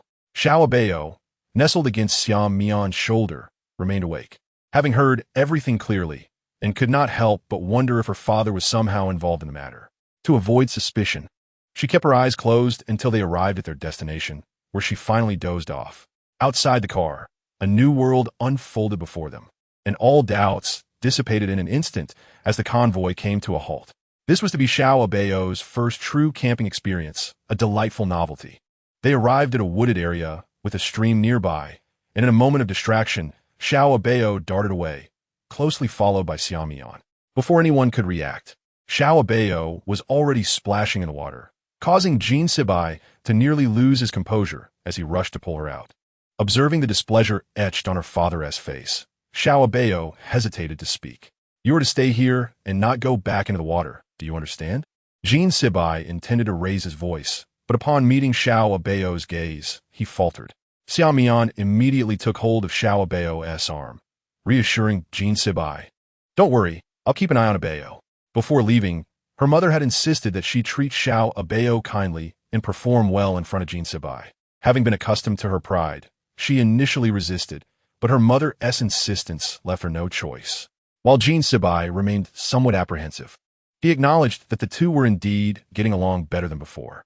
Everything felt remarkably pleasant. The brothers of a Jean family were rarely all gathered together. Just as they set the table, a sudden downpour ensued. Xiao Abao took off, running towards the tent. "Daddy, look at these flowers I picked for you." Jean Sibai focused his attention on the vibrant assortment cradled in Xiao Abao's arms. "How biased. Only Lao Si gets such attention," Jean Si complained, mimicking a sulky demeanor without a hint of celebrity pretension. Xiao Abao had never encountered such antics. Of course she disagreed. She feigned composure as she presented the clusters of flowers to her uncles and left one bouquet for Xiao Mian. "I knew Abao would not forget," Jean Si remarked, as Xiao Abao settled into his embrace. Xiao Mian sat silently nearby, her gaze downcast as she toyed with the bouquet, the warmth of their camaraderie painfully glaring. Just days prior, her own family had shared such moments, with her father promising to take her out. Yet everything had changed since Xiao Abao's arrival.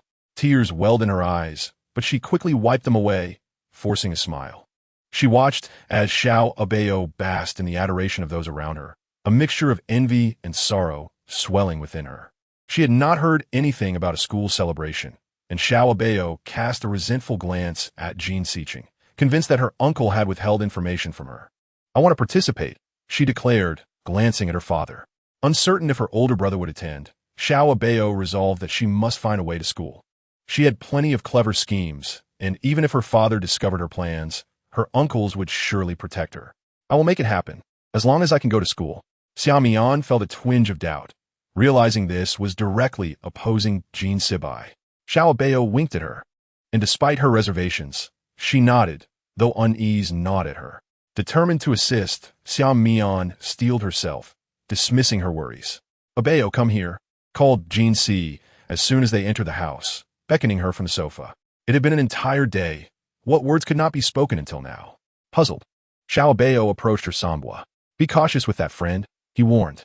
Xiao Abao had thought he was about to share something significant. It was all a misunderstanding. "We are friends now, sombre. Please don't sow discord between us."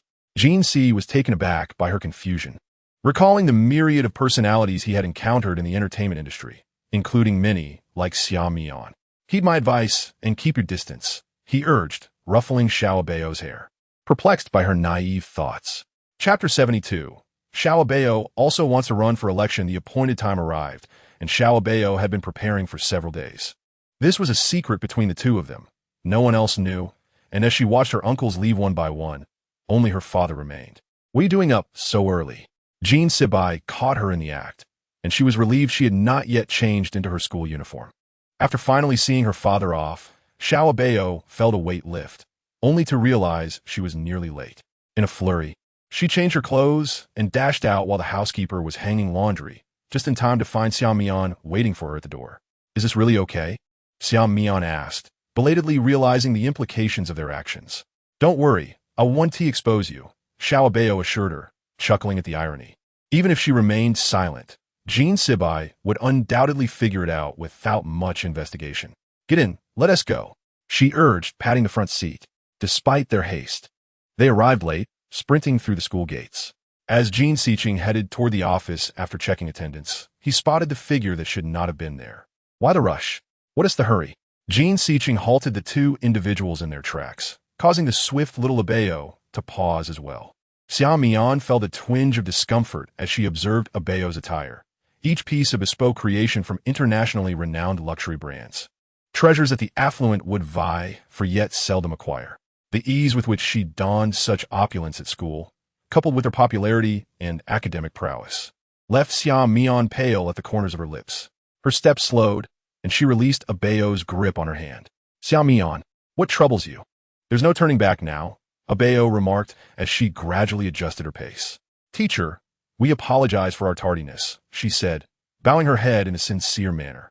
With Xiao Mian mimicking her gesture behind her, Qin Zimo, rarely looking up, was puzzled by the sight of the two at the door, having heard no prior word of Abao's attendance that day. Even Shun Jiaojiao appeared taken aback.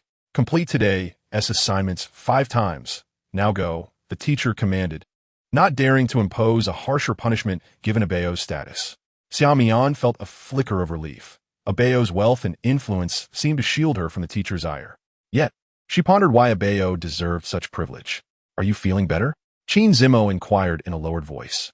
Abao, leaning closer to him, could finally hear his words amidst the teacher's continuous lecture. "Much improved," she replied with a smile, revealing her small canine teeth. "Thank you for your concern."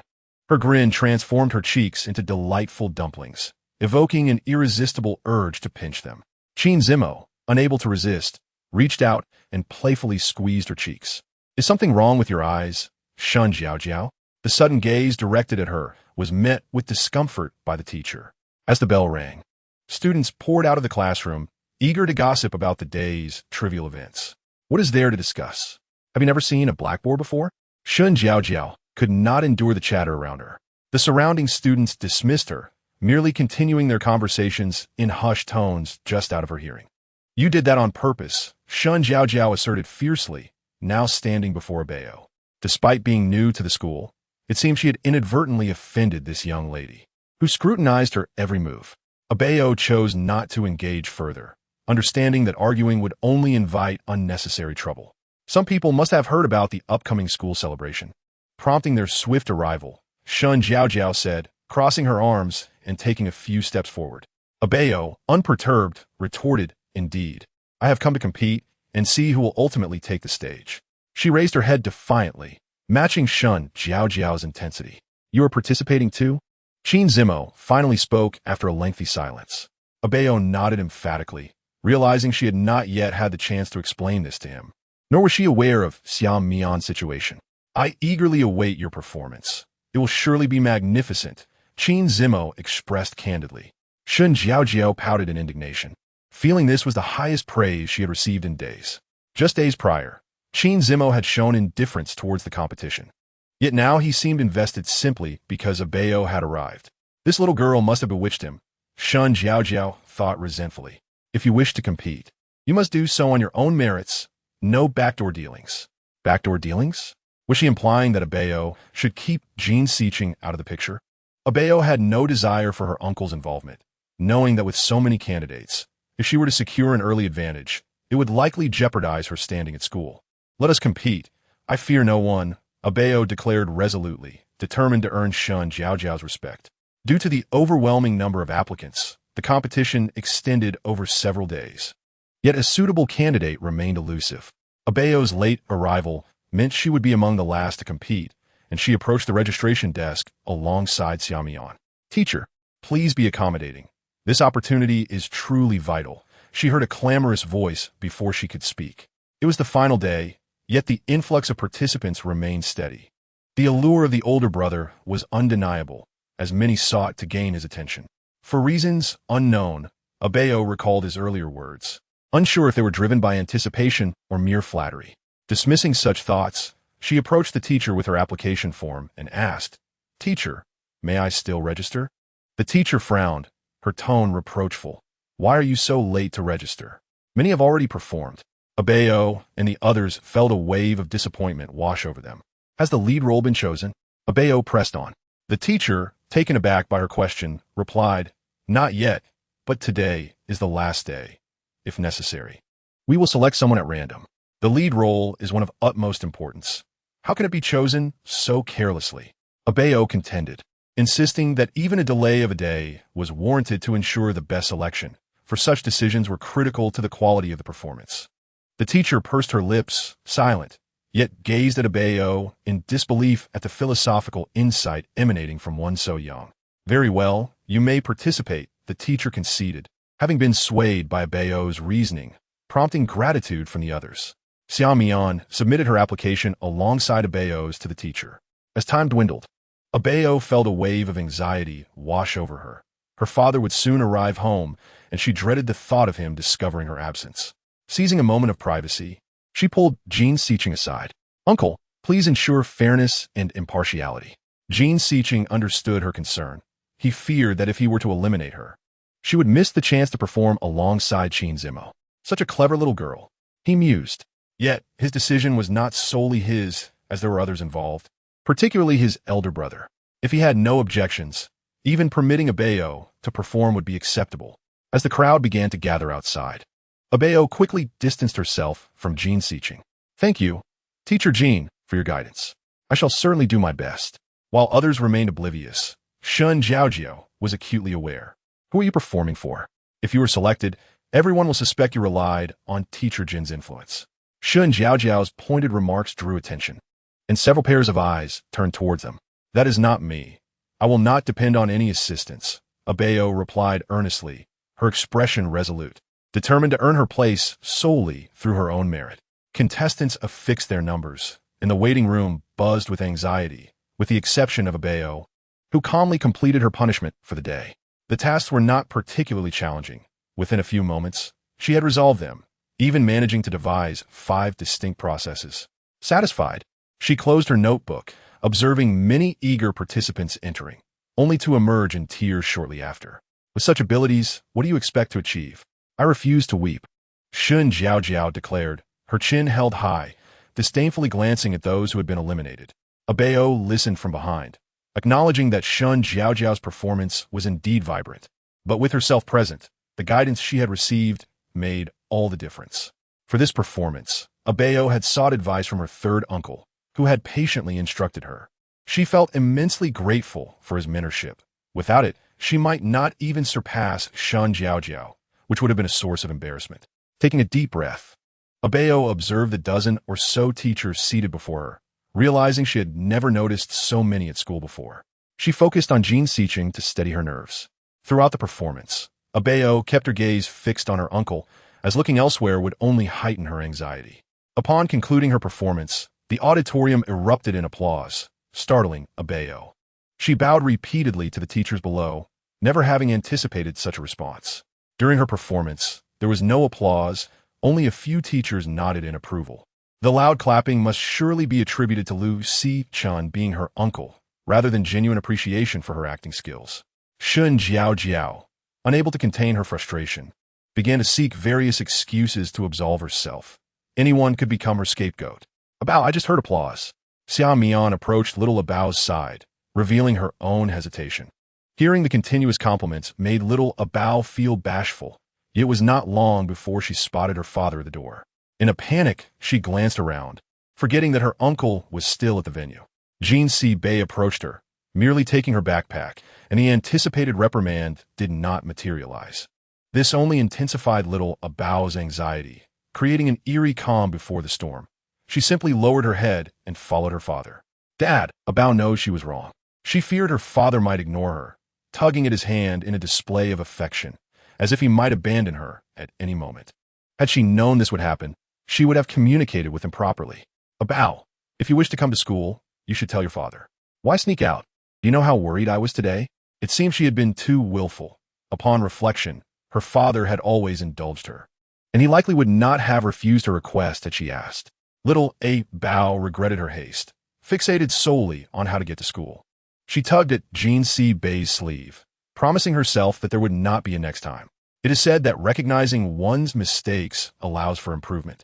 And since this was her first offense, as long as she sincerely admitted her fault, her father would forgive her. Abao knew her father had a soft heart. Her little fingers playfully scratched Jean Si-bei's hand as she chanted, Dad is the best. How could the best dad be angry with little Abao? Jean Si-bei cast a glance at her. Little Abao immediately vowed, I will never lie to Dad again. I will tell him everything. Please don't be mad.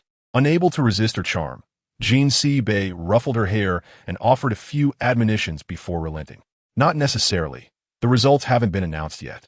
Indeed, upon entering the classroom, a group was engaged in discussion. Yesterday, 3 candidates were shortlisted for the election, yet the roles had not been finalized. Many began to boast that Shun Jiao would undoubtedly be the leading lady. No one knew better than her how she truly felt. However, the lead role simply did not suit her. Clearly, I'm the leading lady. Little Abao stated unreservedly what she believed to be the final outcome. No sooner had the words left her lips than Shun Jiao laughed mockingly. Just you? Don't think that a little applause makes you special. They merely appreciated the moment. And perhaps the teachers won't even remember you. Shun Jiao chuckled lightly, her gaze scrutinizing little Abao as if observing a farce. The results are out. The results are out. All eyes immediately turned towards the announcement. Everyone, including little Abao, awaited the final verdict. This time, the leading lady is Jean Bao. Those aligned with little Abao erupted in cheers, and Qin Zmo, seated, let out a sigh of relief. Thank goodness it's her. As long as it's her, he thought, realizing that this meant he would have more time to spend with her. Not only Qin Zmo, but little Abao too felt a sense of joy. Big brother, you must teach me more. There's still many things I don't know. Qin Zmo nodded slightly, his heart already brimming with happiness. Chapter 74. An interlude during rehearsals. How could it possibly be hers? Absolutely impossible. Shun Jiao could not fathom the outcome. Yet, she could not voice her outrage, having bribed the judges. Why then was she not the leading lady? Shun Jiao was utterly perplexed. Why can't it be me? If not me, then who? Little Abao intentionally provoked her, hoping Shun Jiao Jiao would inadvertently reveal her bribery of the judges. But this time she did not appear so foolish. Seething with anger, she glared at little Abao, unable to voice her frustration until the cast list was posted, which only fueled her fury further. Xiaomian? Why should you be her sister, and I be the servant? In her daily life, she was a young lady. How could she be relegated to a servant's role, even in a play? Just moments ago, she thought Shun Jiao Jiao was not foolish, but now it seemed it was all an illusion. If you don't want more people involved, then leave the opportunity for others, little Abao advised her, as she had no desire to perform alongside such a person. The crowd surrounded Shun Jiao Jiao, casting her strange looks. You bullies. Before long, she broke down, tears streaming as she ran to the teacher's office. This pampered young lady would cry at the slightest inconvenience. Whenever things did not go her way, she would report to the teacher, leaving few who genuinely wished to befriend her. Little Abao deliberately chose this tactic, knowing Shun Jiao Jiao's pride. Otherwise, she would never understand the concept of equality. Army being a bit too harsh, Xiao Mian observed Shun Jiao Jiao's evident distress. She had prepared extensively for this school celebration. What does it matter? It's not like it hasn't happened before. Little Abao suddenly felt it was inappropriate and quickly covered her mouth. Yet, even if she acted, it was merely a warning and would not harm others. Shun Jiao Jiao, however, was different. She would not rest until she achieved her goals. As she watched Shun Jiao Jiao leave, little Abao recalled that Xiao Mian's name was also on the cast list. Right, I didn't even know when you signed up. She had assumed Xiao Mian was uninterested, only to discover she had been directly selected. Rehearsals were typically scheduled after school, but Jin Si Bei always arrived early, waiting for her to finish.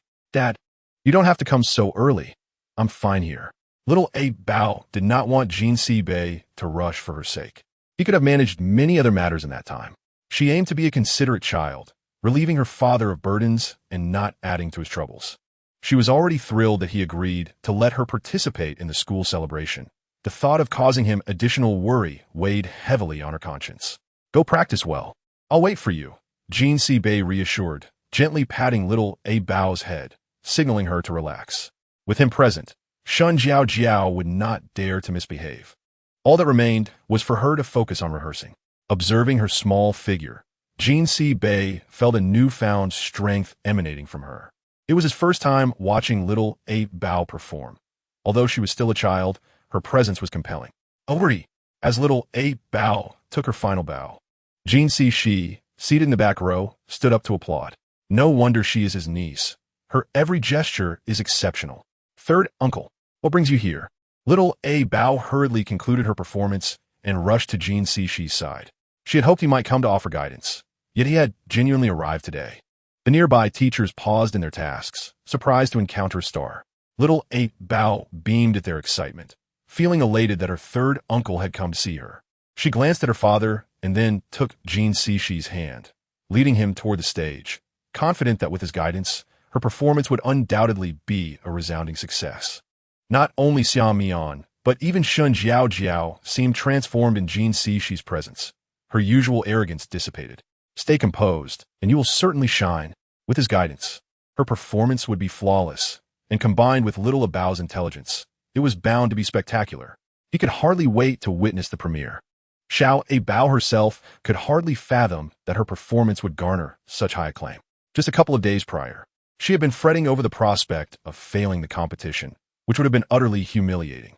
All right, you all may proceed with your rehearsal, she instructed. Jin Si Shi had sneaked out, wary of lingering too long lest his manager commence a frantic search for him. The ensemble quickly fell into their roles, with Qin Zi Mo wielding a prop blade that, despite its simplicity, exuded an impressive aura. Everyone was in position, except for Shun Jiao Jiao, who was still hesitating over her character.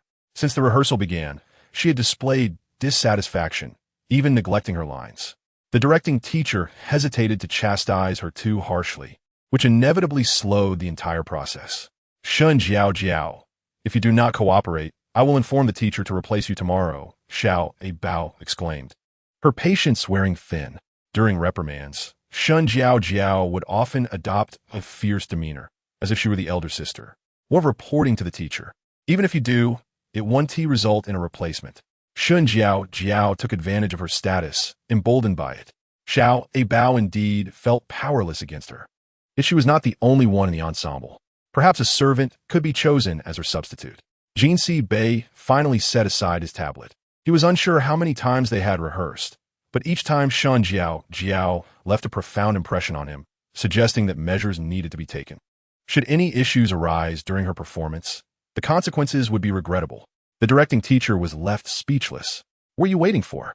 You must select someone before tomorrow. Jinsi Bei commanded, his authority undeniable, prompting the directing teacher to nod in acquiescence. Only then did Shun Jiao realize her predicament. Suppressing her urge to lash out and finally performing her part in full, Abao feigned complaints, yet inwardly felt a sense of satisfaction witnessing Shun Jiao's reluctant concession. Abao, even without your father, you can still act decisively. Do not let one person hinder the efforts of all. Jinsi Bei's words imparted significant wisdom to Abao. Chapter 75. The resolute Abao. The days of rehearsal flew by. After Jinsi Bei's earlier threat, Shun Jiao had become considerably more earnest, maintaining her spoiled demeanor but improving compared to previous days. Abao stretched her stiff neck, having lain still for too long during the last scene, unable to resist the urge to move. Are you uncomfortable? Qin Zmo had unknowingly approached her from behind. Abao immediately smiled and shook her head, not wishing to trouble her elder brother. Upon hearing the end of rehearsal, Shun Jiao flung away her broom in disdain, declaring her aversion to the task and vowing never to touch it again. Zmo Gidge, I know of a new snack shop nearby. Will you treat us to some food? Thank you so much, Jiao. Abao mimicked Shun Jiao's usual tone, attempting to lead her elder brother into a trap. If problems arose tomorrow, she would be the first to bear the brunt. To Abao's surprise, Shun Jiao insisted they set off immediately to avoid delaying the next day's performance. Initially hesitant, Abao glanced at the time and, seeing it was still early, decided to follow Qin Zmo. Unlike them, she was cherished in the Jin household, while she herself felt somewhat extraneous. What? You're going for food without inviting me? Qin Yuanshu appeared from nowhere. Shun Jiao shot him a disdainful look, recalling how he had troubled her following their last competition, constantly clinging to her like a persistent burr. She had no regard for him. Had it not been for her intention to use him as a scapegoat, she would never have revealed that incident. Shun Jiao even began to suspect that Qin Yuanshu had been the one to inform Abao about the cheating, perhaps as a means of revenge against her. It was surprising to see a child from a prominent family harbor such pettiness. If you wish to go, then come along. Abao noted the evident discord between the two, recalling how they had often been seen together just days prior. However, it was typical for someone as capricious as Shun Jiao to change her mind, and there was always a chance she could dismiss someone in a fit of bad temper. Abao had begun to understand the dynamics at play. Given the impending performance the next day, she did not linger long, estimating that her father would soon arrive. Before departing, she left a note for her uncle, confident he would inform her father. Just as Abao gazed absent-mindedly at the road, Jinsi Bei's car slowly came into view. Hurry! She called to her elder brother and Xiaomian, unwilling to leave them behind. Jinsi Bei let out a long sigh, shaking his head, his concern for Abao growing. Being excessively kind-hearted was not necessarily a virtue. Tomorrow, when I call your name, just through the rearview mirror, Abao was still passionately rehearsing her lines, her focus revealing a natural flair for leadership. Throughout the drive, Jinsi Bei had not realized how much he had underestimated her potential. Qin Zmo, feeling slightly awkward, was hesitant to remind them that they had arrived home. Abao. It was only upon Jinsi Bei's call that Abao noticed they had been parked for some time. While seated in the car, she waved farewell to Qin Zmo, and upon entering the house, she quietly watched the car disappear into the encroaching darkness. The opening performance was soon upon them. And truth be told, Jinsi Bei felt even more anxious and excited than Abao. Xiaomian did not take long to exit the car, her mother waiting at the door. While her husband was inside, the family still needed to thrive, and her only concern was for Xiaomian's safety and well-being as she grew. On the day of the premiere, Abao was backstage preparing, feeling bored. She wandered to the front. The grand auditorium was already filled with a smattering of attendees, and the prospect of more filling the seats suddenly made her anxious. Feeling nervous? Jean Si-chun adjusted her costume, noting that she truly embodied the essence of a leading lady. Abao did not deny it, nodding in agreement. To claim otherwise would be disingenuous. Fear not. We are all watching you from below, Jean Si-chun reassured her, gesturing towards the central seating area where she spotted her grandmother and relatives waving at her. The previously frantic heart began to calm as she took comfort in their presence. You can do it, Jean Si-chun said, affectionately ruffling her hair before taking his seat among the teachers.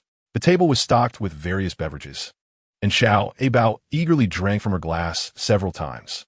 A girl hiding behind her costume flinched before quickly disappearing. The once delightful drink now tasted bland. As the announcements commenced, Abao composed herself, adjusting her dress and steeling her nerves as she stood behind the curtain. Taking several deep breaths, her heart gradually settled. Suddenly, the curtain fell, and Abao stepped onto the stage, performing according to the rehearsal without haste. Just before reaching the center of the stage, she felt a sharp pain in her abdomen. She stumbled to steady herself, forcing a smile as she glanced toward the audience. Her father was seated beside her third uncle, looking particularly handsome that day, drawing the attention of many upon his arrival. Jean Si-bei did not avert his gaze, yet he increasingly sensed that something was amiss with Abao. Her expression appeared somewhat strained. Nevertheless, she continued her performance diligently, without faltering. Qin Zmo, positioned nearby, noticed the beads of sweat forming on her brow. Finally, the music began, and all gathered at the center of the stage to bow. However, Abao could no longer endure the pain and collapsed onto the stage. The audience gasped in alarm, with Shun Jiao covering her mouth in shock. Abao! Jean Si-bei pushed through the crowd, hurriedly cradling her in his arms. Yet no matter how he called her name, Abao did not open her eyes again. Chapter 76. The misunderstood Shun Jiao during the recent performance. Everything seemed to proceed smoothly. It became evident that the little Abao was not as flawless as she appeared. It did not take long for her to falter again. If this continues, it would only lead to her own downfall. Shun Jiao could not forget the piercing gaze of Jean Si-bei, which seemed to convey a warning that she should refrain from taking any action. Clenching her school uniform tightly, she reminded herself of her identity. Even if action was warranted, it was not her place to intervene directly. Perhaps this was fate's way of revealing the truth. When the incident occurred, Jean Si-bei was the closest to Abao, and she could clearly see the anguish etched on Abao's face. If this matter was connected to Shun Jiao, he would certainly not turn a blind eye to it. Did Brother Zmo suspect her involvement? Tears brimmed in her eyes. She could endure any accusations from others, but never anticipated that even Qin Zmo would come question her. Qin Zmo fell silent, his resolute thoughts wavering momentarily. Could it truly not be her? She realized how much time she had squandered, and it was evident that any explanation she offered would be futile. At the hospital, upon Jean Si-bei's arrival, several doctors immediately surrounded Abao, each attending to their duties. Abao lay unconscious, and it was not the right moment to inquire about her condition. They relied on their past experiences for assumptions. It was likely acute gastroenteritis. Had she eaten something unusual recently? Jean Si-nen emerged from the operating room, still in his scrubs, rushing to the emergency room. He did not wish to see Abao in this state, but this marked the third occurrence within a month. He feared for Abao's health. What had she consumed? Jean Si-bei immediately recalled Abao's attendance at a banquet the previous evening. Jean Si-nan, unaware of his thoughts, took Abao's belongings and instructed a nearby nurse to transfer her to a private room. Due to Jean Si-nan's influence, the Jean family had a designated room in this hospital. Ever since Abao was admitted, Jean Si-nan had not left her side, delegating all surgical responsibilities to others. This time, no mishap could occur. At that moment, Jean Si-bei had already arrived at the Shun family residence. Madam, the fourth master of the Jean family has arrived. A servant hurriedly announced. Shun Qinghuai, momentarily distracted, accidentally snipped off a large portion of the rose she was arranging. A sense of foreboding surged within her. Had she stirred up trouble again? Shun Qinghuai's frustration escalated. She had repeatedly instructed not to provoke the Jean family, yet her daughter persisted in her audacity. Her animosity towards Abao was notorious, and if anything were to happen to Abao, it would undoubtedly implicate Shun Jiao, making her the first suspect in the eyes of the Jin family. Mr. Jin, I apologize for the lack of hospitality. Please come inside to discuss. Shen Qinghai plastered a courteous smile on her face, feigning ignorance. Madam Shun, you seem quite engrossed in your floral arrangements, Jin Si-bei remarked, sweeping the vase and the still unbloomed flowers onto the floor. The sound of shattering glass echoed through the room, startling Shun Jiao, who remained hidden, silenced by fear. Mr. Jin, there is no need to take your frustrations out on the flowers. Be careful not to injure yourself, she urged. Is there anything wrong with speaking candidly? Jin Si-bei responded, his bewilderment palpable. Was it your daughter who did this? He inquired directly, with little time to spare for idle conversation. As expected, this was the matter at hand. Shen Qinghai pulled Shun Jiao from her room, forcing her into the open. Under Jin Si-bei's fierce gaze, she dared not raise her head. Did you do this? Everyone was questioning her based on the performance, yet she was utterly oblivious to her own actions. I did not. It was not me. Overwhelmed by the shock, Shun Jiao burst into tears, never before feeling so wronged. Even during her confrontations with Abao, she had never cried. But now she could no longer contain herself. Jin Si-bei observed as Shen Qinghai enveloped her daughter in an embrace, yet his heart remained skeptical. Aside from Shun Jiao, who else could be responsible? Since entering school, Shun Jiao had regarded Abao as a thorn in her side, a fact known to all around her.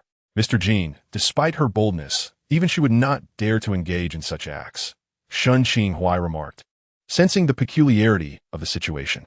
Normally, Shun Jiao was indeed arrogant, speaking without restraint, yet such an act was wholly out of character for her. Jin Si-bei was about to voice his thoughts when his phone rang incessantly in his pocket. The name Jin Si-nan flashed repeatedly on the screen, and he hastily answered, Dad, Abao has just awakened. Her voice was faint and weary, her pain recently alleviated, leaving her breathless. He wished for Abao's safety, and this matter would not be dismissed lightly. The situation with Xiao Mian was barely settled, and already some were growing restless.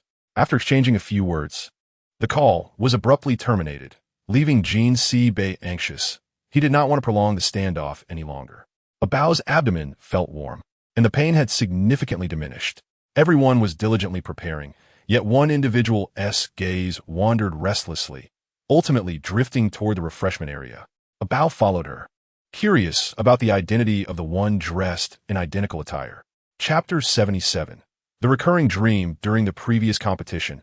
Although she had the desire, she ultimately hesitated. Shun Jiao understood that should she act, it would carry considerable consequences. In her dreams, Abao distinctly felt someone enveloping her hand, warmth radiating through her fingers. She recognized it must be her father.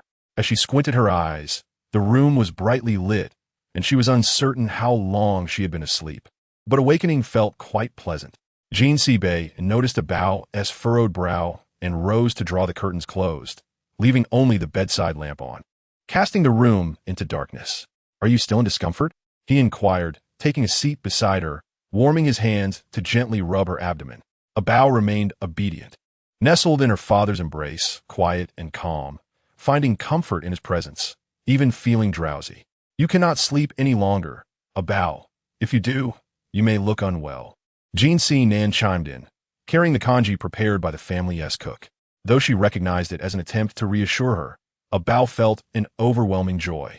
Seeing her father and uncles so concerned for her well-being made her appreciate this rare familial bond. Dad, you haven't told me how the performance went yet, she remarked, having not heard Jin Si-bei speak since her awakening, assuming she had somehow ruined everything. Jin Si-bei sat beside her with the congee. It was the most remarkable performance I have ever seen. Your little uncle mentioned that you will be joining the school's drama club. Abao was thrilled at the opportunity.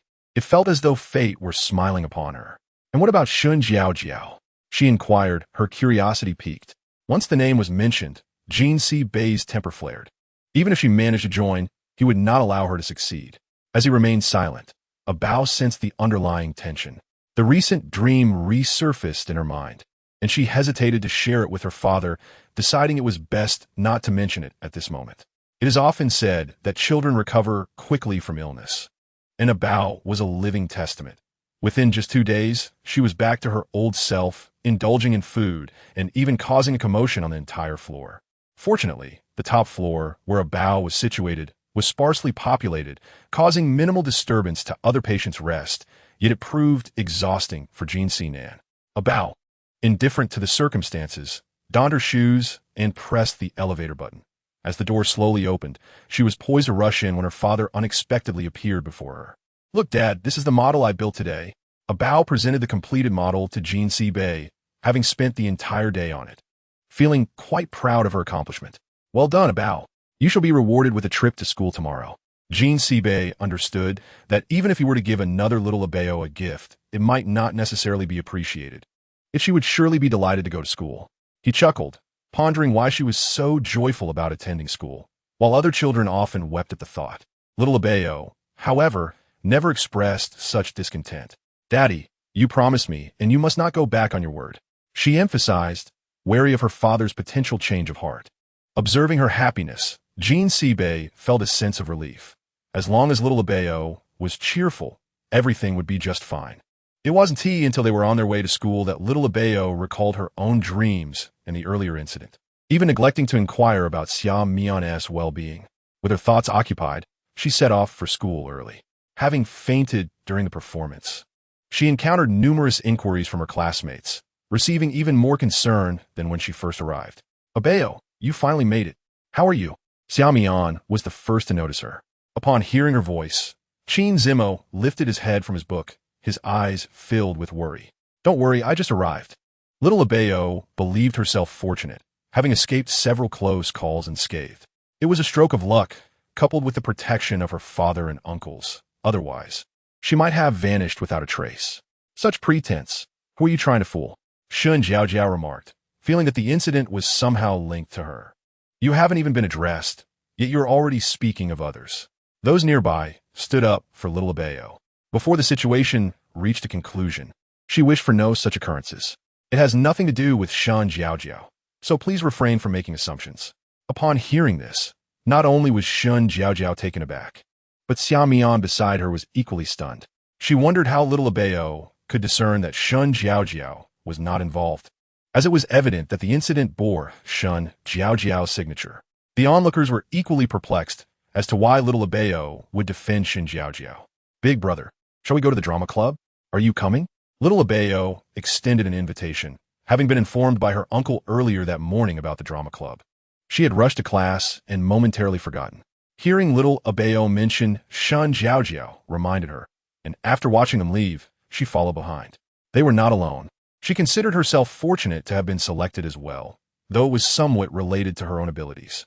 Upon arriving at the drama club, little Abao realized they were likely the youngest members, as the others were older students from various grades.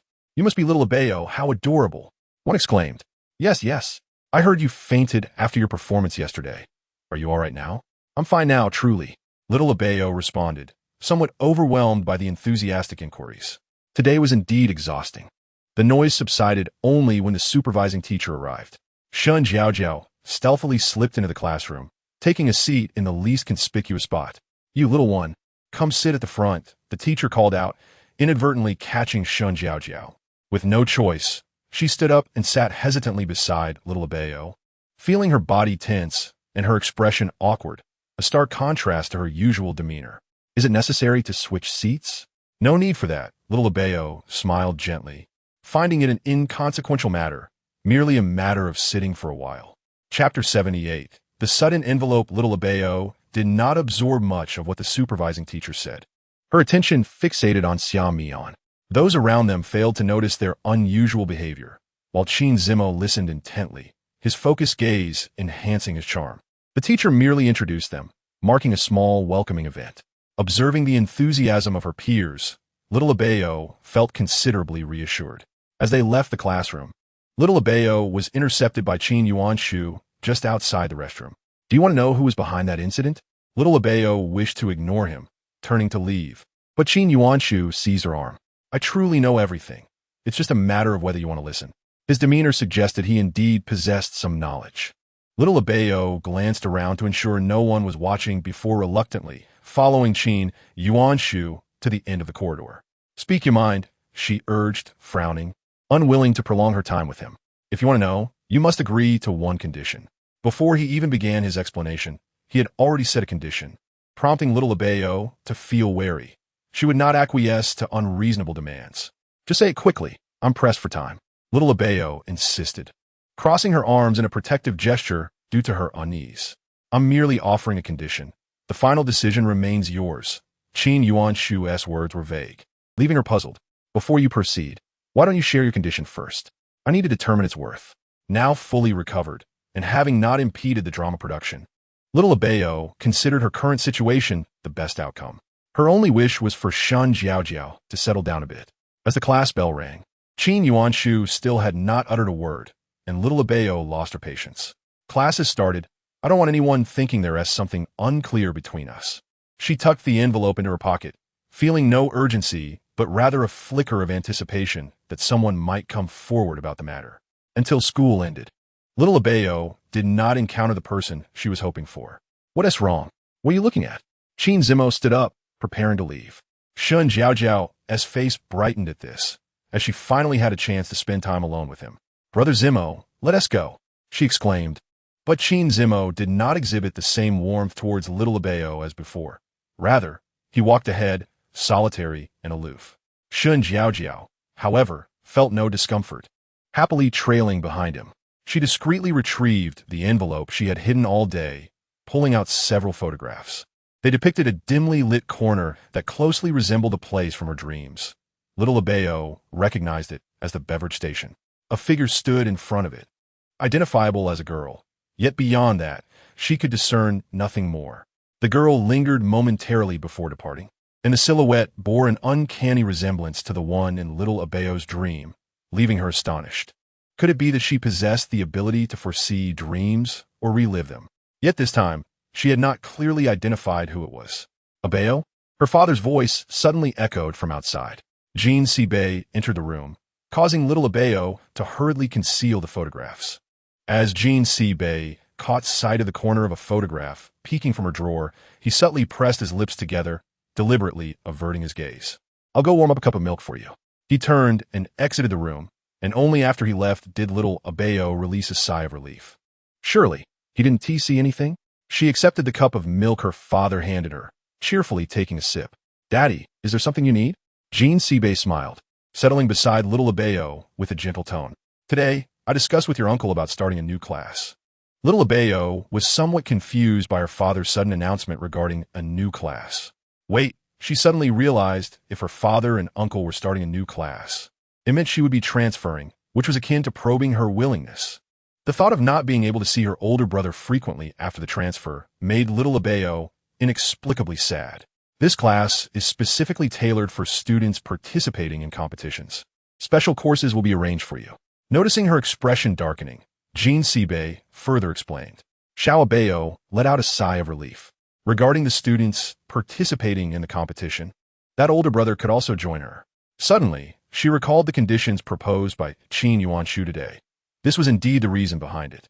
It was not overly difficult to handle, merely a request for him to assist her. Winning or losing the competition was inconsequential. What truly mattered was acquiring knowledge. Xiao Abao articulated her thoughts eloquently, concealing her inner sentiments deep within. Hearing her speak in such a manner put my mind at ease. I would follow my uncle to become a good teacher. Suddenly, Lu Siken spoke up. A moment of silence ensued, as Xiao Abao and her father tacitly chose not to engage with him. "Childish," Lu Siken muttered to himself, stepping down from his own indignation. "You two, father and daughter. I shall not associate with you." Observing Jean Siken's furious retreat, Xiao Abao could not suppress a laugh. She shifted her gaze to her father, her bright eyes radiating determination and resolve. When she grew older, she vowed to protect her family diligently, ensuring no one would bully them. After careful consideration, she thought it would be prudent to prepare for the upcoming semester. Initially, Xiao Abao believed extensive planning was required. However, her father's words hinted that he had already made preparations. That night, Jean Sibei opened the door, and indeed, the bedside lamp was still on. He walked over to find Xiao Abao holding a photograph, captured from a narrow angle that revealed no substantial information. Yet, it was undeniable that Xiao Abao seemed to know precisely who the person was. Jean Sibei gently placed the photo in her hands, closing the door as if he had never been there, his mind already pondering the implications. No wonder Xiao Abao appeared so flustered today. It was due to this matter. However, she did not seem inclined to let him know. Did she wish to handle it on her own?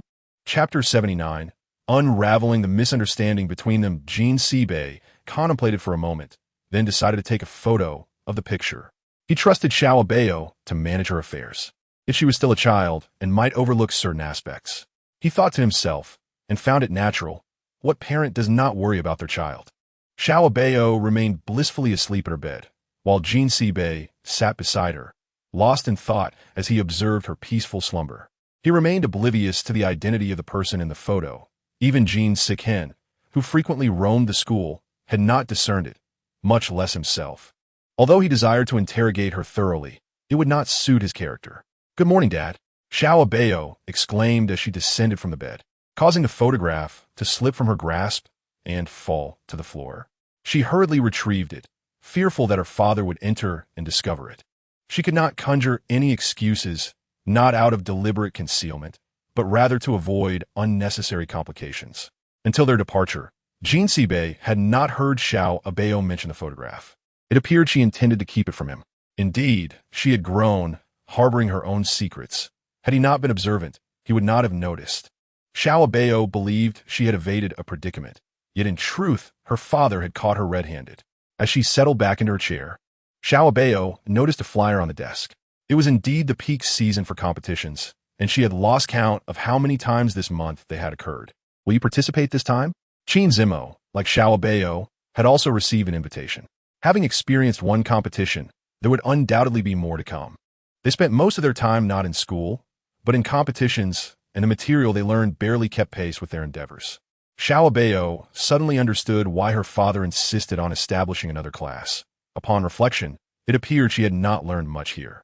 She decided to ponder it further, not immediately agreeing. Qin Zimo found her hesitance peculiar. Ordinarily, Xiao Abao would have readily agreed, yet today she seemed uncertain. It was not that she did not wish to accept, but the thought of Qin Yuanshu's conditions lingered in her mind. Xiao Abao did not want to be seen as untrustworthy. Having already given her word, she wanted to fulfill her commitment. As soon as class ended, Xiao Abao took the flyer and made her way to their designated meeting spot. An opportunity had been presented to her. Whether she could seize it was up to her. She harbored concerns that she might burden the older brother. This entire scenario was closely observed by Qin Zimo, who witnessed Xiao Abao handing the registration flyer to Qin Yuanshu. Reflecting on the recent weeks, he noted her unusual behavior, particularly her early departures after school. Previously, she would have been reluctant to leave the school, yet now she rushed off without a word. Seizing the chance while Xiao Abao had not yet arrived, Qin Zimo departed, unaware that Qin Yuanshu had already spotted him. Should you need assistance in the future, do not hesitate to ask. Once the opportunity is secured, everything will be under my control. A few days prior, his parents had scolded him extensively for the competition, insisting he seize the opportunity. Now he found it surprisingly effortless. "Where are you going? You aren't participating in the competition?" Qin Zimo recalled the scene he had witnessed that day, feeling a sense of concern. He acknowledged Xiao Abao's intelligence. Yet this approach was not sustainable. In the classroom, only Shen Jiaojiao and Xiao Mian remained. Having new friends indeed changed the atmosphere. Shen Jiaojiao spoke up suddenly, causing Xiao Mian to look up sharply. She had been introduced by the Shen family, but they were not particularly close, having merely shared a few meals together. "Do you think I cannot see through your thoughts? You needn't pretend here." Shen Jiaojiao's words struck home, yet Xiao Mian maintained her composure, refusing to yield. Despite Shen Jiaojiao's attempts to coax her, she recognized the futility of her efforts. If Xiao Mian had her mind made up, no amount of persuasion would alter it. "What's wrong?" Xiao Abao broke free from Qin Zimo's grasp, sensing that something was amiss today. "Are you giving up on the competition?" He cut straight to the chase, addressing Xiao Abao directly. As he spoke, the incident he had witnessed earlier replayed in his mind. "So, you gave the opportunity to Qin Yuanshu." Qin Zimo stated this with unwavering certainty, not posing it as a question. Xiao Abao was taken aback, astonished that her older brother was aware of this matter. How could he have known when she had only just In an instant, Xiao Abao seemed to grasp the situation. Had he seen it? Qin Zimo remained silent, tacitly confirming her suspicion. Xiao Abao, who believed she had managed everything well, suddenly found herself at a loss for words. Older brother, please believe me. I am not the person you think I am. Xiao Abao was anxious, fearing that Qin Zimo might genuinely believe she had colluded with Qin Yuanshu. She sat down and recounted everything that had transpired recently, including her reasons for her actions. Qin Zimo was not lacking in understanding. He simply had not anticipated that Qin Yuanshu would exploit the situation. Moreover, the photo's arrival was suspicious. They never brought their phones to school, so how could Qin Yuanshu have taken a picture immediately? Initially, Xiao Abao had only sought to find someone and had not considered these details until her brother mentioned it. The photograph remained at home. Any issues could be addressed tomorrow. Older brother, I am sorry. I did not intend to keep this from you. Xiao Abao sincerely apologized, wishing to avoid any misconceptions between them, while also recognizing that she would have more opportunities in the future. Hastily returning home, she dashed straight to her room, where the photograph lay intact beneath her pillow. Indeed, she noticed something odd. Such a vague and unclear image had somehow convinced her at the time. It was merely a printout taken from surveillance footage, which explained why it felt so familiar, even resembling something from her dreams. After a moment of hesitation, Jin Sibei shifted his stance to leave, wishing to spare Xiao Abao from being startled once more. She silently resolved that from now on, she would never relinquish any opportunity so easily again. The photograph had been torn to shreds by Xiao Abao, rendering it unnecessary. With one less threat looming, Xiao Abao felt a wave of clarity wash over her. Chapter 80. I want to break the contract. Xiao Abao carefully placed the photographs back into the envelope, having long realized the true nature of Qin Yuanshu. It was clear he had no intentions of assisting her. Rather, he was merely pursuing his own agenda. Fortunately, her elder brother had discerned the underlying issues, or she would have remained blissfully unaware. What is it? At this moment, Qin Yuanshu was still basking in his own satisfaction, entirely oblivious to Xiao Abao's discomfort. I will not trouble you with the competition. I shall personally handle it and return this to you. Xiao Abao coldly tossed the item back at him, the envelope making a crisp sound as it struck the table. Qin Yuanshu stared in astonishment at the envelope, unable to comprehend her sudden change of heart. The preparations he had made were flawless, beyond the reach of discovery. As he quickly opened the envelope, he found the photographs had indeed been torn to shreds. He looked up, only to find that Xiao Abao had already departed. How could this happen? Qin Yuanshu furrowed his brow, perplexed that Xiao Abao had not shown any suspicion before, yet today she had turned on him.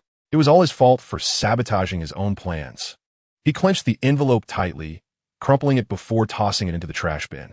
What a trivial matter, and you couldn't even manage that. Shun Jiaojiao leaned against the wall, her gaze penetrating as she observed the furious Qin Yuanshu. He shot back with a dark expression. What right do you have to mock me? Aren't you just an orphan cast aside from the orphanage? The mention of being an abandoned orphan caused Shun Jiaojiao's face to change instantly, akin to a fox whose tail had been stepped on. Being an orphan was still better than being a fool. Shun Jiaojiao despised the topic of the orphanage for now. Everyone recognized her as a member of the Shun family, having long forgotten her past. Yet, both she and Xiao Abao had originated from the same orphanage. Why was it that Xiao Abao thrived while she was looked down upon? She had once been the most popular one. To achieve success, one must remain composed. It's merely a competition. How significant can it be?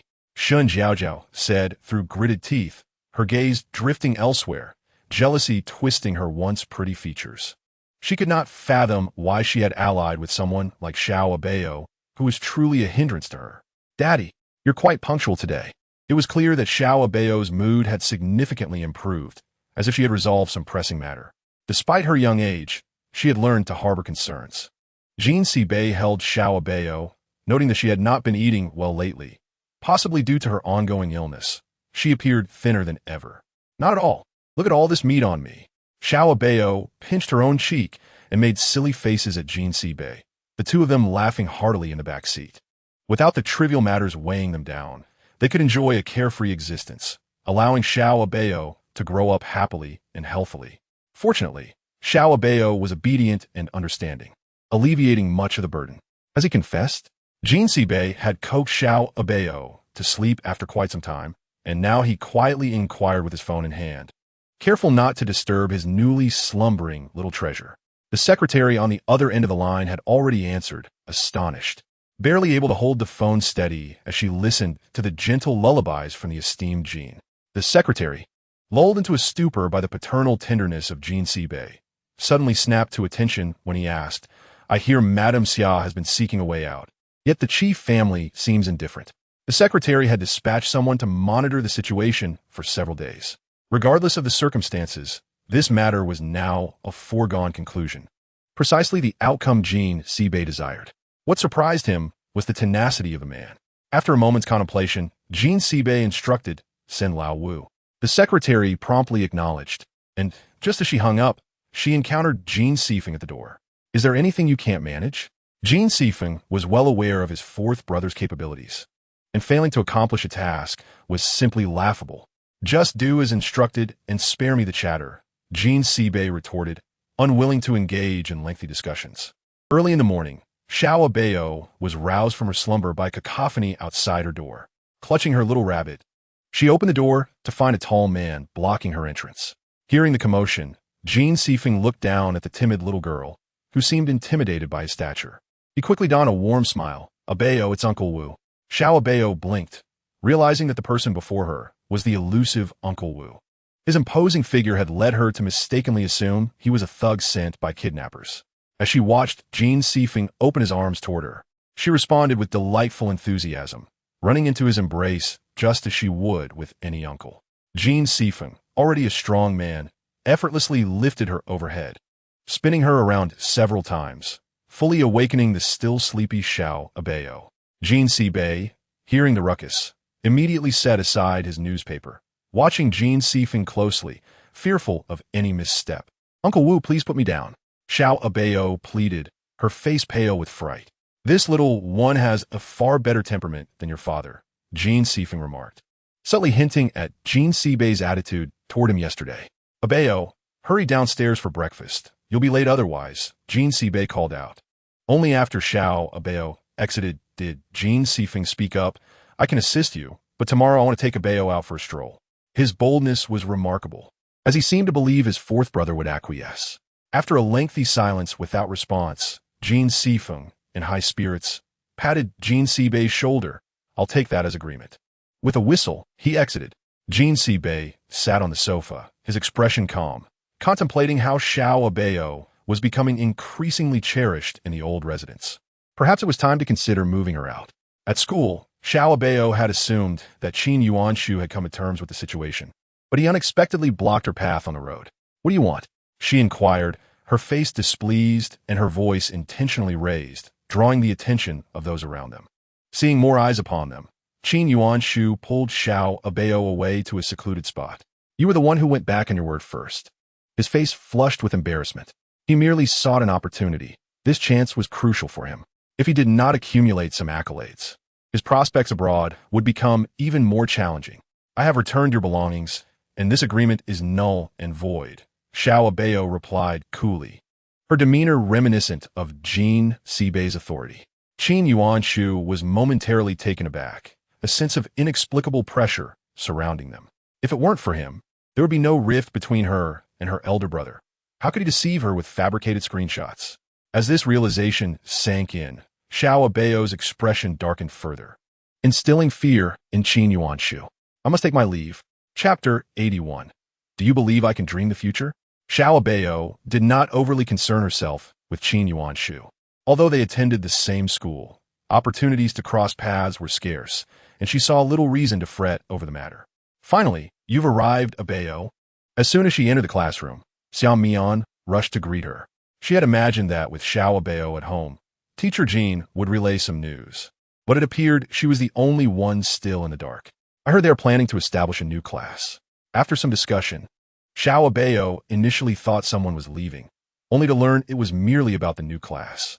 This was a matter her father and uncle had conferred upon, and she had already promised her father she would attend. To Xiao Abao, this was no longer novel. She feigned surprise, having forgotten to inform everyone about this matter amidst her recent inquiries about the photographs. This new class would evaluate abilities rather than grades. and her admission would depend entirely on her own merit. The original intent of establishing this class was precisely that, and now it was simply accelerating the process.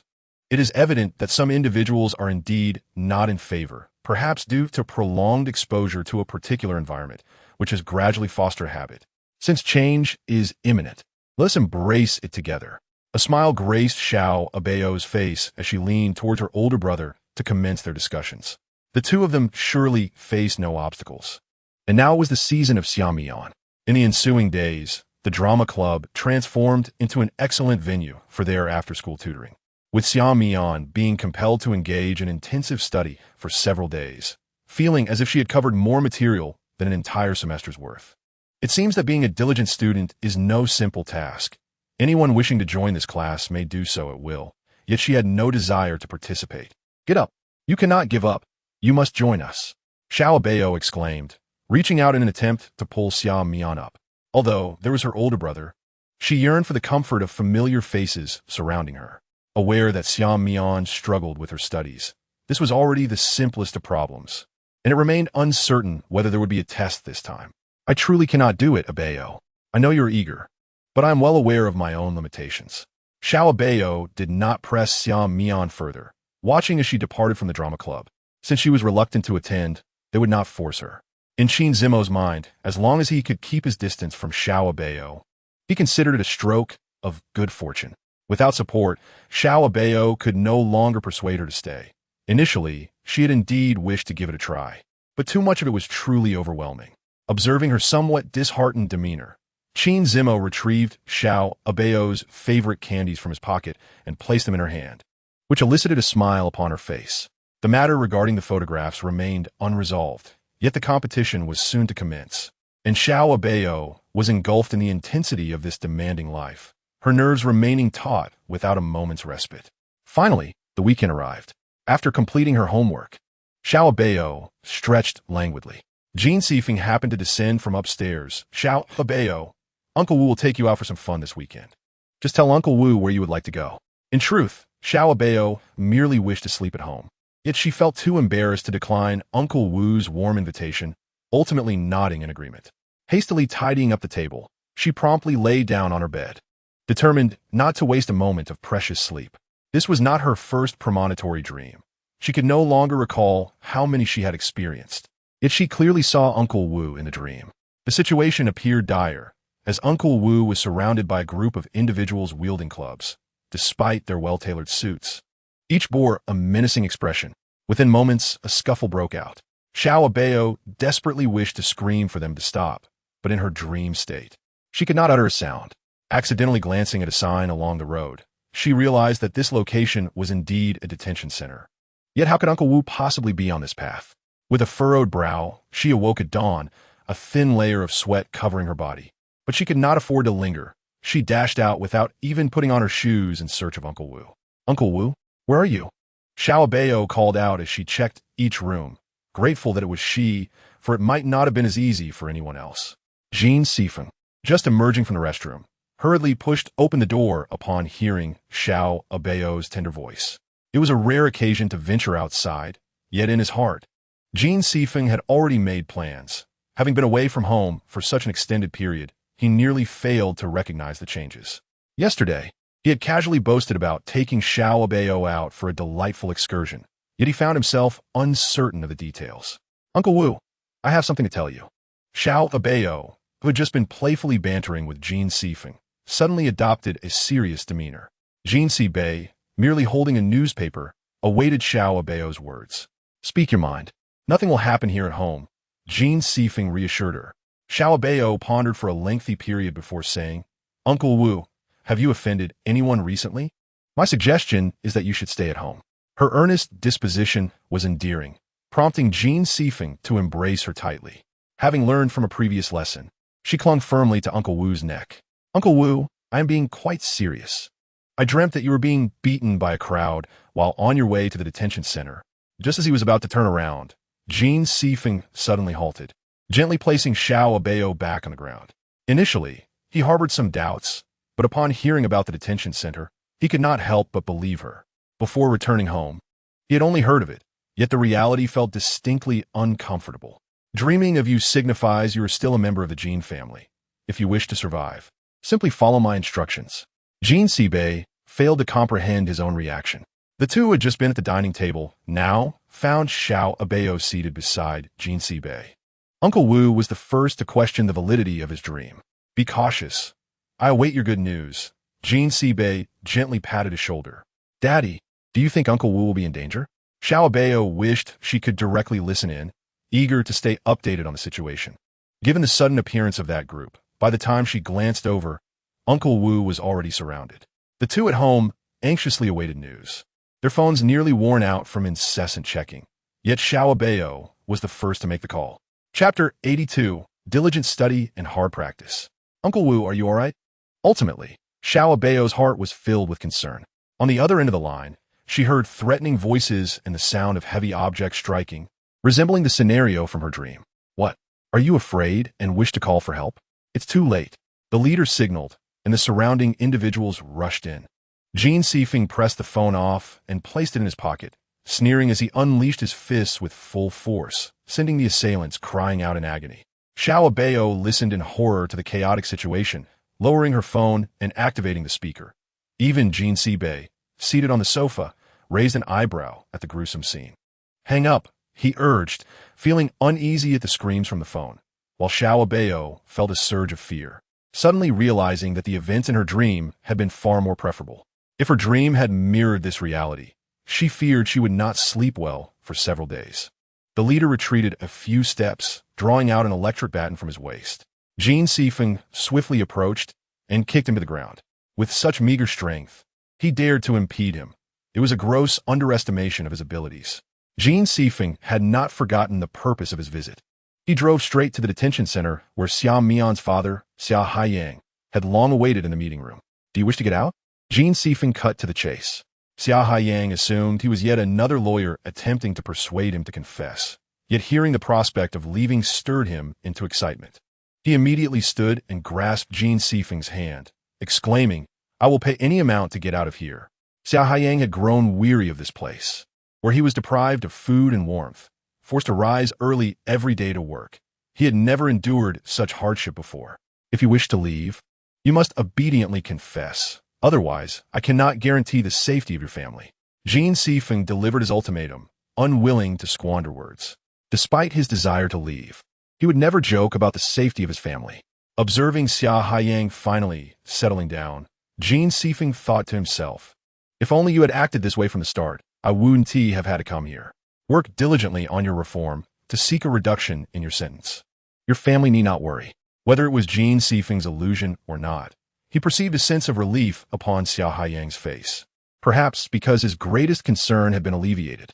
As Jin Sifeng opened the door, he hesitated to speak, yet Xiao Abao, glancing up, noticed. However, he still found it hard to believe that this child seemed to harbor many secrets. Abao, when will I also have such an adorable child? Jin Sifeng genuinely cherished this child.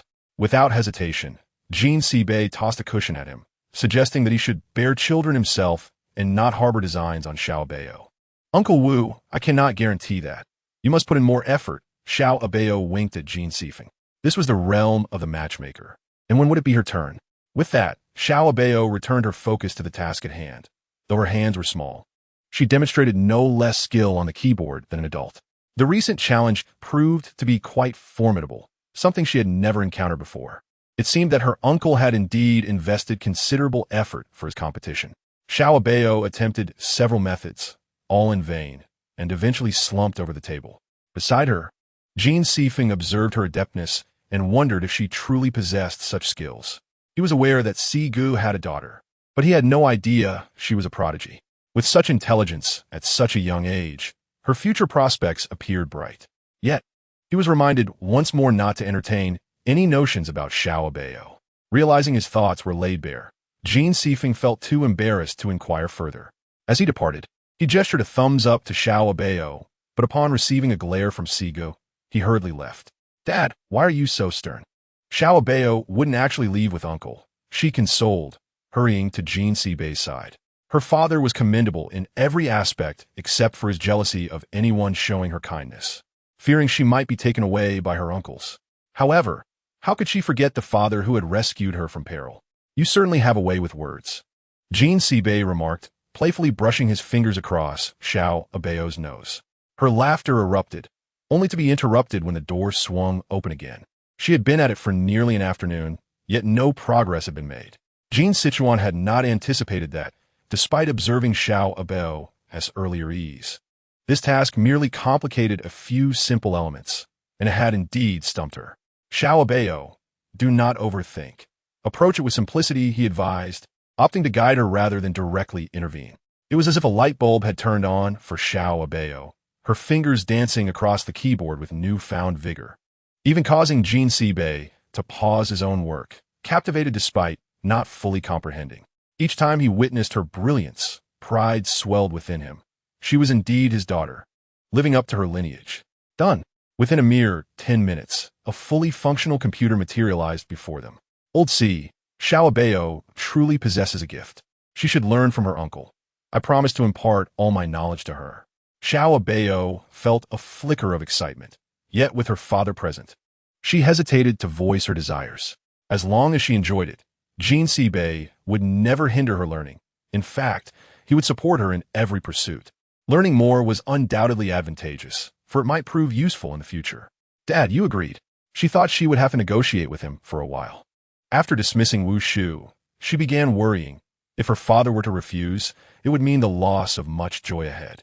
Learning is acceptable, but must be at home, Jean Sibei insisted, unwilling to let Xiao Abao stray from his sight. With his promise, Xiao Abao sought nothing further. The location became irrelevant, for her focus was on persistent experimentation. Her uncle had finally found some free time, and she was determined to seize this opportunity to glean all he had to offer. If she could share this knowledge with her elder brother at school, it would extend their time together, and she relished the thought, having prepared everything in advance. Chapter 83. Entering a new class for several consecutive days, Xiao Abao had been attending extra classes with Qin Zimo after school, while Shun Jiaojiao feigned an interest in homework, merely wishing to spy on them. Since the start of the week, she had not seen Xiao Mian in class. The teacher mentioned something about a family issue that required her absence. Unable to bear Shun Jiaojiao's deliberate demeanor, Xiao Abao chose to sit in the corridor, where she could gaze at the sunset on the horizon. As the sounds of the classroom faded, she rose to find Qin Zimo standing behind her, having gathered her belongings. I can manage on my own next time, she replied, though warmth flooded her heart. Shun Jiaojiao stomped her little shoes loudly as she marched towards the school entrance, fearful of being caught if she lingered too long. The class division was imminent, and the competition could not be delayed. The past few days had been overwhelming, leaving no time to contemplate anything else. Do not worry.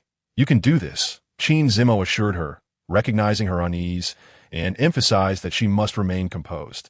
With her uncle's endorsement, Xiao Abao not only triumphed in the competition, but also shattered records, becoming the youngest hacker, a remarkable feat for her first attempt. To celebrate her honor, today, I shall treat, Jean Sichuan declared generously, proud that Xiao Abao was his prodigy. Gathered as a family, they shared laughter and joy, while Xiao Abao slipped away to sit on the steps, retrieving a long and used brush to capture the expressions on everyone's faces. This moment felt too blissful, almost surreal. She felt compelled to document it. It dawned on her that she could experience such happiness, and even her dreams were sweet. Why are you in my spot? Xiao Abao thought she had mistakenly walked into the wrong classroom and glanced around. The person seated there appeared equally confused, having been assigned by the teacher to this position, wondering how it could accommodate two individuals. By now, many classmates had entered, some recognizing Xiao Abao. Jean Bao, your class is on the top floor. Didn't Jean Lauscher mention a new class would be established? She had only heard about it, but was unaware of the specifics. To her astonishment, the change had come so abruptly. She quickly gathered her belongings and dashed upstairs, a sense of foreboding creeping in. The classroom on the top floor was modest yet thoughtfully decorated, equipped with cutting-edge teaching tools, reflecting the school's commitment to providing a quality environment. Yet, to her utter disbelief, she found Qin Yuanshu seated among them. While she could accept Shun Jiaojiao, this unexpected guest was beyond her anticipation, especially as he was in her group. What a coincidence to meet again, he remarked, though she thought it preferable to have not crossed paths at all. Nevertheless, Being group members was not entirely undesirable.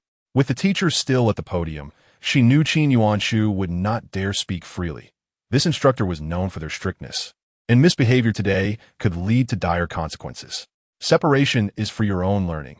Prepare well for the future, the teacher proclaimed. Words Abao found hard to believe.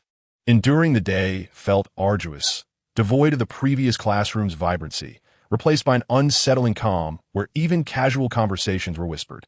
Yet after a day of lessons, Abao had gained invaluable insights, and Jean Lauscher's rare presence in the classroom was a welcome surprise. Hello, everyone. I will be your homeroom teacher from now on.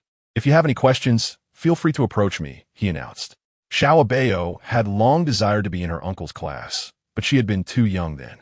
Now, however, she felt an unease, fearing misunderstandings. On the way home, Abao's mood was noticeably somber, her feelings evident. What's wrong? Are you dissatisfied with the new class? Jean Sicheng, who had intentionally arranged for her to be here, feared she might feel isolated. Being with him in class would certainly make things easier. No, I actually like it, she replied honestly, adding that without Qin Yuanshu and Shun Jiaojiao, it would be perfect. Reality often falls short of ideals, a sentiment she had come to accept. If anything arises, let your uncle know, Jean Sibei insisted, ensuring her safety where he could not see her.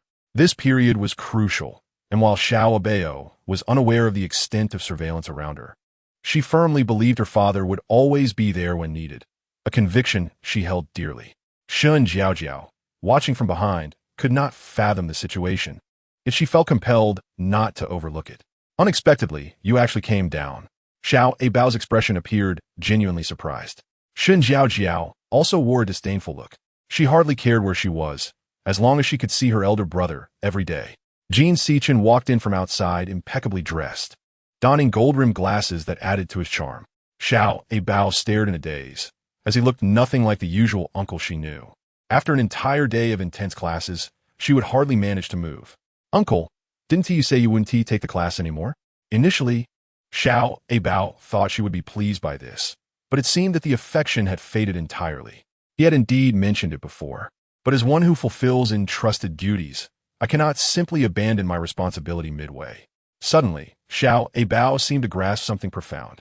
Her father had returned home early. How is your new class? It's quite good. I met friends I've never encountered before. This was Abao's first impression. Nothing else seemed to come to mind. Whenever she thought hard, Qin Yuanshu would appear in her mind. So she chose to forget everything about that class collective to avoid feeling troubled. Chapter 84. Their confrontation. The last thing Abao wanted was to stand out in her new class due to her uncle's identity, and she had been cautious about it. However, she had her own strengths, so no one dared to speak against her, except for Shun Jiaojiao and her group. What is wrong, Abao? Jean Sibei set down the documents in his hand, noticing the hesitation on Abao's face. It's nothing, just that I'm not quite adapted to the new class. Abao refrained from disclosing the reason, not wanting to cause her father any unnecessary trouble or attract attention from those with ulterior motives. Although she had long grown accustomed to such voices, they still felt grating. Teach me yesterday's homework. Just as Abao settled into her seat, Qin Yuanshu stood up with his homework notebook. She stared at him blankly, as there seemed to be no homework in her memory. She had already completed the tasks assigned in class. By the time she pondered this, Qin Yuanshu had approached her and, without her permission, took the notebook, which was completely blank. It turned out that the top student never did homework. Qin Yuanshu's voice drew the attention of those around. Abao snatched the notebook back. Where's your homework from? Throughout the entire process, she did not give him a shred of courtesy. After all, she had helped Qin Yuanshu before, yet he was now so brazen, showing no regard for past kindness. Qin Zimo turned the book for her, and the few example problems were effortlessly easy for Abao. Brother, as the class representative, should you have informed your classmates about the assignments? Doesn't this count as a dereliction of duty? This was the first time Qin Yuanshu heard Qin Zimo's objection, and it was in defense of Abao. At home, he always obeyed his commands, never questioning them, but now he was speaking against his own fault for an outsider. The teacher has already mentioned it. What does her not hearing have to do with me? Qin Yuanshu was utterly perplexed. Ignoring Abao, he took the homework to the office, undoubtedly to report to the teacher. The office was right next to the classroom, and Abao could already hear the teacher's voice. There was no escaping the scolding. Report. Without waiting for Qin Yuanshu to call her over, she had already brought her completed homework to the office, and those nearby showed no intention of leaving. Instead, eager to witness the spectacle, Abao lowered her head, appearing quite regretful, just as Jin Si-chan entered the office. What is the matter? Jin Si-chan had noticed Abao standing there, looking wrong since early morning. Look at your class's good student. They've started neglecting their homework. Jin Si-chan glanced at Qin Yuanshu. You're the class representative? Why didn't you inform every student about the assigned homework? How are you fulfilling your role? The triple inquiry left Qin Yuanshu speechless. He indeed hadn't notified anyone, aiming solely to keep Abao unaware so he could report to the teacher. Abao extended her homework notebook. I was wrong, teacher. I will diligently complete my assignment from now on. Her sincere demeanor contrasted sharply with Qin Yuanshu's, as she intended to put him in a difficult position, but ended up ensnaring herself instead. I think you, as the class representative, should observe how others do things. From now on, ZMO will handle it, and you watch closely. Teacher Jin, are you two trying to skip class? Jin Si-chan's expression turned grave, and Qin Yuanshu dared not speak further. The two exited the office together, following him closely, while Qin Yuanshu shot Abao several glares. Everyone, listen up. From now on, the class representative will be replaced by Qin ZMO. You two will reflect on this later, and if such incidents occur again, there will be no leniency. Jin Si-chan did not show favoritism. Although he was Abao's uncle, he was also a teacher at the school, bound by its rules. It's all your fault, making me have to reflect. Qin Yuanshu failed to recognize his own mistakes, yet this reflection was indeed a predicament for him. Throughout his life, he had never written a reflection, and even admitting fault was a rare occurrence. Now he had to do so in front of everyone. Just thinking about it made him feel humiliated. Clearly, it was your fault first. Why am I being blamed? I think Teacher Jin's handling is the fairest. Abao refused to back down. I want to tell Mom and Dad about this. Qin ZMO understood what he was worried about. He didn't want to be scolded by his father, nor did he wish to be ostracized again, so he resolved to keep this secret. The three of them were united in their intentions. Yet this incident did not dissolve their past grievances. Shun Jiao, who had been watching, remained quite composed. Uncle. Finally, when school was over, Abao noticed that after the last person left the classroom, Jin Si-chun still had not appeared. She had no choice but to sneak into the office. And indeed, this workaholic was still seated at the computer. Upon seeing Abao, Jin Si-chun hurriedly wrapped up, stretching his neck, which had become stiff from prolonged sitting. Uncle, about today's incident. I understand. Not telling your father, right? As soon as Abao nestled beside him, Jin Si-chun realized that this accomplice was firmly on his side. It seemed that his presence here was not without its advantages, sparing him from unnecessary troubles, if he followed the way his fourth brother handled matters. Perhaps no one would dare to befriend Abao again. It was precisely because of Abao that he was willing to remain. His fourth brother was unpredictable, busy with who knows what, while he, Jin Si-chun, preferred a carefree existence in this school. After all, what kind of person does what kind of thing? Abao, I'll take you somewhere. Jin Si-chun suddenly had a bright idea and parked the car at the foot of the Jin Group building.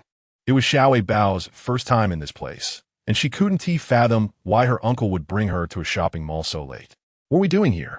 Although she voiced her confusion, Abao had already stepped out and walked inside. Children aren't allowed in. Just a few steps in, a young lady at the entrance stopped her. Abao, displeased, thought, wasn't the door open for people to enter? Pouting, she plopped down on a nearby chair, showing no intention of leaving. Chapter 85. Abao becomes a model. Why are you sitting here? Jin Si-chun approached and took Abao's hand, leading her to the front entrance. Jin Xiao, what a surprise to see you here today, and with this child. The lady at the door recognized her from earlier. Abao still pouted, displaying an expression of dissatisfaction.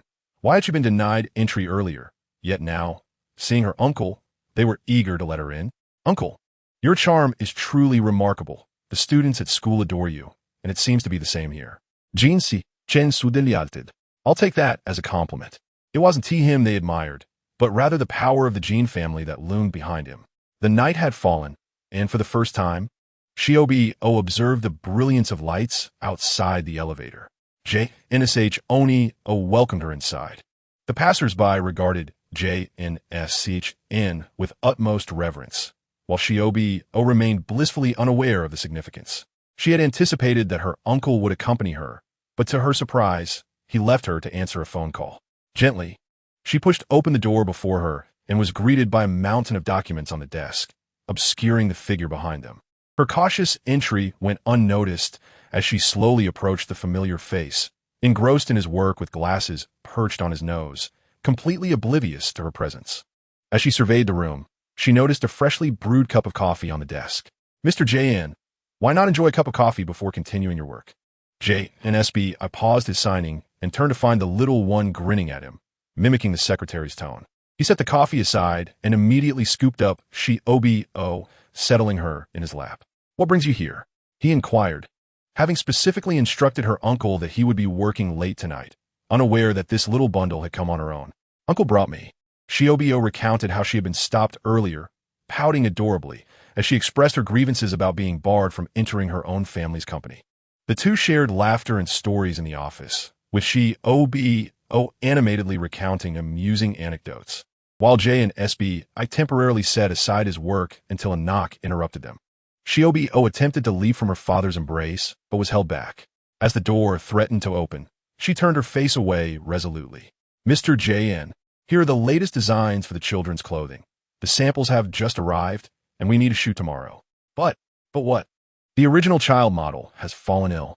Although Shiobi remained seated, she heard every word clearly, realizing the atmosphere of fear surrounding her father amid so many employees. You may leave now. She felt a pang of anxiety for the girl outside. Once the door closed, she scrambled from her father's lap, knowing she would soon become the center of attention. What could be more sensational than the president having a child? Perhaps because J&SB was still in the office, there was no significant stir outside. She rose cautiously, observing her father, who appeared to be quite intent on avoiding any escape. Having never experienced a photo shoot before, Shiobi felt a wave of nerves wash over her, especially with so many eyes upon her. Was this a moment of mercy from the fourth brother? As the month drew to a close, nearly everyone was required to work overnight, yet not a single soul was in sight, leaving J&SB leisurely trailing behind. Something felt amiss, but she could not pinpoint what it was. It felt like a trap from which she could not escape. Come tomorrow to deliver, J&SB said, handing an invitation to J&SCHN, who initially thought it was for himself. Upon closer inspection, he realized it was for the children's fashion shoot. Rest assured, I will ensure it is delivered on time. J&SCHN felt confident about this, eager to see what Shiobi would look like tomorrow. Watching the two strike a rapport, Shiobi understood that no amount of struggle would change her fate. It was better to surrender to destiny, provided her father did not mind. Originally, Sunday was meant for sleeping in, but Shiobi was awakened early, having not forgotten about the shoot, yet secretly hoping to evade it. Hurry up, B.O. JNSCH and was already prepared and waiting for the young lady to descend. Upon arriving at the filming venue, JNSB had been waiting at the entrance for Shiobi, who immediately clung to his neck, gazing at him with a pitiful expression. The people around her began to shower her with compliments, unanimously agreeing that she was the perfect fit. Do not fear. Someone will assist you shortly. JNSB, I reassured her, crouching down to pat her head. This tender gesture elicited admiration from everyone on set, each envious of the happiness radiating from Shiobi. The makeup artist merely enhanced her already rosy cheeks, making her look even more adorable. As JNSB sat before the computer, reviewing the photos, an idea sparked in his mind. Perhaps in the future, all children's clothing shoots could be entrusted to Shiobi. Gradually growing more comfortable, she became at ease in front of the camera, effortlessly showcasing her charm and vitality without needing much guidance. The final images required minimal retouching, as each outfit was perfectly captured. During breaks, an array of snacks and cakes awaited, perfectly suited to Shiobi's tastes. She would endure anything for these delights, hoping for another opportunity in the future. When the photos were finally in her hands, Shiobi scarcely recognized herself, adorned in various new outfits, her expressions far more natural than she had anticipated. Previously, she had been unaware of her latent talent for modeling. In the orphanage, beautiful things had never been hers, and even the remnants were treasures in her eyes. Let us set up the venue properly. We will need it for tomorrow. Contact the models. No need to contact anyone. I believe I can manage another day, she exclaimed, hastily grabbing JNSBI's phone before he could put it away. After relaying her wishes multiple times, she finally hung up, unaware of the triumphant smile playing on JNSBI's lips, which he quickly masked as she turned to look. "Bo, if you tire, do let Daddy know." JNSB, I had not anticipated how effective this approach would be. "I'm not tired. If such opportunities arise in the future, I would love to return," she declared, prompting a smile from him, amused by his daughter's insatiable appetite, likely spurred by the plethora of delicious treats around her. "Very well. Then, from now on, you shall be our little star at JNSH Group." Watching her indulge, JNSB, I brought her another cup of drink. The term little star felt distant to Obo, as she never imagined she could be associated with fame. Previously, she had only observed others basking in glory. As she savored her food, tears unexpectedly welled in her eyes, prompting JNSBI to assume she had bitten her lip. "Thank you, Daddy," she said, setting down her cake and snuggling closer to him, who wrapped his arms around the small figure. After a busy morning with little rest, she was utterly exhausted, and a child must replenish their energy. JNSB, I draped a light blanket over her shoulders, holding her close while gently patting her back. Within 10 minutes, her breathing steadied as she drifted into sleep. He glanced down at her peaceful face, with long eyelashes resting on her cheeks. "Inform everyone to resume work later in the afternoon." JNSB, I instructed his secretary softly. Noticing her stir, he swiftly adjusted his hold, shaking off his numb arm before maintaining his embrace. Shiobio had never experienced such a deep sleep. Upon awakening, she saw her father engrossed in his phone.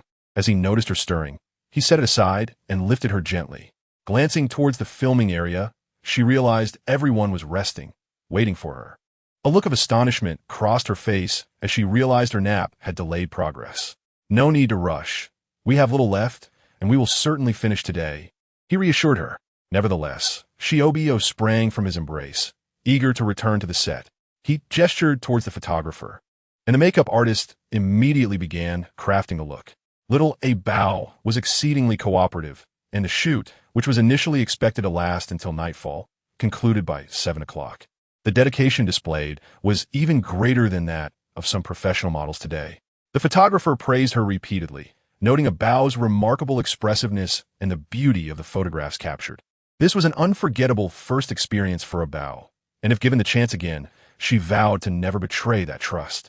"Daddy, remember to look for me next time," she reminded, fearing that Jinsi-Bei might forget, and playfully instructed the crew with a smile. Little did she realize this time she had to write. Otherwise, she might find herself with no place to belong in the future. "What happened? Did you bully Abao?" Upon hearing the commotion, Mrs. Jean emerged from her room. Still somewhat concerned, she quietly ascended the stairs and opened the door, discovering Abao diligently seated at the table, catching up on her homework. "I'm innocent. It was Abao who forgot to do her homework after 2 days of shooting." Jinsi-Bei shrugged, glancing at Abao, whose small face was etched with seriousness. He couldn't bear to disturb her, recognizing that completing homework is a rite of passage for every child. Estimating that the time was about right, Jinsi-Bei stepped out to check. Abao's room was still brightly lit, and it was nearing midnight. How much homework could there possibly be? "Daddy, what brings you here?" Abao looked up, unwilling to waste too much time as she buried herself back in her work.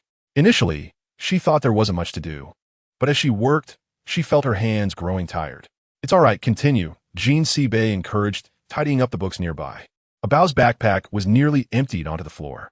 He methodically put the books back inside, and by the time Jinsi-Bei returned with some milk, Abao had finished her last assignment. "Good girl, drink your milk and get some rest." Thankfully, she had napped earlier, otherwise, she wouldn't have been able to endure for so long. Yet, being a child, Abao's energy had waned compared to the daytime, and once she lay on the bed, drowsiness quickly overtook her. Jinsi-Bei turned off the lights one by one, and just as Abao intended to bid her father farewell, she succumbed to her fatigue and closed her eyes before the door was fully shut. This was the first Monday that almost led to tardiness. The schoolyard was deserted. Abao dashed to her classroom, anxiously glancing at the top floor. She managed to sit down just a second before the bell rang, sighing in relief, only to remember that her homework was still in her backpack. Turning around, she saw Chinzi Mo staring at her, and like a beacon of hope. She quickly handed her assignments to him. Indeed, having a reliable class representative was advantageous. Regardless of whether class was in session, Abao laid her head on the desk. Clearly exhausted, it seemed that being a star was no easy feat. After just 2 days, she was already worn out. Abao pondered how Shun Jiao had learned of these events. It was not until after school that she saw her photos plastered across the streets that she realized her father had not informed her that the pictures would be released. In that moment, she was unsure whether to feel joy or worry, yet a sliver of pride lingered within her, for she had become a little star of the Jean family. Chapter 87. Abao's first collaboration. It wasn't long after the photos were published that Jinsi Bei kept a close watch, pleased with the positive feedback. Some had even begun to speculate about the identity of the little model. People within the industry recognized that this was his daughter, and someone had initiated a wave of discussions online, although it was merely a topic of casual conversation. "Why are my photos everywhere?" Abao exclaimed, having believed it was just a simple photo shoot, not realizing the extent to which her images would spread. Jean C. Bei chuckled softly, clarifying that her eagerness stemmed from the desire for her photos to be seen by all, showcasing how lovely the clothes looked, thus encouraging purchases. He explained it to her in the simplest terms. Had it not been for Shun Jiao informing her today, Abao would have remained blissfully unaware, even startling herself. Originally intending to enjoy a light-hearted time with snacks, she found herself digging a pit for herself. This meant that future photos would also feature her, which would fully transform her into a little star. Abao suddenly felt anxious. She had only wished for a simple life. Yet encountering Jean C. Bei had introduced a happiness she yearned for, leaving her with no other desires. Now, she was faced with a new pathway. "Abao, if you feel uncomfortable, it's perfectly all right to tell Daddy," he reassured her. Though he spoke these words, Abao was determined to contribute her share. While she might not be able to assist in other areas, she could certainly manage what was within her reach. "It's all right, Daddy, I'll learn to adapt," she replied, as Jean C. Bei prepared himself for the possibility of her declining. To his surprise, she looked at him earnestly, demonstrating a sense of responsibility, fearing that he might worry. Truly, she was his daughter, considering matters thoroughly and even accounting for factors he had not thought of. Jean C. Bei gently touched Abao's face and said, "From now on, this will be entrusted to you." Upon hearing her father's words, Abao felt as if she had received a significant mission, and both shared a rare moment of seriousness. Nonetheless, she promised her father that her studies would remain her priority, should they interfere with her learning. She would have to reconsider her involvement. "What? You let Abao become a child model?" Jean C. she exclaimed in disbelief while dining. He had assumed Abao would only engage in a temporary gig, not realizing there were plans for a longer commitment. Witnessing his niece's entry into the industry spurred him to action, and he hurried to the company early the next morning. Abao, however, was not overly busy, continuing her regular classes, yet the reactions at school were markedly different than before. "Abao, can you give me your autograph? I want one too." Suddenly, Abao felt that the situation was spiraling out of control. Had the school not mandated uniforms, countless students would have inevitably matched outfits with her, and they would have inadvertently created a uniform trend. The principal sat in his office, delighted, while Jean C. Bei eagerly awaited Abao's completed shoots. Abao suspected that Shun Jiao was simply envious of what she could not have. "Well, then you should go shoot," Abao shot back, leaving Shun Jiao momentarily speechless. If she could take photos, she certainly wouldn't be lingering here. She would have insisted her mother enroll her in the best school, rather than settling for this one. Watching Shun Jiao walk away, Abao felt relieved as the number of onlookers diminished. This was merely the beginning. There would be more time ahead. Despite her exhaustion, Abao persevered through each task. "What? There's a shoot with Jean Bao this week?" Jean C. she immediately set aside the magazine he was reading. Ever since Abao's modeling news broke, he had envisioned this moment, never expecting it to materialize so swiftly. As two rising stars prepared to collaborate, no one could predict the sparks that would fly, but the outcome would undoubtedly surpass individual efforts by leaps and bounds. If it's worth doing, it deserves the best, he always believed, especially when it involved little Abao. However, Abao remained unaware of what was to unfold. Arriving at the set early with her father, she carried her homework wherever she went, learning from her previous experience. While engrossed in her assignments, Abao suddenly heard a commotion outside. She had heard that someone else would be shooting with her today, but hadn't anticipated the caliber of the individual. Yet when the person appeared before her, she exhaled in relief. "Simbo, what are you doing here?" She had always left a positive impression on Abao, especially after helping her significantly, earning her admiration. Upon hearing a sound, Bay, who was reading a newspaper, lowered it and cast a cold gaze at the affectionate interaction between the two individuals. The person scheduled for today's shoot was likely Shi. However, he deliberately kept it a mystery, prompting Bao to guess the purpose of his visit. Bay, seated behind them, was quite pleased with this outcome. Having learned from previous experiences, Bao was much quicker in her preparations, yet her partner was still nowhere to be seen. Finally, he arrived, and they were ready to commence. Out of boredom, Bao began to pace in circles until she heard a voice and looked up, her eyes lighting up upon seeing Shi, who was beaming at her with a charming smile. The surrounding staff were completely captivated by him, while Bao wore a somewhat displeased expression, realizing that he had been teasing her all along. The source of the mystery was now evident, but Bao felt no surprise, as she had already anticipated it. The shooting proceeded remarkably smoothly, and Bao succumbed to the allure of the snacks brought by Shi. Despite Bay's repeated warnings to eat less, she ignored him and sneakily indulged when he was distracted. Shi couldn't help but chuckle, realizing just how clever this child was, something he had never noticed before. The series of photographs was nearly flawless, with minimal guidance required. Shi jestingly extended his hand to Bao, expressing a desire for future collaboration. Chapter 88.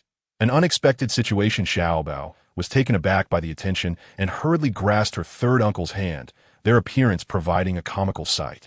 The success rate of their shots surged dramatically, earning applause from the crew, thereby significantly reducing their workload and even allowing for an early conclusion.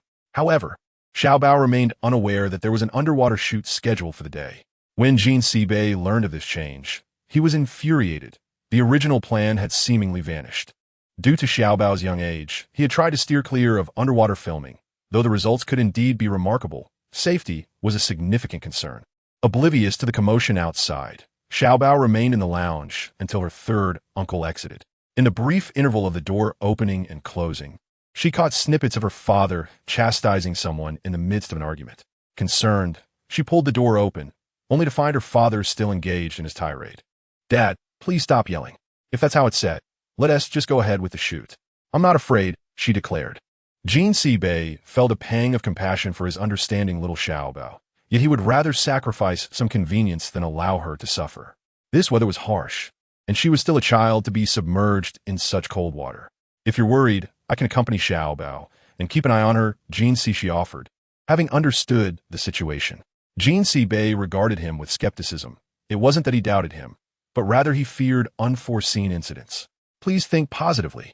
Accidents don't happen so easily," Shi reassured him, stepping confidently toward the poolside. The suffocating sensation hit Bao as she entered the water, making it difficult for her to keep her eyes open. Being still a child, her nervousness and fear were evident on her face. "Bao, just listen to my commands," Shi encouraged. If they continued as they were, one of them would soon tire. Bao compelled herself to calm down, adhering to her uncle's directions.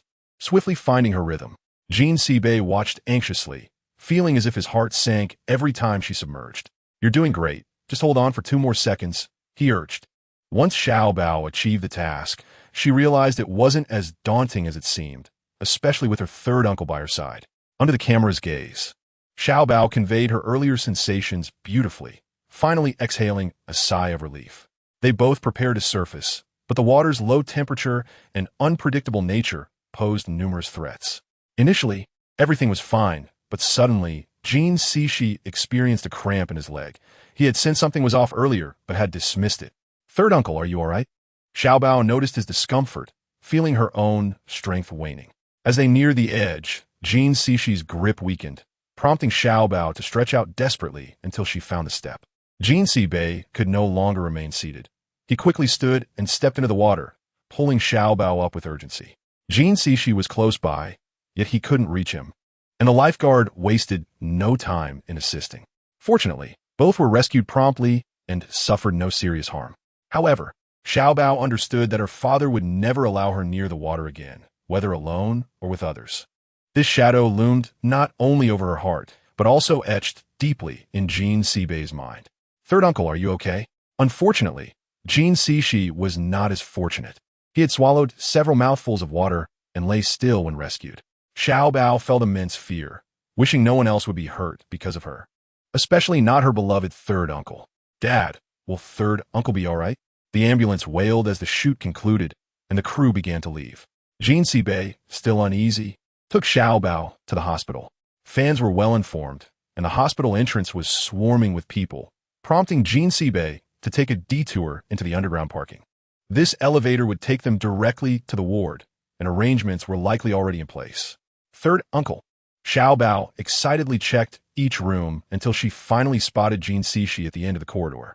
He appeared somewhat pale, with an 4 drip attached, and the more she looked, the guiltier she felt. If it weren't for her, this incident wouldn't have occurred. Don't worry, Xiaobao. Look, third uncle is fine now. Once this 4 finishes, I can go home, Jean Sishi assured her, even playfully tapping his chest to emphasize his well-being, though he coughed lightly from the exertion. Xiaobao smiled at this humorous side of her third uncle, never realizing he could be so amusing. Just rest well, third uncle. There's nothing else to worry about, she replied, her tone reminiscent of a little adult. Outside, the sky had darkened, and Jean Sibei assumed the crowd had thinned, yet given Jean Sishi's vast fan base, the entrance remained congested, requiring police presence to restore order. Whenever you get sick, traffic around here grinds to a halt, he remarked, leaving it unclear whether he meant it as a compliment or something else. Xiaobao sat on the bed, her feet swinging above the ground, realizing they would likely remain there for a while longer. Instead, she decided to keep herself occupied with her homework, diligently focused. Hours passed, and discussions online began to escalate, with praise mingling with criticism. Suddenly, all the blame seemed to be directed at Xiaobao, prompting Jean Sibei to quickly scan through the comments. While Jean Sishi sensed something was amiss. Come in for a moment, he instructed the assistant waiting outside. Xiaobao, lost in her work, was unaware of the unfolding situation. But the heavy atmosphere within the room made her hesitant to speak. Jean Sibei signaled to Jean Sishi, emphasizing that ensuring Xiaobao's safety was paramount, while everything else could be managed by public relations. Chapter 89. The voices from outside little Abao was still shaken from the fright. It not only terrified her, but also left Jean Sibei quite alarmed. Fortunately, she was not significantly harmed, merely startled. However, things were less favorable for Jean Sishi, as the incident had begun to escalate online. Despite Jean Sibei's prompt intervention, remnants of the situation lingered in the corners of the internet. Fortunately, little Abao was oblivious to the happenings online, had no interest in using a mobile phone, and did not delve into the peculiarities involving her father and third uncle. Nonetheless, upon arriving at school, she still faced the pointed fingers and disdainful glances from her classmates. Wasn't she a big star? How could she still dare to attend school? Shun Jiao was eager for this opportunity. She finally succeeded in her endeavors, which inevitably led to her mocking little Abao. In the entire classroom, only she remained unaware of the situation. No wonder her father and third uncle appeared so strange. They were concealing something from her, usually lively and active. Little Abao spent the whole day hiding in her seat. Each time she ventured out, the whispers behind her rose and fell incessantly. Shun Jiao deliberately walked past little Abao, loudly discussing the drama club, lamenting how the filming had delayed their rehearsals.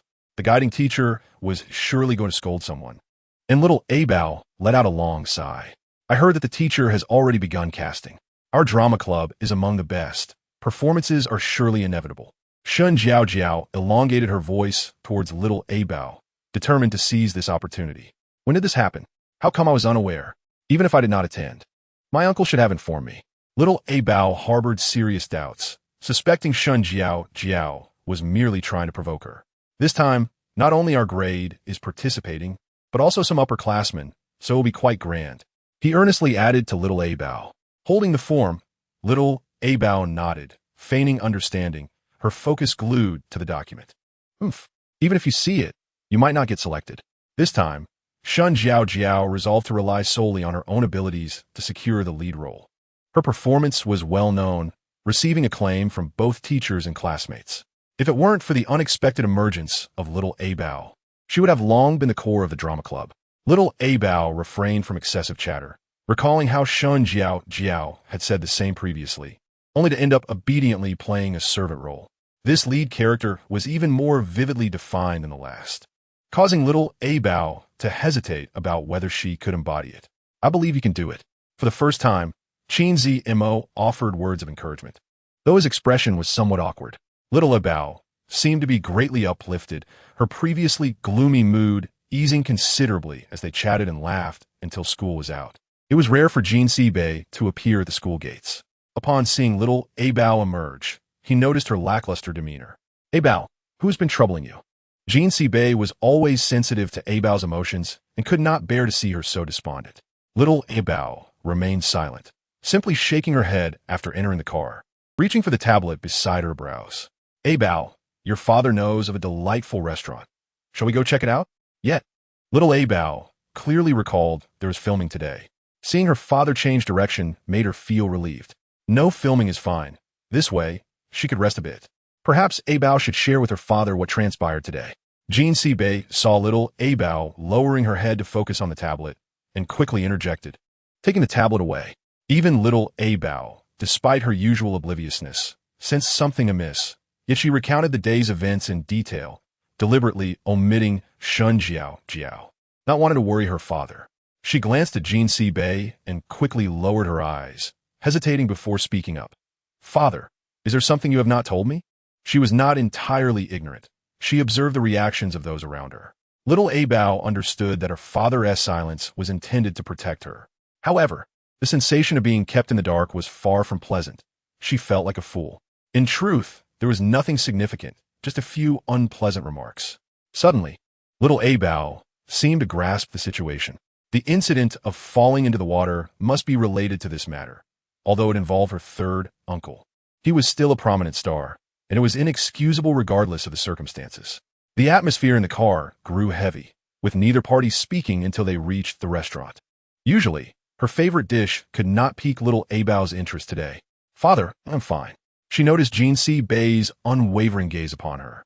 This time, it was Jin Bei who sighed. He could find ways to fulfill all of little Abao's desires, but making her happy proved to be a challenging task. All of this unraveled upon the arrival of Qin. Little Abao idly stared at the entrance, when suddenly a familiar figure appeared before her. Big brother, why are you here too? This was the customary gathering of the Qin family. Not long ago, Qin Yuanshu had won an award. It was a moment for Qin Fu to honor his promise. By coincidence, they encountered each other once again. Qin Zimo's eyes, as calm as the Dead Sea, flickered with surprise, the corners of his mouth lifting slightly as he straightened his back to gaze at little Abao not far away. What a coincidence! Qin Yuanshu managed to squeeze out a phrase between his teeth. He did not pay much attention to little Abao. He had not forgotten the previous incident and would not let it slip easily. Little Abao had already tugged at Qin Zimo's sleeve, standing by, awaiting Jin Bei's approval. Jin Bei cast a few glances at Qin Zimo beside her, noting that the younger boy still seemed somewhat nervous in his presence. He smirked slightly and softly said, "Go play." With his consent, little Abao joyfully departed. Jin Bei watched their retreating figures, inexplicably wanting to protect the joyful smile on little Abao's face. Yet, little Abao must grow up and eventually shoulder the responsibilities of the family. Jin Bei held high hopes for her, never doubting that she would disappoint, as she consistently presented him with unexpected surprises. Chapter 90. Xiao Mian is back. Qin Fu did not leave, but directly took a seat opposite Jin Bei. Seeing that he did not refuse, he grew bolder in his discourse. These two children are truly fated to be together. The moment he spoke, Jin Bei understood the intent. Today would surely be another verbal spar. He had little interest in such matters and was currently disinclined to engage. The only topic that captured his attention was little Abao. Since we are here, let us dine together. Qin Fu had been waiting for this statement, as it provided him the opportunity he sought. Relying solely on his two sons would not yield much. He hurriedly beckoned to Qin Yuanshu, who sat nearby. Hurry and greet them. Qin Fu wore an expression of disappointment, as if he wished for more from his son. At this point, he should temper his entitled demeanor. The family's rise and fall was far too significant compared to personal pride. Qin Yuan-shu slightly lowered his head, his expression still one of reluctance. "Hello, Uncle Jin. I am Qin Yuan-shu, Abao's classmate." Even if he did not introduce himself, Jin Si-bei was well aware. His usual air of superiority had become his signature, and he insisted on doing whatever he desired. The atmosphere was tinged with discord. Perhaps the saying about forcing a sweet fruit holds true. Little Abao thought, as Qin Fu handed over the menu. Anxious, she would not dare to order. Everything was left to her father's discretion. As usual, Jin Si-bei merely instructed the waiter. He had anticipated a relaxed father-daughter outing today, yet the atmosphere began to shift into something rather peculiar. The awkwardness that enveloped the room left the children utterly bewildered.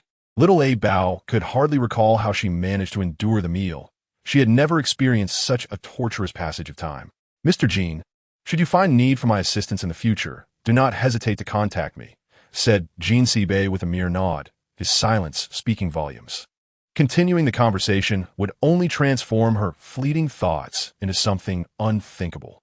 Upon returning home, little Abao remained mute, fatigue washing over her as she grappled with the attitudes of others towards her and their perceptions of her.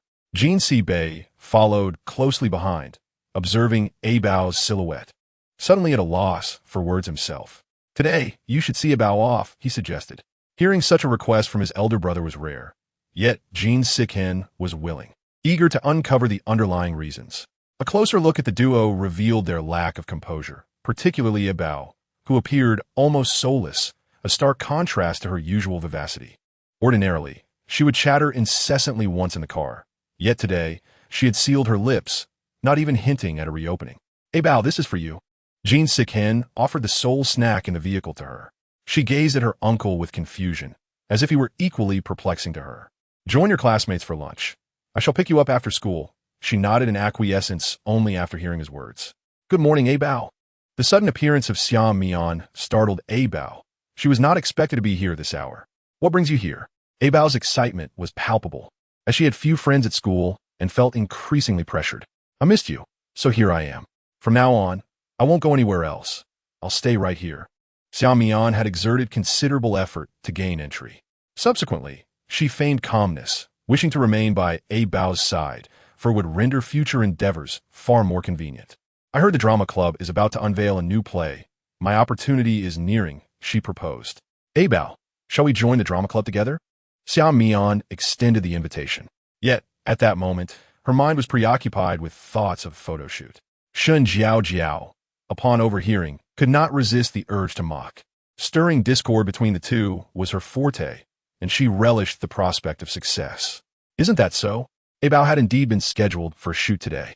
Yet none could usurp her rightful place.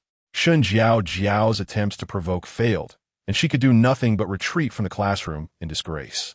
Nonetheless, she spoke a truth. The upcoming shoots would likely keep Abao preoccupied. Xiao Mian seized upon this crucial point, having noted it even before her arrival, including recent news from a few days prior. It seemed the event ahead promised to be quite thrilling. Rather than feeling envy towards Abao, she recognized the transformation within her friend. She had changed, becoming someone distinctly different from before. It was challenging not to connect the dots, as Abao appeared to harbor ulterior motives. "What are you doing here? If you have questions, just consult the instructor." Qin Zimo observed Xiao Mian lurking suspiciously outside the drama club.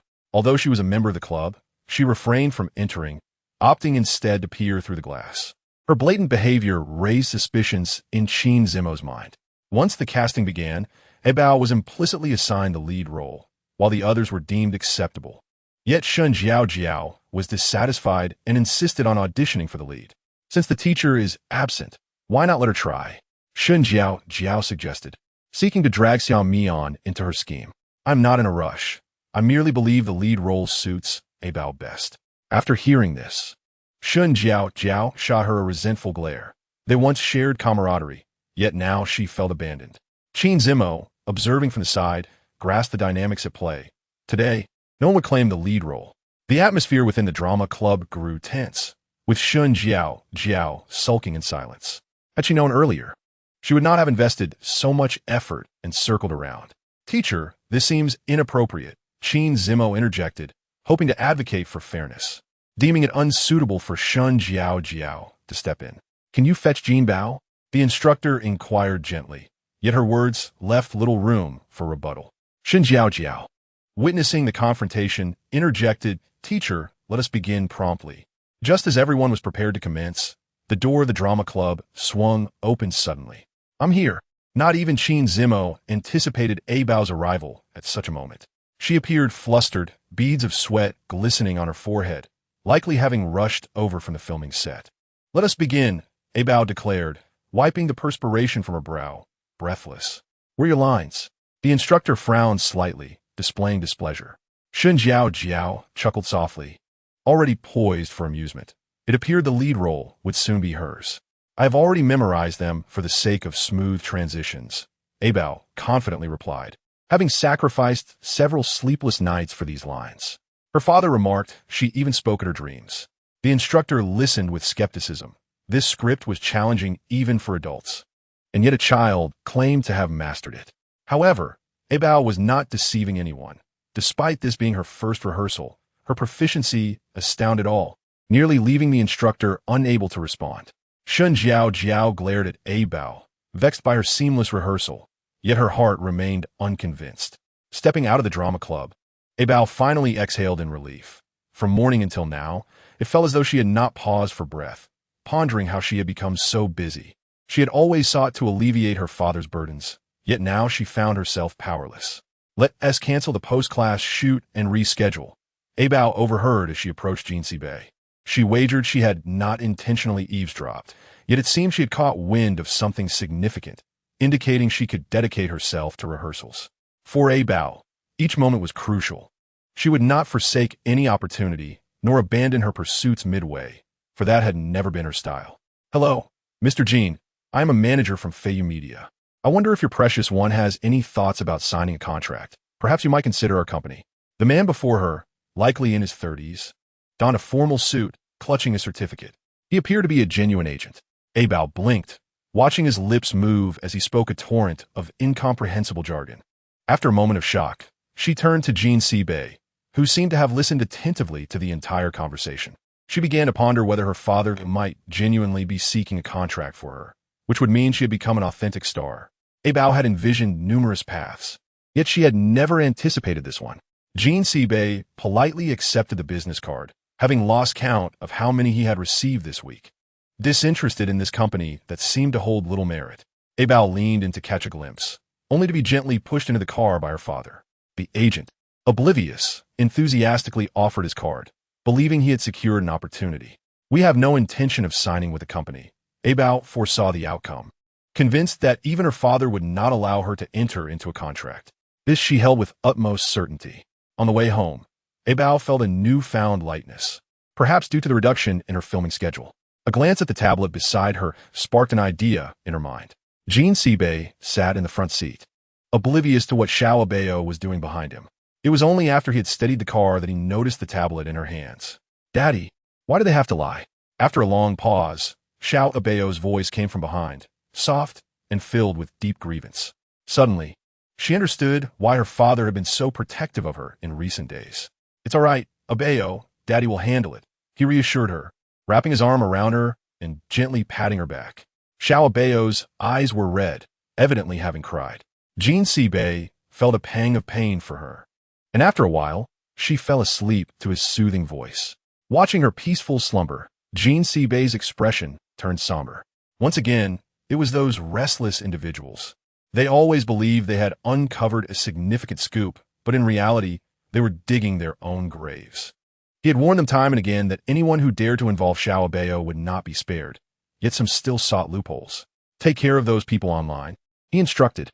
The secretary knew immediately what he meant. Initially, the third master had dealt with it, but after a couple of days, the situation began to escalate again, with all sorts of comments circulating online, some of which were quite unsightly. Abao tried hard to adjust her mindset. There was no need to acknowledge things she had not done, and she chose to regard the unfounded scrutiny as mere jealousy directed at her. "It's quite rare to see you at school," Shun Jiao sneered as she approached Abao. She was still unwilling to accept the situation, feeling that Abao had taken what rightfully belonged to her. Now that Abao was being looked down upon, Shun Jiao took great delight in mocking her. "What's so strange about it being Thursday?" Xiao Abao shrugged off the comment, refusing to engage further with Shun Jiaojiao. She had grown accustomed to facing Shun Jiaojiao's jealousy, and at times she couldn't be bothered to respond, finding it all rather pointless. In truth, Shun Jiaojiao was envious. She too wanted to be the center of attention like Xiao Abao, wishing to escape the tediousness of her studies. Every day, Xiao Abao adorned herself with various accessories, and if it weren't for their school uniforms, she feared her outfits would never repeat. "You're the unusual one. Instead of studying your lines, you have the time to chat," Xiao Abao remarked. She noticed that Xia Mian had also become more assertive lately. During a break, she pulled Xia Mian aside to a secluded pavilion. "What happened to you the other day?" As a friend, she expressed her concern, having overheard something but still not fully believing it. "My father. Oh my. You must be Jin Bao. You're even cuter than in the pictures." Yes, yes. And your performance in the play was fantastic. Lately, just then, a sudden influx of people separated her from Xia Mian, and everyone surrounded Xiao Abao. Chapter 92. Xiao Abao resolves the crisis. Xiao Abao found herself overwhelmed. And it wasn't until the class bell rang that they reluctantly bid her farewell. "It seems you'll need a bodyguard when you go out next," Xia Mian said, half-jokingly, trying to mask her emotions. The sudden wave of disappointment had nearly overwhelmed her, but she knew the road ahead was long, and she couldn't afford to give up now. "Then you can be my bodyguard," Xiao Abao said earnestly, trusting Xia Mian completely. Just a few months ago, they had had a disagreement at the aquarium, and none of them had expected to have such a pleasant conversation today. "By the way, you mentioned something about your father." "What's wrong?" "It's nothing," Xia Mian replied, lacking the desire to continue the topic. Xiao Abao sensed her unease and decided not to pry further. Their bond was deep, proving that sometimes friendships are forged through conflict. However, the complexities of adult matters were beyond their understanding. Her father had never allowed her to delve too deeply, only occasionally sharing bits of information. Xiao Abao patted her chest, feeling a surge of confidence. It all depended on whether Shun Jiaojiao truly valued this opportunity. Everything was progressing in an orderly fashion, with Jin Sibei meticulously arranging Xiao Abao's schedule. "Now I understand why the fourth master doesn't sign with the company. Look at this, he is practically a manager," Jin Siyu exclaimed as he snatched the itinerary from Jin Sibei's hands, which was filled to the brim with details, even specifying what meals to have. Those in the know realized they were heading to a film shoot, while those unaware might think Xiao Abao was footing the bill to join the crew. Everything was moving along rapidly. In the spacious first-class cabin, Xiao Abao felt as if she could lie down comfortably. Uncle Lu was in the cockpit, performing final adjustments. This was her first time on Uncle Ba's plane, and as the captain, he had already navigated thousands of kilometers safely, ready to handle any situation swiftly. "Take a nap.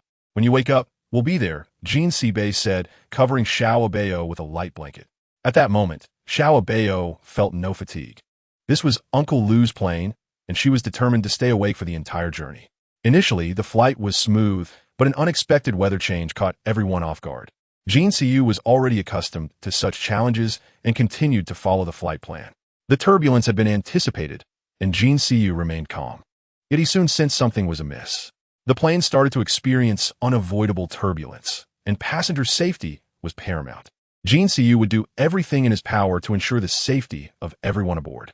"Ladies and gentlemen, we are encountering turbulence ahead. Please remain seated and fasten your seatbelts." Xiao Abao sat up straight, looking towards the cockpit. The passengers began to grow restless, acutely aware of the bumps, and Jin Sibei quickly held Xiao Abao's hand.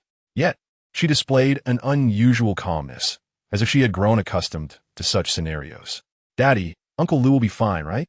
Xiao Abao's greatest concern was for Jin Siyu in the cockpit. Although he often appeared carefree, his meticulousness in work was well known. "Don't worry, everything will be fine," he reassured her. However, not everyone shared his optimism. Some passengers ignored the warnings and left their seats, despite the flight attendants' efforts to persuade them otherwise. As the situation became increasingly difficult to control, Xiao Abao stood up, surprising Jin Sibei. The turbulence made her steps unsteady. "Now is not the time for idle chatter. If anything happens, I cannot bear the consequences. Sister, let me handle this," she proposed, despite never having done anything like this before. She opened the intercom and handed the microphone to Xiao Abao, who was now beside her, kneeling to keep her steady. "Hello everyone, I am from. In that instant, Abao struggled to find the right words. However, recalling their recent rehearsals and her expressive performance, she felt confident that it would go well. The cabin fell silent as everyone listened to her voice, youthful yet imbued with emotion. That's all for today's story. Please be patient, and we will definitely arrive safely. Abao's sweet voice seemed to possess a soothing power, gradually calming the previously restless cabin. Thankfully, the situation was brought under control, and the flight attendant looked at her with gratitude, insisting on giving her a piece of candy. Observing her father's expression, Abao smiled and accepted it with both hands. She felt that even if she had only done something within her means, being able to help was the most rewarding thing. Before long, the plane landed smoothly at the airport. The car waiting to pick them up had been there for quite some time, but during the short journey to the film set, the online videos and audio recordings began to flood the internet. The news spread quickly, and soon, Abao was firmly in the spotlight. To everyone's surprise, Abao was quite famous. Jinsi Bei felt a mix of pride and concern. Even his sister, who was busy doing her makeup, was watching, but at that moment, Abao was oblivious to it all. She thought it was merely a few videos, and in time, things would fade away. Yet the media came knocking at her door. Abao couldn't help but marvel at the vibrant world of the internet. She had simply shared a story, and it had ignited such a tremendous response. Despite the numerous hurdles along the way, they did not hinder the success of the shoot. The photographer, known for his discernment, was surprisingly patient with Abao. After completing most of the work by noon, it was clear she would have plenty of time to rest. It was a rare moment of ease, and today Uncle Lu also arrived at the set, prompting Abao to rush over. Uncle Lu, you didn't get scolded, did you? Jinsi understood immediately what Abao was referring to. Having watched the video countless times, Abao had taken on a distinctly different role in his mind. Of course not. With Abao around, how could that happen? The two exchanged flattering remarks, and Abao playfully placed her hat on Jinsi's head. Meanwhile, Jinsi Bei quietly observed from across the way, relishing this rare moment of tranquility. Chapter 93. The unintentional leak of the script. At this point, Abao had garnered even more fame, and outside the set, numerous media representatives were eager to interview her. Abao had never encountered such a scene, with every journalist brandishing a microphone in her direction, their expressions suggesting they would not let her leave without a word. Let us head to the underground parking lot. I'll handle this. Jinsi finally found the opportunity he had been waiting for. He had envisioned this moment long ago, pushing open the door to a throng of eager faces, all searching for the petite figure. Ladies and gentlemen, I am here to answer any questions you may have, and you're welcome to board my plane. Jinsi spoke with courtesy. He had rehearsed this scenario many times in his mind, never expecting to bask in the glow of Abao's fame. However, the reporters were not easily appeased. The questions pointed directly at Abao. Will your company collaborate long-term with that child? Has there been a similar situation before? Jinsi underestimated the reporters' inquiries and suddenly regretted allowing the father-daughter duo to depart. He felt that in the future, he should avoid such situations. No one could skillfully handle these journalists. If it were up to him, she would likely freeze in place, overwhelmed. Abao felt tears welling up. It seemed she would face another sleepless night. Good morning. Abao, what is wrong? If Abao hadn't initiated the conversation, Xiaomian might not have recognized her. After just a weekend, she appeared as if she had been struck by frost. Being a star was not something anyone could achieve without talent. It required effort and the fear of embarrassment. Today, Shun Jiao wore a new dress, designed by a renowned designer, which she had begged her mother to wear. She vowed to always be perfectly prepared, so that if a talent scout were to appear, she would stand out rather than blend in with the crowd. You speak as if you can do it. Xiaomian couldn't help but defend Abao. By the time she realized what had happened, Shun Jiao was already glaring at her in anger, as if her words had slipped out unconsciously, forgetting the previous events. Shun Jiao gave her a knowing look, and Xiaomian followed her out of the classroom. Don't think just because you've gained her trust, you know what to do. Shun Jiao offered her final advice. On the surface, it appeared that Xiaomian and Abao had become good friends, but in reality, it was merely Shun Jiao's little scheme. Initially, she was unaware, only discovering the truth during the last performance when she saw Xiaomian drugging Abao. leading her to believe they were on the same side. It was early morning, and the gazebo was devoid of people, with everyone busy in the classroom organizing their assignments, thus oblivious to the two conspiring. I want to do anything excessive. If you want something, you'll have to do it yourself. Xiao Mian was not one to cling to Shun Jiao Jiao's whims. She wouldn't allow herself to be used without her own judgment. Rest assured, I merely wish to take center stage. You know what to do. Shun Jiao Jiao, as anticipation was palpable. She was eager to see Abao forced off the stage, which filled her with an inexplicable delight. Abao consistently arrived punctually for rehearsals, yet today, neither the directing teacher nor Shun Jiao showed up, prompting her to suspect something was amiss. Sure enough, when she saw the two emerge together, her suspicions were confirmed. Xiao Mian lowered her head. She was aware of Shun Jiao as every forthcoming word. Abao, I heard about what happened on the plane. How could you leak an unreleased script? You've delayed everyone's progress. Abao remained silent. While she knew she was at fault, she had not anticipated such an outcome and had acted in urgency. I'm sorry, teacher. It wasn't intentional. Abao glanced at Shun Jiao, then lowered her head, her apology sincere. What good is an apology? The script has already been leaked, and now everyone knows. How can we perform? This performance was unlike the school celebration. It represented the entire institution, and various members of society would be in attendance.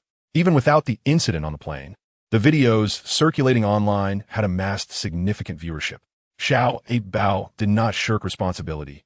This situation arose from her actions, and she would see it through to the end. Who says there's nothing left to perform? The door swung open, and she ambled over to Abao, pulling her gently behind him. This is the new script. I have reviewed it, and it is suitable for their roles. If there are any issues, feel free to communicate directly with me. The moment she appeared, the directing teacher transformed, her face adorned with a sycophantic smile.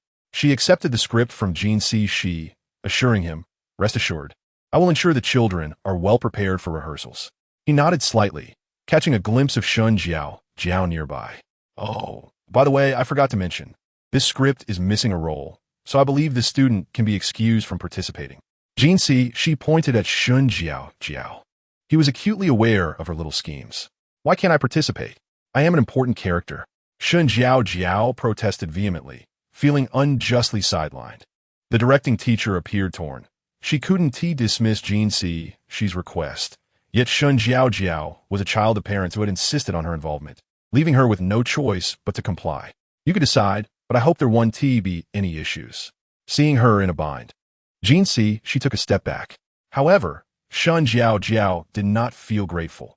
Instead, she was furious that her chance at the lead role was snatched away. Chapter 94. Shun Jiao's path to stardom. In a fit of anger, Shun Jiao stormed out of the drama club, and Abao wanted to call after her, but she was already gone. Given she acted like that, do you still want to defend her? Abao was left speechless, realizing she perhaps shouldn't. Pouting, Abao couldn't decipher what Sanbo was truly thinking. But seeing Shun Jiao's dismay brought her a sense of satisfaction. Previously, Shun Jiao had relentlessly pushed her limits. Now, she had learned what was appropriate and what was not. Sibai had just hung up the phone.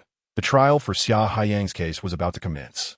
It was rumored that he had already confessed and accepted his fate, prioritizing his family over freedom. The fraudulent contract was a consequence of his own actions. Had he not entertained such a ridiculous notion, perhaps none of this would have transpired. Why the sudden cheerfulness? Is there some good news? Sibai immediately scooped up Xiaoab, who felt heavier than in recent days, having not held her for several days. Shouldn't you be thanking me? Xin teased from his side. Indeed, if it weren't for Sambwa today, perhaps you would have come to pick me up, right? Xiaoab would never forget. But it had simply been a while since she had shown affection toward her father. Originally, Xin had also missed Xiaoab, but as fate would have it, the timing was perfect. It seemed that even the heavens were aiding Xiaoab.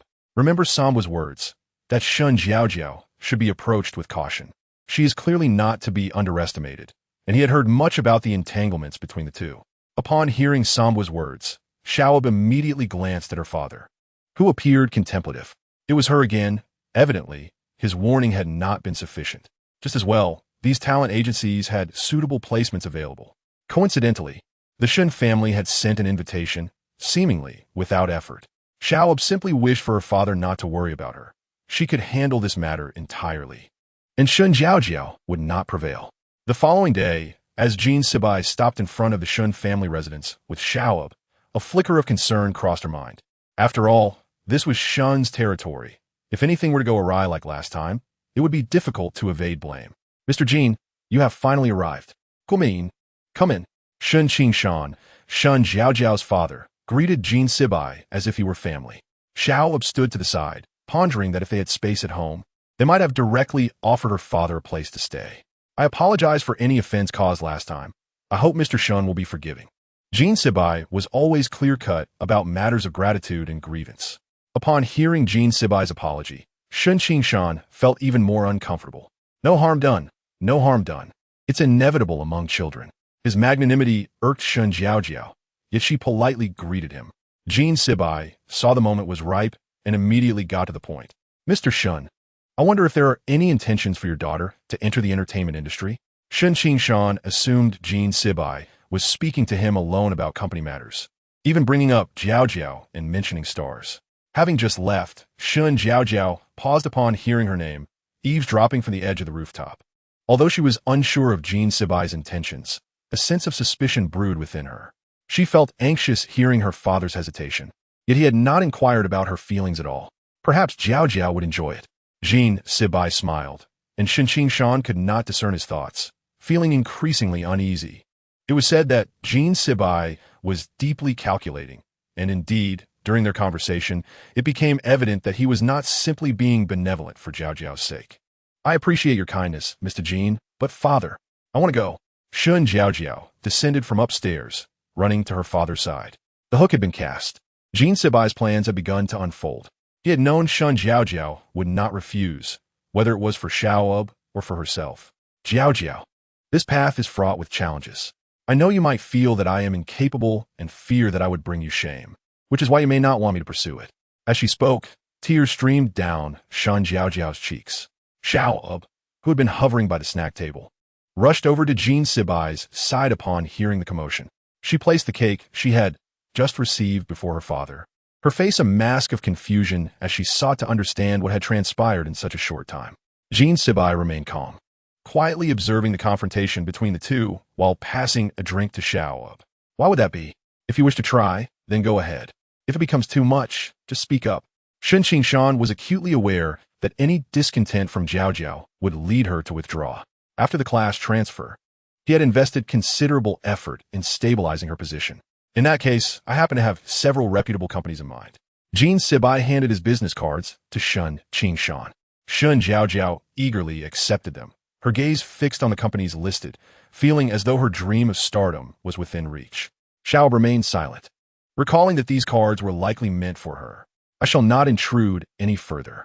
Jean Sibai rose, taking Xiaob to a quieter corner. As soon as they sat, Xiaob tugged at her father's hand, eager to inquire. Little did she know, her father was quite the strategist. It would be a pity to waste those business cards. Using them in this manner was indeed clever. The intent was to divert Shun Jiaojiao's attention, so she would not linger solely on Xiaob. Throughout the conversation, Jean Sibai observed Shun Qingshan's reactions, uncertain if he had grasped the underlying message. Regardless, for Xiaob's sake, he would not easily relent. Since you have made up your mind, go tell your mother. She will handle it. Xiaob noticed Shun Jiaojiao appeared quite pleased, likely having received her uncle's approval.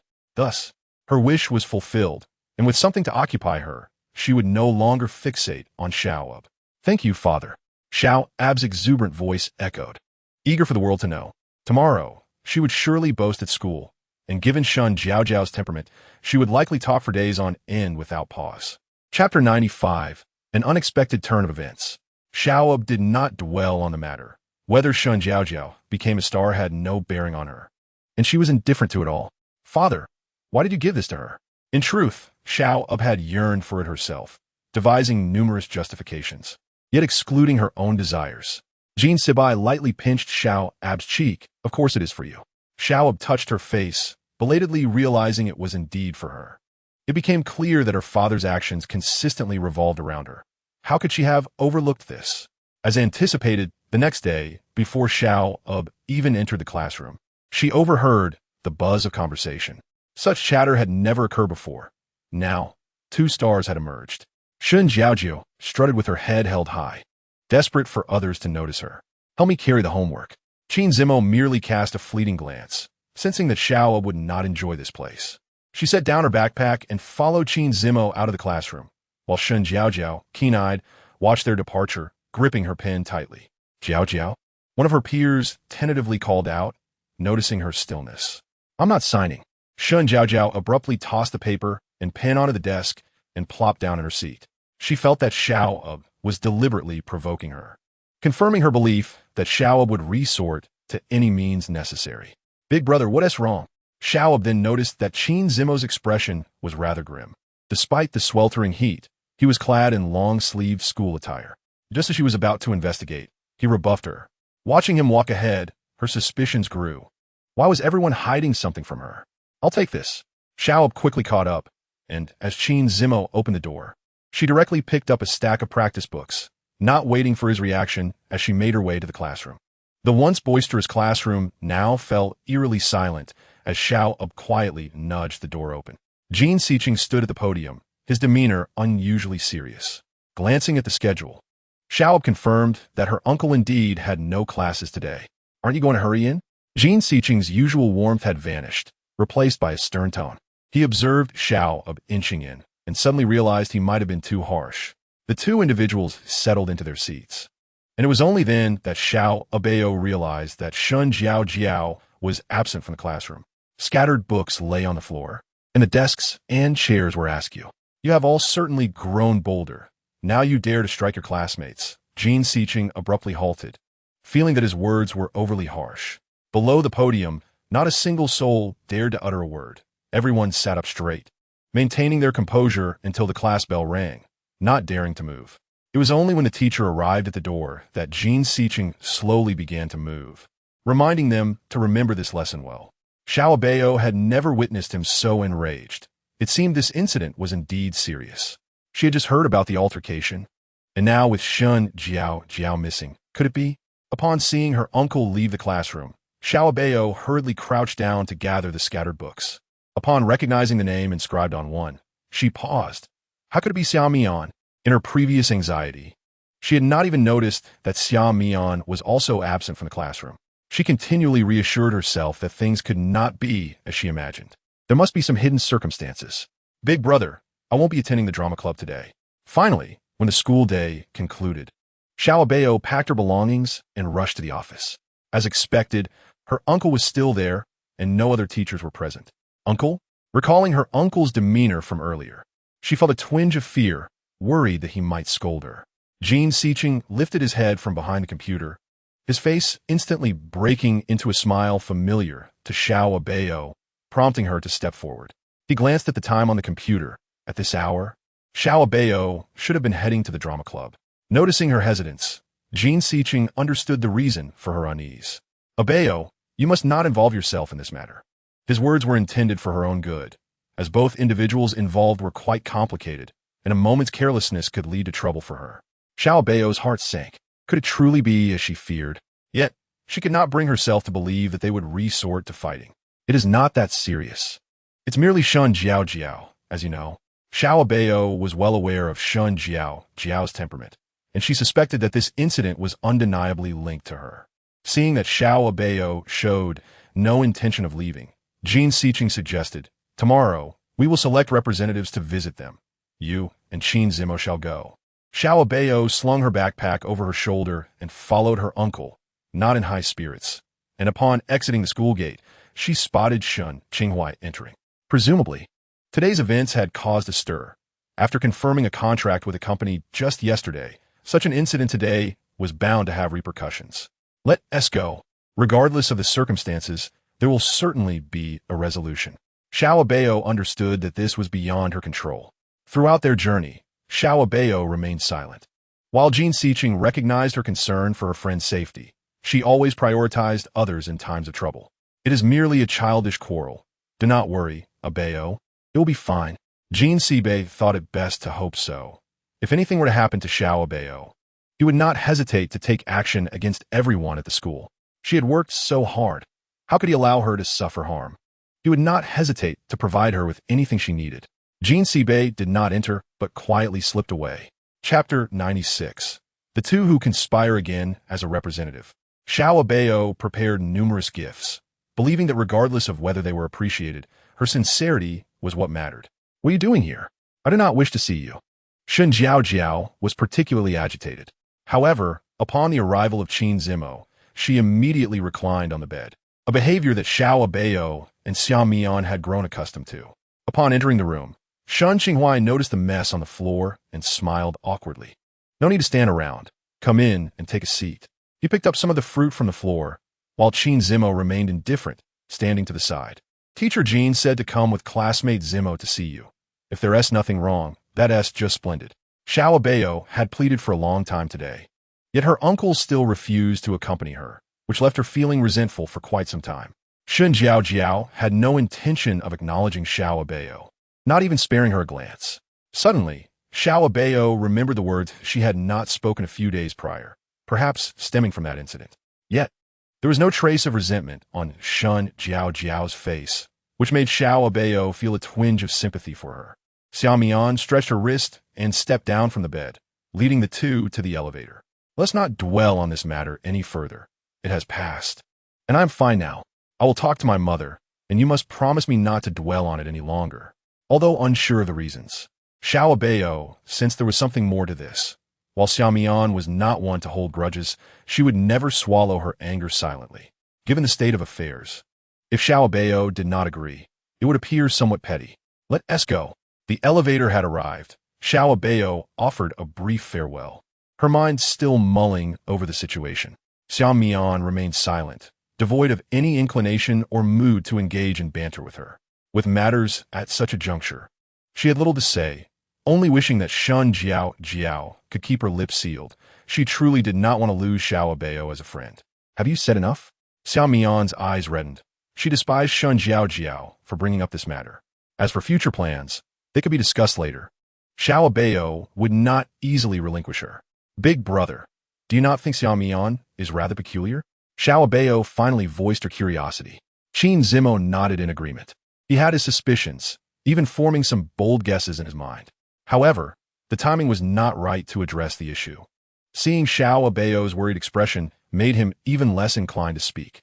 It was undeniable that the classroom and the class had grown considerably quieter without Shun Jiao.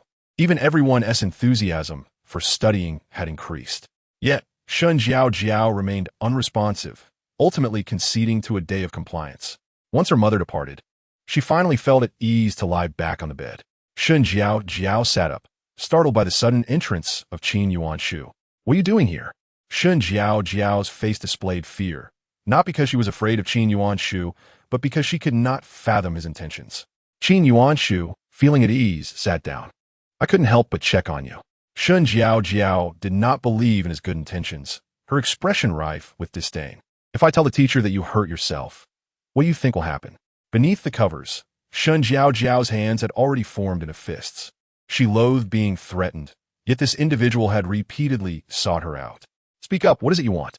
Shun Jiao wished to cease the circumlocution and opted for directness to alleviate her suspicions. Seeing her finally show some progress, Qin Yuanshu felt more at ease. I want you to continue our alliance. Shun Jiao had expected something of this nature and had mentally prepared herself. For her, it was not a difficult request. A mere word sufficed. However, she began to doubt the sincerity of Qin Yuanshu's words. She was uncertain whether he was deceiving her. After all, everyone had played both sides at some point, leaving her more apprehensive. Agreed, but you must guarantee that any matters must be discussed with me first. Without a second thought, Qin Yuanshu nodded in agreement. They needed to conspire anew, crafting a flawless plan, even one that was foolproof. Although Xiao Abao verbally agreed to Xiao Mian, she could not escape the thoughts regarding this matter, causing her sleepless nights. The following morning, Xiao Abao awoke with dark circles under her eyes. Had it not been for the filming scheduled for the day, she surely would have slept in. Abao, did you have a nightmare? Jean Sibei reached out to check Xiao Abao's forehead. Having learned from previous experiences, he was now even more fearful of her falling ill again. Xiao Abao shook her head. It was more terrifying than a nightmare. Jean Sibei did not comprehend her meaning, yet her current state was indeed far from satisfactory. If not, perhaps it is best to take a break today. Continuing in this manner is untenable. Jean Sibei had already taken out his phone, preparing to make a call, when Xiao Aba suddenly snatched it away. No, I've gotten up. I cannot waste this opportunity. It sounded somewhat reasonable, yet Jean Sibei could not help but chuckle. Despite her bleary eyes, Xiao Aba still managed to get into Jean Sibei's car, but before the vehicle even started, she had succumbed to slumber, claiming it was to conserve her energy. Jean Sibei thought she was merely jesting, but when Xiao Aba adjusted herself to take pictures, even he was rendered speechless.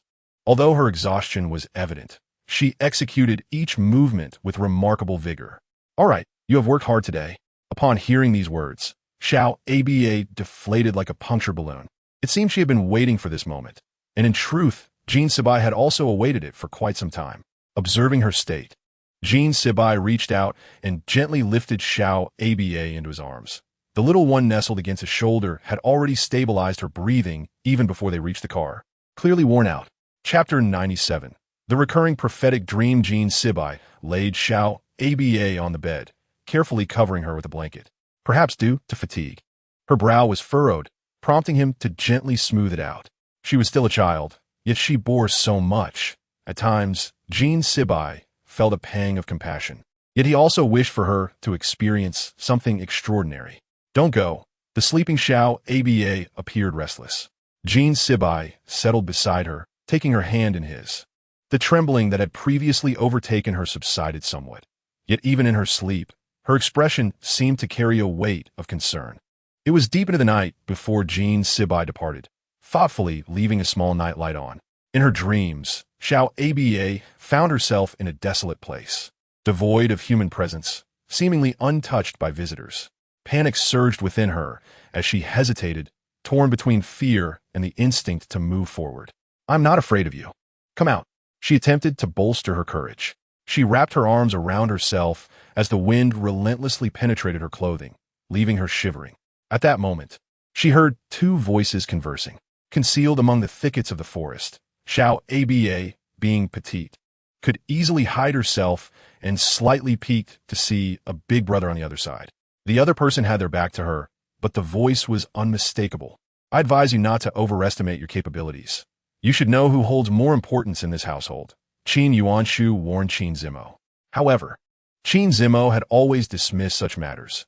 His true concern was finding a way to extricate himself from the Qin family. If given the choice, he would prefer not to be associated with them at all. Take what you desire. I shall not be your stumbling block. Qin Zimo had never intended to impede, and that sentiment remained unchanged. He merely wished to lead a tranquil life. Despite his words, Qin Yuanshu remained unconvinced, viewing Qin Zimo as a thorn in his side. Noticing Qin Zimo's lack of reaction, Qin Yuanshu raised a hand and pushed him, catching the unsuspecting Qin Zimo off guard, causing him to stumble back. The forest was fraught with obstacles, and as the big brother was about to fall onto a stone, Xiao Aba abruptly awoke from her dream. She sat up and turned off the nearby alarm clock, beads of sweat still glistening on her forehead. Aba, wake up. We're going on a long journey today. In her recollection, Xiao Aba did not recall anyone informing her of an outing. Once she was dressed and seated in the car, she realized that she was not the only one. It seemed to be a convoy. Daddy, where are we going? Xiao Aba inquired, perplexed. Today was not a special occasion, and the unexpected trip left her bewildered. Xiao Aba felt a wave of anxiety. She believed she still had time, but now it seemed she had to voice her concerns.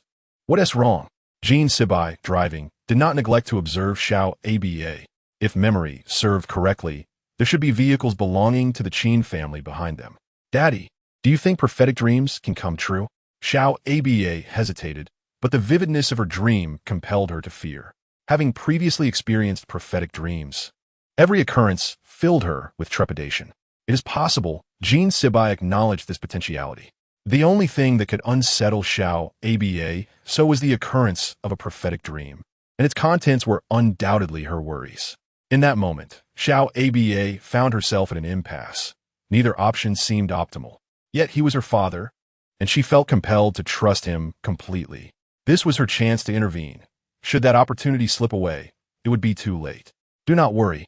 I will clarify everything to them. Jean Sibai reassured her, providing some comfort, as her anxiety seemed to dissipate slightly. The car came to a halt in an area that appeared somewhat desolate, and as Xiao Aba surveyed her surroundings, her dream was reaffirmed. One by one, everyone disembarked, but Xiao Aba was still unable to spot Qin Zimo, prompting her to run towards Qin Fu. "Uncle, where has Big Brother gone?" Xiao Aba glanced around, confirming that he was not in sight. She found it peculiar. She had clearly seen him get out, even noticing Qin Yuanshu, yet Big Brother was nowhere to be found. Xiao Aba remained skeptical. She did not trust the whimsical nature of dreams, yet her sole desire was to ensure Big Brother's safety. After about half an hour, Qin Zimo finally emerged from the nearby woods, carrying a significant amount of firewood he had gathered. "Big Brother, I thought you weren't coming." Xiao Aba rushed to greet him. Qin Zimo, caught off guard, nearly startled Xiao Aba as he set down the wood. After placing the firewood aside, Xiao Aba eagerly pulled Qin Zimo aside, shrouded in mystery regarding her intentions. "What is it?" Qin Zimo asked, puzzled. There had been no such secrecy at school. Now that they were out here, something must have transpired. Intrigued, Qin Zimo's curiosity heightened, and his gaze reflected anticipation. "Did you go alone just now?" Although Qin Zimo did not understand the reason for her question, he nodded in affirmation. To his surprise, Xiao Aba grew more anxious. "Whatever you do not go out with Qin Yuanshu. It could be dangerous." The expression on Xiao Aba's face indicated sincerity. She would never deceive him over unfounded matters. Was it a dream? Qin Zimo vaguely recalled Xiao Aba mentioning her ability for prophetic dreams before. Initially, he had dismissed it as mere coincidence, but now it seemed otherwise. Qin Yuanshu had harbored animosity towards him for quite some time, yet why choose this moment to act? Qin Zimo refrained from probing further. The outcome would inevitably reveal itself. Chapter 98. The rescued Qin Zimo. It turned out this was a small summer camp organized by the school, and it was said that the principal had spent considerable time selecting this location. As Xiao Aba surveyed her surroundings, she noted the sparse trees and a single house, with little else in sight. She did not despise the environment, merely observing that some young ladies were struggling to adapt. At home, she was accustomed to a life of ease, but here, everything required effort, and before long, her hands bore the marks of labor. Shun Jiaojiao could hardly endure such indignities and ran to complain to Shun Xinghuai. The summer camp had originally been designed for her benefit, intending to temper her character. Yet it seemed the situation had only intensified. Shun Jiaojiao was not unloved, but even she found it challenging to cope at times. Seeing her plans thwarted, Shun Jiaojiao grew anxious, fearing she might have to endure this ordeal for an extended period. The environment here is truly dismal, and I have developed several unsightly blemishes on my skin. With an interview looming in just a couple of days, I find myself in this sorry state. How can I possibly attend? The more she thought about it, the more anxious she became, convinced she must find a solution, for this situation was untenable. Shun Jiaojiao has always been particularly concerned about her appearance, and this time she was resolute in her determination to secure a position at the company. Xiao Abao felt perplexed. Her parents were present, so why should she be the one to speak? Noticing her lack of willingness to assist, Shun Jiao's anxiety intensified. "My mother disapproves, so you must speak on my behalf." Xiao Abao had never witnessed such a pleading tone. While not overly polite at the very least, one would expect a decent attitude. Reluctant to waste more time, she turned to leave. "Where are you going?" Shun Jiao exclaimed in a panic, knowing that Xiao Abao was unlikely to help her. "Naturally, I'm but where I ought to be," Xiao Abao replied, showing no inclination to engage with Shun Jiao. She understood that if she did not assist her, Shun Jiao would persistently pester her. Shun Jiao could not decipher Xiao Abao's true intentions, and despite her growing anxiety, she remained stubborn. "I apologize for what happened before. If you help me, I will consider it settled." Xiao Abao found this amusing. What could possibly require such a settlement? Within an hour, the teacher and her mother arrived, and Shun Jiao, still harboring resentment, did not greet them warmly.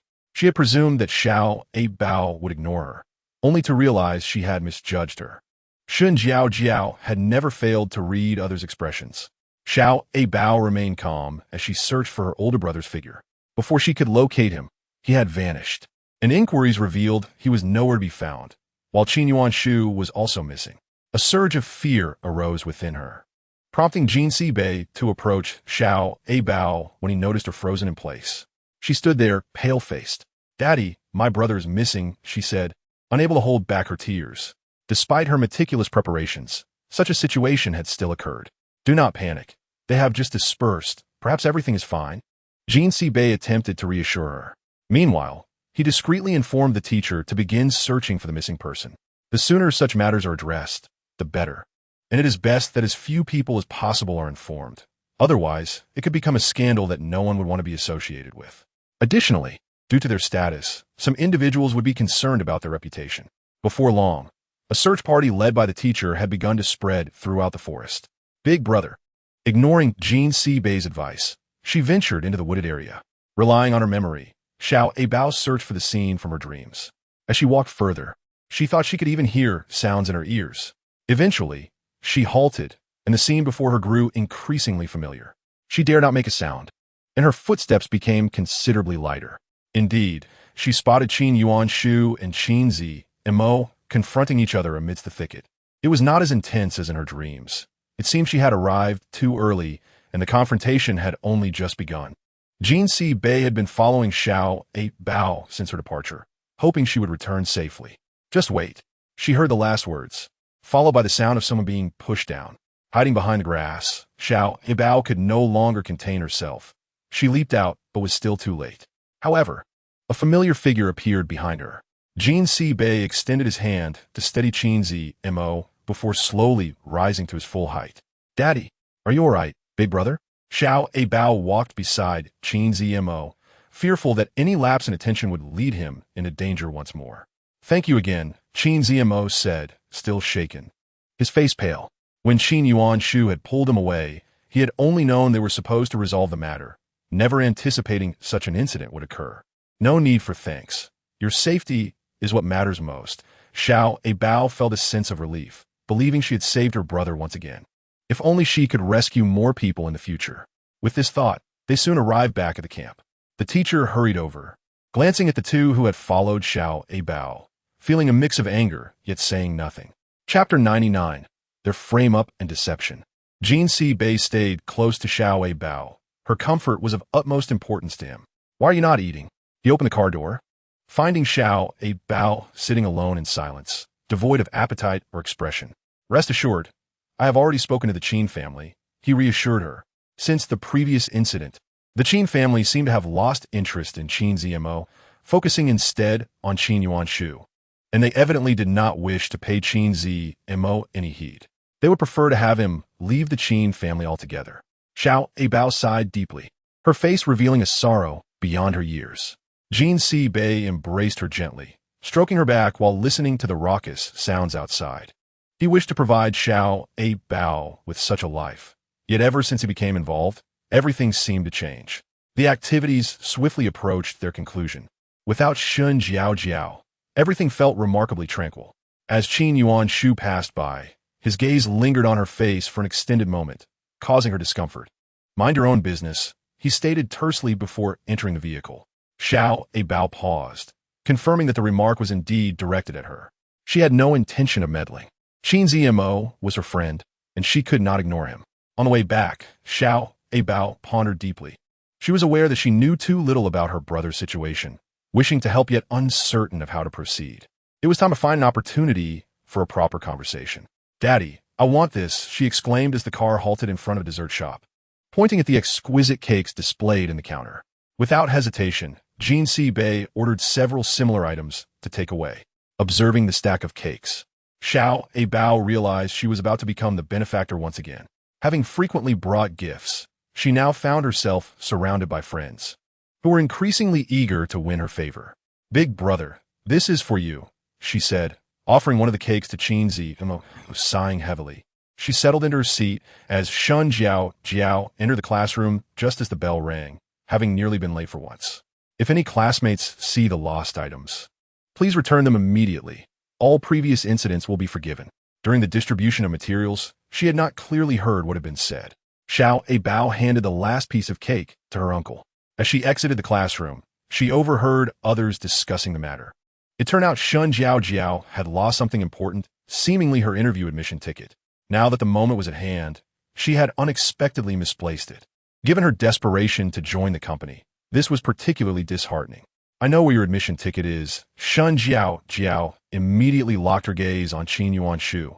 Not only she, but even Abao was astonished, realizing that it indeed involved Qin Yuan Shu. However, what surprised Abao was that he pointed to Xiao Mian, who was seated not far away. In Abao's recollection, the two had little interaction, rarely even exchanging words. His target had always been her. Is it you? Shen Jiao stood before Xiao Mian. The previous issue had yet to be resolved, and now it was becoming more complicated, drawing the attention of classmates around them. Xiao Mian appeared startled, allowing Shun Jiao to rummage through her backpack. What are you doing, Shun Jiao? Abao stepped forward, attempting to intervene. Are you in cahoots with her? Shun Jiao squatted down, searching through the pile of books, and soon spotted the corner of the admission ticket peeking out from within one of them. In a moment of undeniable clarity, Xiao Mian found herself bewildered by the presence of an unfamiliar item in her backpack. As even Abao gazed in astonishment at the examination permit clutched in Shun Jiao's hand. I did not take it, Xiao Mian exclaimed frantically, scrambling to collect the scattered books on the floor. Observing the unfolding chaos, Abao felt a wave of dizziness wash over her, the scene before her blurring, while the sounds around her faded into a distant murmur. Suddenly, a heavy thud resonated through the air, and Abao collapsed, devoid of the expected pain. Upon glancing up, she saw the reassuring figure of her older brother supporting her, which allowed her to finally close her eyes in peace. The classroom erupted into a frenzy, with the quicker students already summoning a teacher. Jin Si-chun pushed through the crowd and scooped up Abao, his face pale, yet otherwise unreadable. Abao, you mustn't sleep, he implored, shaking her gently, but all he received in response was silence. With no time to call fourth brother, Jin Si-chun hurriedly transported Abao to the hospital.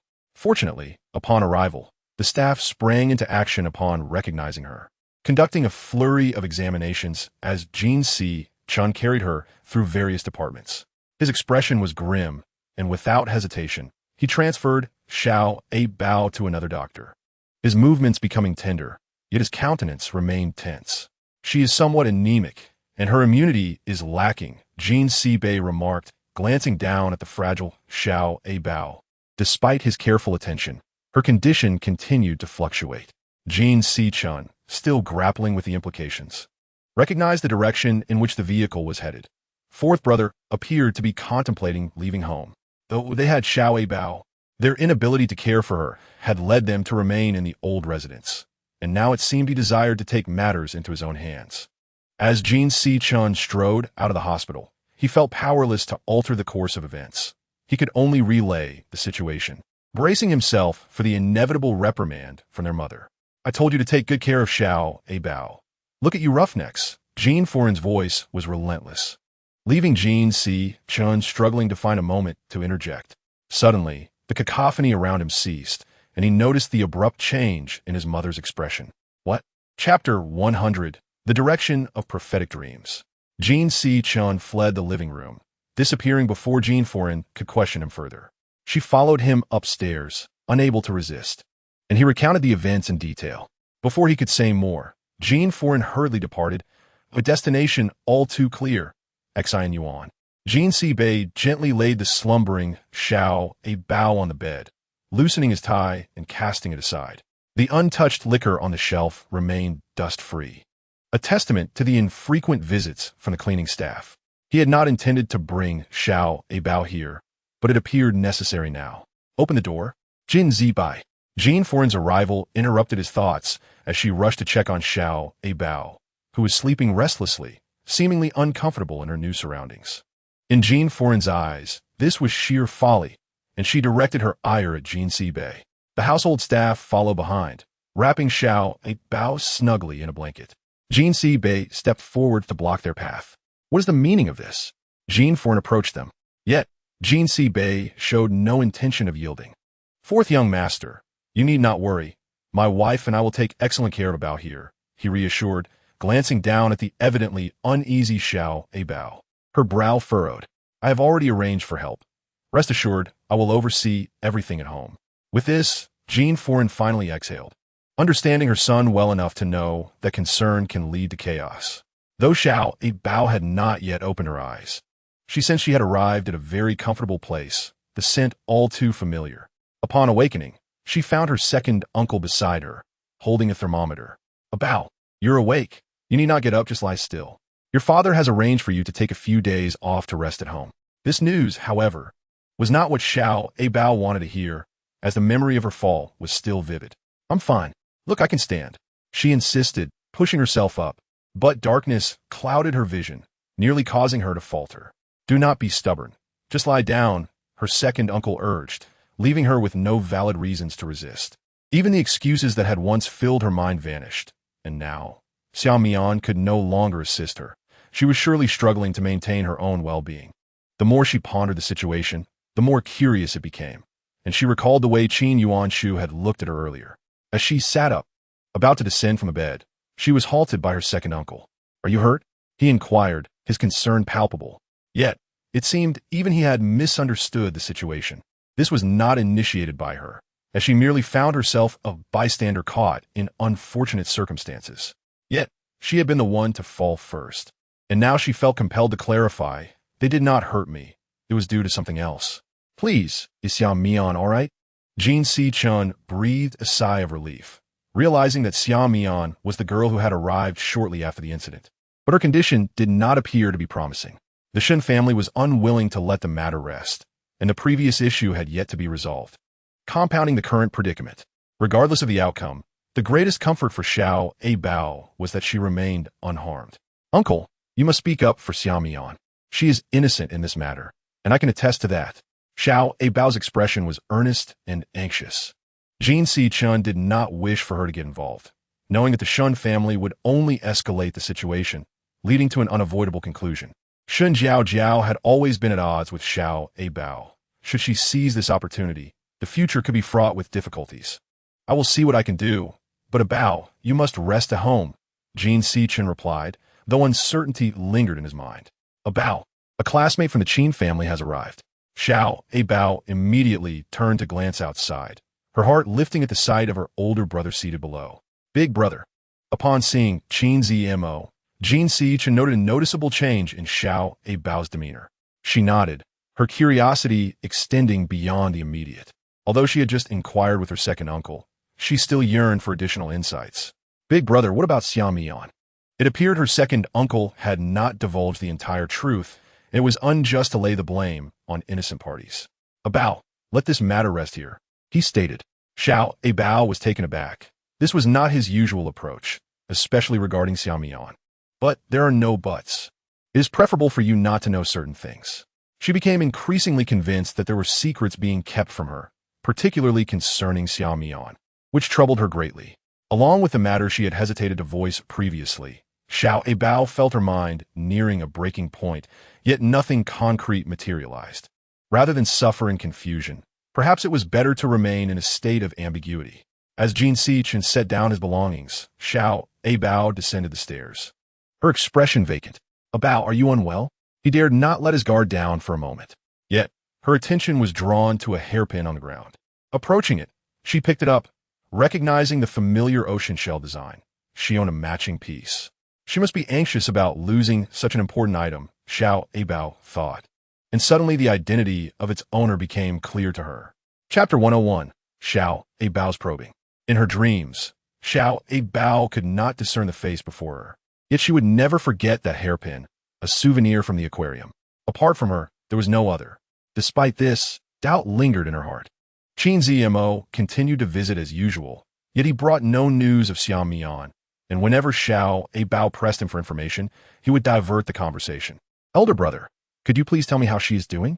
Qin Zmo truly could not comprehend, yet was unable to resist Abao's insistence. She was kind-hearted, as Qin Zmo understood, but that was not a reason to be taken advantage of. It was said that she had been ostracized by her classmates.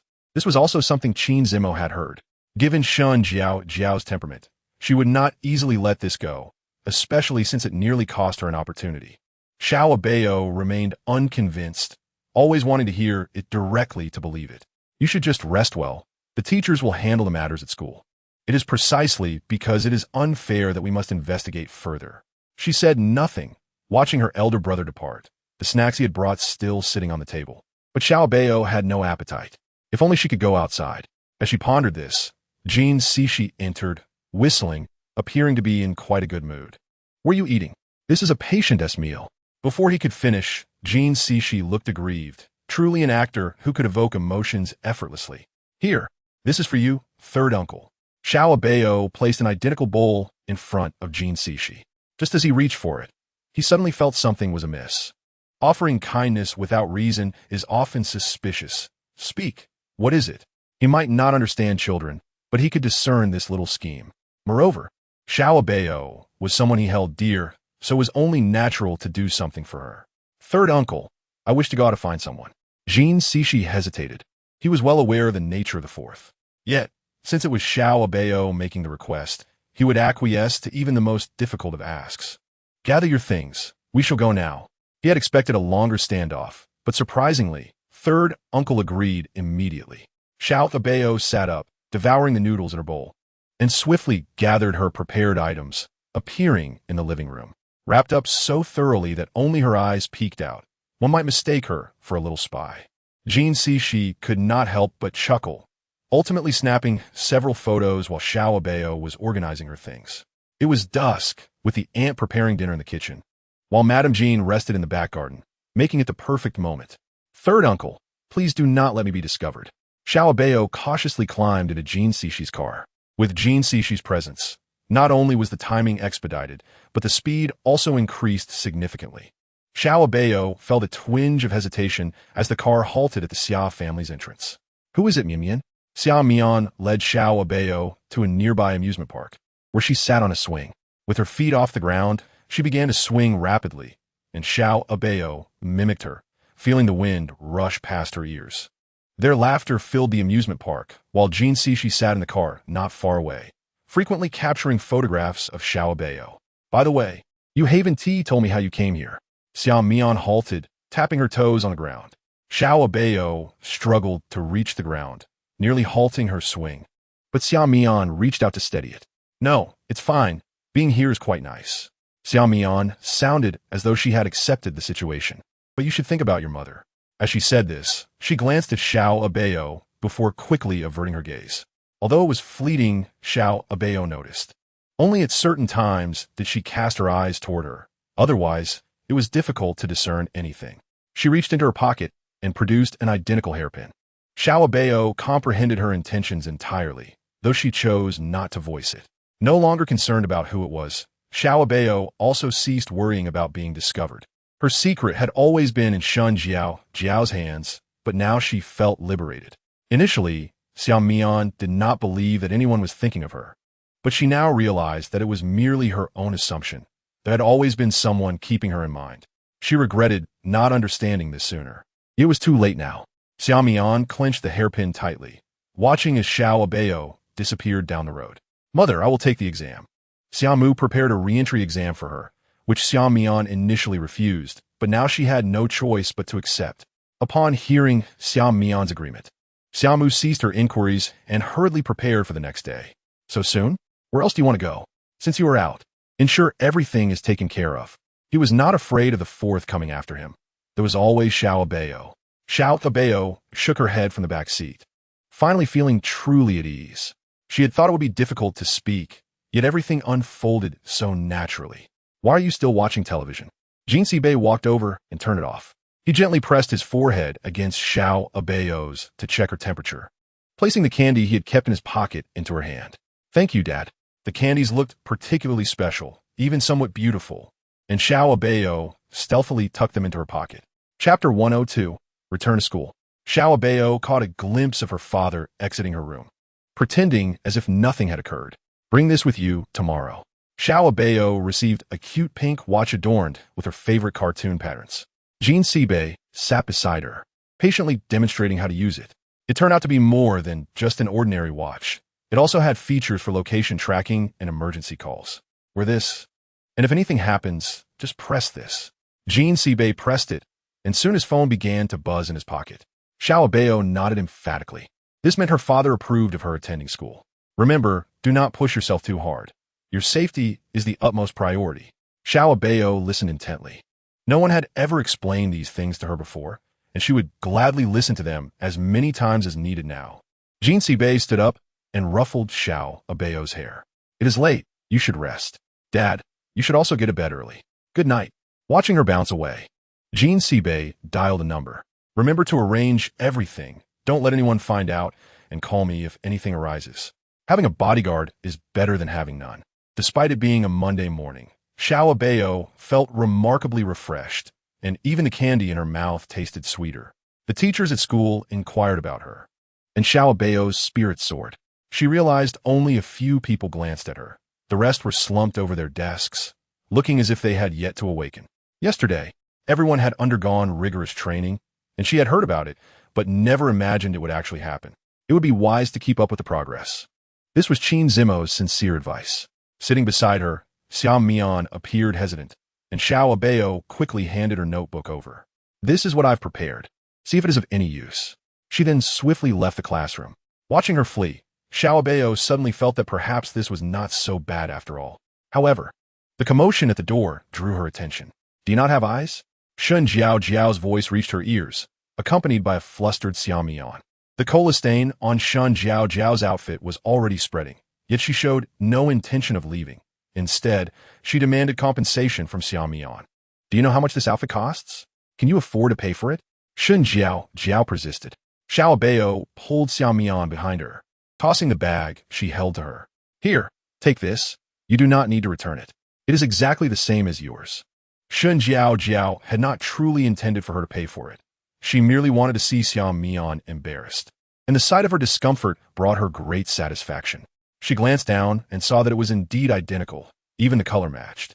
This was sent by the brand just yesterday. She nearly forgot that Abao had modeled for it. How shameless to cling to someone else. Shun Jiao bypassed them and strode into the classroom. Now, not only were the classmates gathered around, but even those outside had come over. The news of Shun Jiao's successful selection soon spread, and it would not be long before she received her first shooting assignment. With her photographs plastered all over the streets and alleys, Abao felt little about it. She was merely assisting. This inevitably reminded her of her days in the orphanage, where she was bullied by Shun Jiao, eventually exhausting her tears. This farce would soon come to an end. As long as Shun Jiao did not harbor grand ambitions, they could coexist peacefully. Classmates, I have an announcement to make. In 2 days, we will visit the orphanage for a charity event. The details will be shared by the teacher in the group. Feel free to bring items to share with them. Abao, who had been absorbed in her book, suddenly looked up as if something had struck a sensitive chord. Shun Jiao was also assessing herself. This matter was known only to the two of them.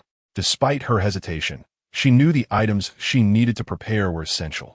She understood how difficult life was in the orphanage, leading her to gather more items naturally. Abao, what are you up to? Madame Jean attempted to enter and see what she was doing, but found the door inexplicably locked.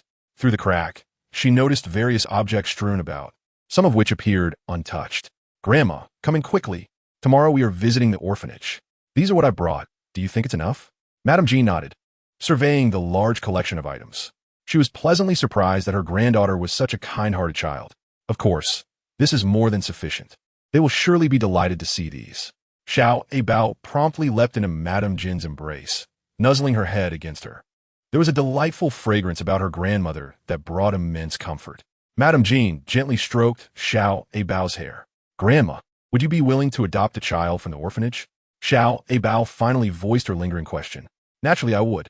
If I were younger, I would love to adopt a daughter, a little girl as lovely as you.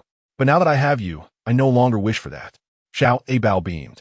She knew her grandmother cherished her the most. The two of them worked together to pack the items, ultimately filling 2 large boxes. Had Abao not wished to continue packing, there would have been no more space left. Hand in hand with her grandmother, they descended the stairs, just in time to see Jean Bei entering from outside. Dad, we're going to the orphanage tomorrow. Upon hearing this, Jean Bei's heart skipped a beat. However, noticing the lack of unusual expression on Abao's face, he relaxed.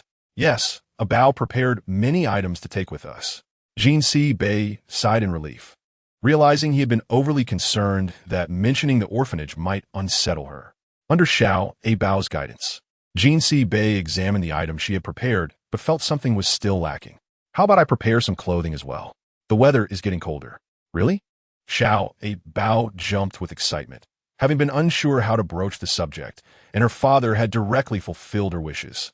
Thank you, Dad, she exclaimed, wrapping her arms around his neck and planting a kiss on his cheek, dissipating all of Jean C. Bei's fatigue from the day. With her father's support, Abao felt much more at ease, even finding it effortless to prepare the items. Drawing from her previous experiences, she ensured everything she packed would be useful, hoping to enhance the lives of her friends at the orphanage. Dad, is this enough? She assessed the mountain of items in the room, noting that her father had even included winter clothing. What else do you need? I'll prepare whatever you say. Jean C. Bei was entirely attentive to Abao's needs. After confirming she had everything, she began packing them one by one. The outing was set for the following day. Abao awoke early, her anticipation palpable. Second uncle, are you coming with me today? She noticed that Jean C. Nan, usually elusive during his time off, was also awake. The children at the orphanage need to be healthy, right? Reflecting on this, Abao realized she had overlooked the most fundamental aspect while preparing. The group seemed to be in perfect harmony, and as Abao sat in the car, her spirits soared inexplicably. Upon arriving at the orphanage, she peered out the window to see all the children lined up at the entrance, likely informed of their visitors. They wore clean and tidy clothes, yet their faces bore no smiles. Welcome, Mr. Jean. It's truly an honor to see you again. The director's sycophantic grin made Abao feel uneasy. She hid behind Jean C. Bei, scrutinizing the orphanage's surroundings, which had transformed dramatically since her departure. It seemed that after she left, her father had ordered a complete overhaul of the orphanage. Ah, this must be Abao. You've grown taller and more beautiful. Please, come in. Everything has been tidied up inside. The director's overly warm welcome left Abao feeling confused. Several familiar faces were absent, and when the director mentioned they had all been adopted, she wondered how they were faring now. Here, take this fruit. The director thrust some washed fruit into Abao's hands. Since arriving at the orphanage, she hadn't uttered a word. Jean C. Bei, concerned about her silence, kept glancing over but saw nothing amiss. Dad, I want to go play. Listening to the adults' converse was dull, and she had no desire to remain seated. Jean C. Bei nodded. He felt secure here, knowing Abao was familiar with the environment and the director was present. Abao instantly felt lighter, dashing out of the office, escaping the suffocating atmosphere where the director had once judged her. Are you here to take us away, big sister? A shorter boy stood beside Abao, his speech still unclear, his gaze filled with hope as if she could indeed take him with her. Not yet, but I believe someone will provide you with a home, Abao reassured him, although she wasn't sure when. She held onto the belief that such a day would come. The boy's expression fell, and Abao, unsure how to comfort him, handed him all the fruit she was holding. She understood his discomfort, fearing that if she lingered, she might find herself overwhelmed as well. Another vehicle pulled up outside, and although Abao initially did not recognize it, she soon saw Shan Jiao stepping out of the back seat, clearly unaware of Abao's presence. She exhibited a fleeting surprise. From afar, I thought it was someone else. Turns out it's you, Shan Jiao remarked with her characteristic sharp tongue. Whether at school or in the orphanage, peace was elusive wherever she roamed. Conversely, Abao would always be her adversary. Oh, Jiao is here too. So many VIPs today. It seems our orphanage is in for some good fortune. Shan Jiao as her rival enlivened the atmosphere, drawing attention from both the director and the staff. Jiao, you're so charming. You've really made a name for yourself as a little star. They praised her. As the conversation turned to this topic, Shan Jiao's head lifted higher, and Abao, wishing to leave, was abruptly halted. Why do you come and go as you please? Shan Jiao blocked Abao's path. She had sensed her intention to leave, and, with Jean Shushu still inside, had not attracted his attention. To outsiders, it merely appeared they were engaged in conversation, unaware of the underlying tension. In the entire orphanage, you stand out the most, employing some unknown strategy to secure adoption by such a wonderful family. Do you even realize you are unworthy? The gazes of those around were tinged with a hint of disdain, while Abao remained silent. Shan Jiao occasionally flashed her a smile, seemingly exuding warmth and friendliness. Although she was noticeably shorter, she stood boldly in front of Abao, leaving Jiao momentarily taken aback. How quickly you have garnered allies. Despite her mocking words, she felt a pang of insecurity within. Bei, observing the situation from within the room, noticed that Abao had not moved from behind the boy. What's wrong? Upon seeing Bei emerge, Jiao dared not speak. The boy beside her attempted to say something, but was silenced by Abao. It's nothing, we were just chatting, she attempted to deflect. Today was meant for a visit, and she had no desire to stir up trouble or create any unpleasantness. Dad, please go ahead with your work. I will join you shortly. Bei discernte hier unspoken feelings. His heart ached for her maturity. In such a setting, she remained quiet and composed, silently bearing any grievances. It was unclear whom she was putting on a show for, as no one here would adopt her again. Jiao scoffed lightly. The boy stepped forward, sharing half of the fruit he held with Abao, and they exchanged smiles as they sat on the steps. A long-lost sense of familiarity flooded Abao's mind. In the past, she would sit there for hours without anyone approaching her, as if she were invisible. Chapter 104. The lost all in the orphanage. The usually tranquil orphanage had not witnessed such liveliness in a long time. Children and adults gathered together. Abao sat not far away as dusk began to envelop the sky, yet the vibrancy in the courtyard showed no signs of waning. Why aren't you eating? The boy appeared cheerier now, likely due to the abundance of delightful food.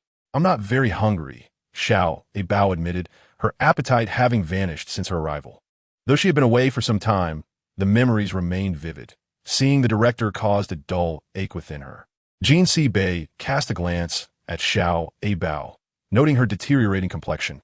Uncertain if it was the night breeze or the length of her stay in this place contributing to it. Abao quickly shook her head, not wanting to draw attention. If she was here, she might as well enjoy it with everyone else. Bei, seeing her resolve, did not insist further, merely draping his jacket over her shoulders and tightening it gently. Abao responded with a sweet smile towards her father. Mom, I'm cold too. Upon seeing this, Jiao hurriedly approached Huai, acting adorably, as though genuinely innocent. You silly child, I told you not to wear that when we left. But you didn't listen. Now you're cold, aren't you? Huai chided while wrapping a coat around her, continuing to scold her. I remember, Mom. I'll listen next time, Jiao sweetly assured, charming Huai with her words. Here, Mom, have some of this. Abao stared blankly, momentarily forgetting to avert her gaze. When she regained her senses, Jiao was already boasting to herself, nestled comfortably in Huai's embrace. You don't have a mother, do you? Jiao's voice, neither loud nor soft, landed squarely in Abao's ears. Who doesn't have a mother? My mother is incredibly beautiful, but she's busy right now, Abao retorted defiantly. Though she had never truly met her mother, she was convinced that the figure from her dreams was indeed her mother. It's you wild child with no mother. Jiao. Huai, caught off guard, turned just in time to see Jiao. Jiao had run to Abao's side, her words ringing in the air. Abao, don't be angry. She was just joking. Quickly apologized to Abao. With Bei present, Huai dared not provoke her. Had she foreseen Jiao's mischief, she would never have brought her here. Why should I apologize? That's clearly. Hurry up. Huai's voice rose slightly. Sorry. Jiao had never seen her mother this angry before. Even when she made significant mistakes, she would merely smile and move on. This time, however, it felt entirely different. She was merely relying on the Jean family. Without them, she was nothing. Jiao's bravado quickly dissipated, and she scampered away, while Huai remained unconcerned and crouched down. Good girl. I didn't frighten you, did I? Jiao means no harm. Here's a gift from me as an apology on her behalf. Abao was accustomed to such situations and had no intention of pursuing the matter. However, Jiao's doll was thrust into her hands before she could protest, standing there somewhat displeased. She examined the toy and realized it was the same one Jiao often carried. The gathering continued until the sky was completely dark and Abao, leaning back in her chair, began to feel drowsy. Just as everyone was preparing to leave, Jiao let out a shriek from the crowd. My doll is missing. My doll. It was you. You stole my doll. Give it back. Shen Jiao lunged forward in a dramatic fashion. Jin Si Bei swiftly lifted Abao into his arms, causing her to lose any lingering sleepiness. Reflexively, she clutched the toy tightly. A crowd of onlookers, including the director, began to gather. Abao, just return the doll to Jiao. Whatever you desire, Mr. Jin will buy you, he insisted.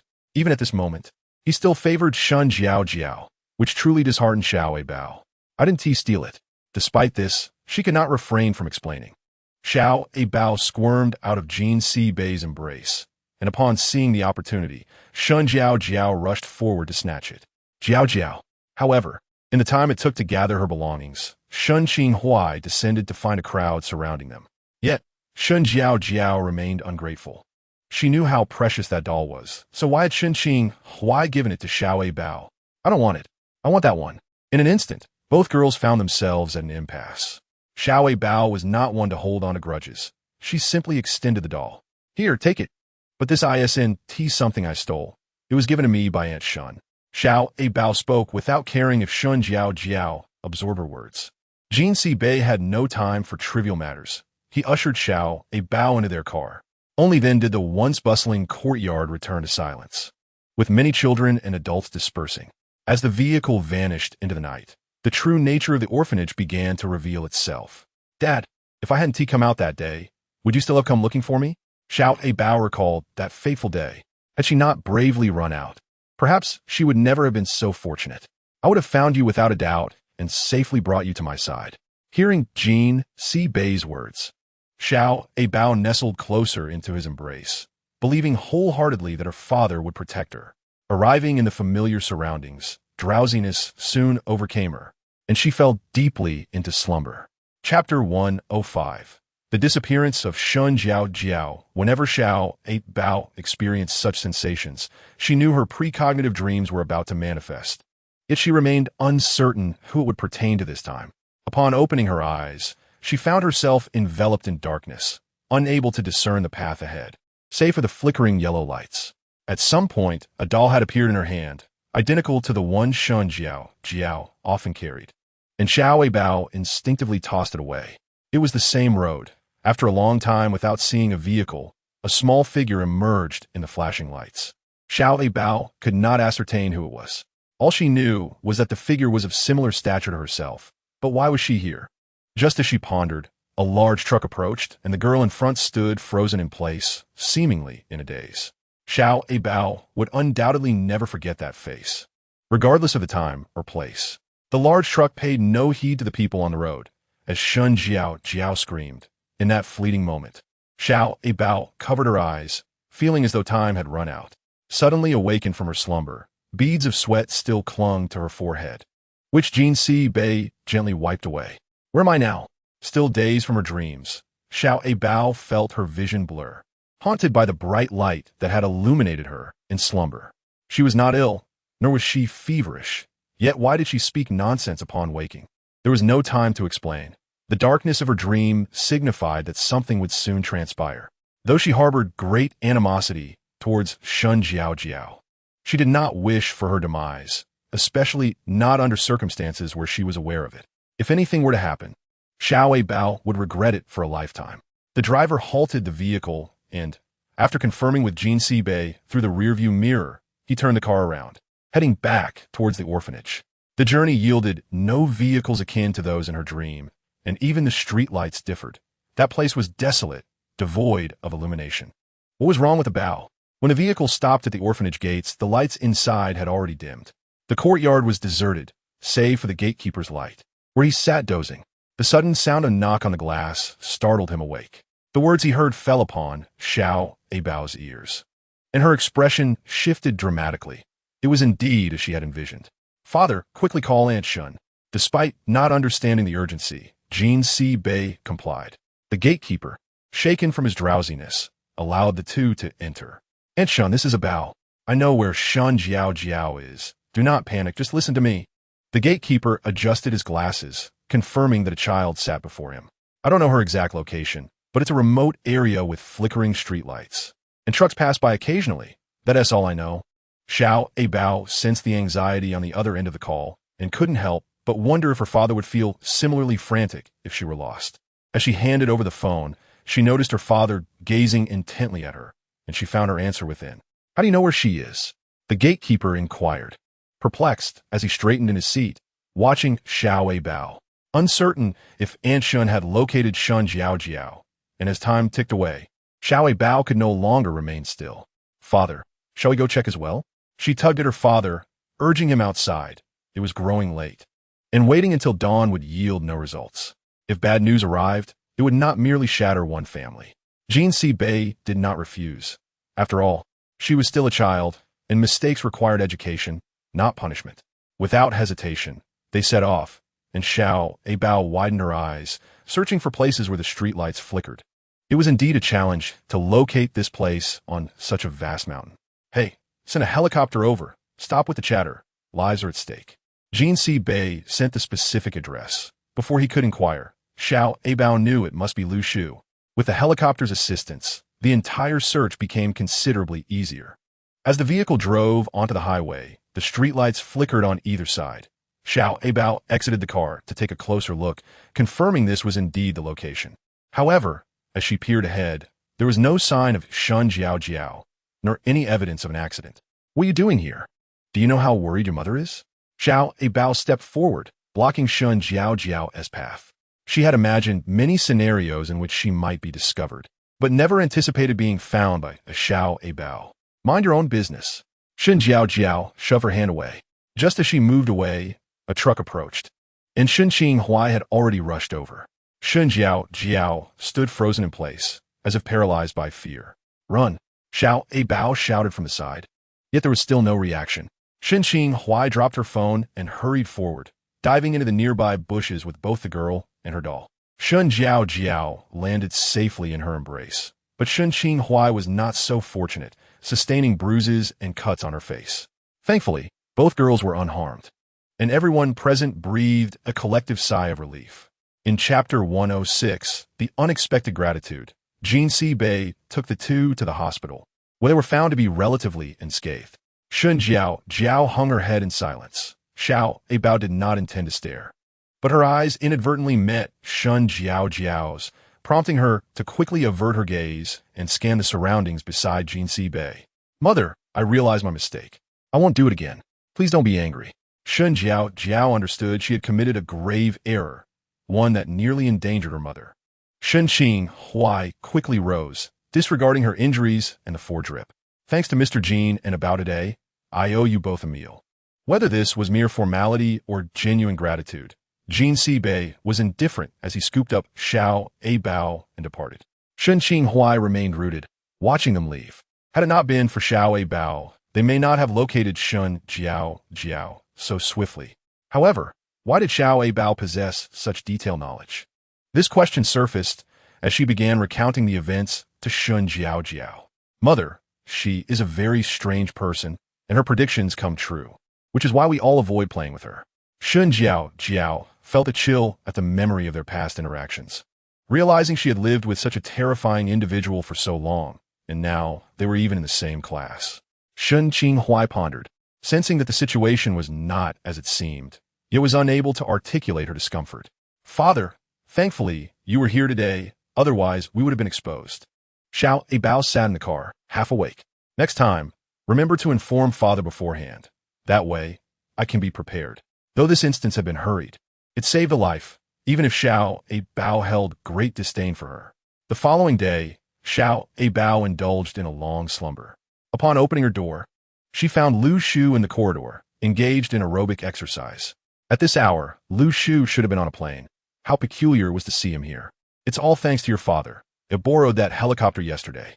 To be honest, Jean C. couldn't believe he had done such a thing. Abao's expression turned more astonished.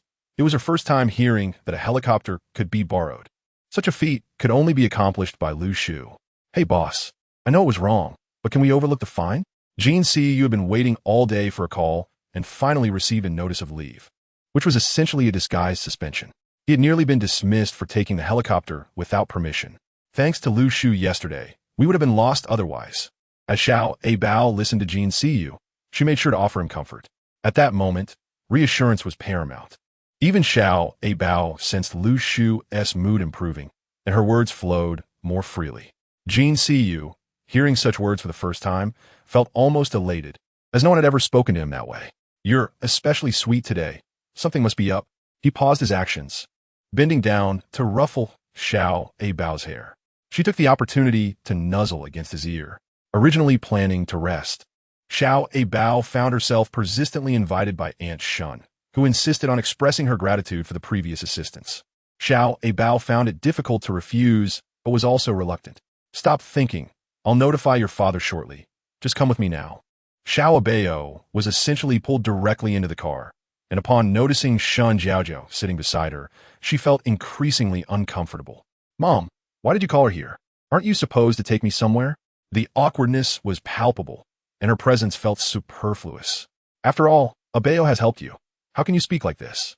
Shen Tinghuai reminded Shun Jiaojiao about her choice of words. Those remarks were jarring to anyone's ears, let alone to Abao, who was still just a child. It must be said that Shun Tinghuai was quite considerate. Abao envied those who had their mothers beside them. The car eventually stopped in front of a restaurant, its interior revealing a world of exquisite decor. "Look at you, so observant," Shun Jiaojiao remarked as she noticed Abao scrutinizing every corner of the place. "If you like it, I can mention it to your father.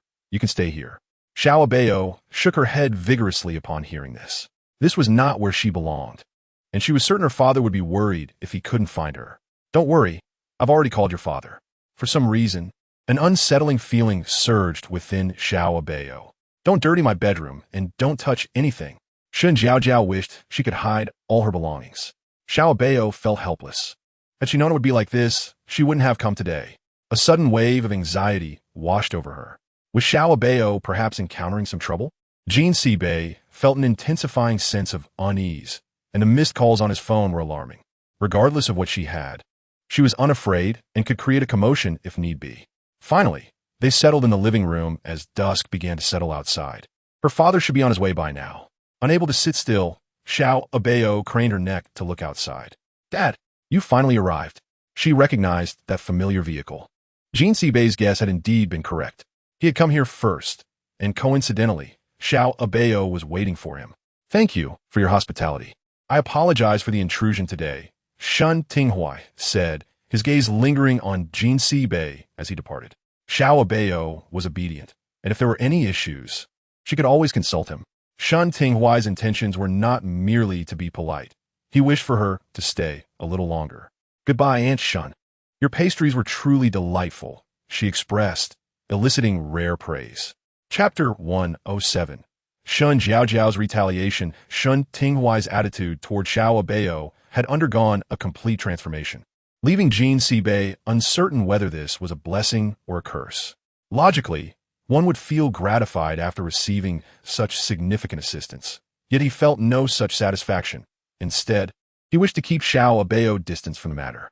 "Abao, if someone asks how you know where you are, what will you say?" Jean Sibei, unable to shake off his worries, began to formulate a code with Abao. This was the result of their final discussion.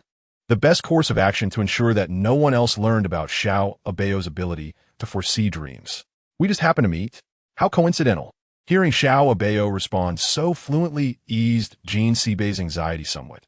This should mitigate any potential issues. Upon returning home, he intended to discuss further with Abao, but seeing her eyelids grow heavy, he refrained. "Dad, I'm so tired. Let me rest, and we can talk tomorrow," she said, collapsing on her bed and succumbing to sleep. The past few days had been tumultuous, filled with either dreams or searches for others, leaving her utterly exhausted and uninterested in anything else. Jean Sibei shook his head, suddenly realizing he might have been too harsh. Abao was clever. Surely she had her ways of coping. "Your parents have done well, but I seem to have gained nothing," Jean Sijuan remarked, his words laced with resentment. All right, your fourth brother is merely trying to save someone. It wouldn't hurt to endure a little for now. You can keep me company at home. Why not take this opportunity to find yourself a girlfriend?" Upon hearing those 3 words, Jean Sijuan immediately went on high alert. He had never considered such a thing and had no desire to do so now. He stood there, lost in thought, contemplating where Abao's mother might be at this moment. Jean Bei shook his head once more, dismissing the impractical thoughts. He had never ceased searching. It felt as though that person had vanished from existence. The stock data on his computer steadily climbed, and while the Shun family was always vigilant, Jean Bei knew they were no innocents, but he was no pushover either. When it mattered, he was not afraid to confront them head-on. "Dad, where's my school uniform?" Abao had searched the entire room, but found no trace of it.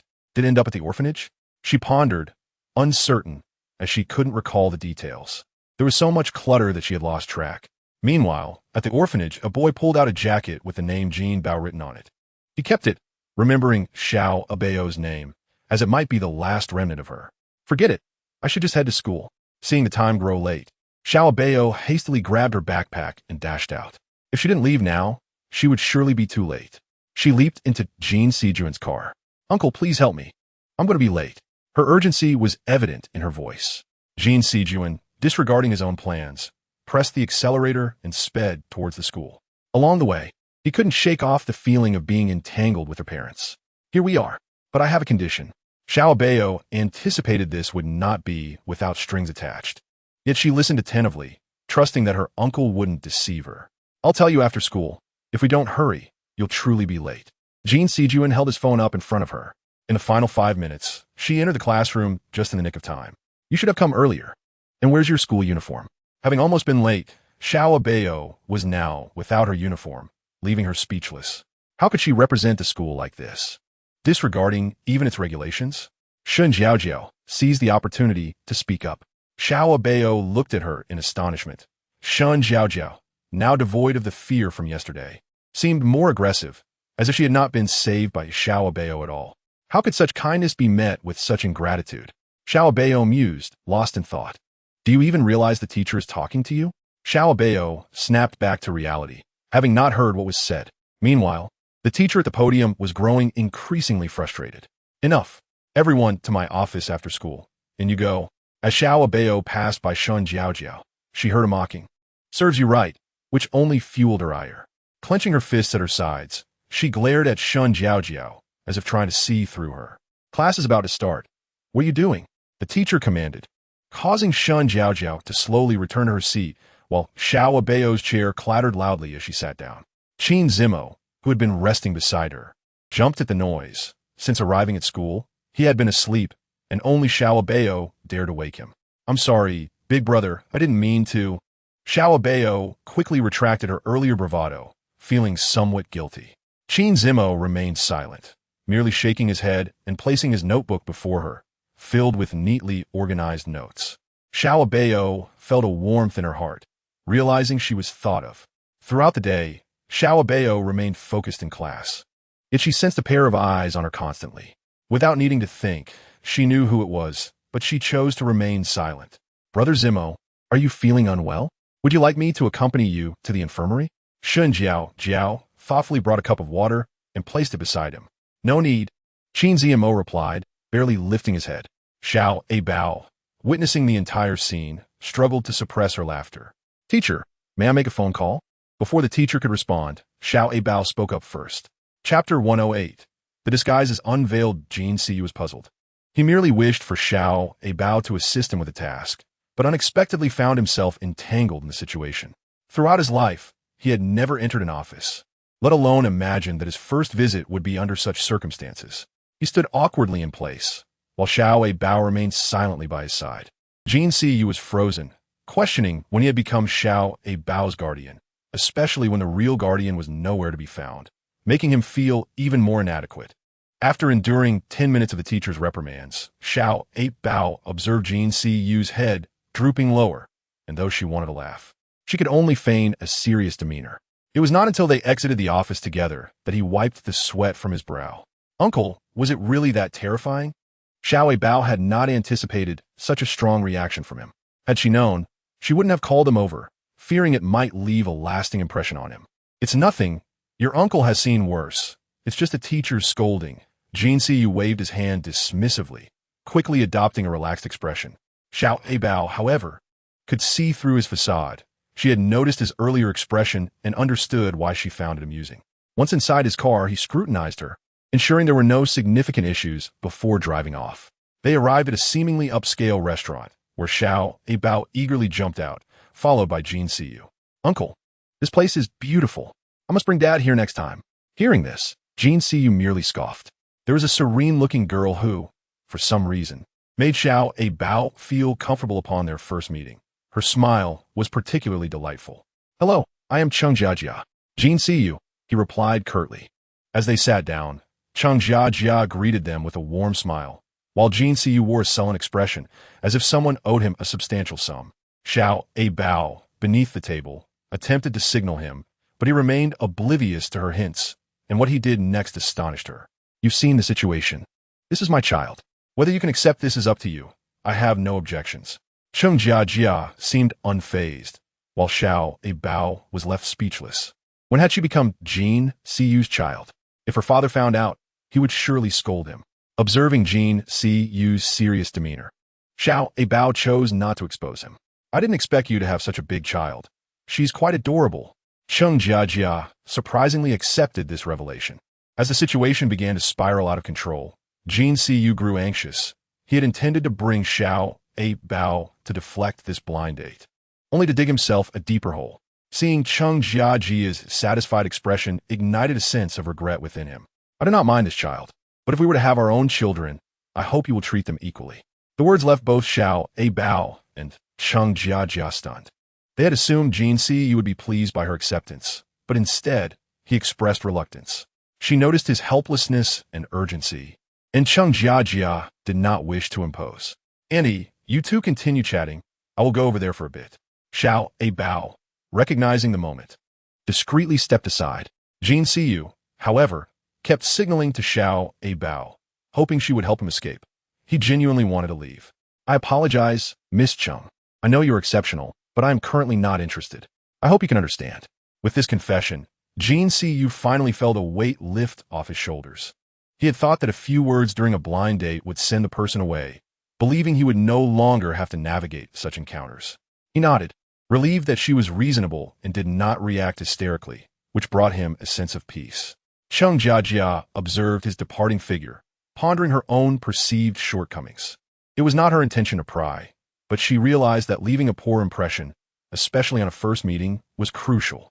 Jean Siyu, however, was indifferent. He would come and go as he pleased. In this world, apart from his brothers and parents, he paid little heed to others' opinions.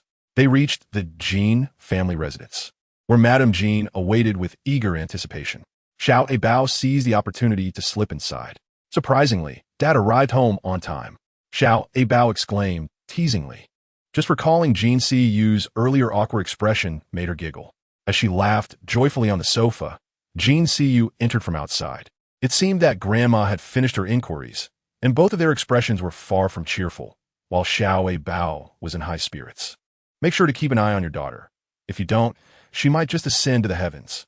Jean Siyu's jest did not bother Abao. She merely let it pass through one ear and out the other. "No matter what Abao does, I will indulge her. If she wishes to do something, she shall do it." Jean Siyu and his companion had nothing left to say, striding upstairs in silence, still murmuring. Chapter 109. A chance encounter with a stunning beauty. Were you laughing about?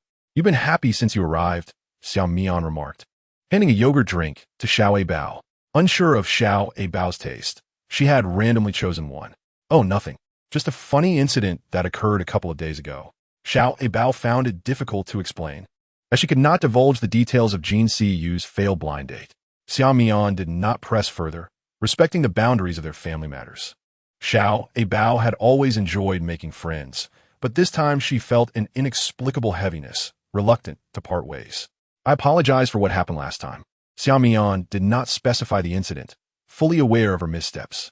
Now, she sought no forgiveness, merely wishing to convey her remorse. "It's all in the past.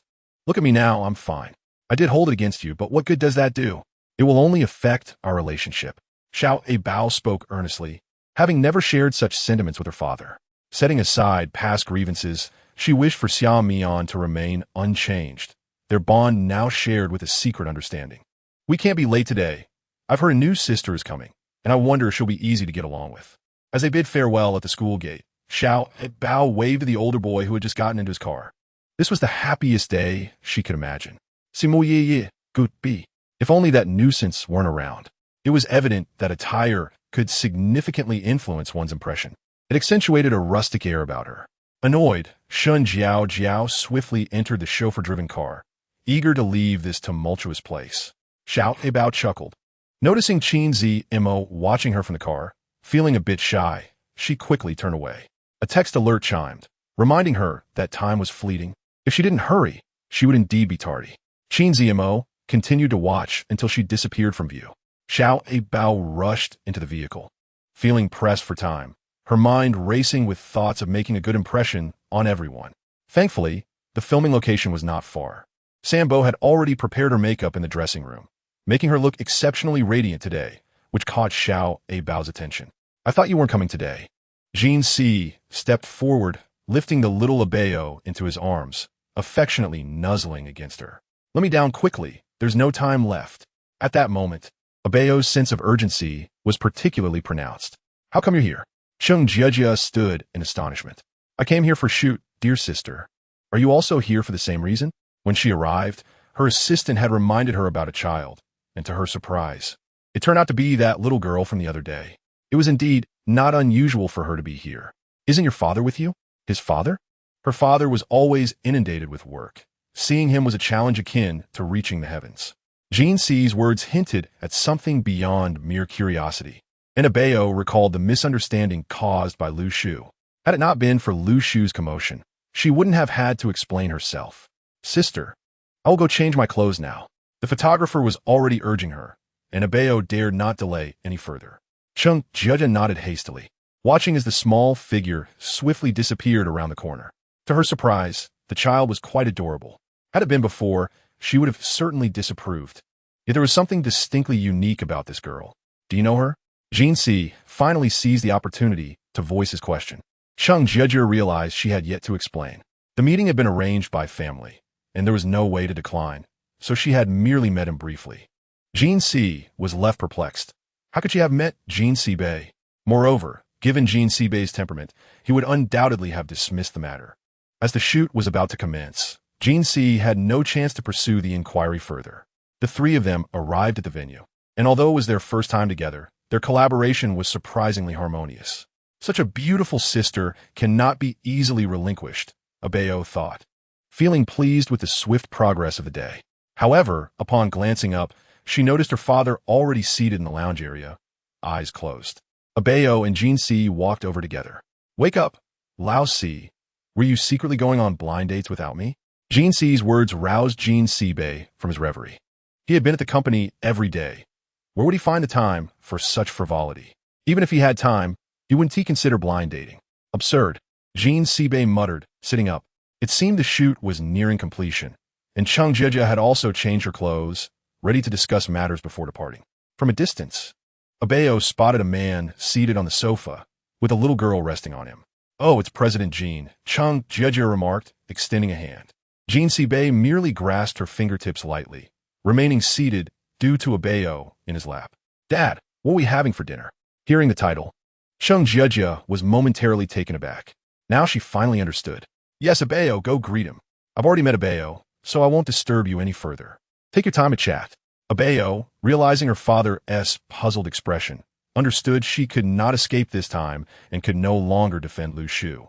In Chapter 110, the secret revealed, Abao found herself unable to evade the situation. Under Jean Bei's stern questioning, she confessed to all her misdeeds.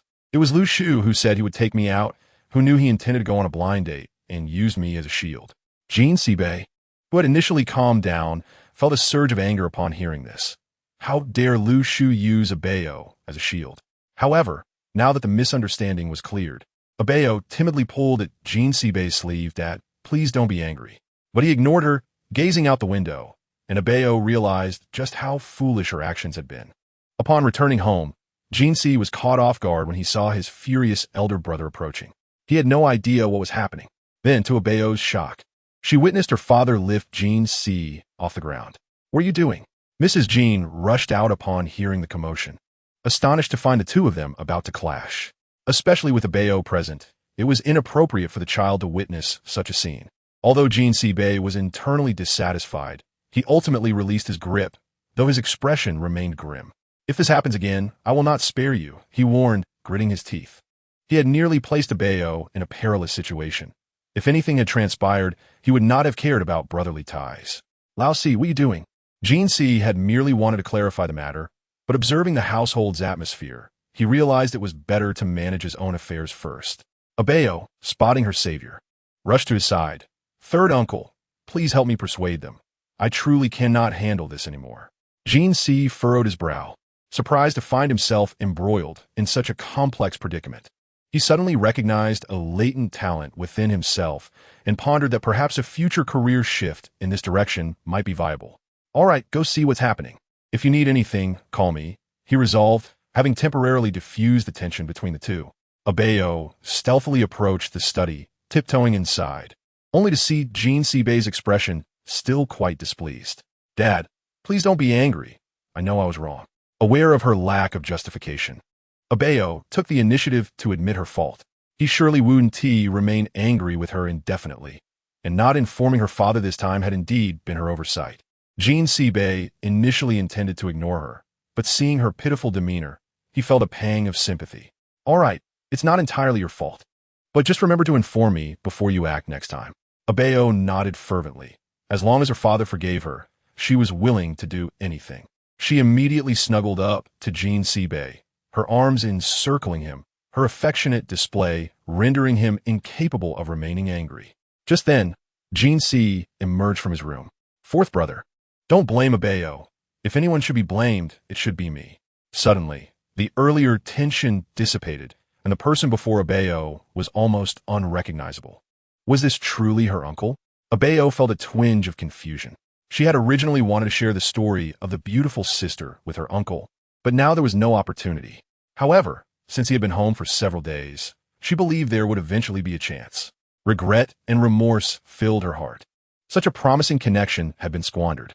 "What? Are you still planning to create a scene at your uncle's house?" Jin Si-bei discerned Abao's thoughts with a single glance. He was well aware of her little schemes. Abao quickly shook her head, denying it. She had no intention of causing a ruckus, merely wanting to do what she could. Time was running short. They needed to head to school without further delay. It seemed word of today's events had reached her father, for it appeared nothing could escape his notice. It seemed her every action would now be under scrutiny, and the thought of such constraints left her feeling stifled. Abao felt an unexpected discomfort. Having grown accustomed to the freedom of the orphanage, this level of restriction was profoundly unsettling. "I'm off." Abao departed without further delay, arriving at school to find only a handful of students present. The gatekeeper was leisurely sweeping the ground. Indeed, she was the first to arrive in class, with ample time to not only tidy the classroom, but also clean the podium and blackboard. "Oh, arriving early after being late yesterday?" Shun Jiaojiao entered, flanked by several unfamiliar faces, likely upperclassmen. Abao was indifferent to how she had mingled with them, as the sight alone made her feel uncomfortable.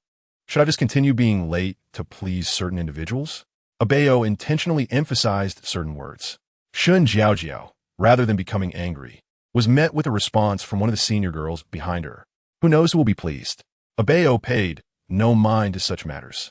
Aware that she was no match for her opponent, Xiao Abao found it rather laughable that a few individuals had come to bolster her confidence. Truly, the audacity was astonishing. These wild children had no understanding of their own insignificance, relying solely on the Jin family for support. Without the Jin family, they were nothing. Each time Shun Jiaojiao brought up this matter, Xiao Abao pondered her own standing in comparison. She was disinclined to dwell on such trivialities and ignored the gathering at the entrance. If they wished to avoid trouble, they ought to behave appropriately. The girls outside directed a warning glance at Xiao Abao, while Shun Jiaojiao looked on with a sense of triumph, as if she had secured some advantage. "We are friends, so we shall coexist amicably. Thank you for your concern, senior." With that, Xiao Abao donned her most charming smile, her greatest weapon against them. The onlookers were left perplexed by her words, particularly Shun Jiaojiao, who could not fathom how they could be friends. It was only when the class bell was about to ring that the group finally departed from the classroom door. This had been the routine for several days, and no teacher had intervened. Xiao Abao had grown accustomed to such days, If Shun Jiaojiao believed this tactic would yield results, she would engage with it to the end. Chapter 111. The mysterious envelope. Abao was unwilling to compromise her principles alongside Shun Jiaojiao, as it was only a matter of time before trouble ensued. Reflecting on Aunt Shun's anxious demeanor from that day, she felt a twinge of regret, realizing Shun Jiaojiao had not taken it to heart at all. In just 2 days, trouble was brewing once more. Though the school was filled with influential figures, not all were benevolent. There were certainly some hard stones among them. I advise you to refrain from causing me trouble. Shun Jiaojiao approached Abao, her gaze roaming over her. Abao felt uncomfortable under her scrutiny, even seated. Shun Jiaojiao continued to observe her intently. I have no interest in your affairs. Abao spoke with sincerity. She truly had no interest. In her view, the time spent on such matters could be better utilized pursuing other interests. It would be best if we departed. Watching Shun Jiaojiao and her companions leave, Abao finally exhaled a sigh of relief. They were indeed a difficult bunch. You all? Qin Zimo had witnessed the entire exchange and noted that the two seemed to have had no recent quarrel. Abao suddenly leaned closer to Qin Zimo, the sudden proximity causing him to instinctively retreat, though Abao paid it no mind. She had run away from home a few days ago. This was the most suitable explanation she could muster. After considering various alternatives, this seemed the most fitting. Noticing Abao's gaze, he immediately straightened up.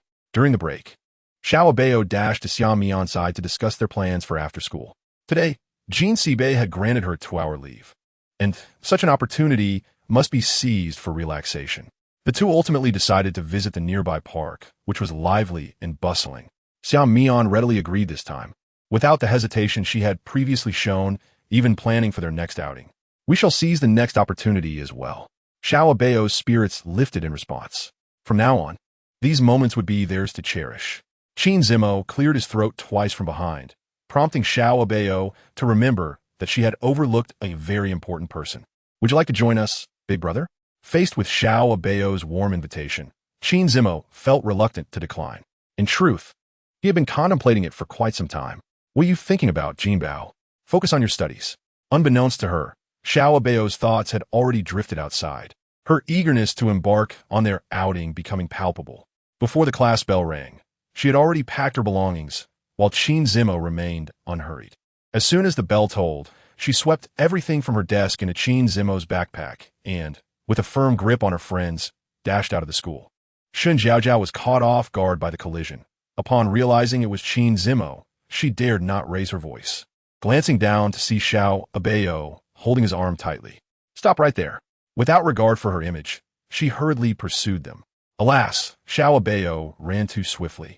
And with Shun Jiaojiao's lack of athleticism, she could barely keep pace before losing sight of Abao entirely. Is this a marathon? The comment from behind reached her ears. Qin Yuanshu did not hide the amusement on his face as he handed Shun Jiaojiao a compact mirror, which had been knocked askew in her hasty retreat.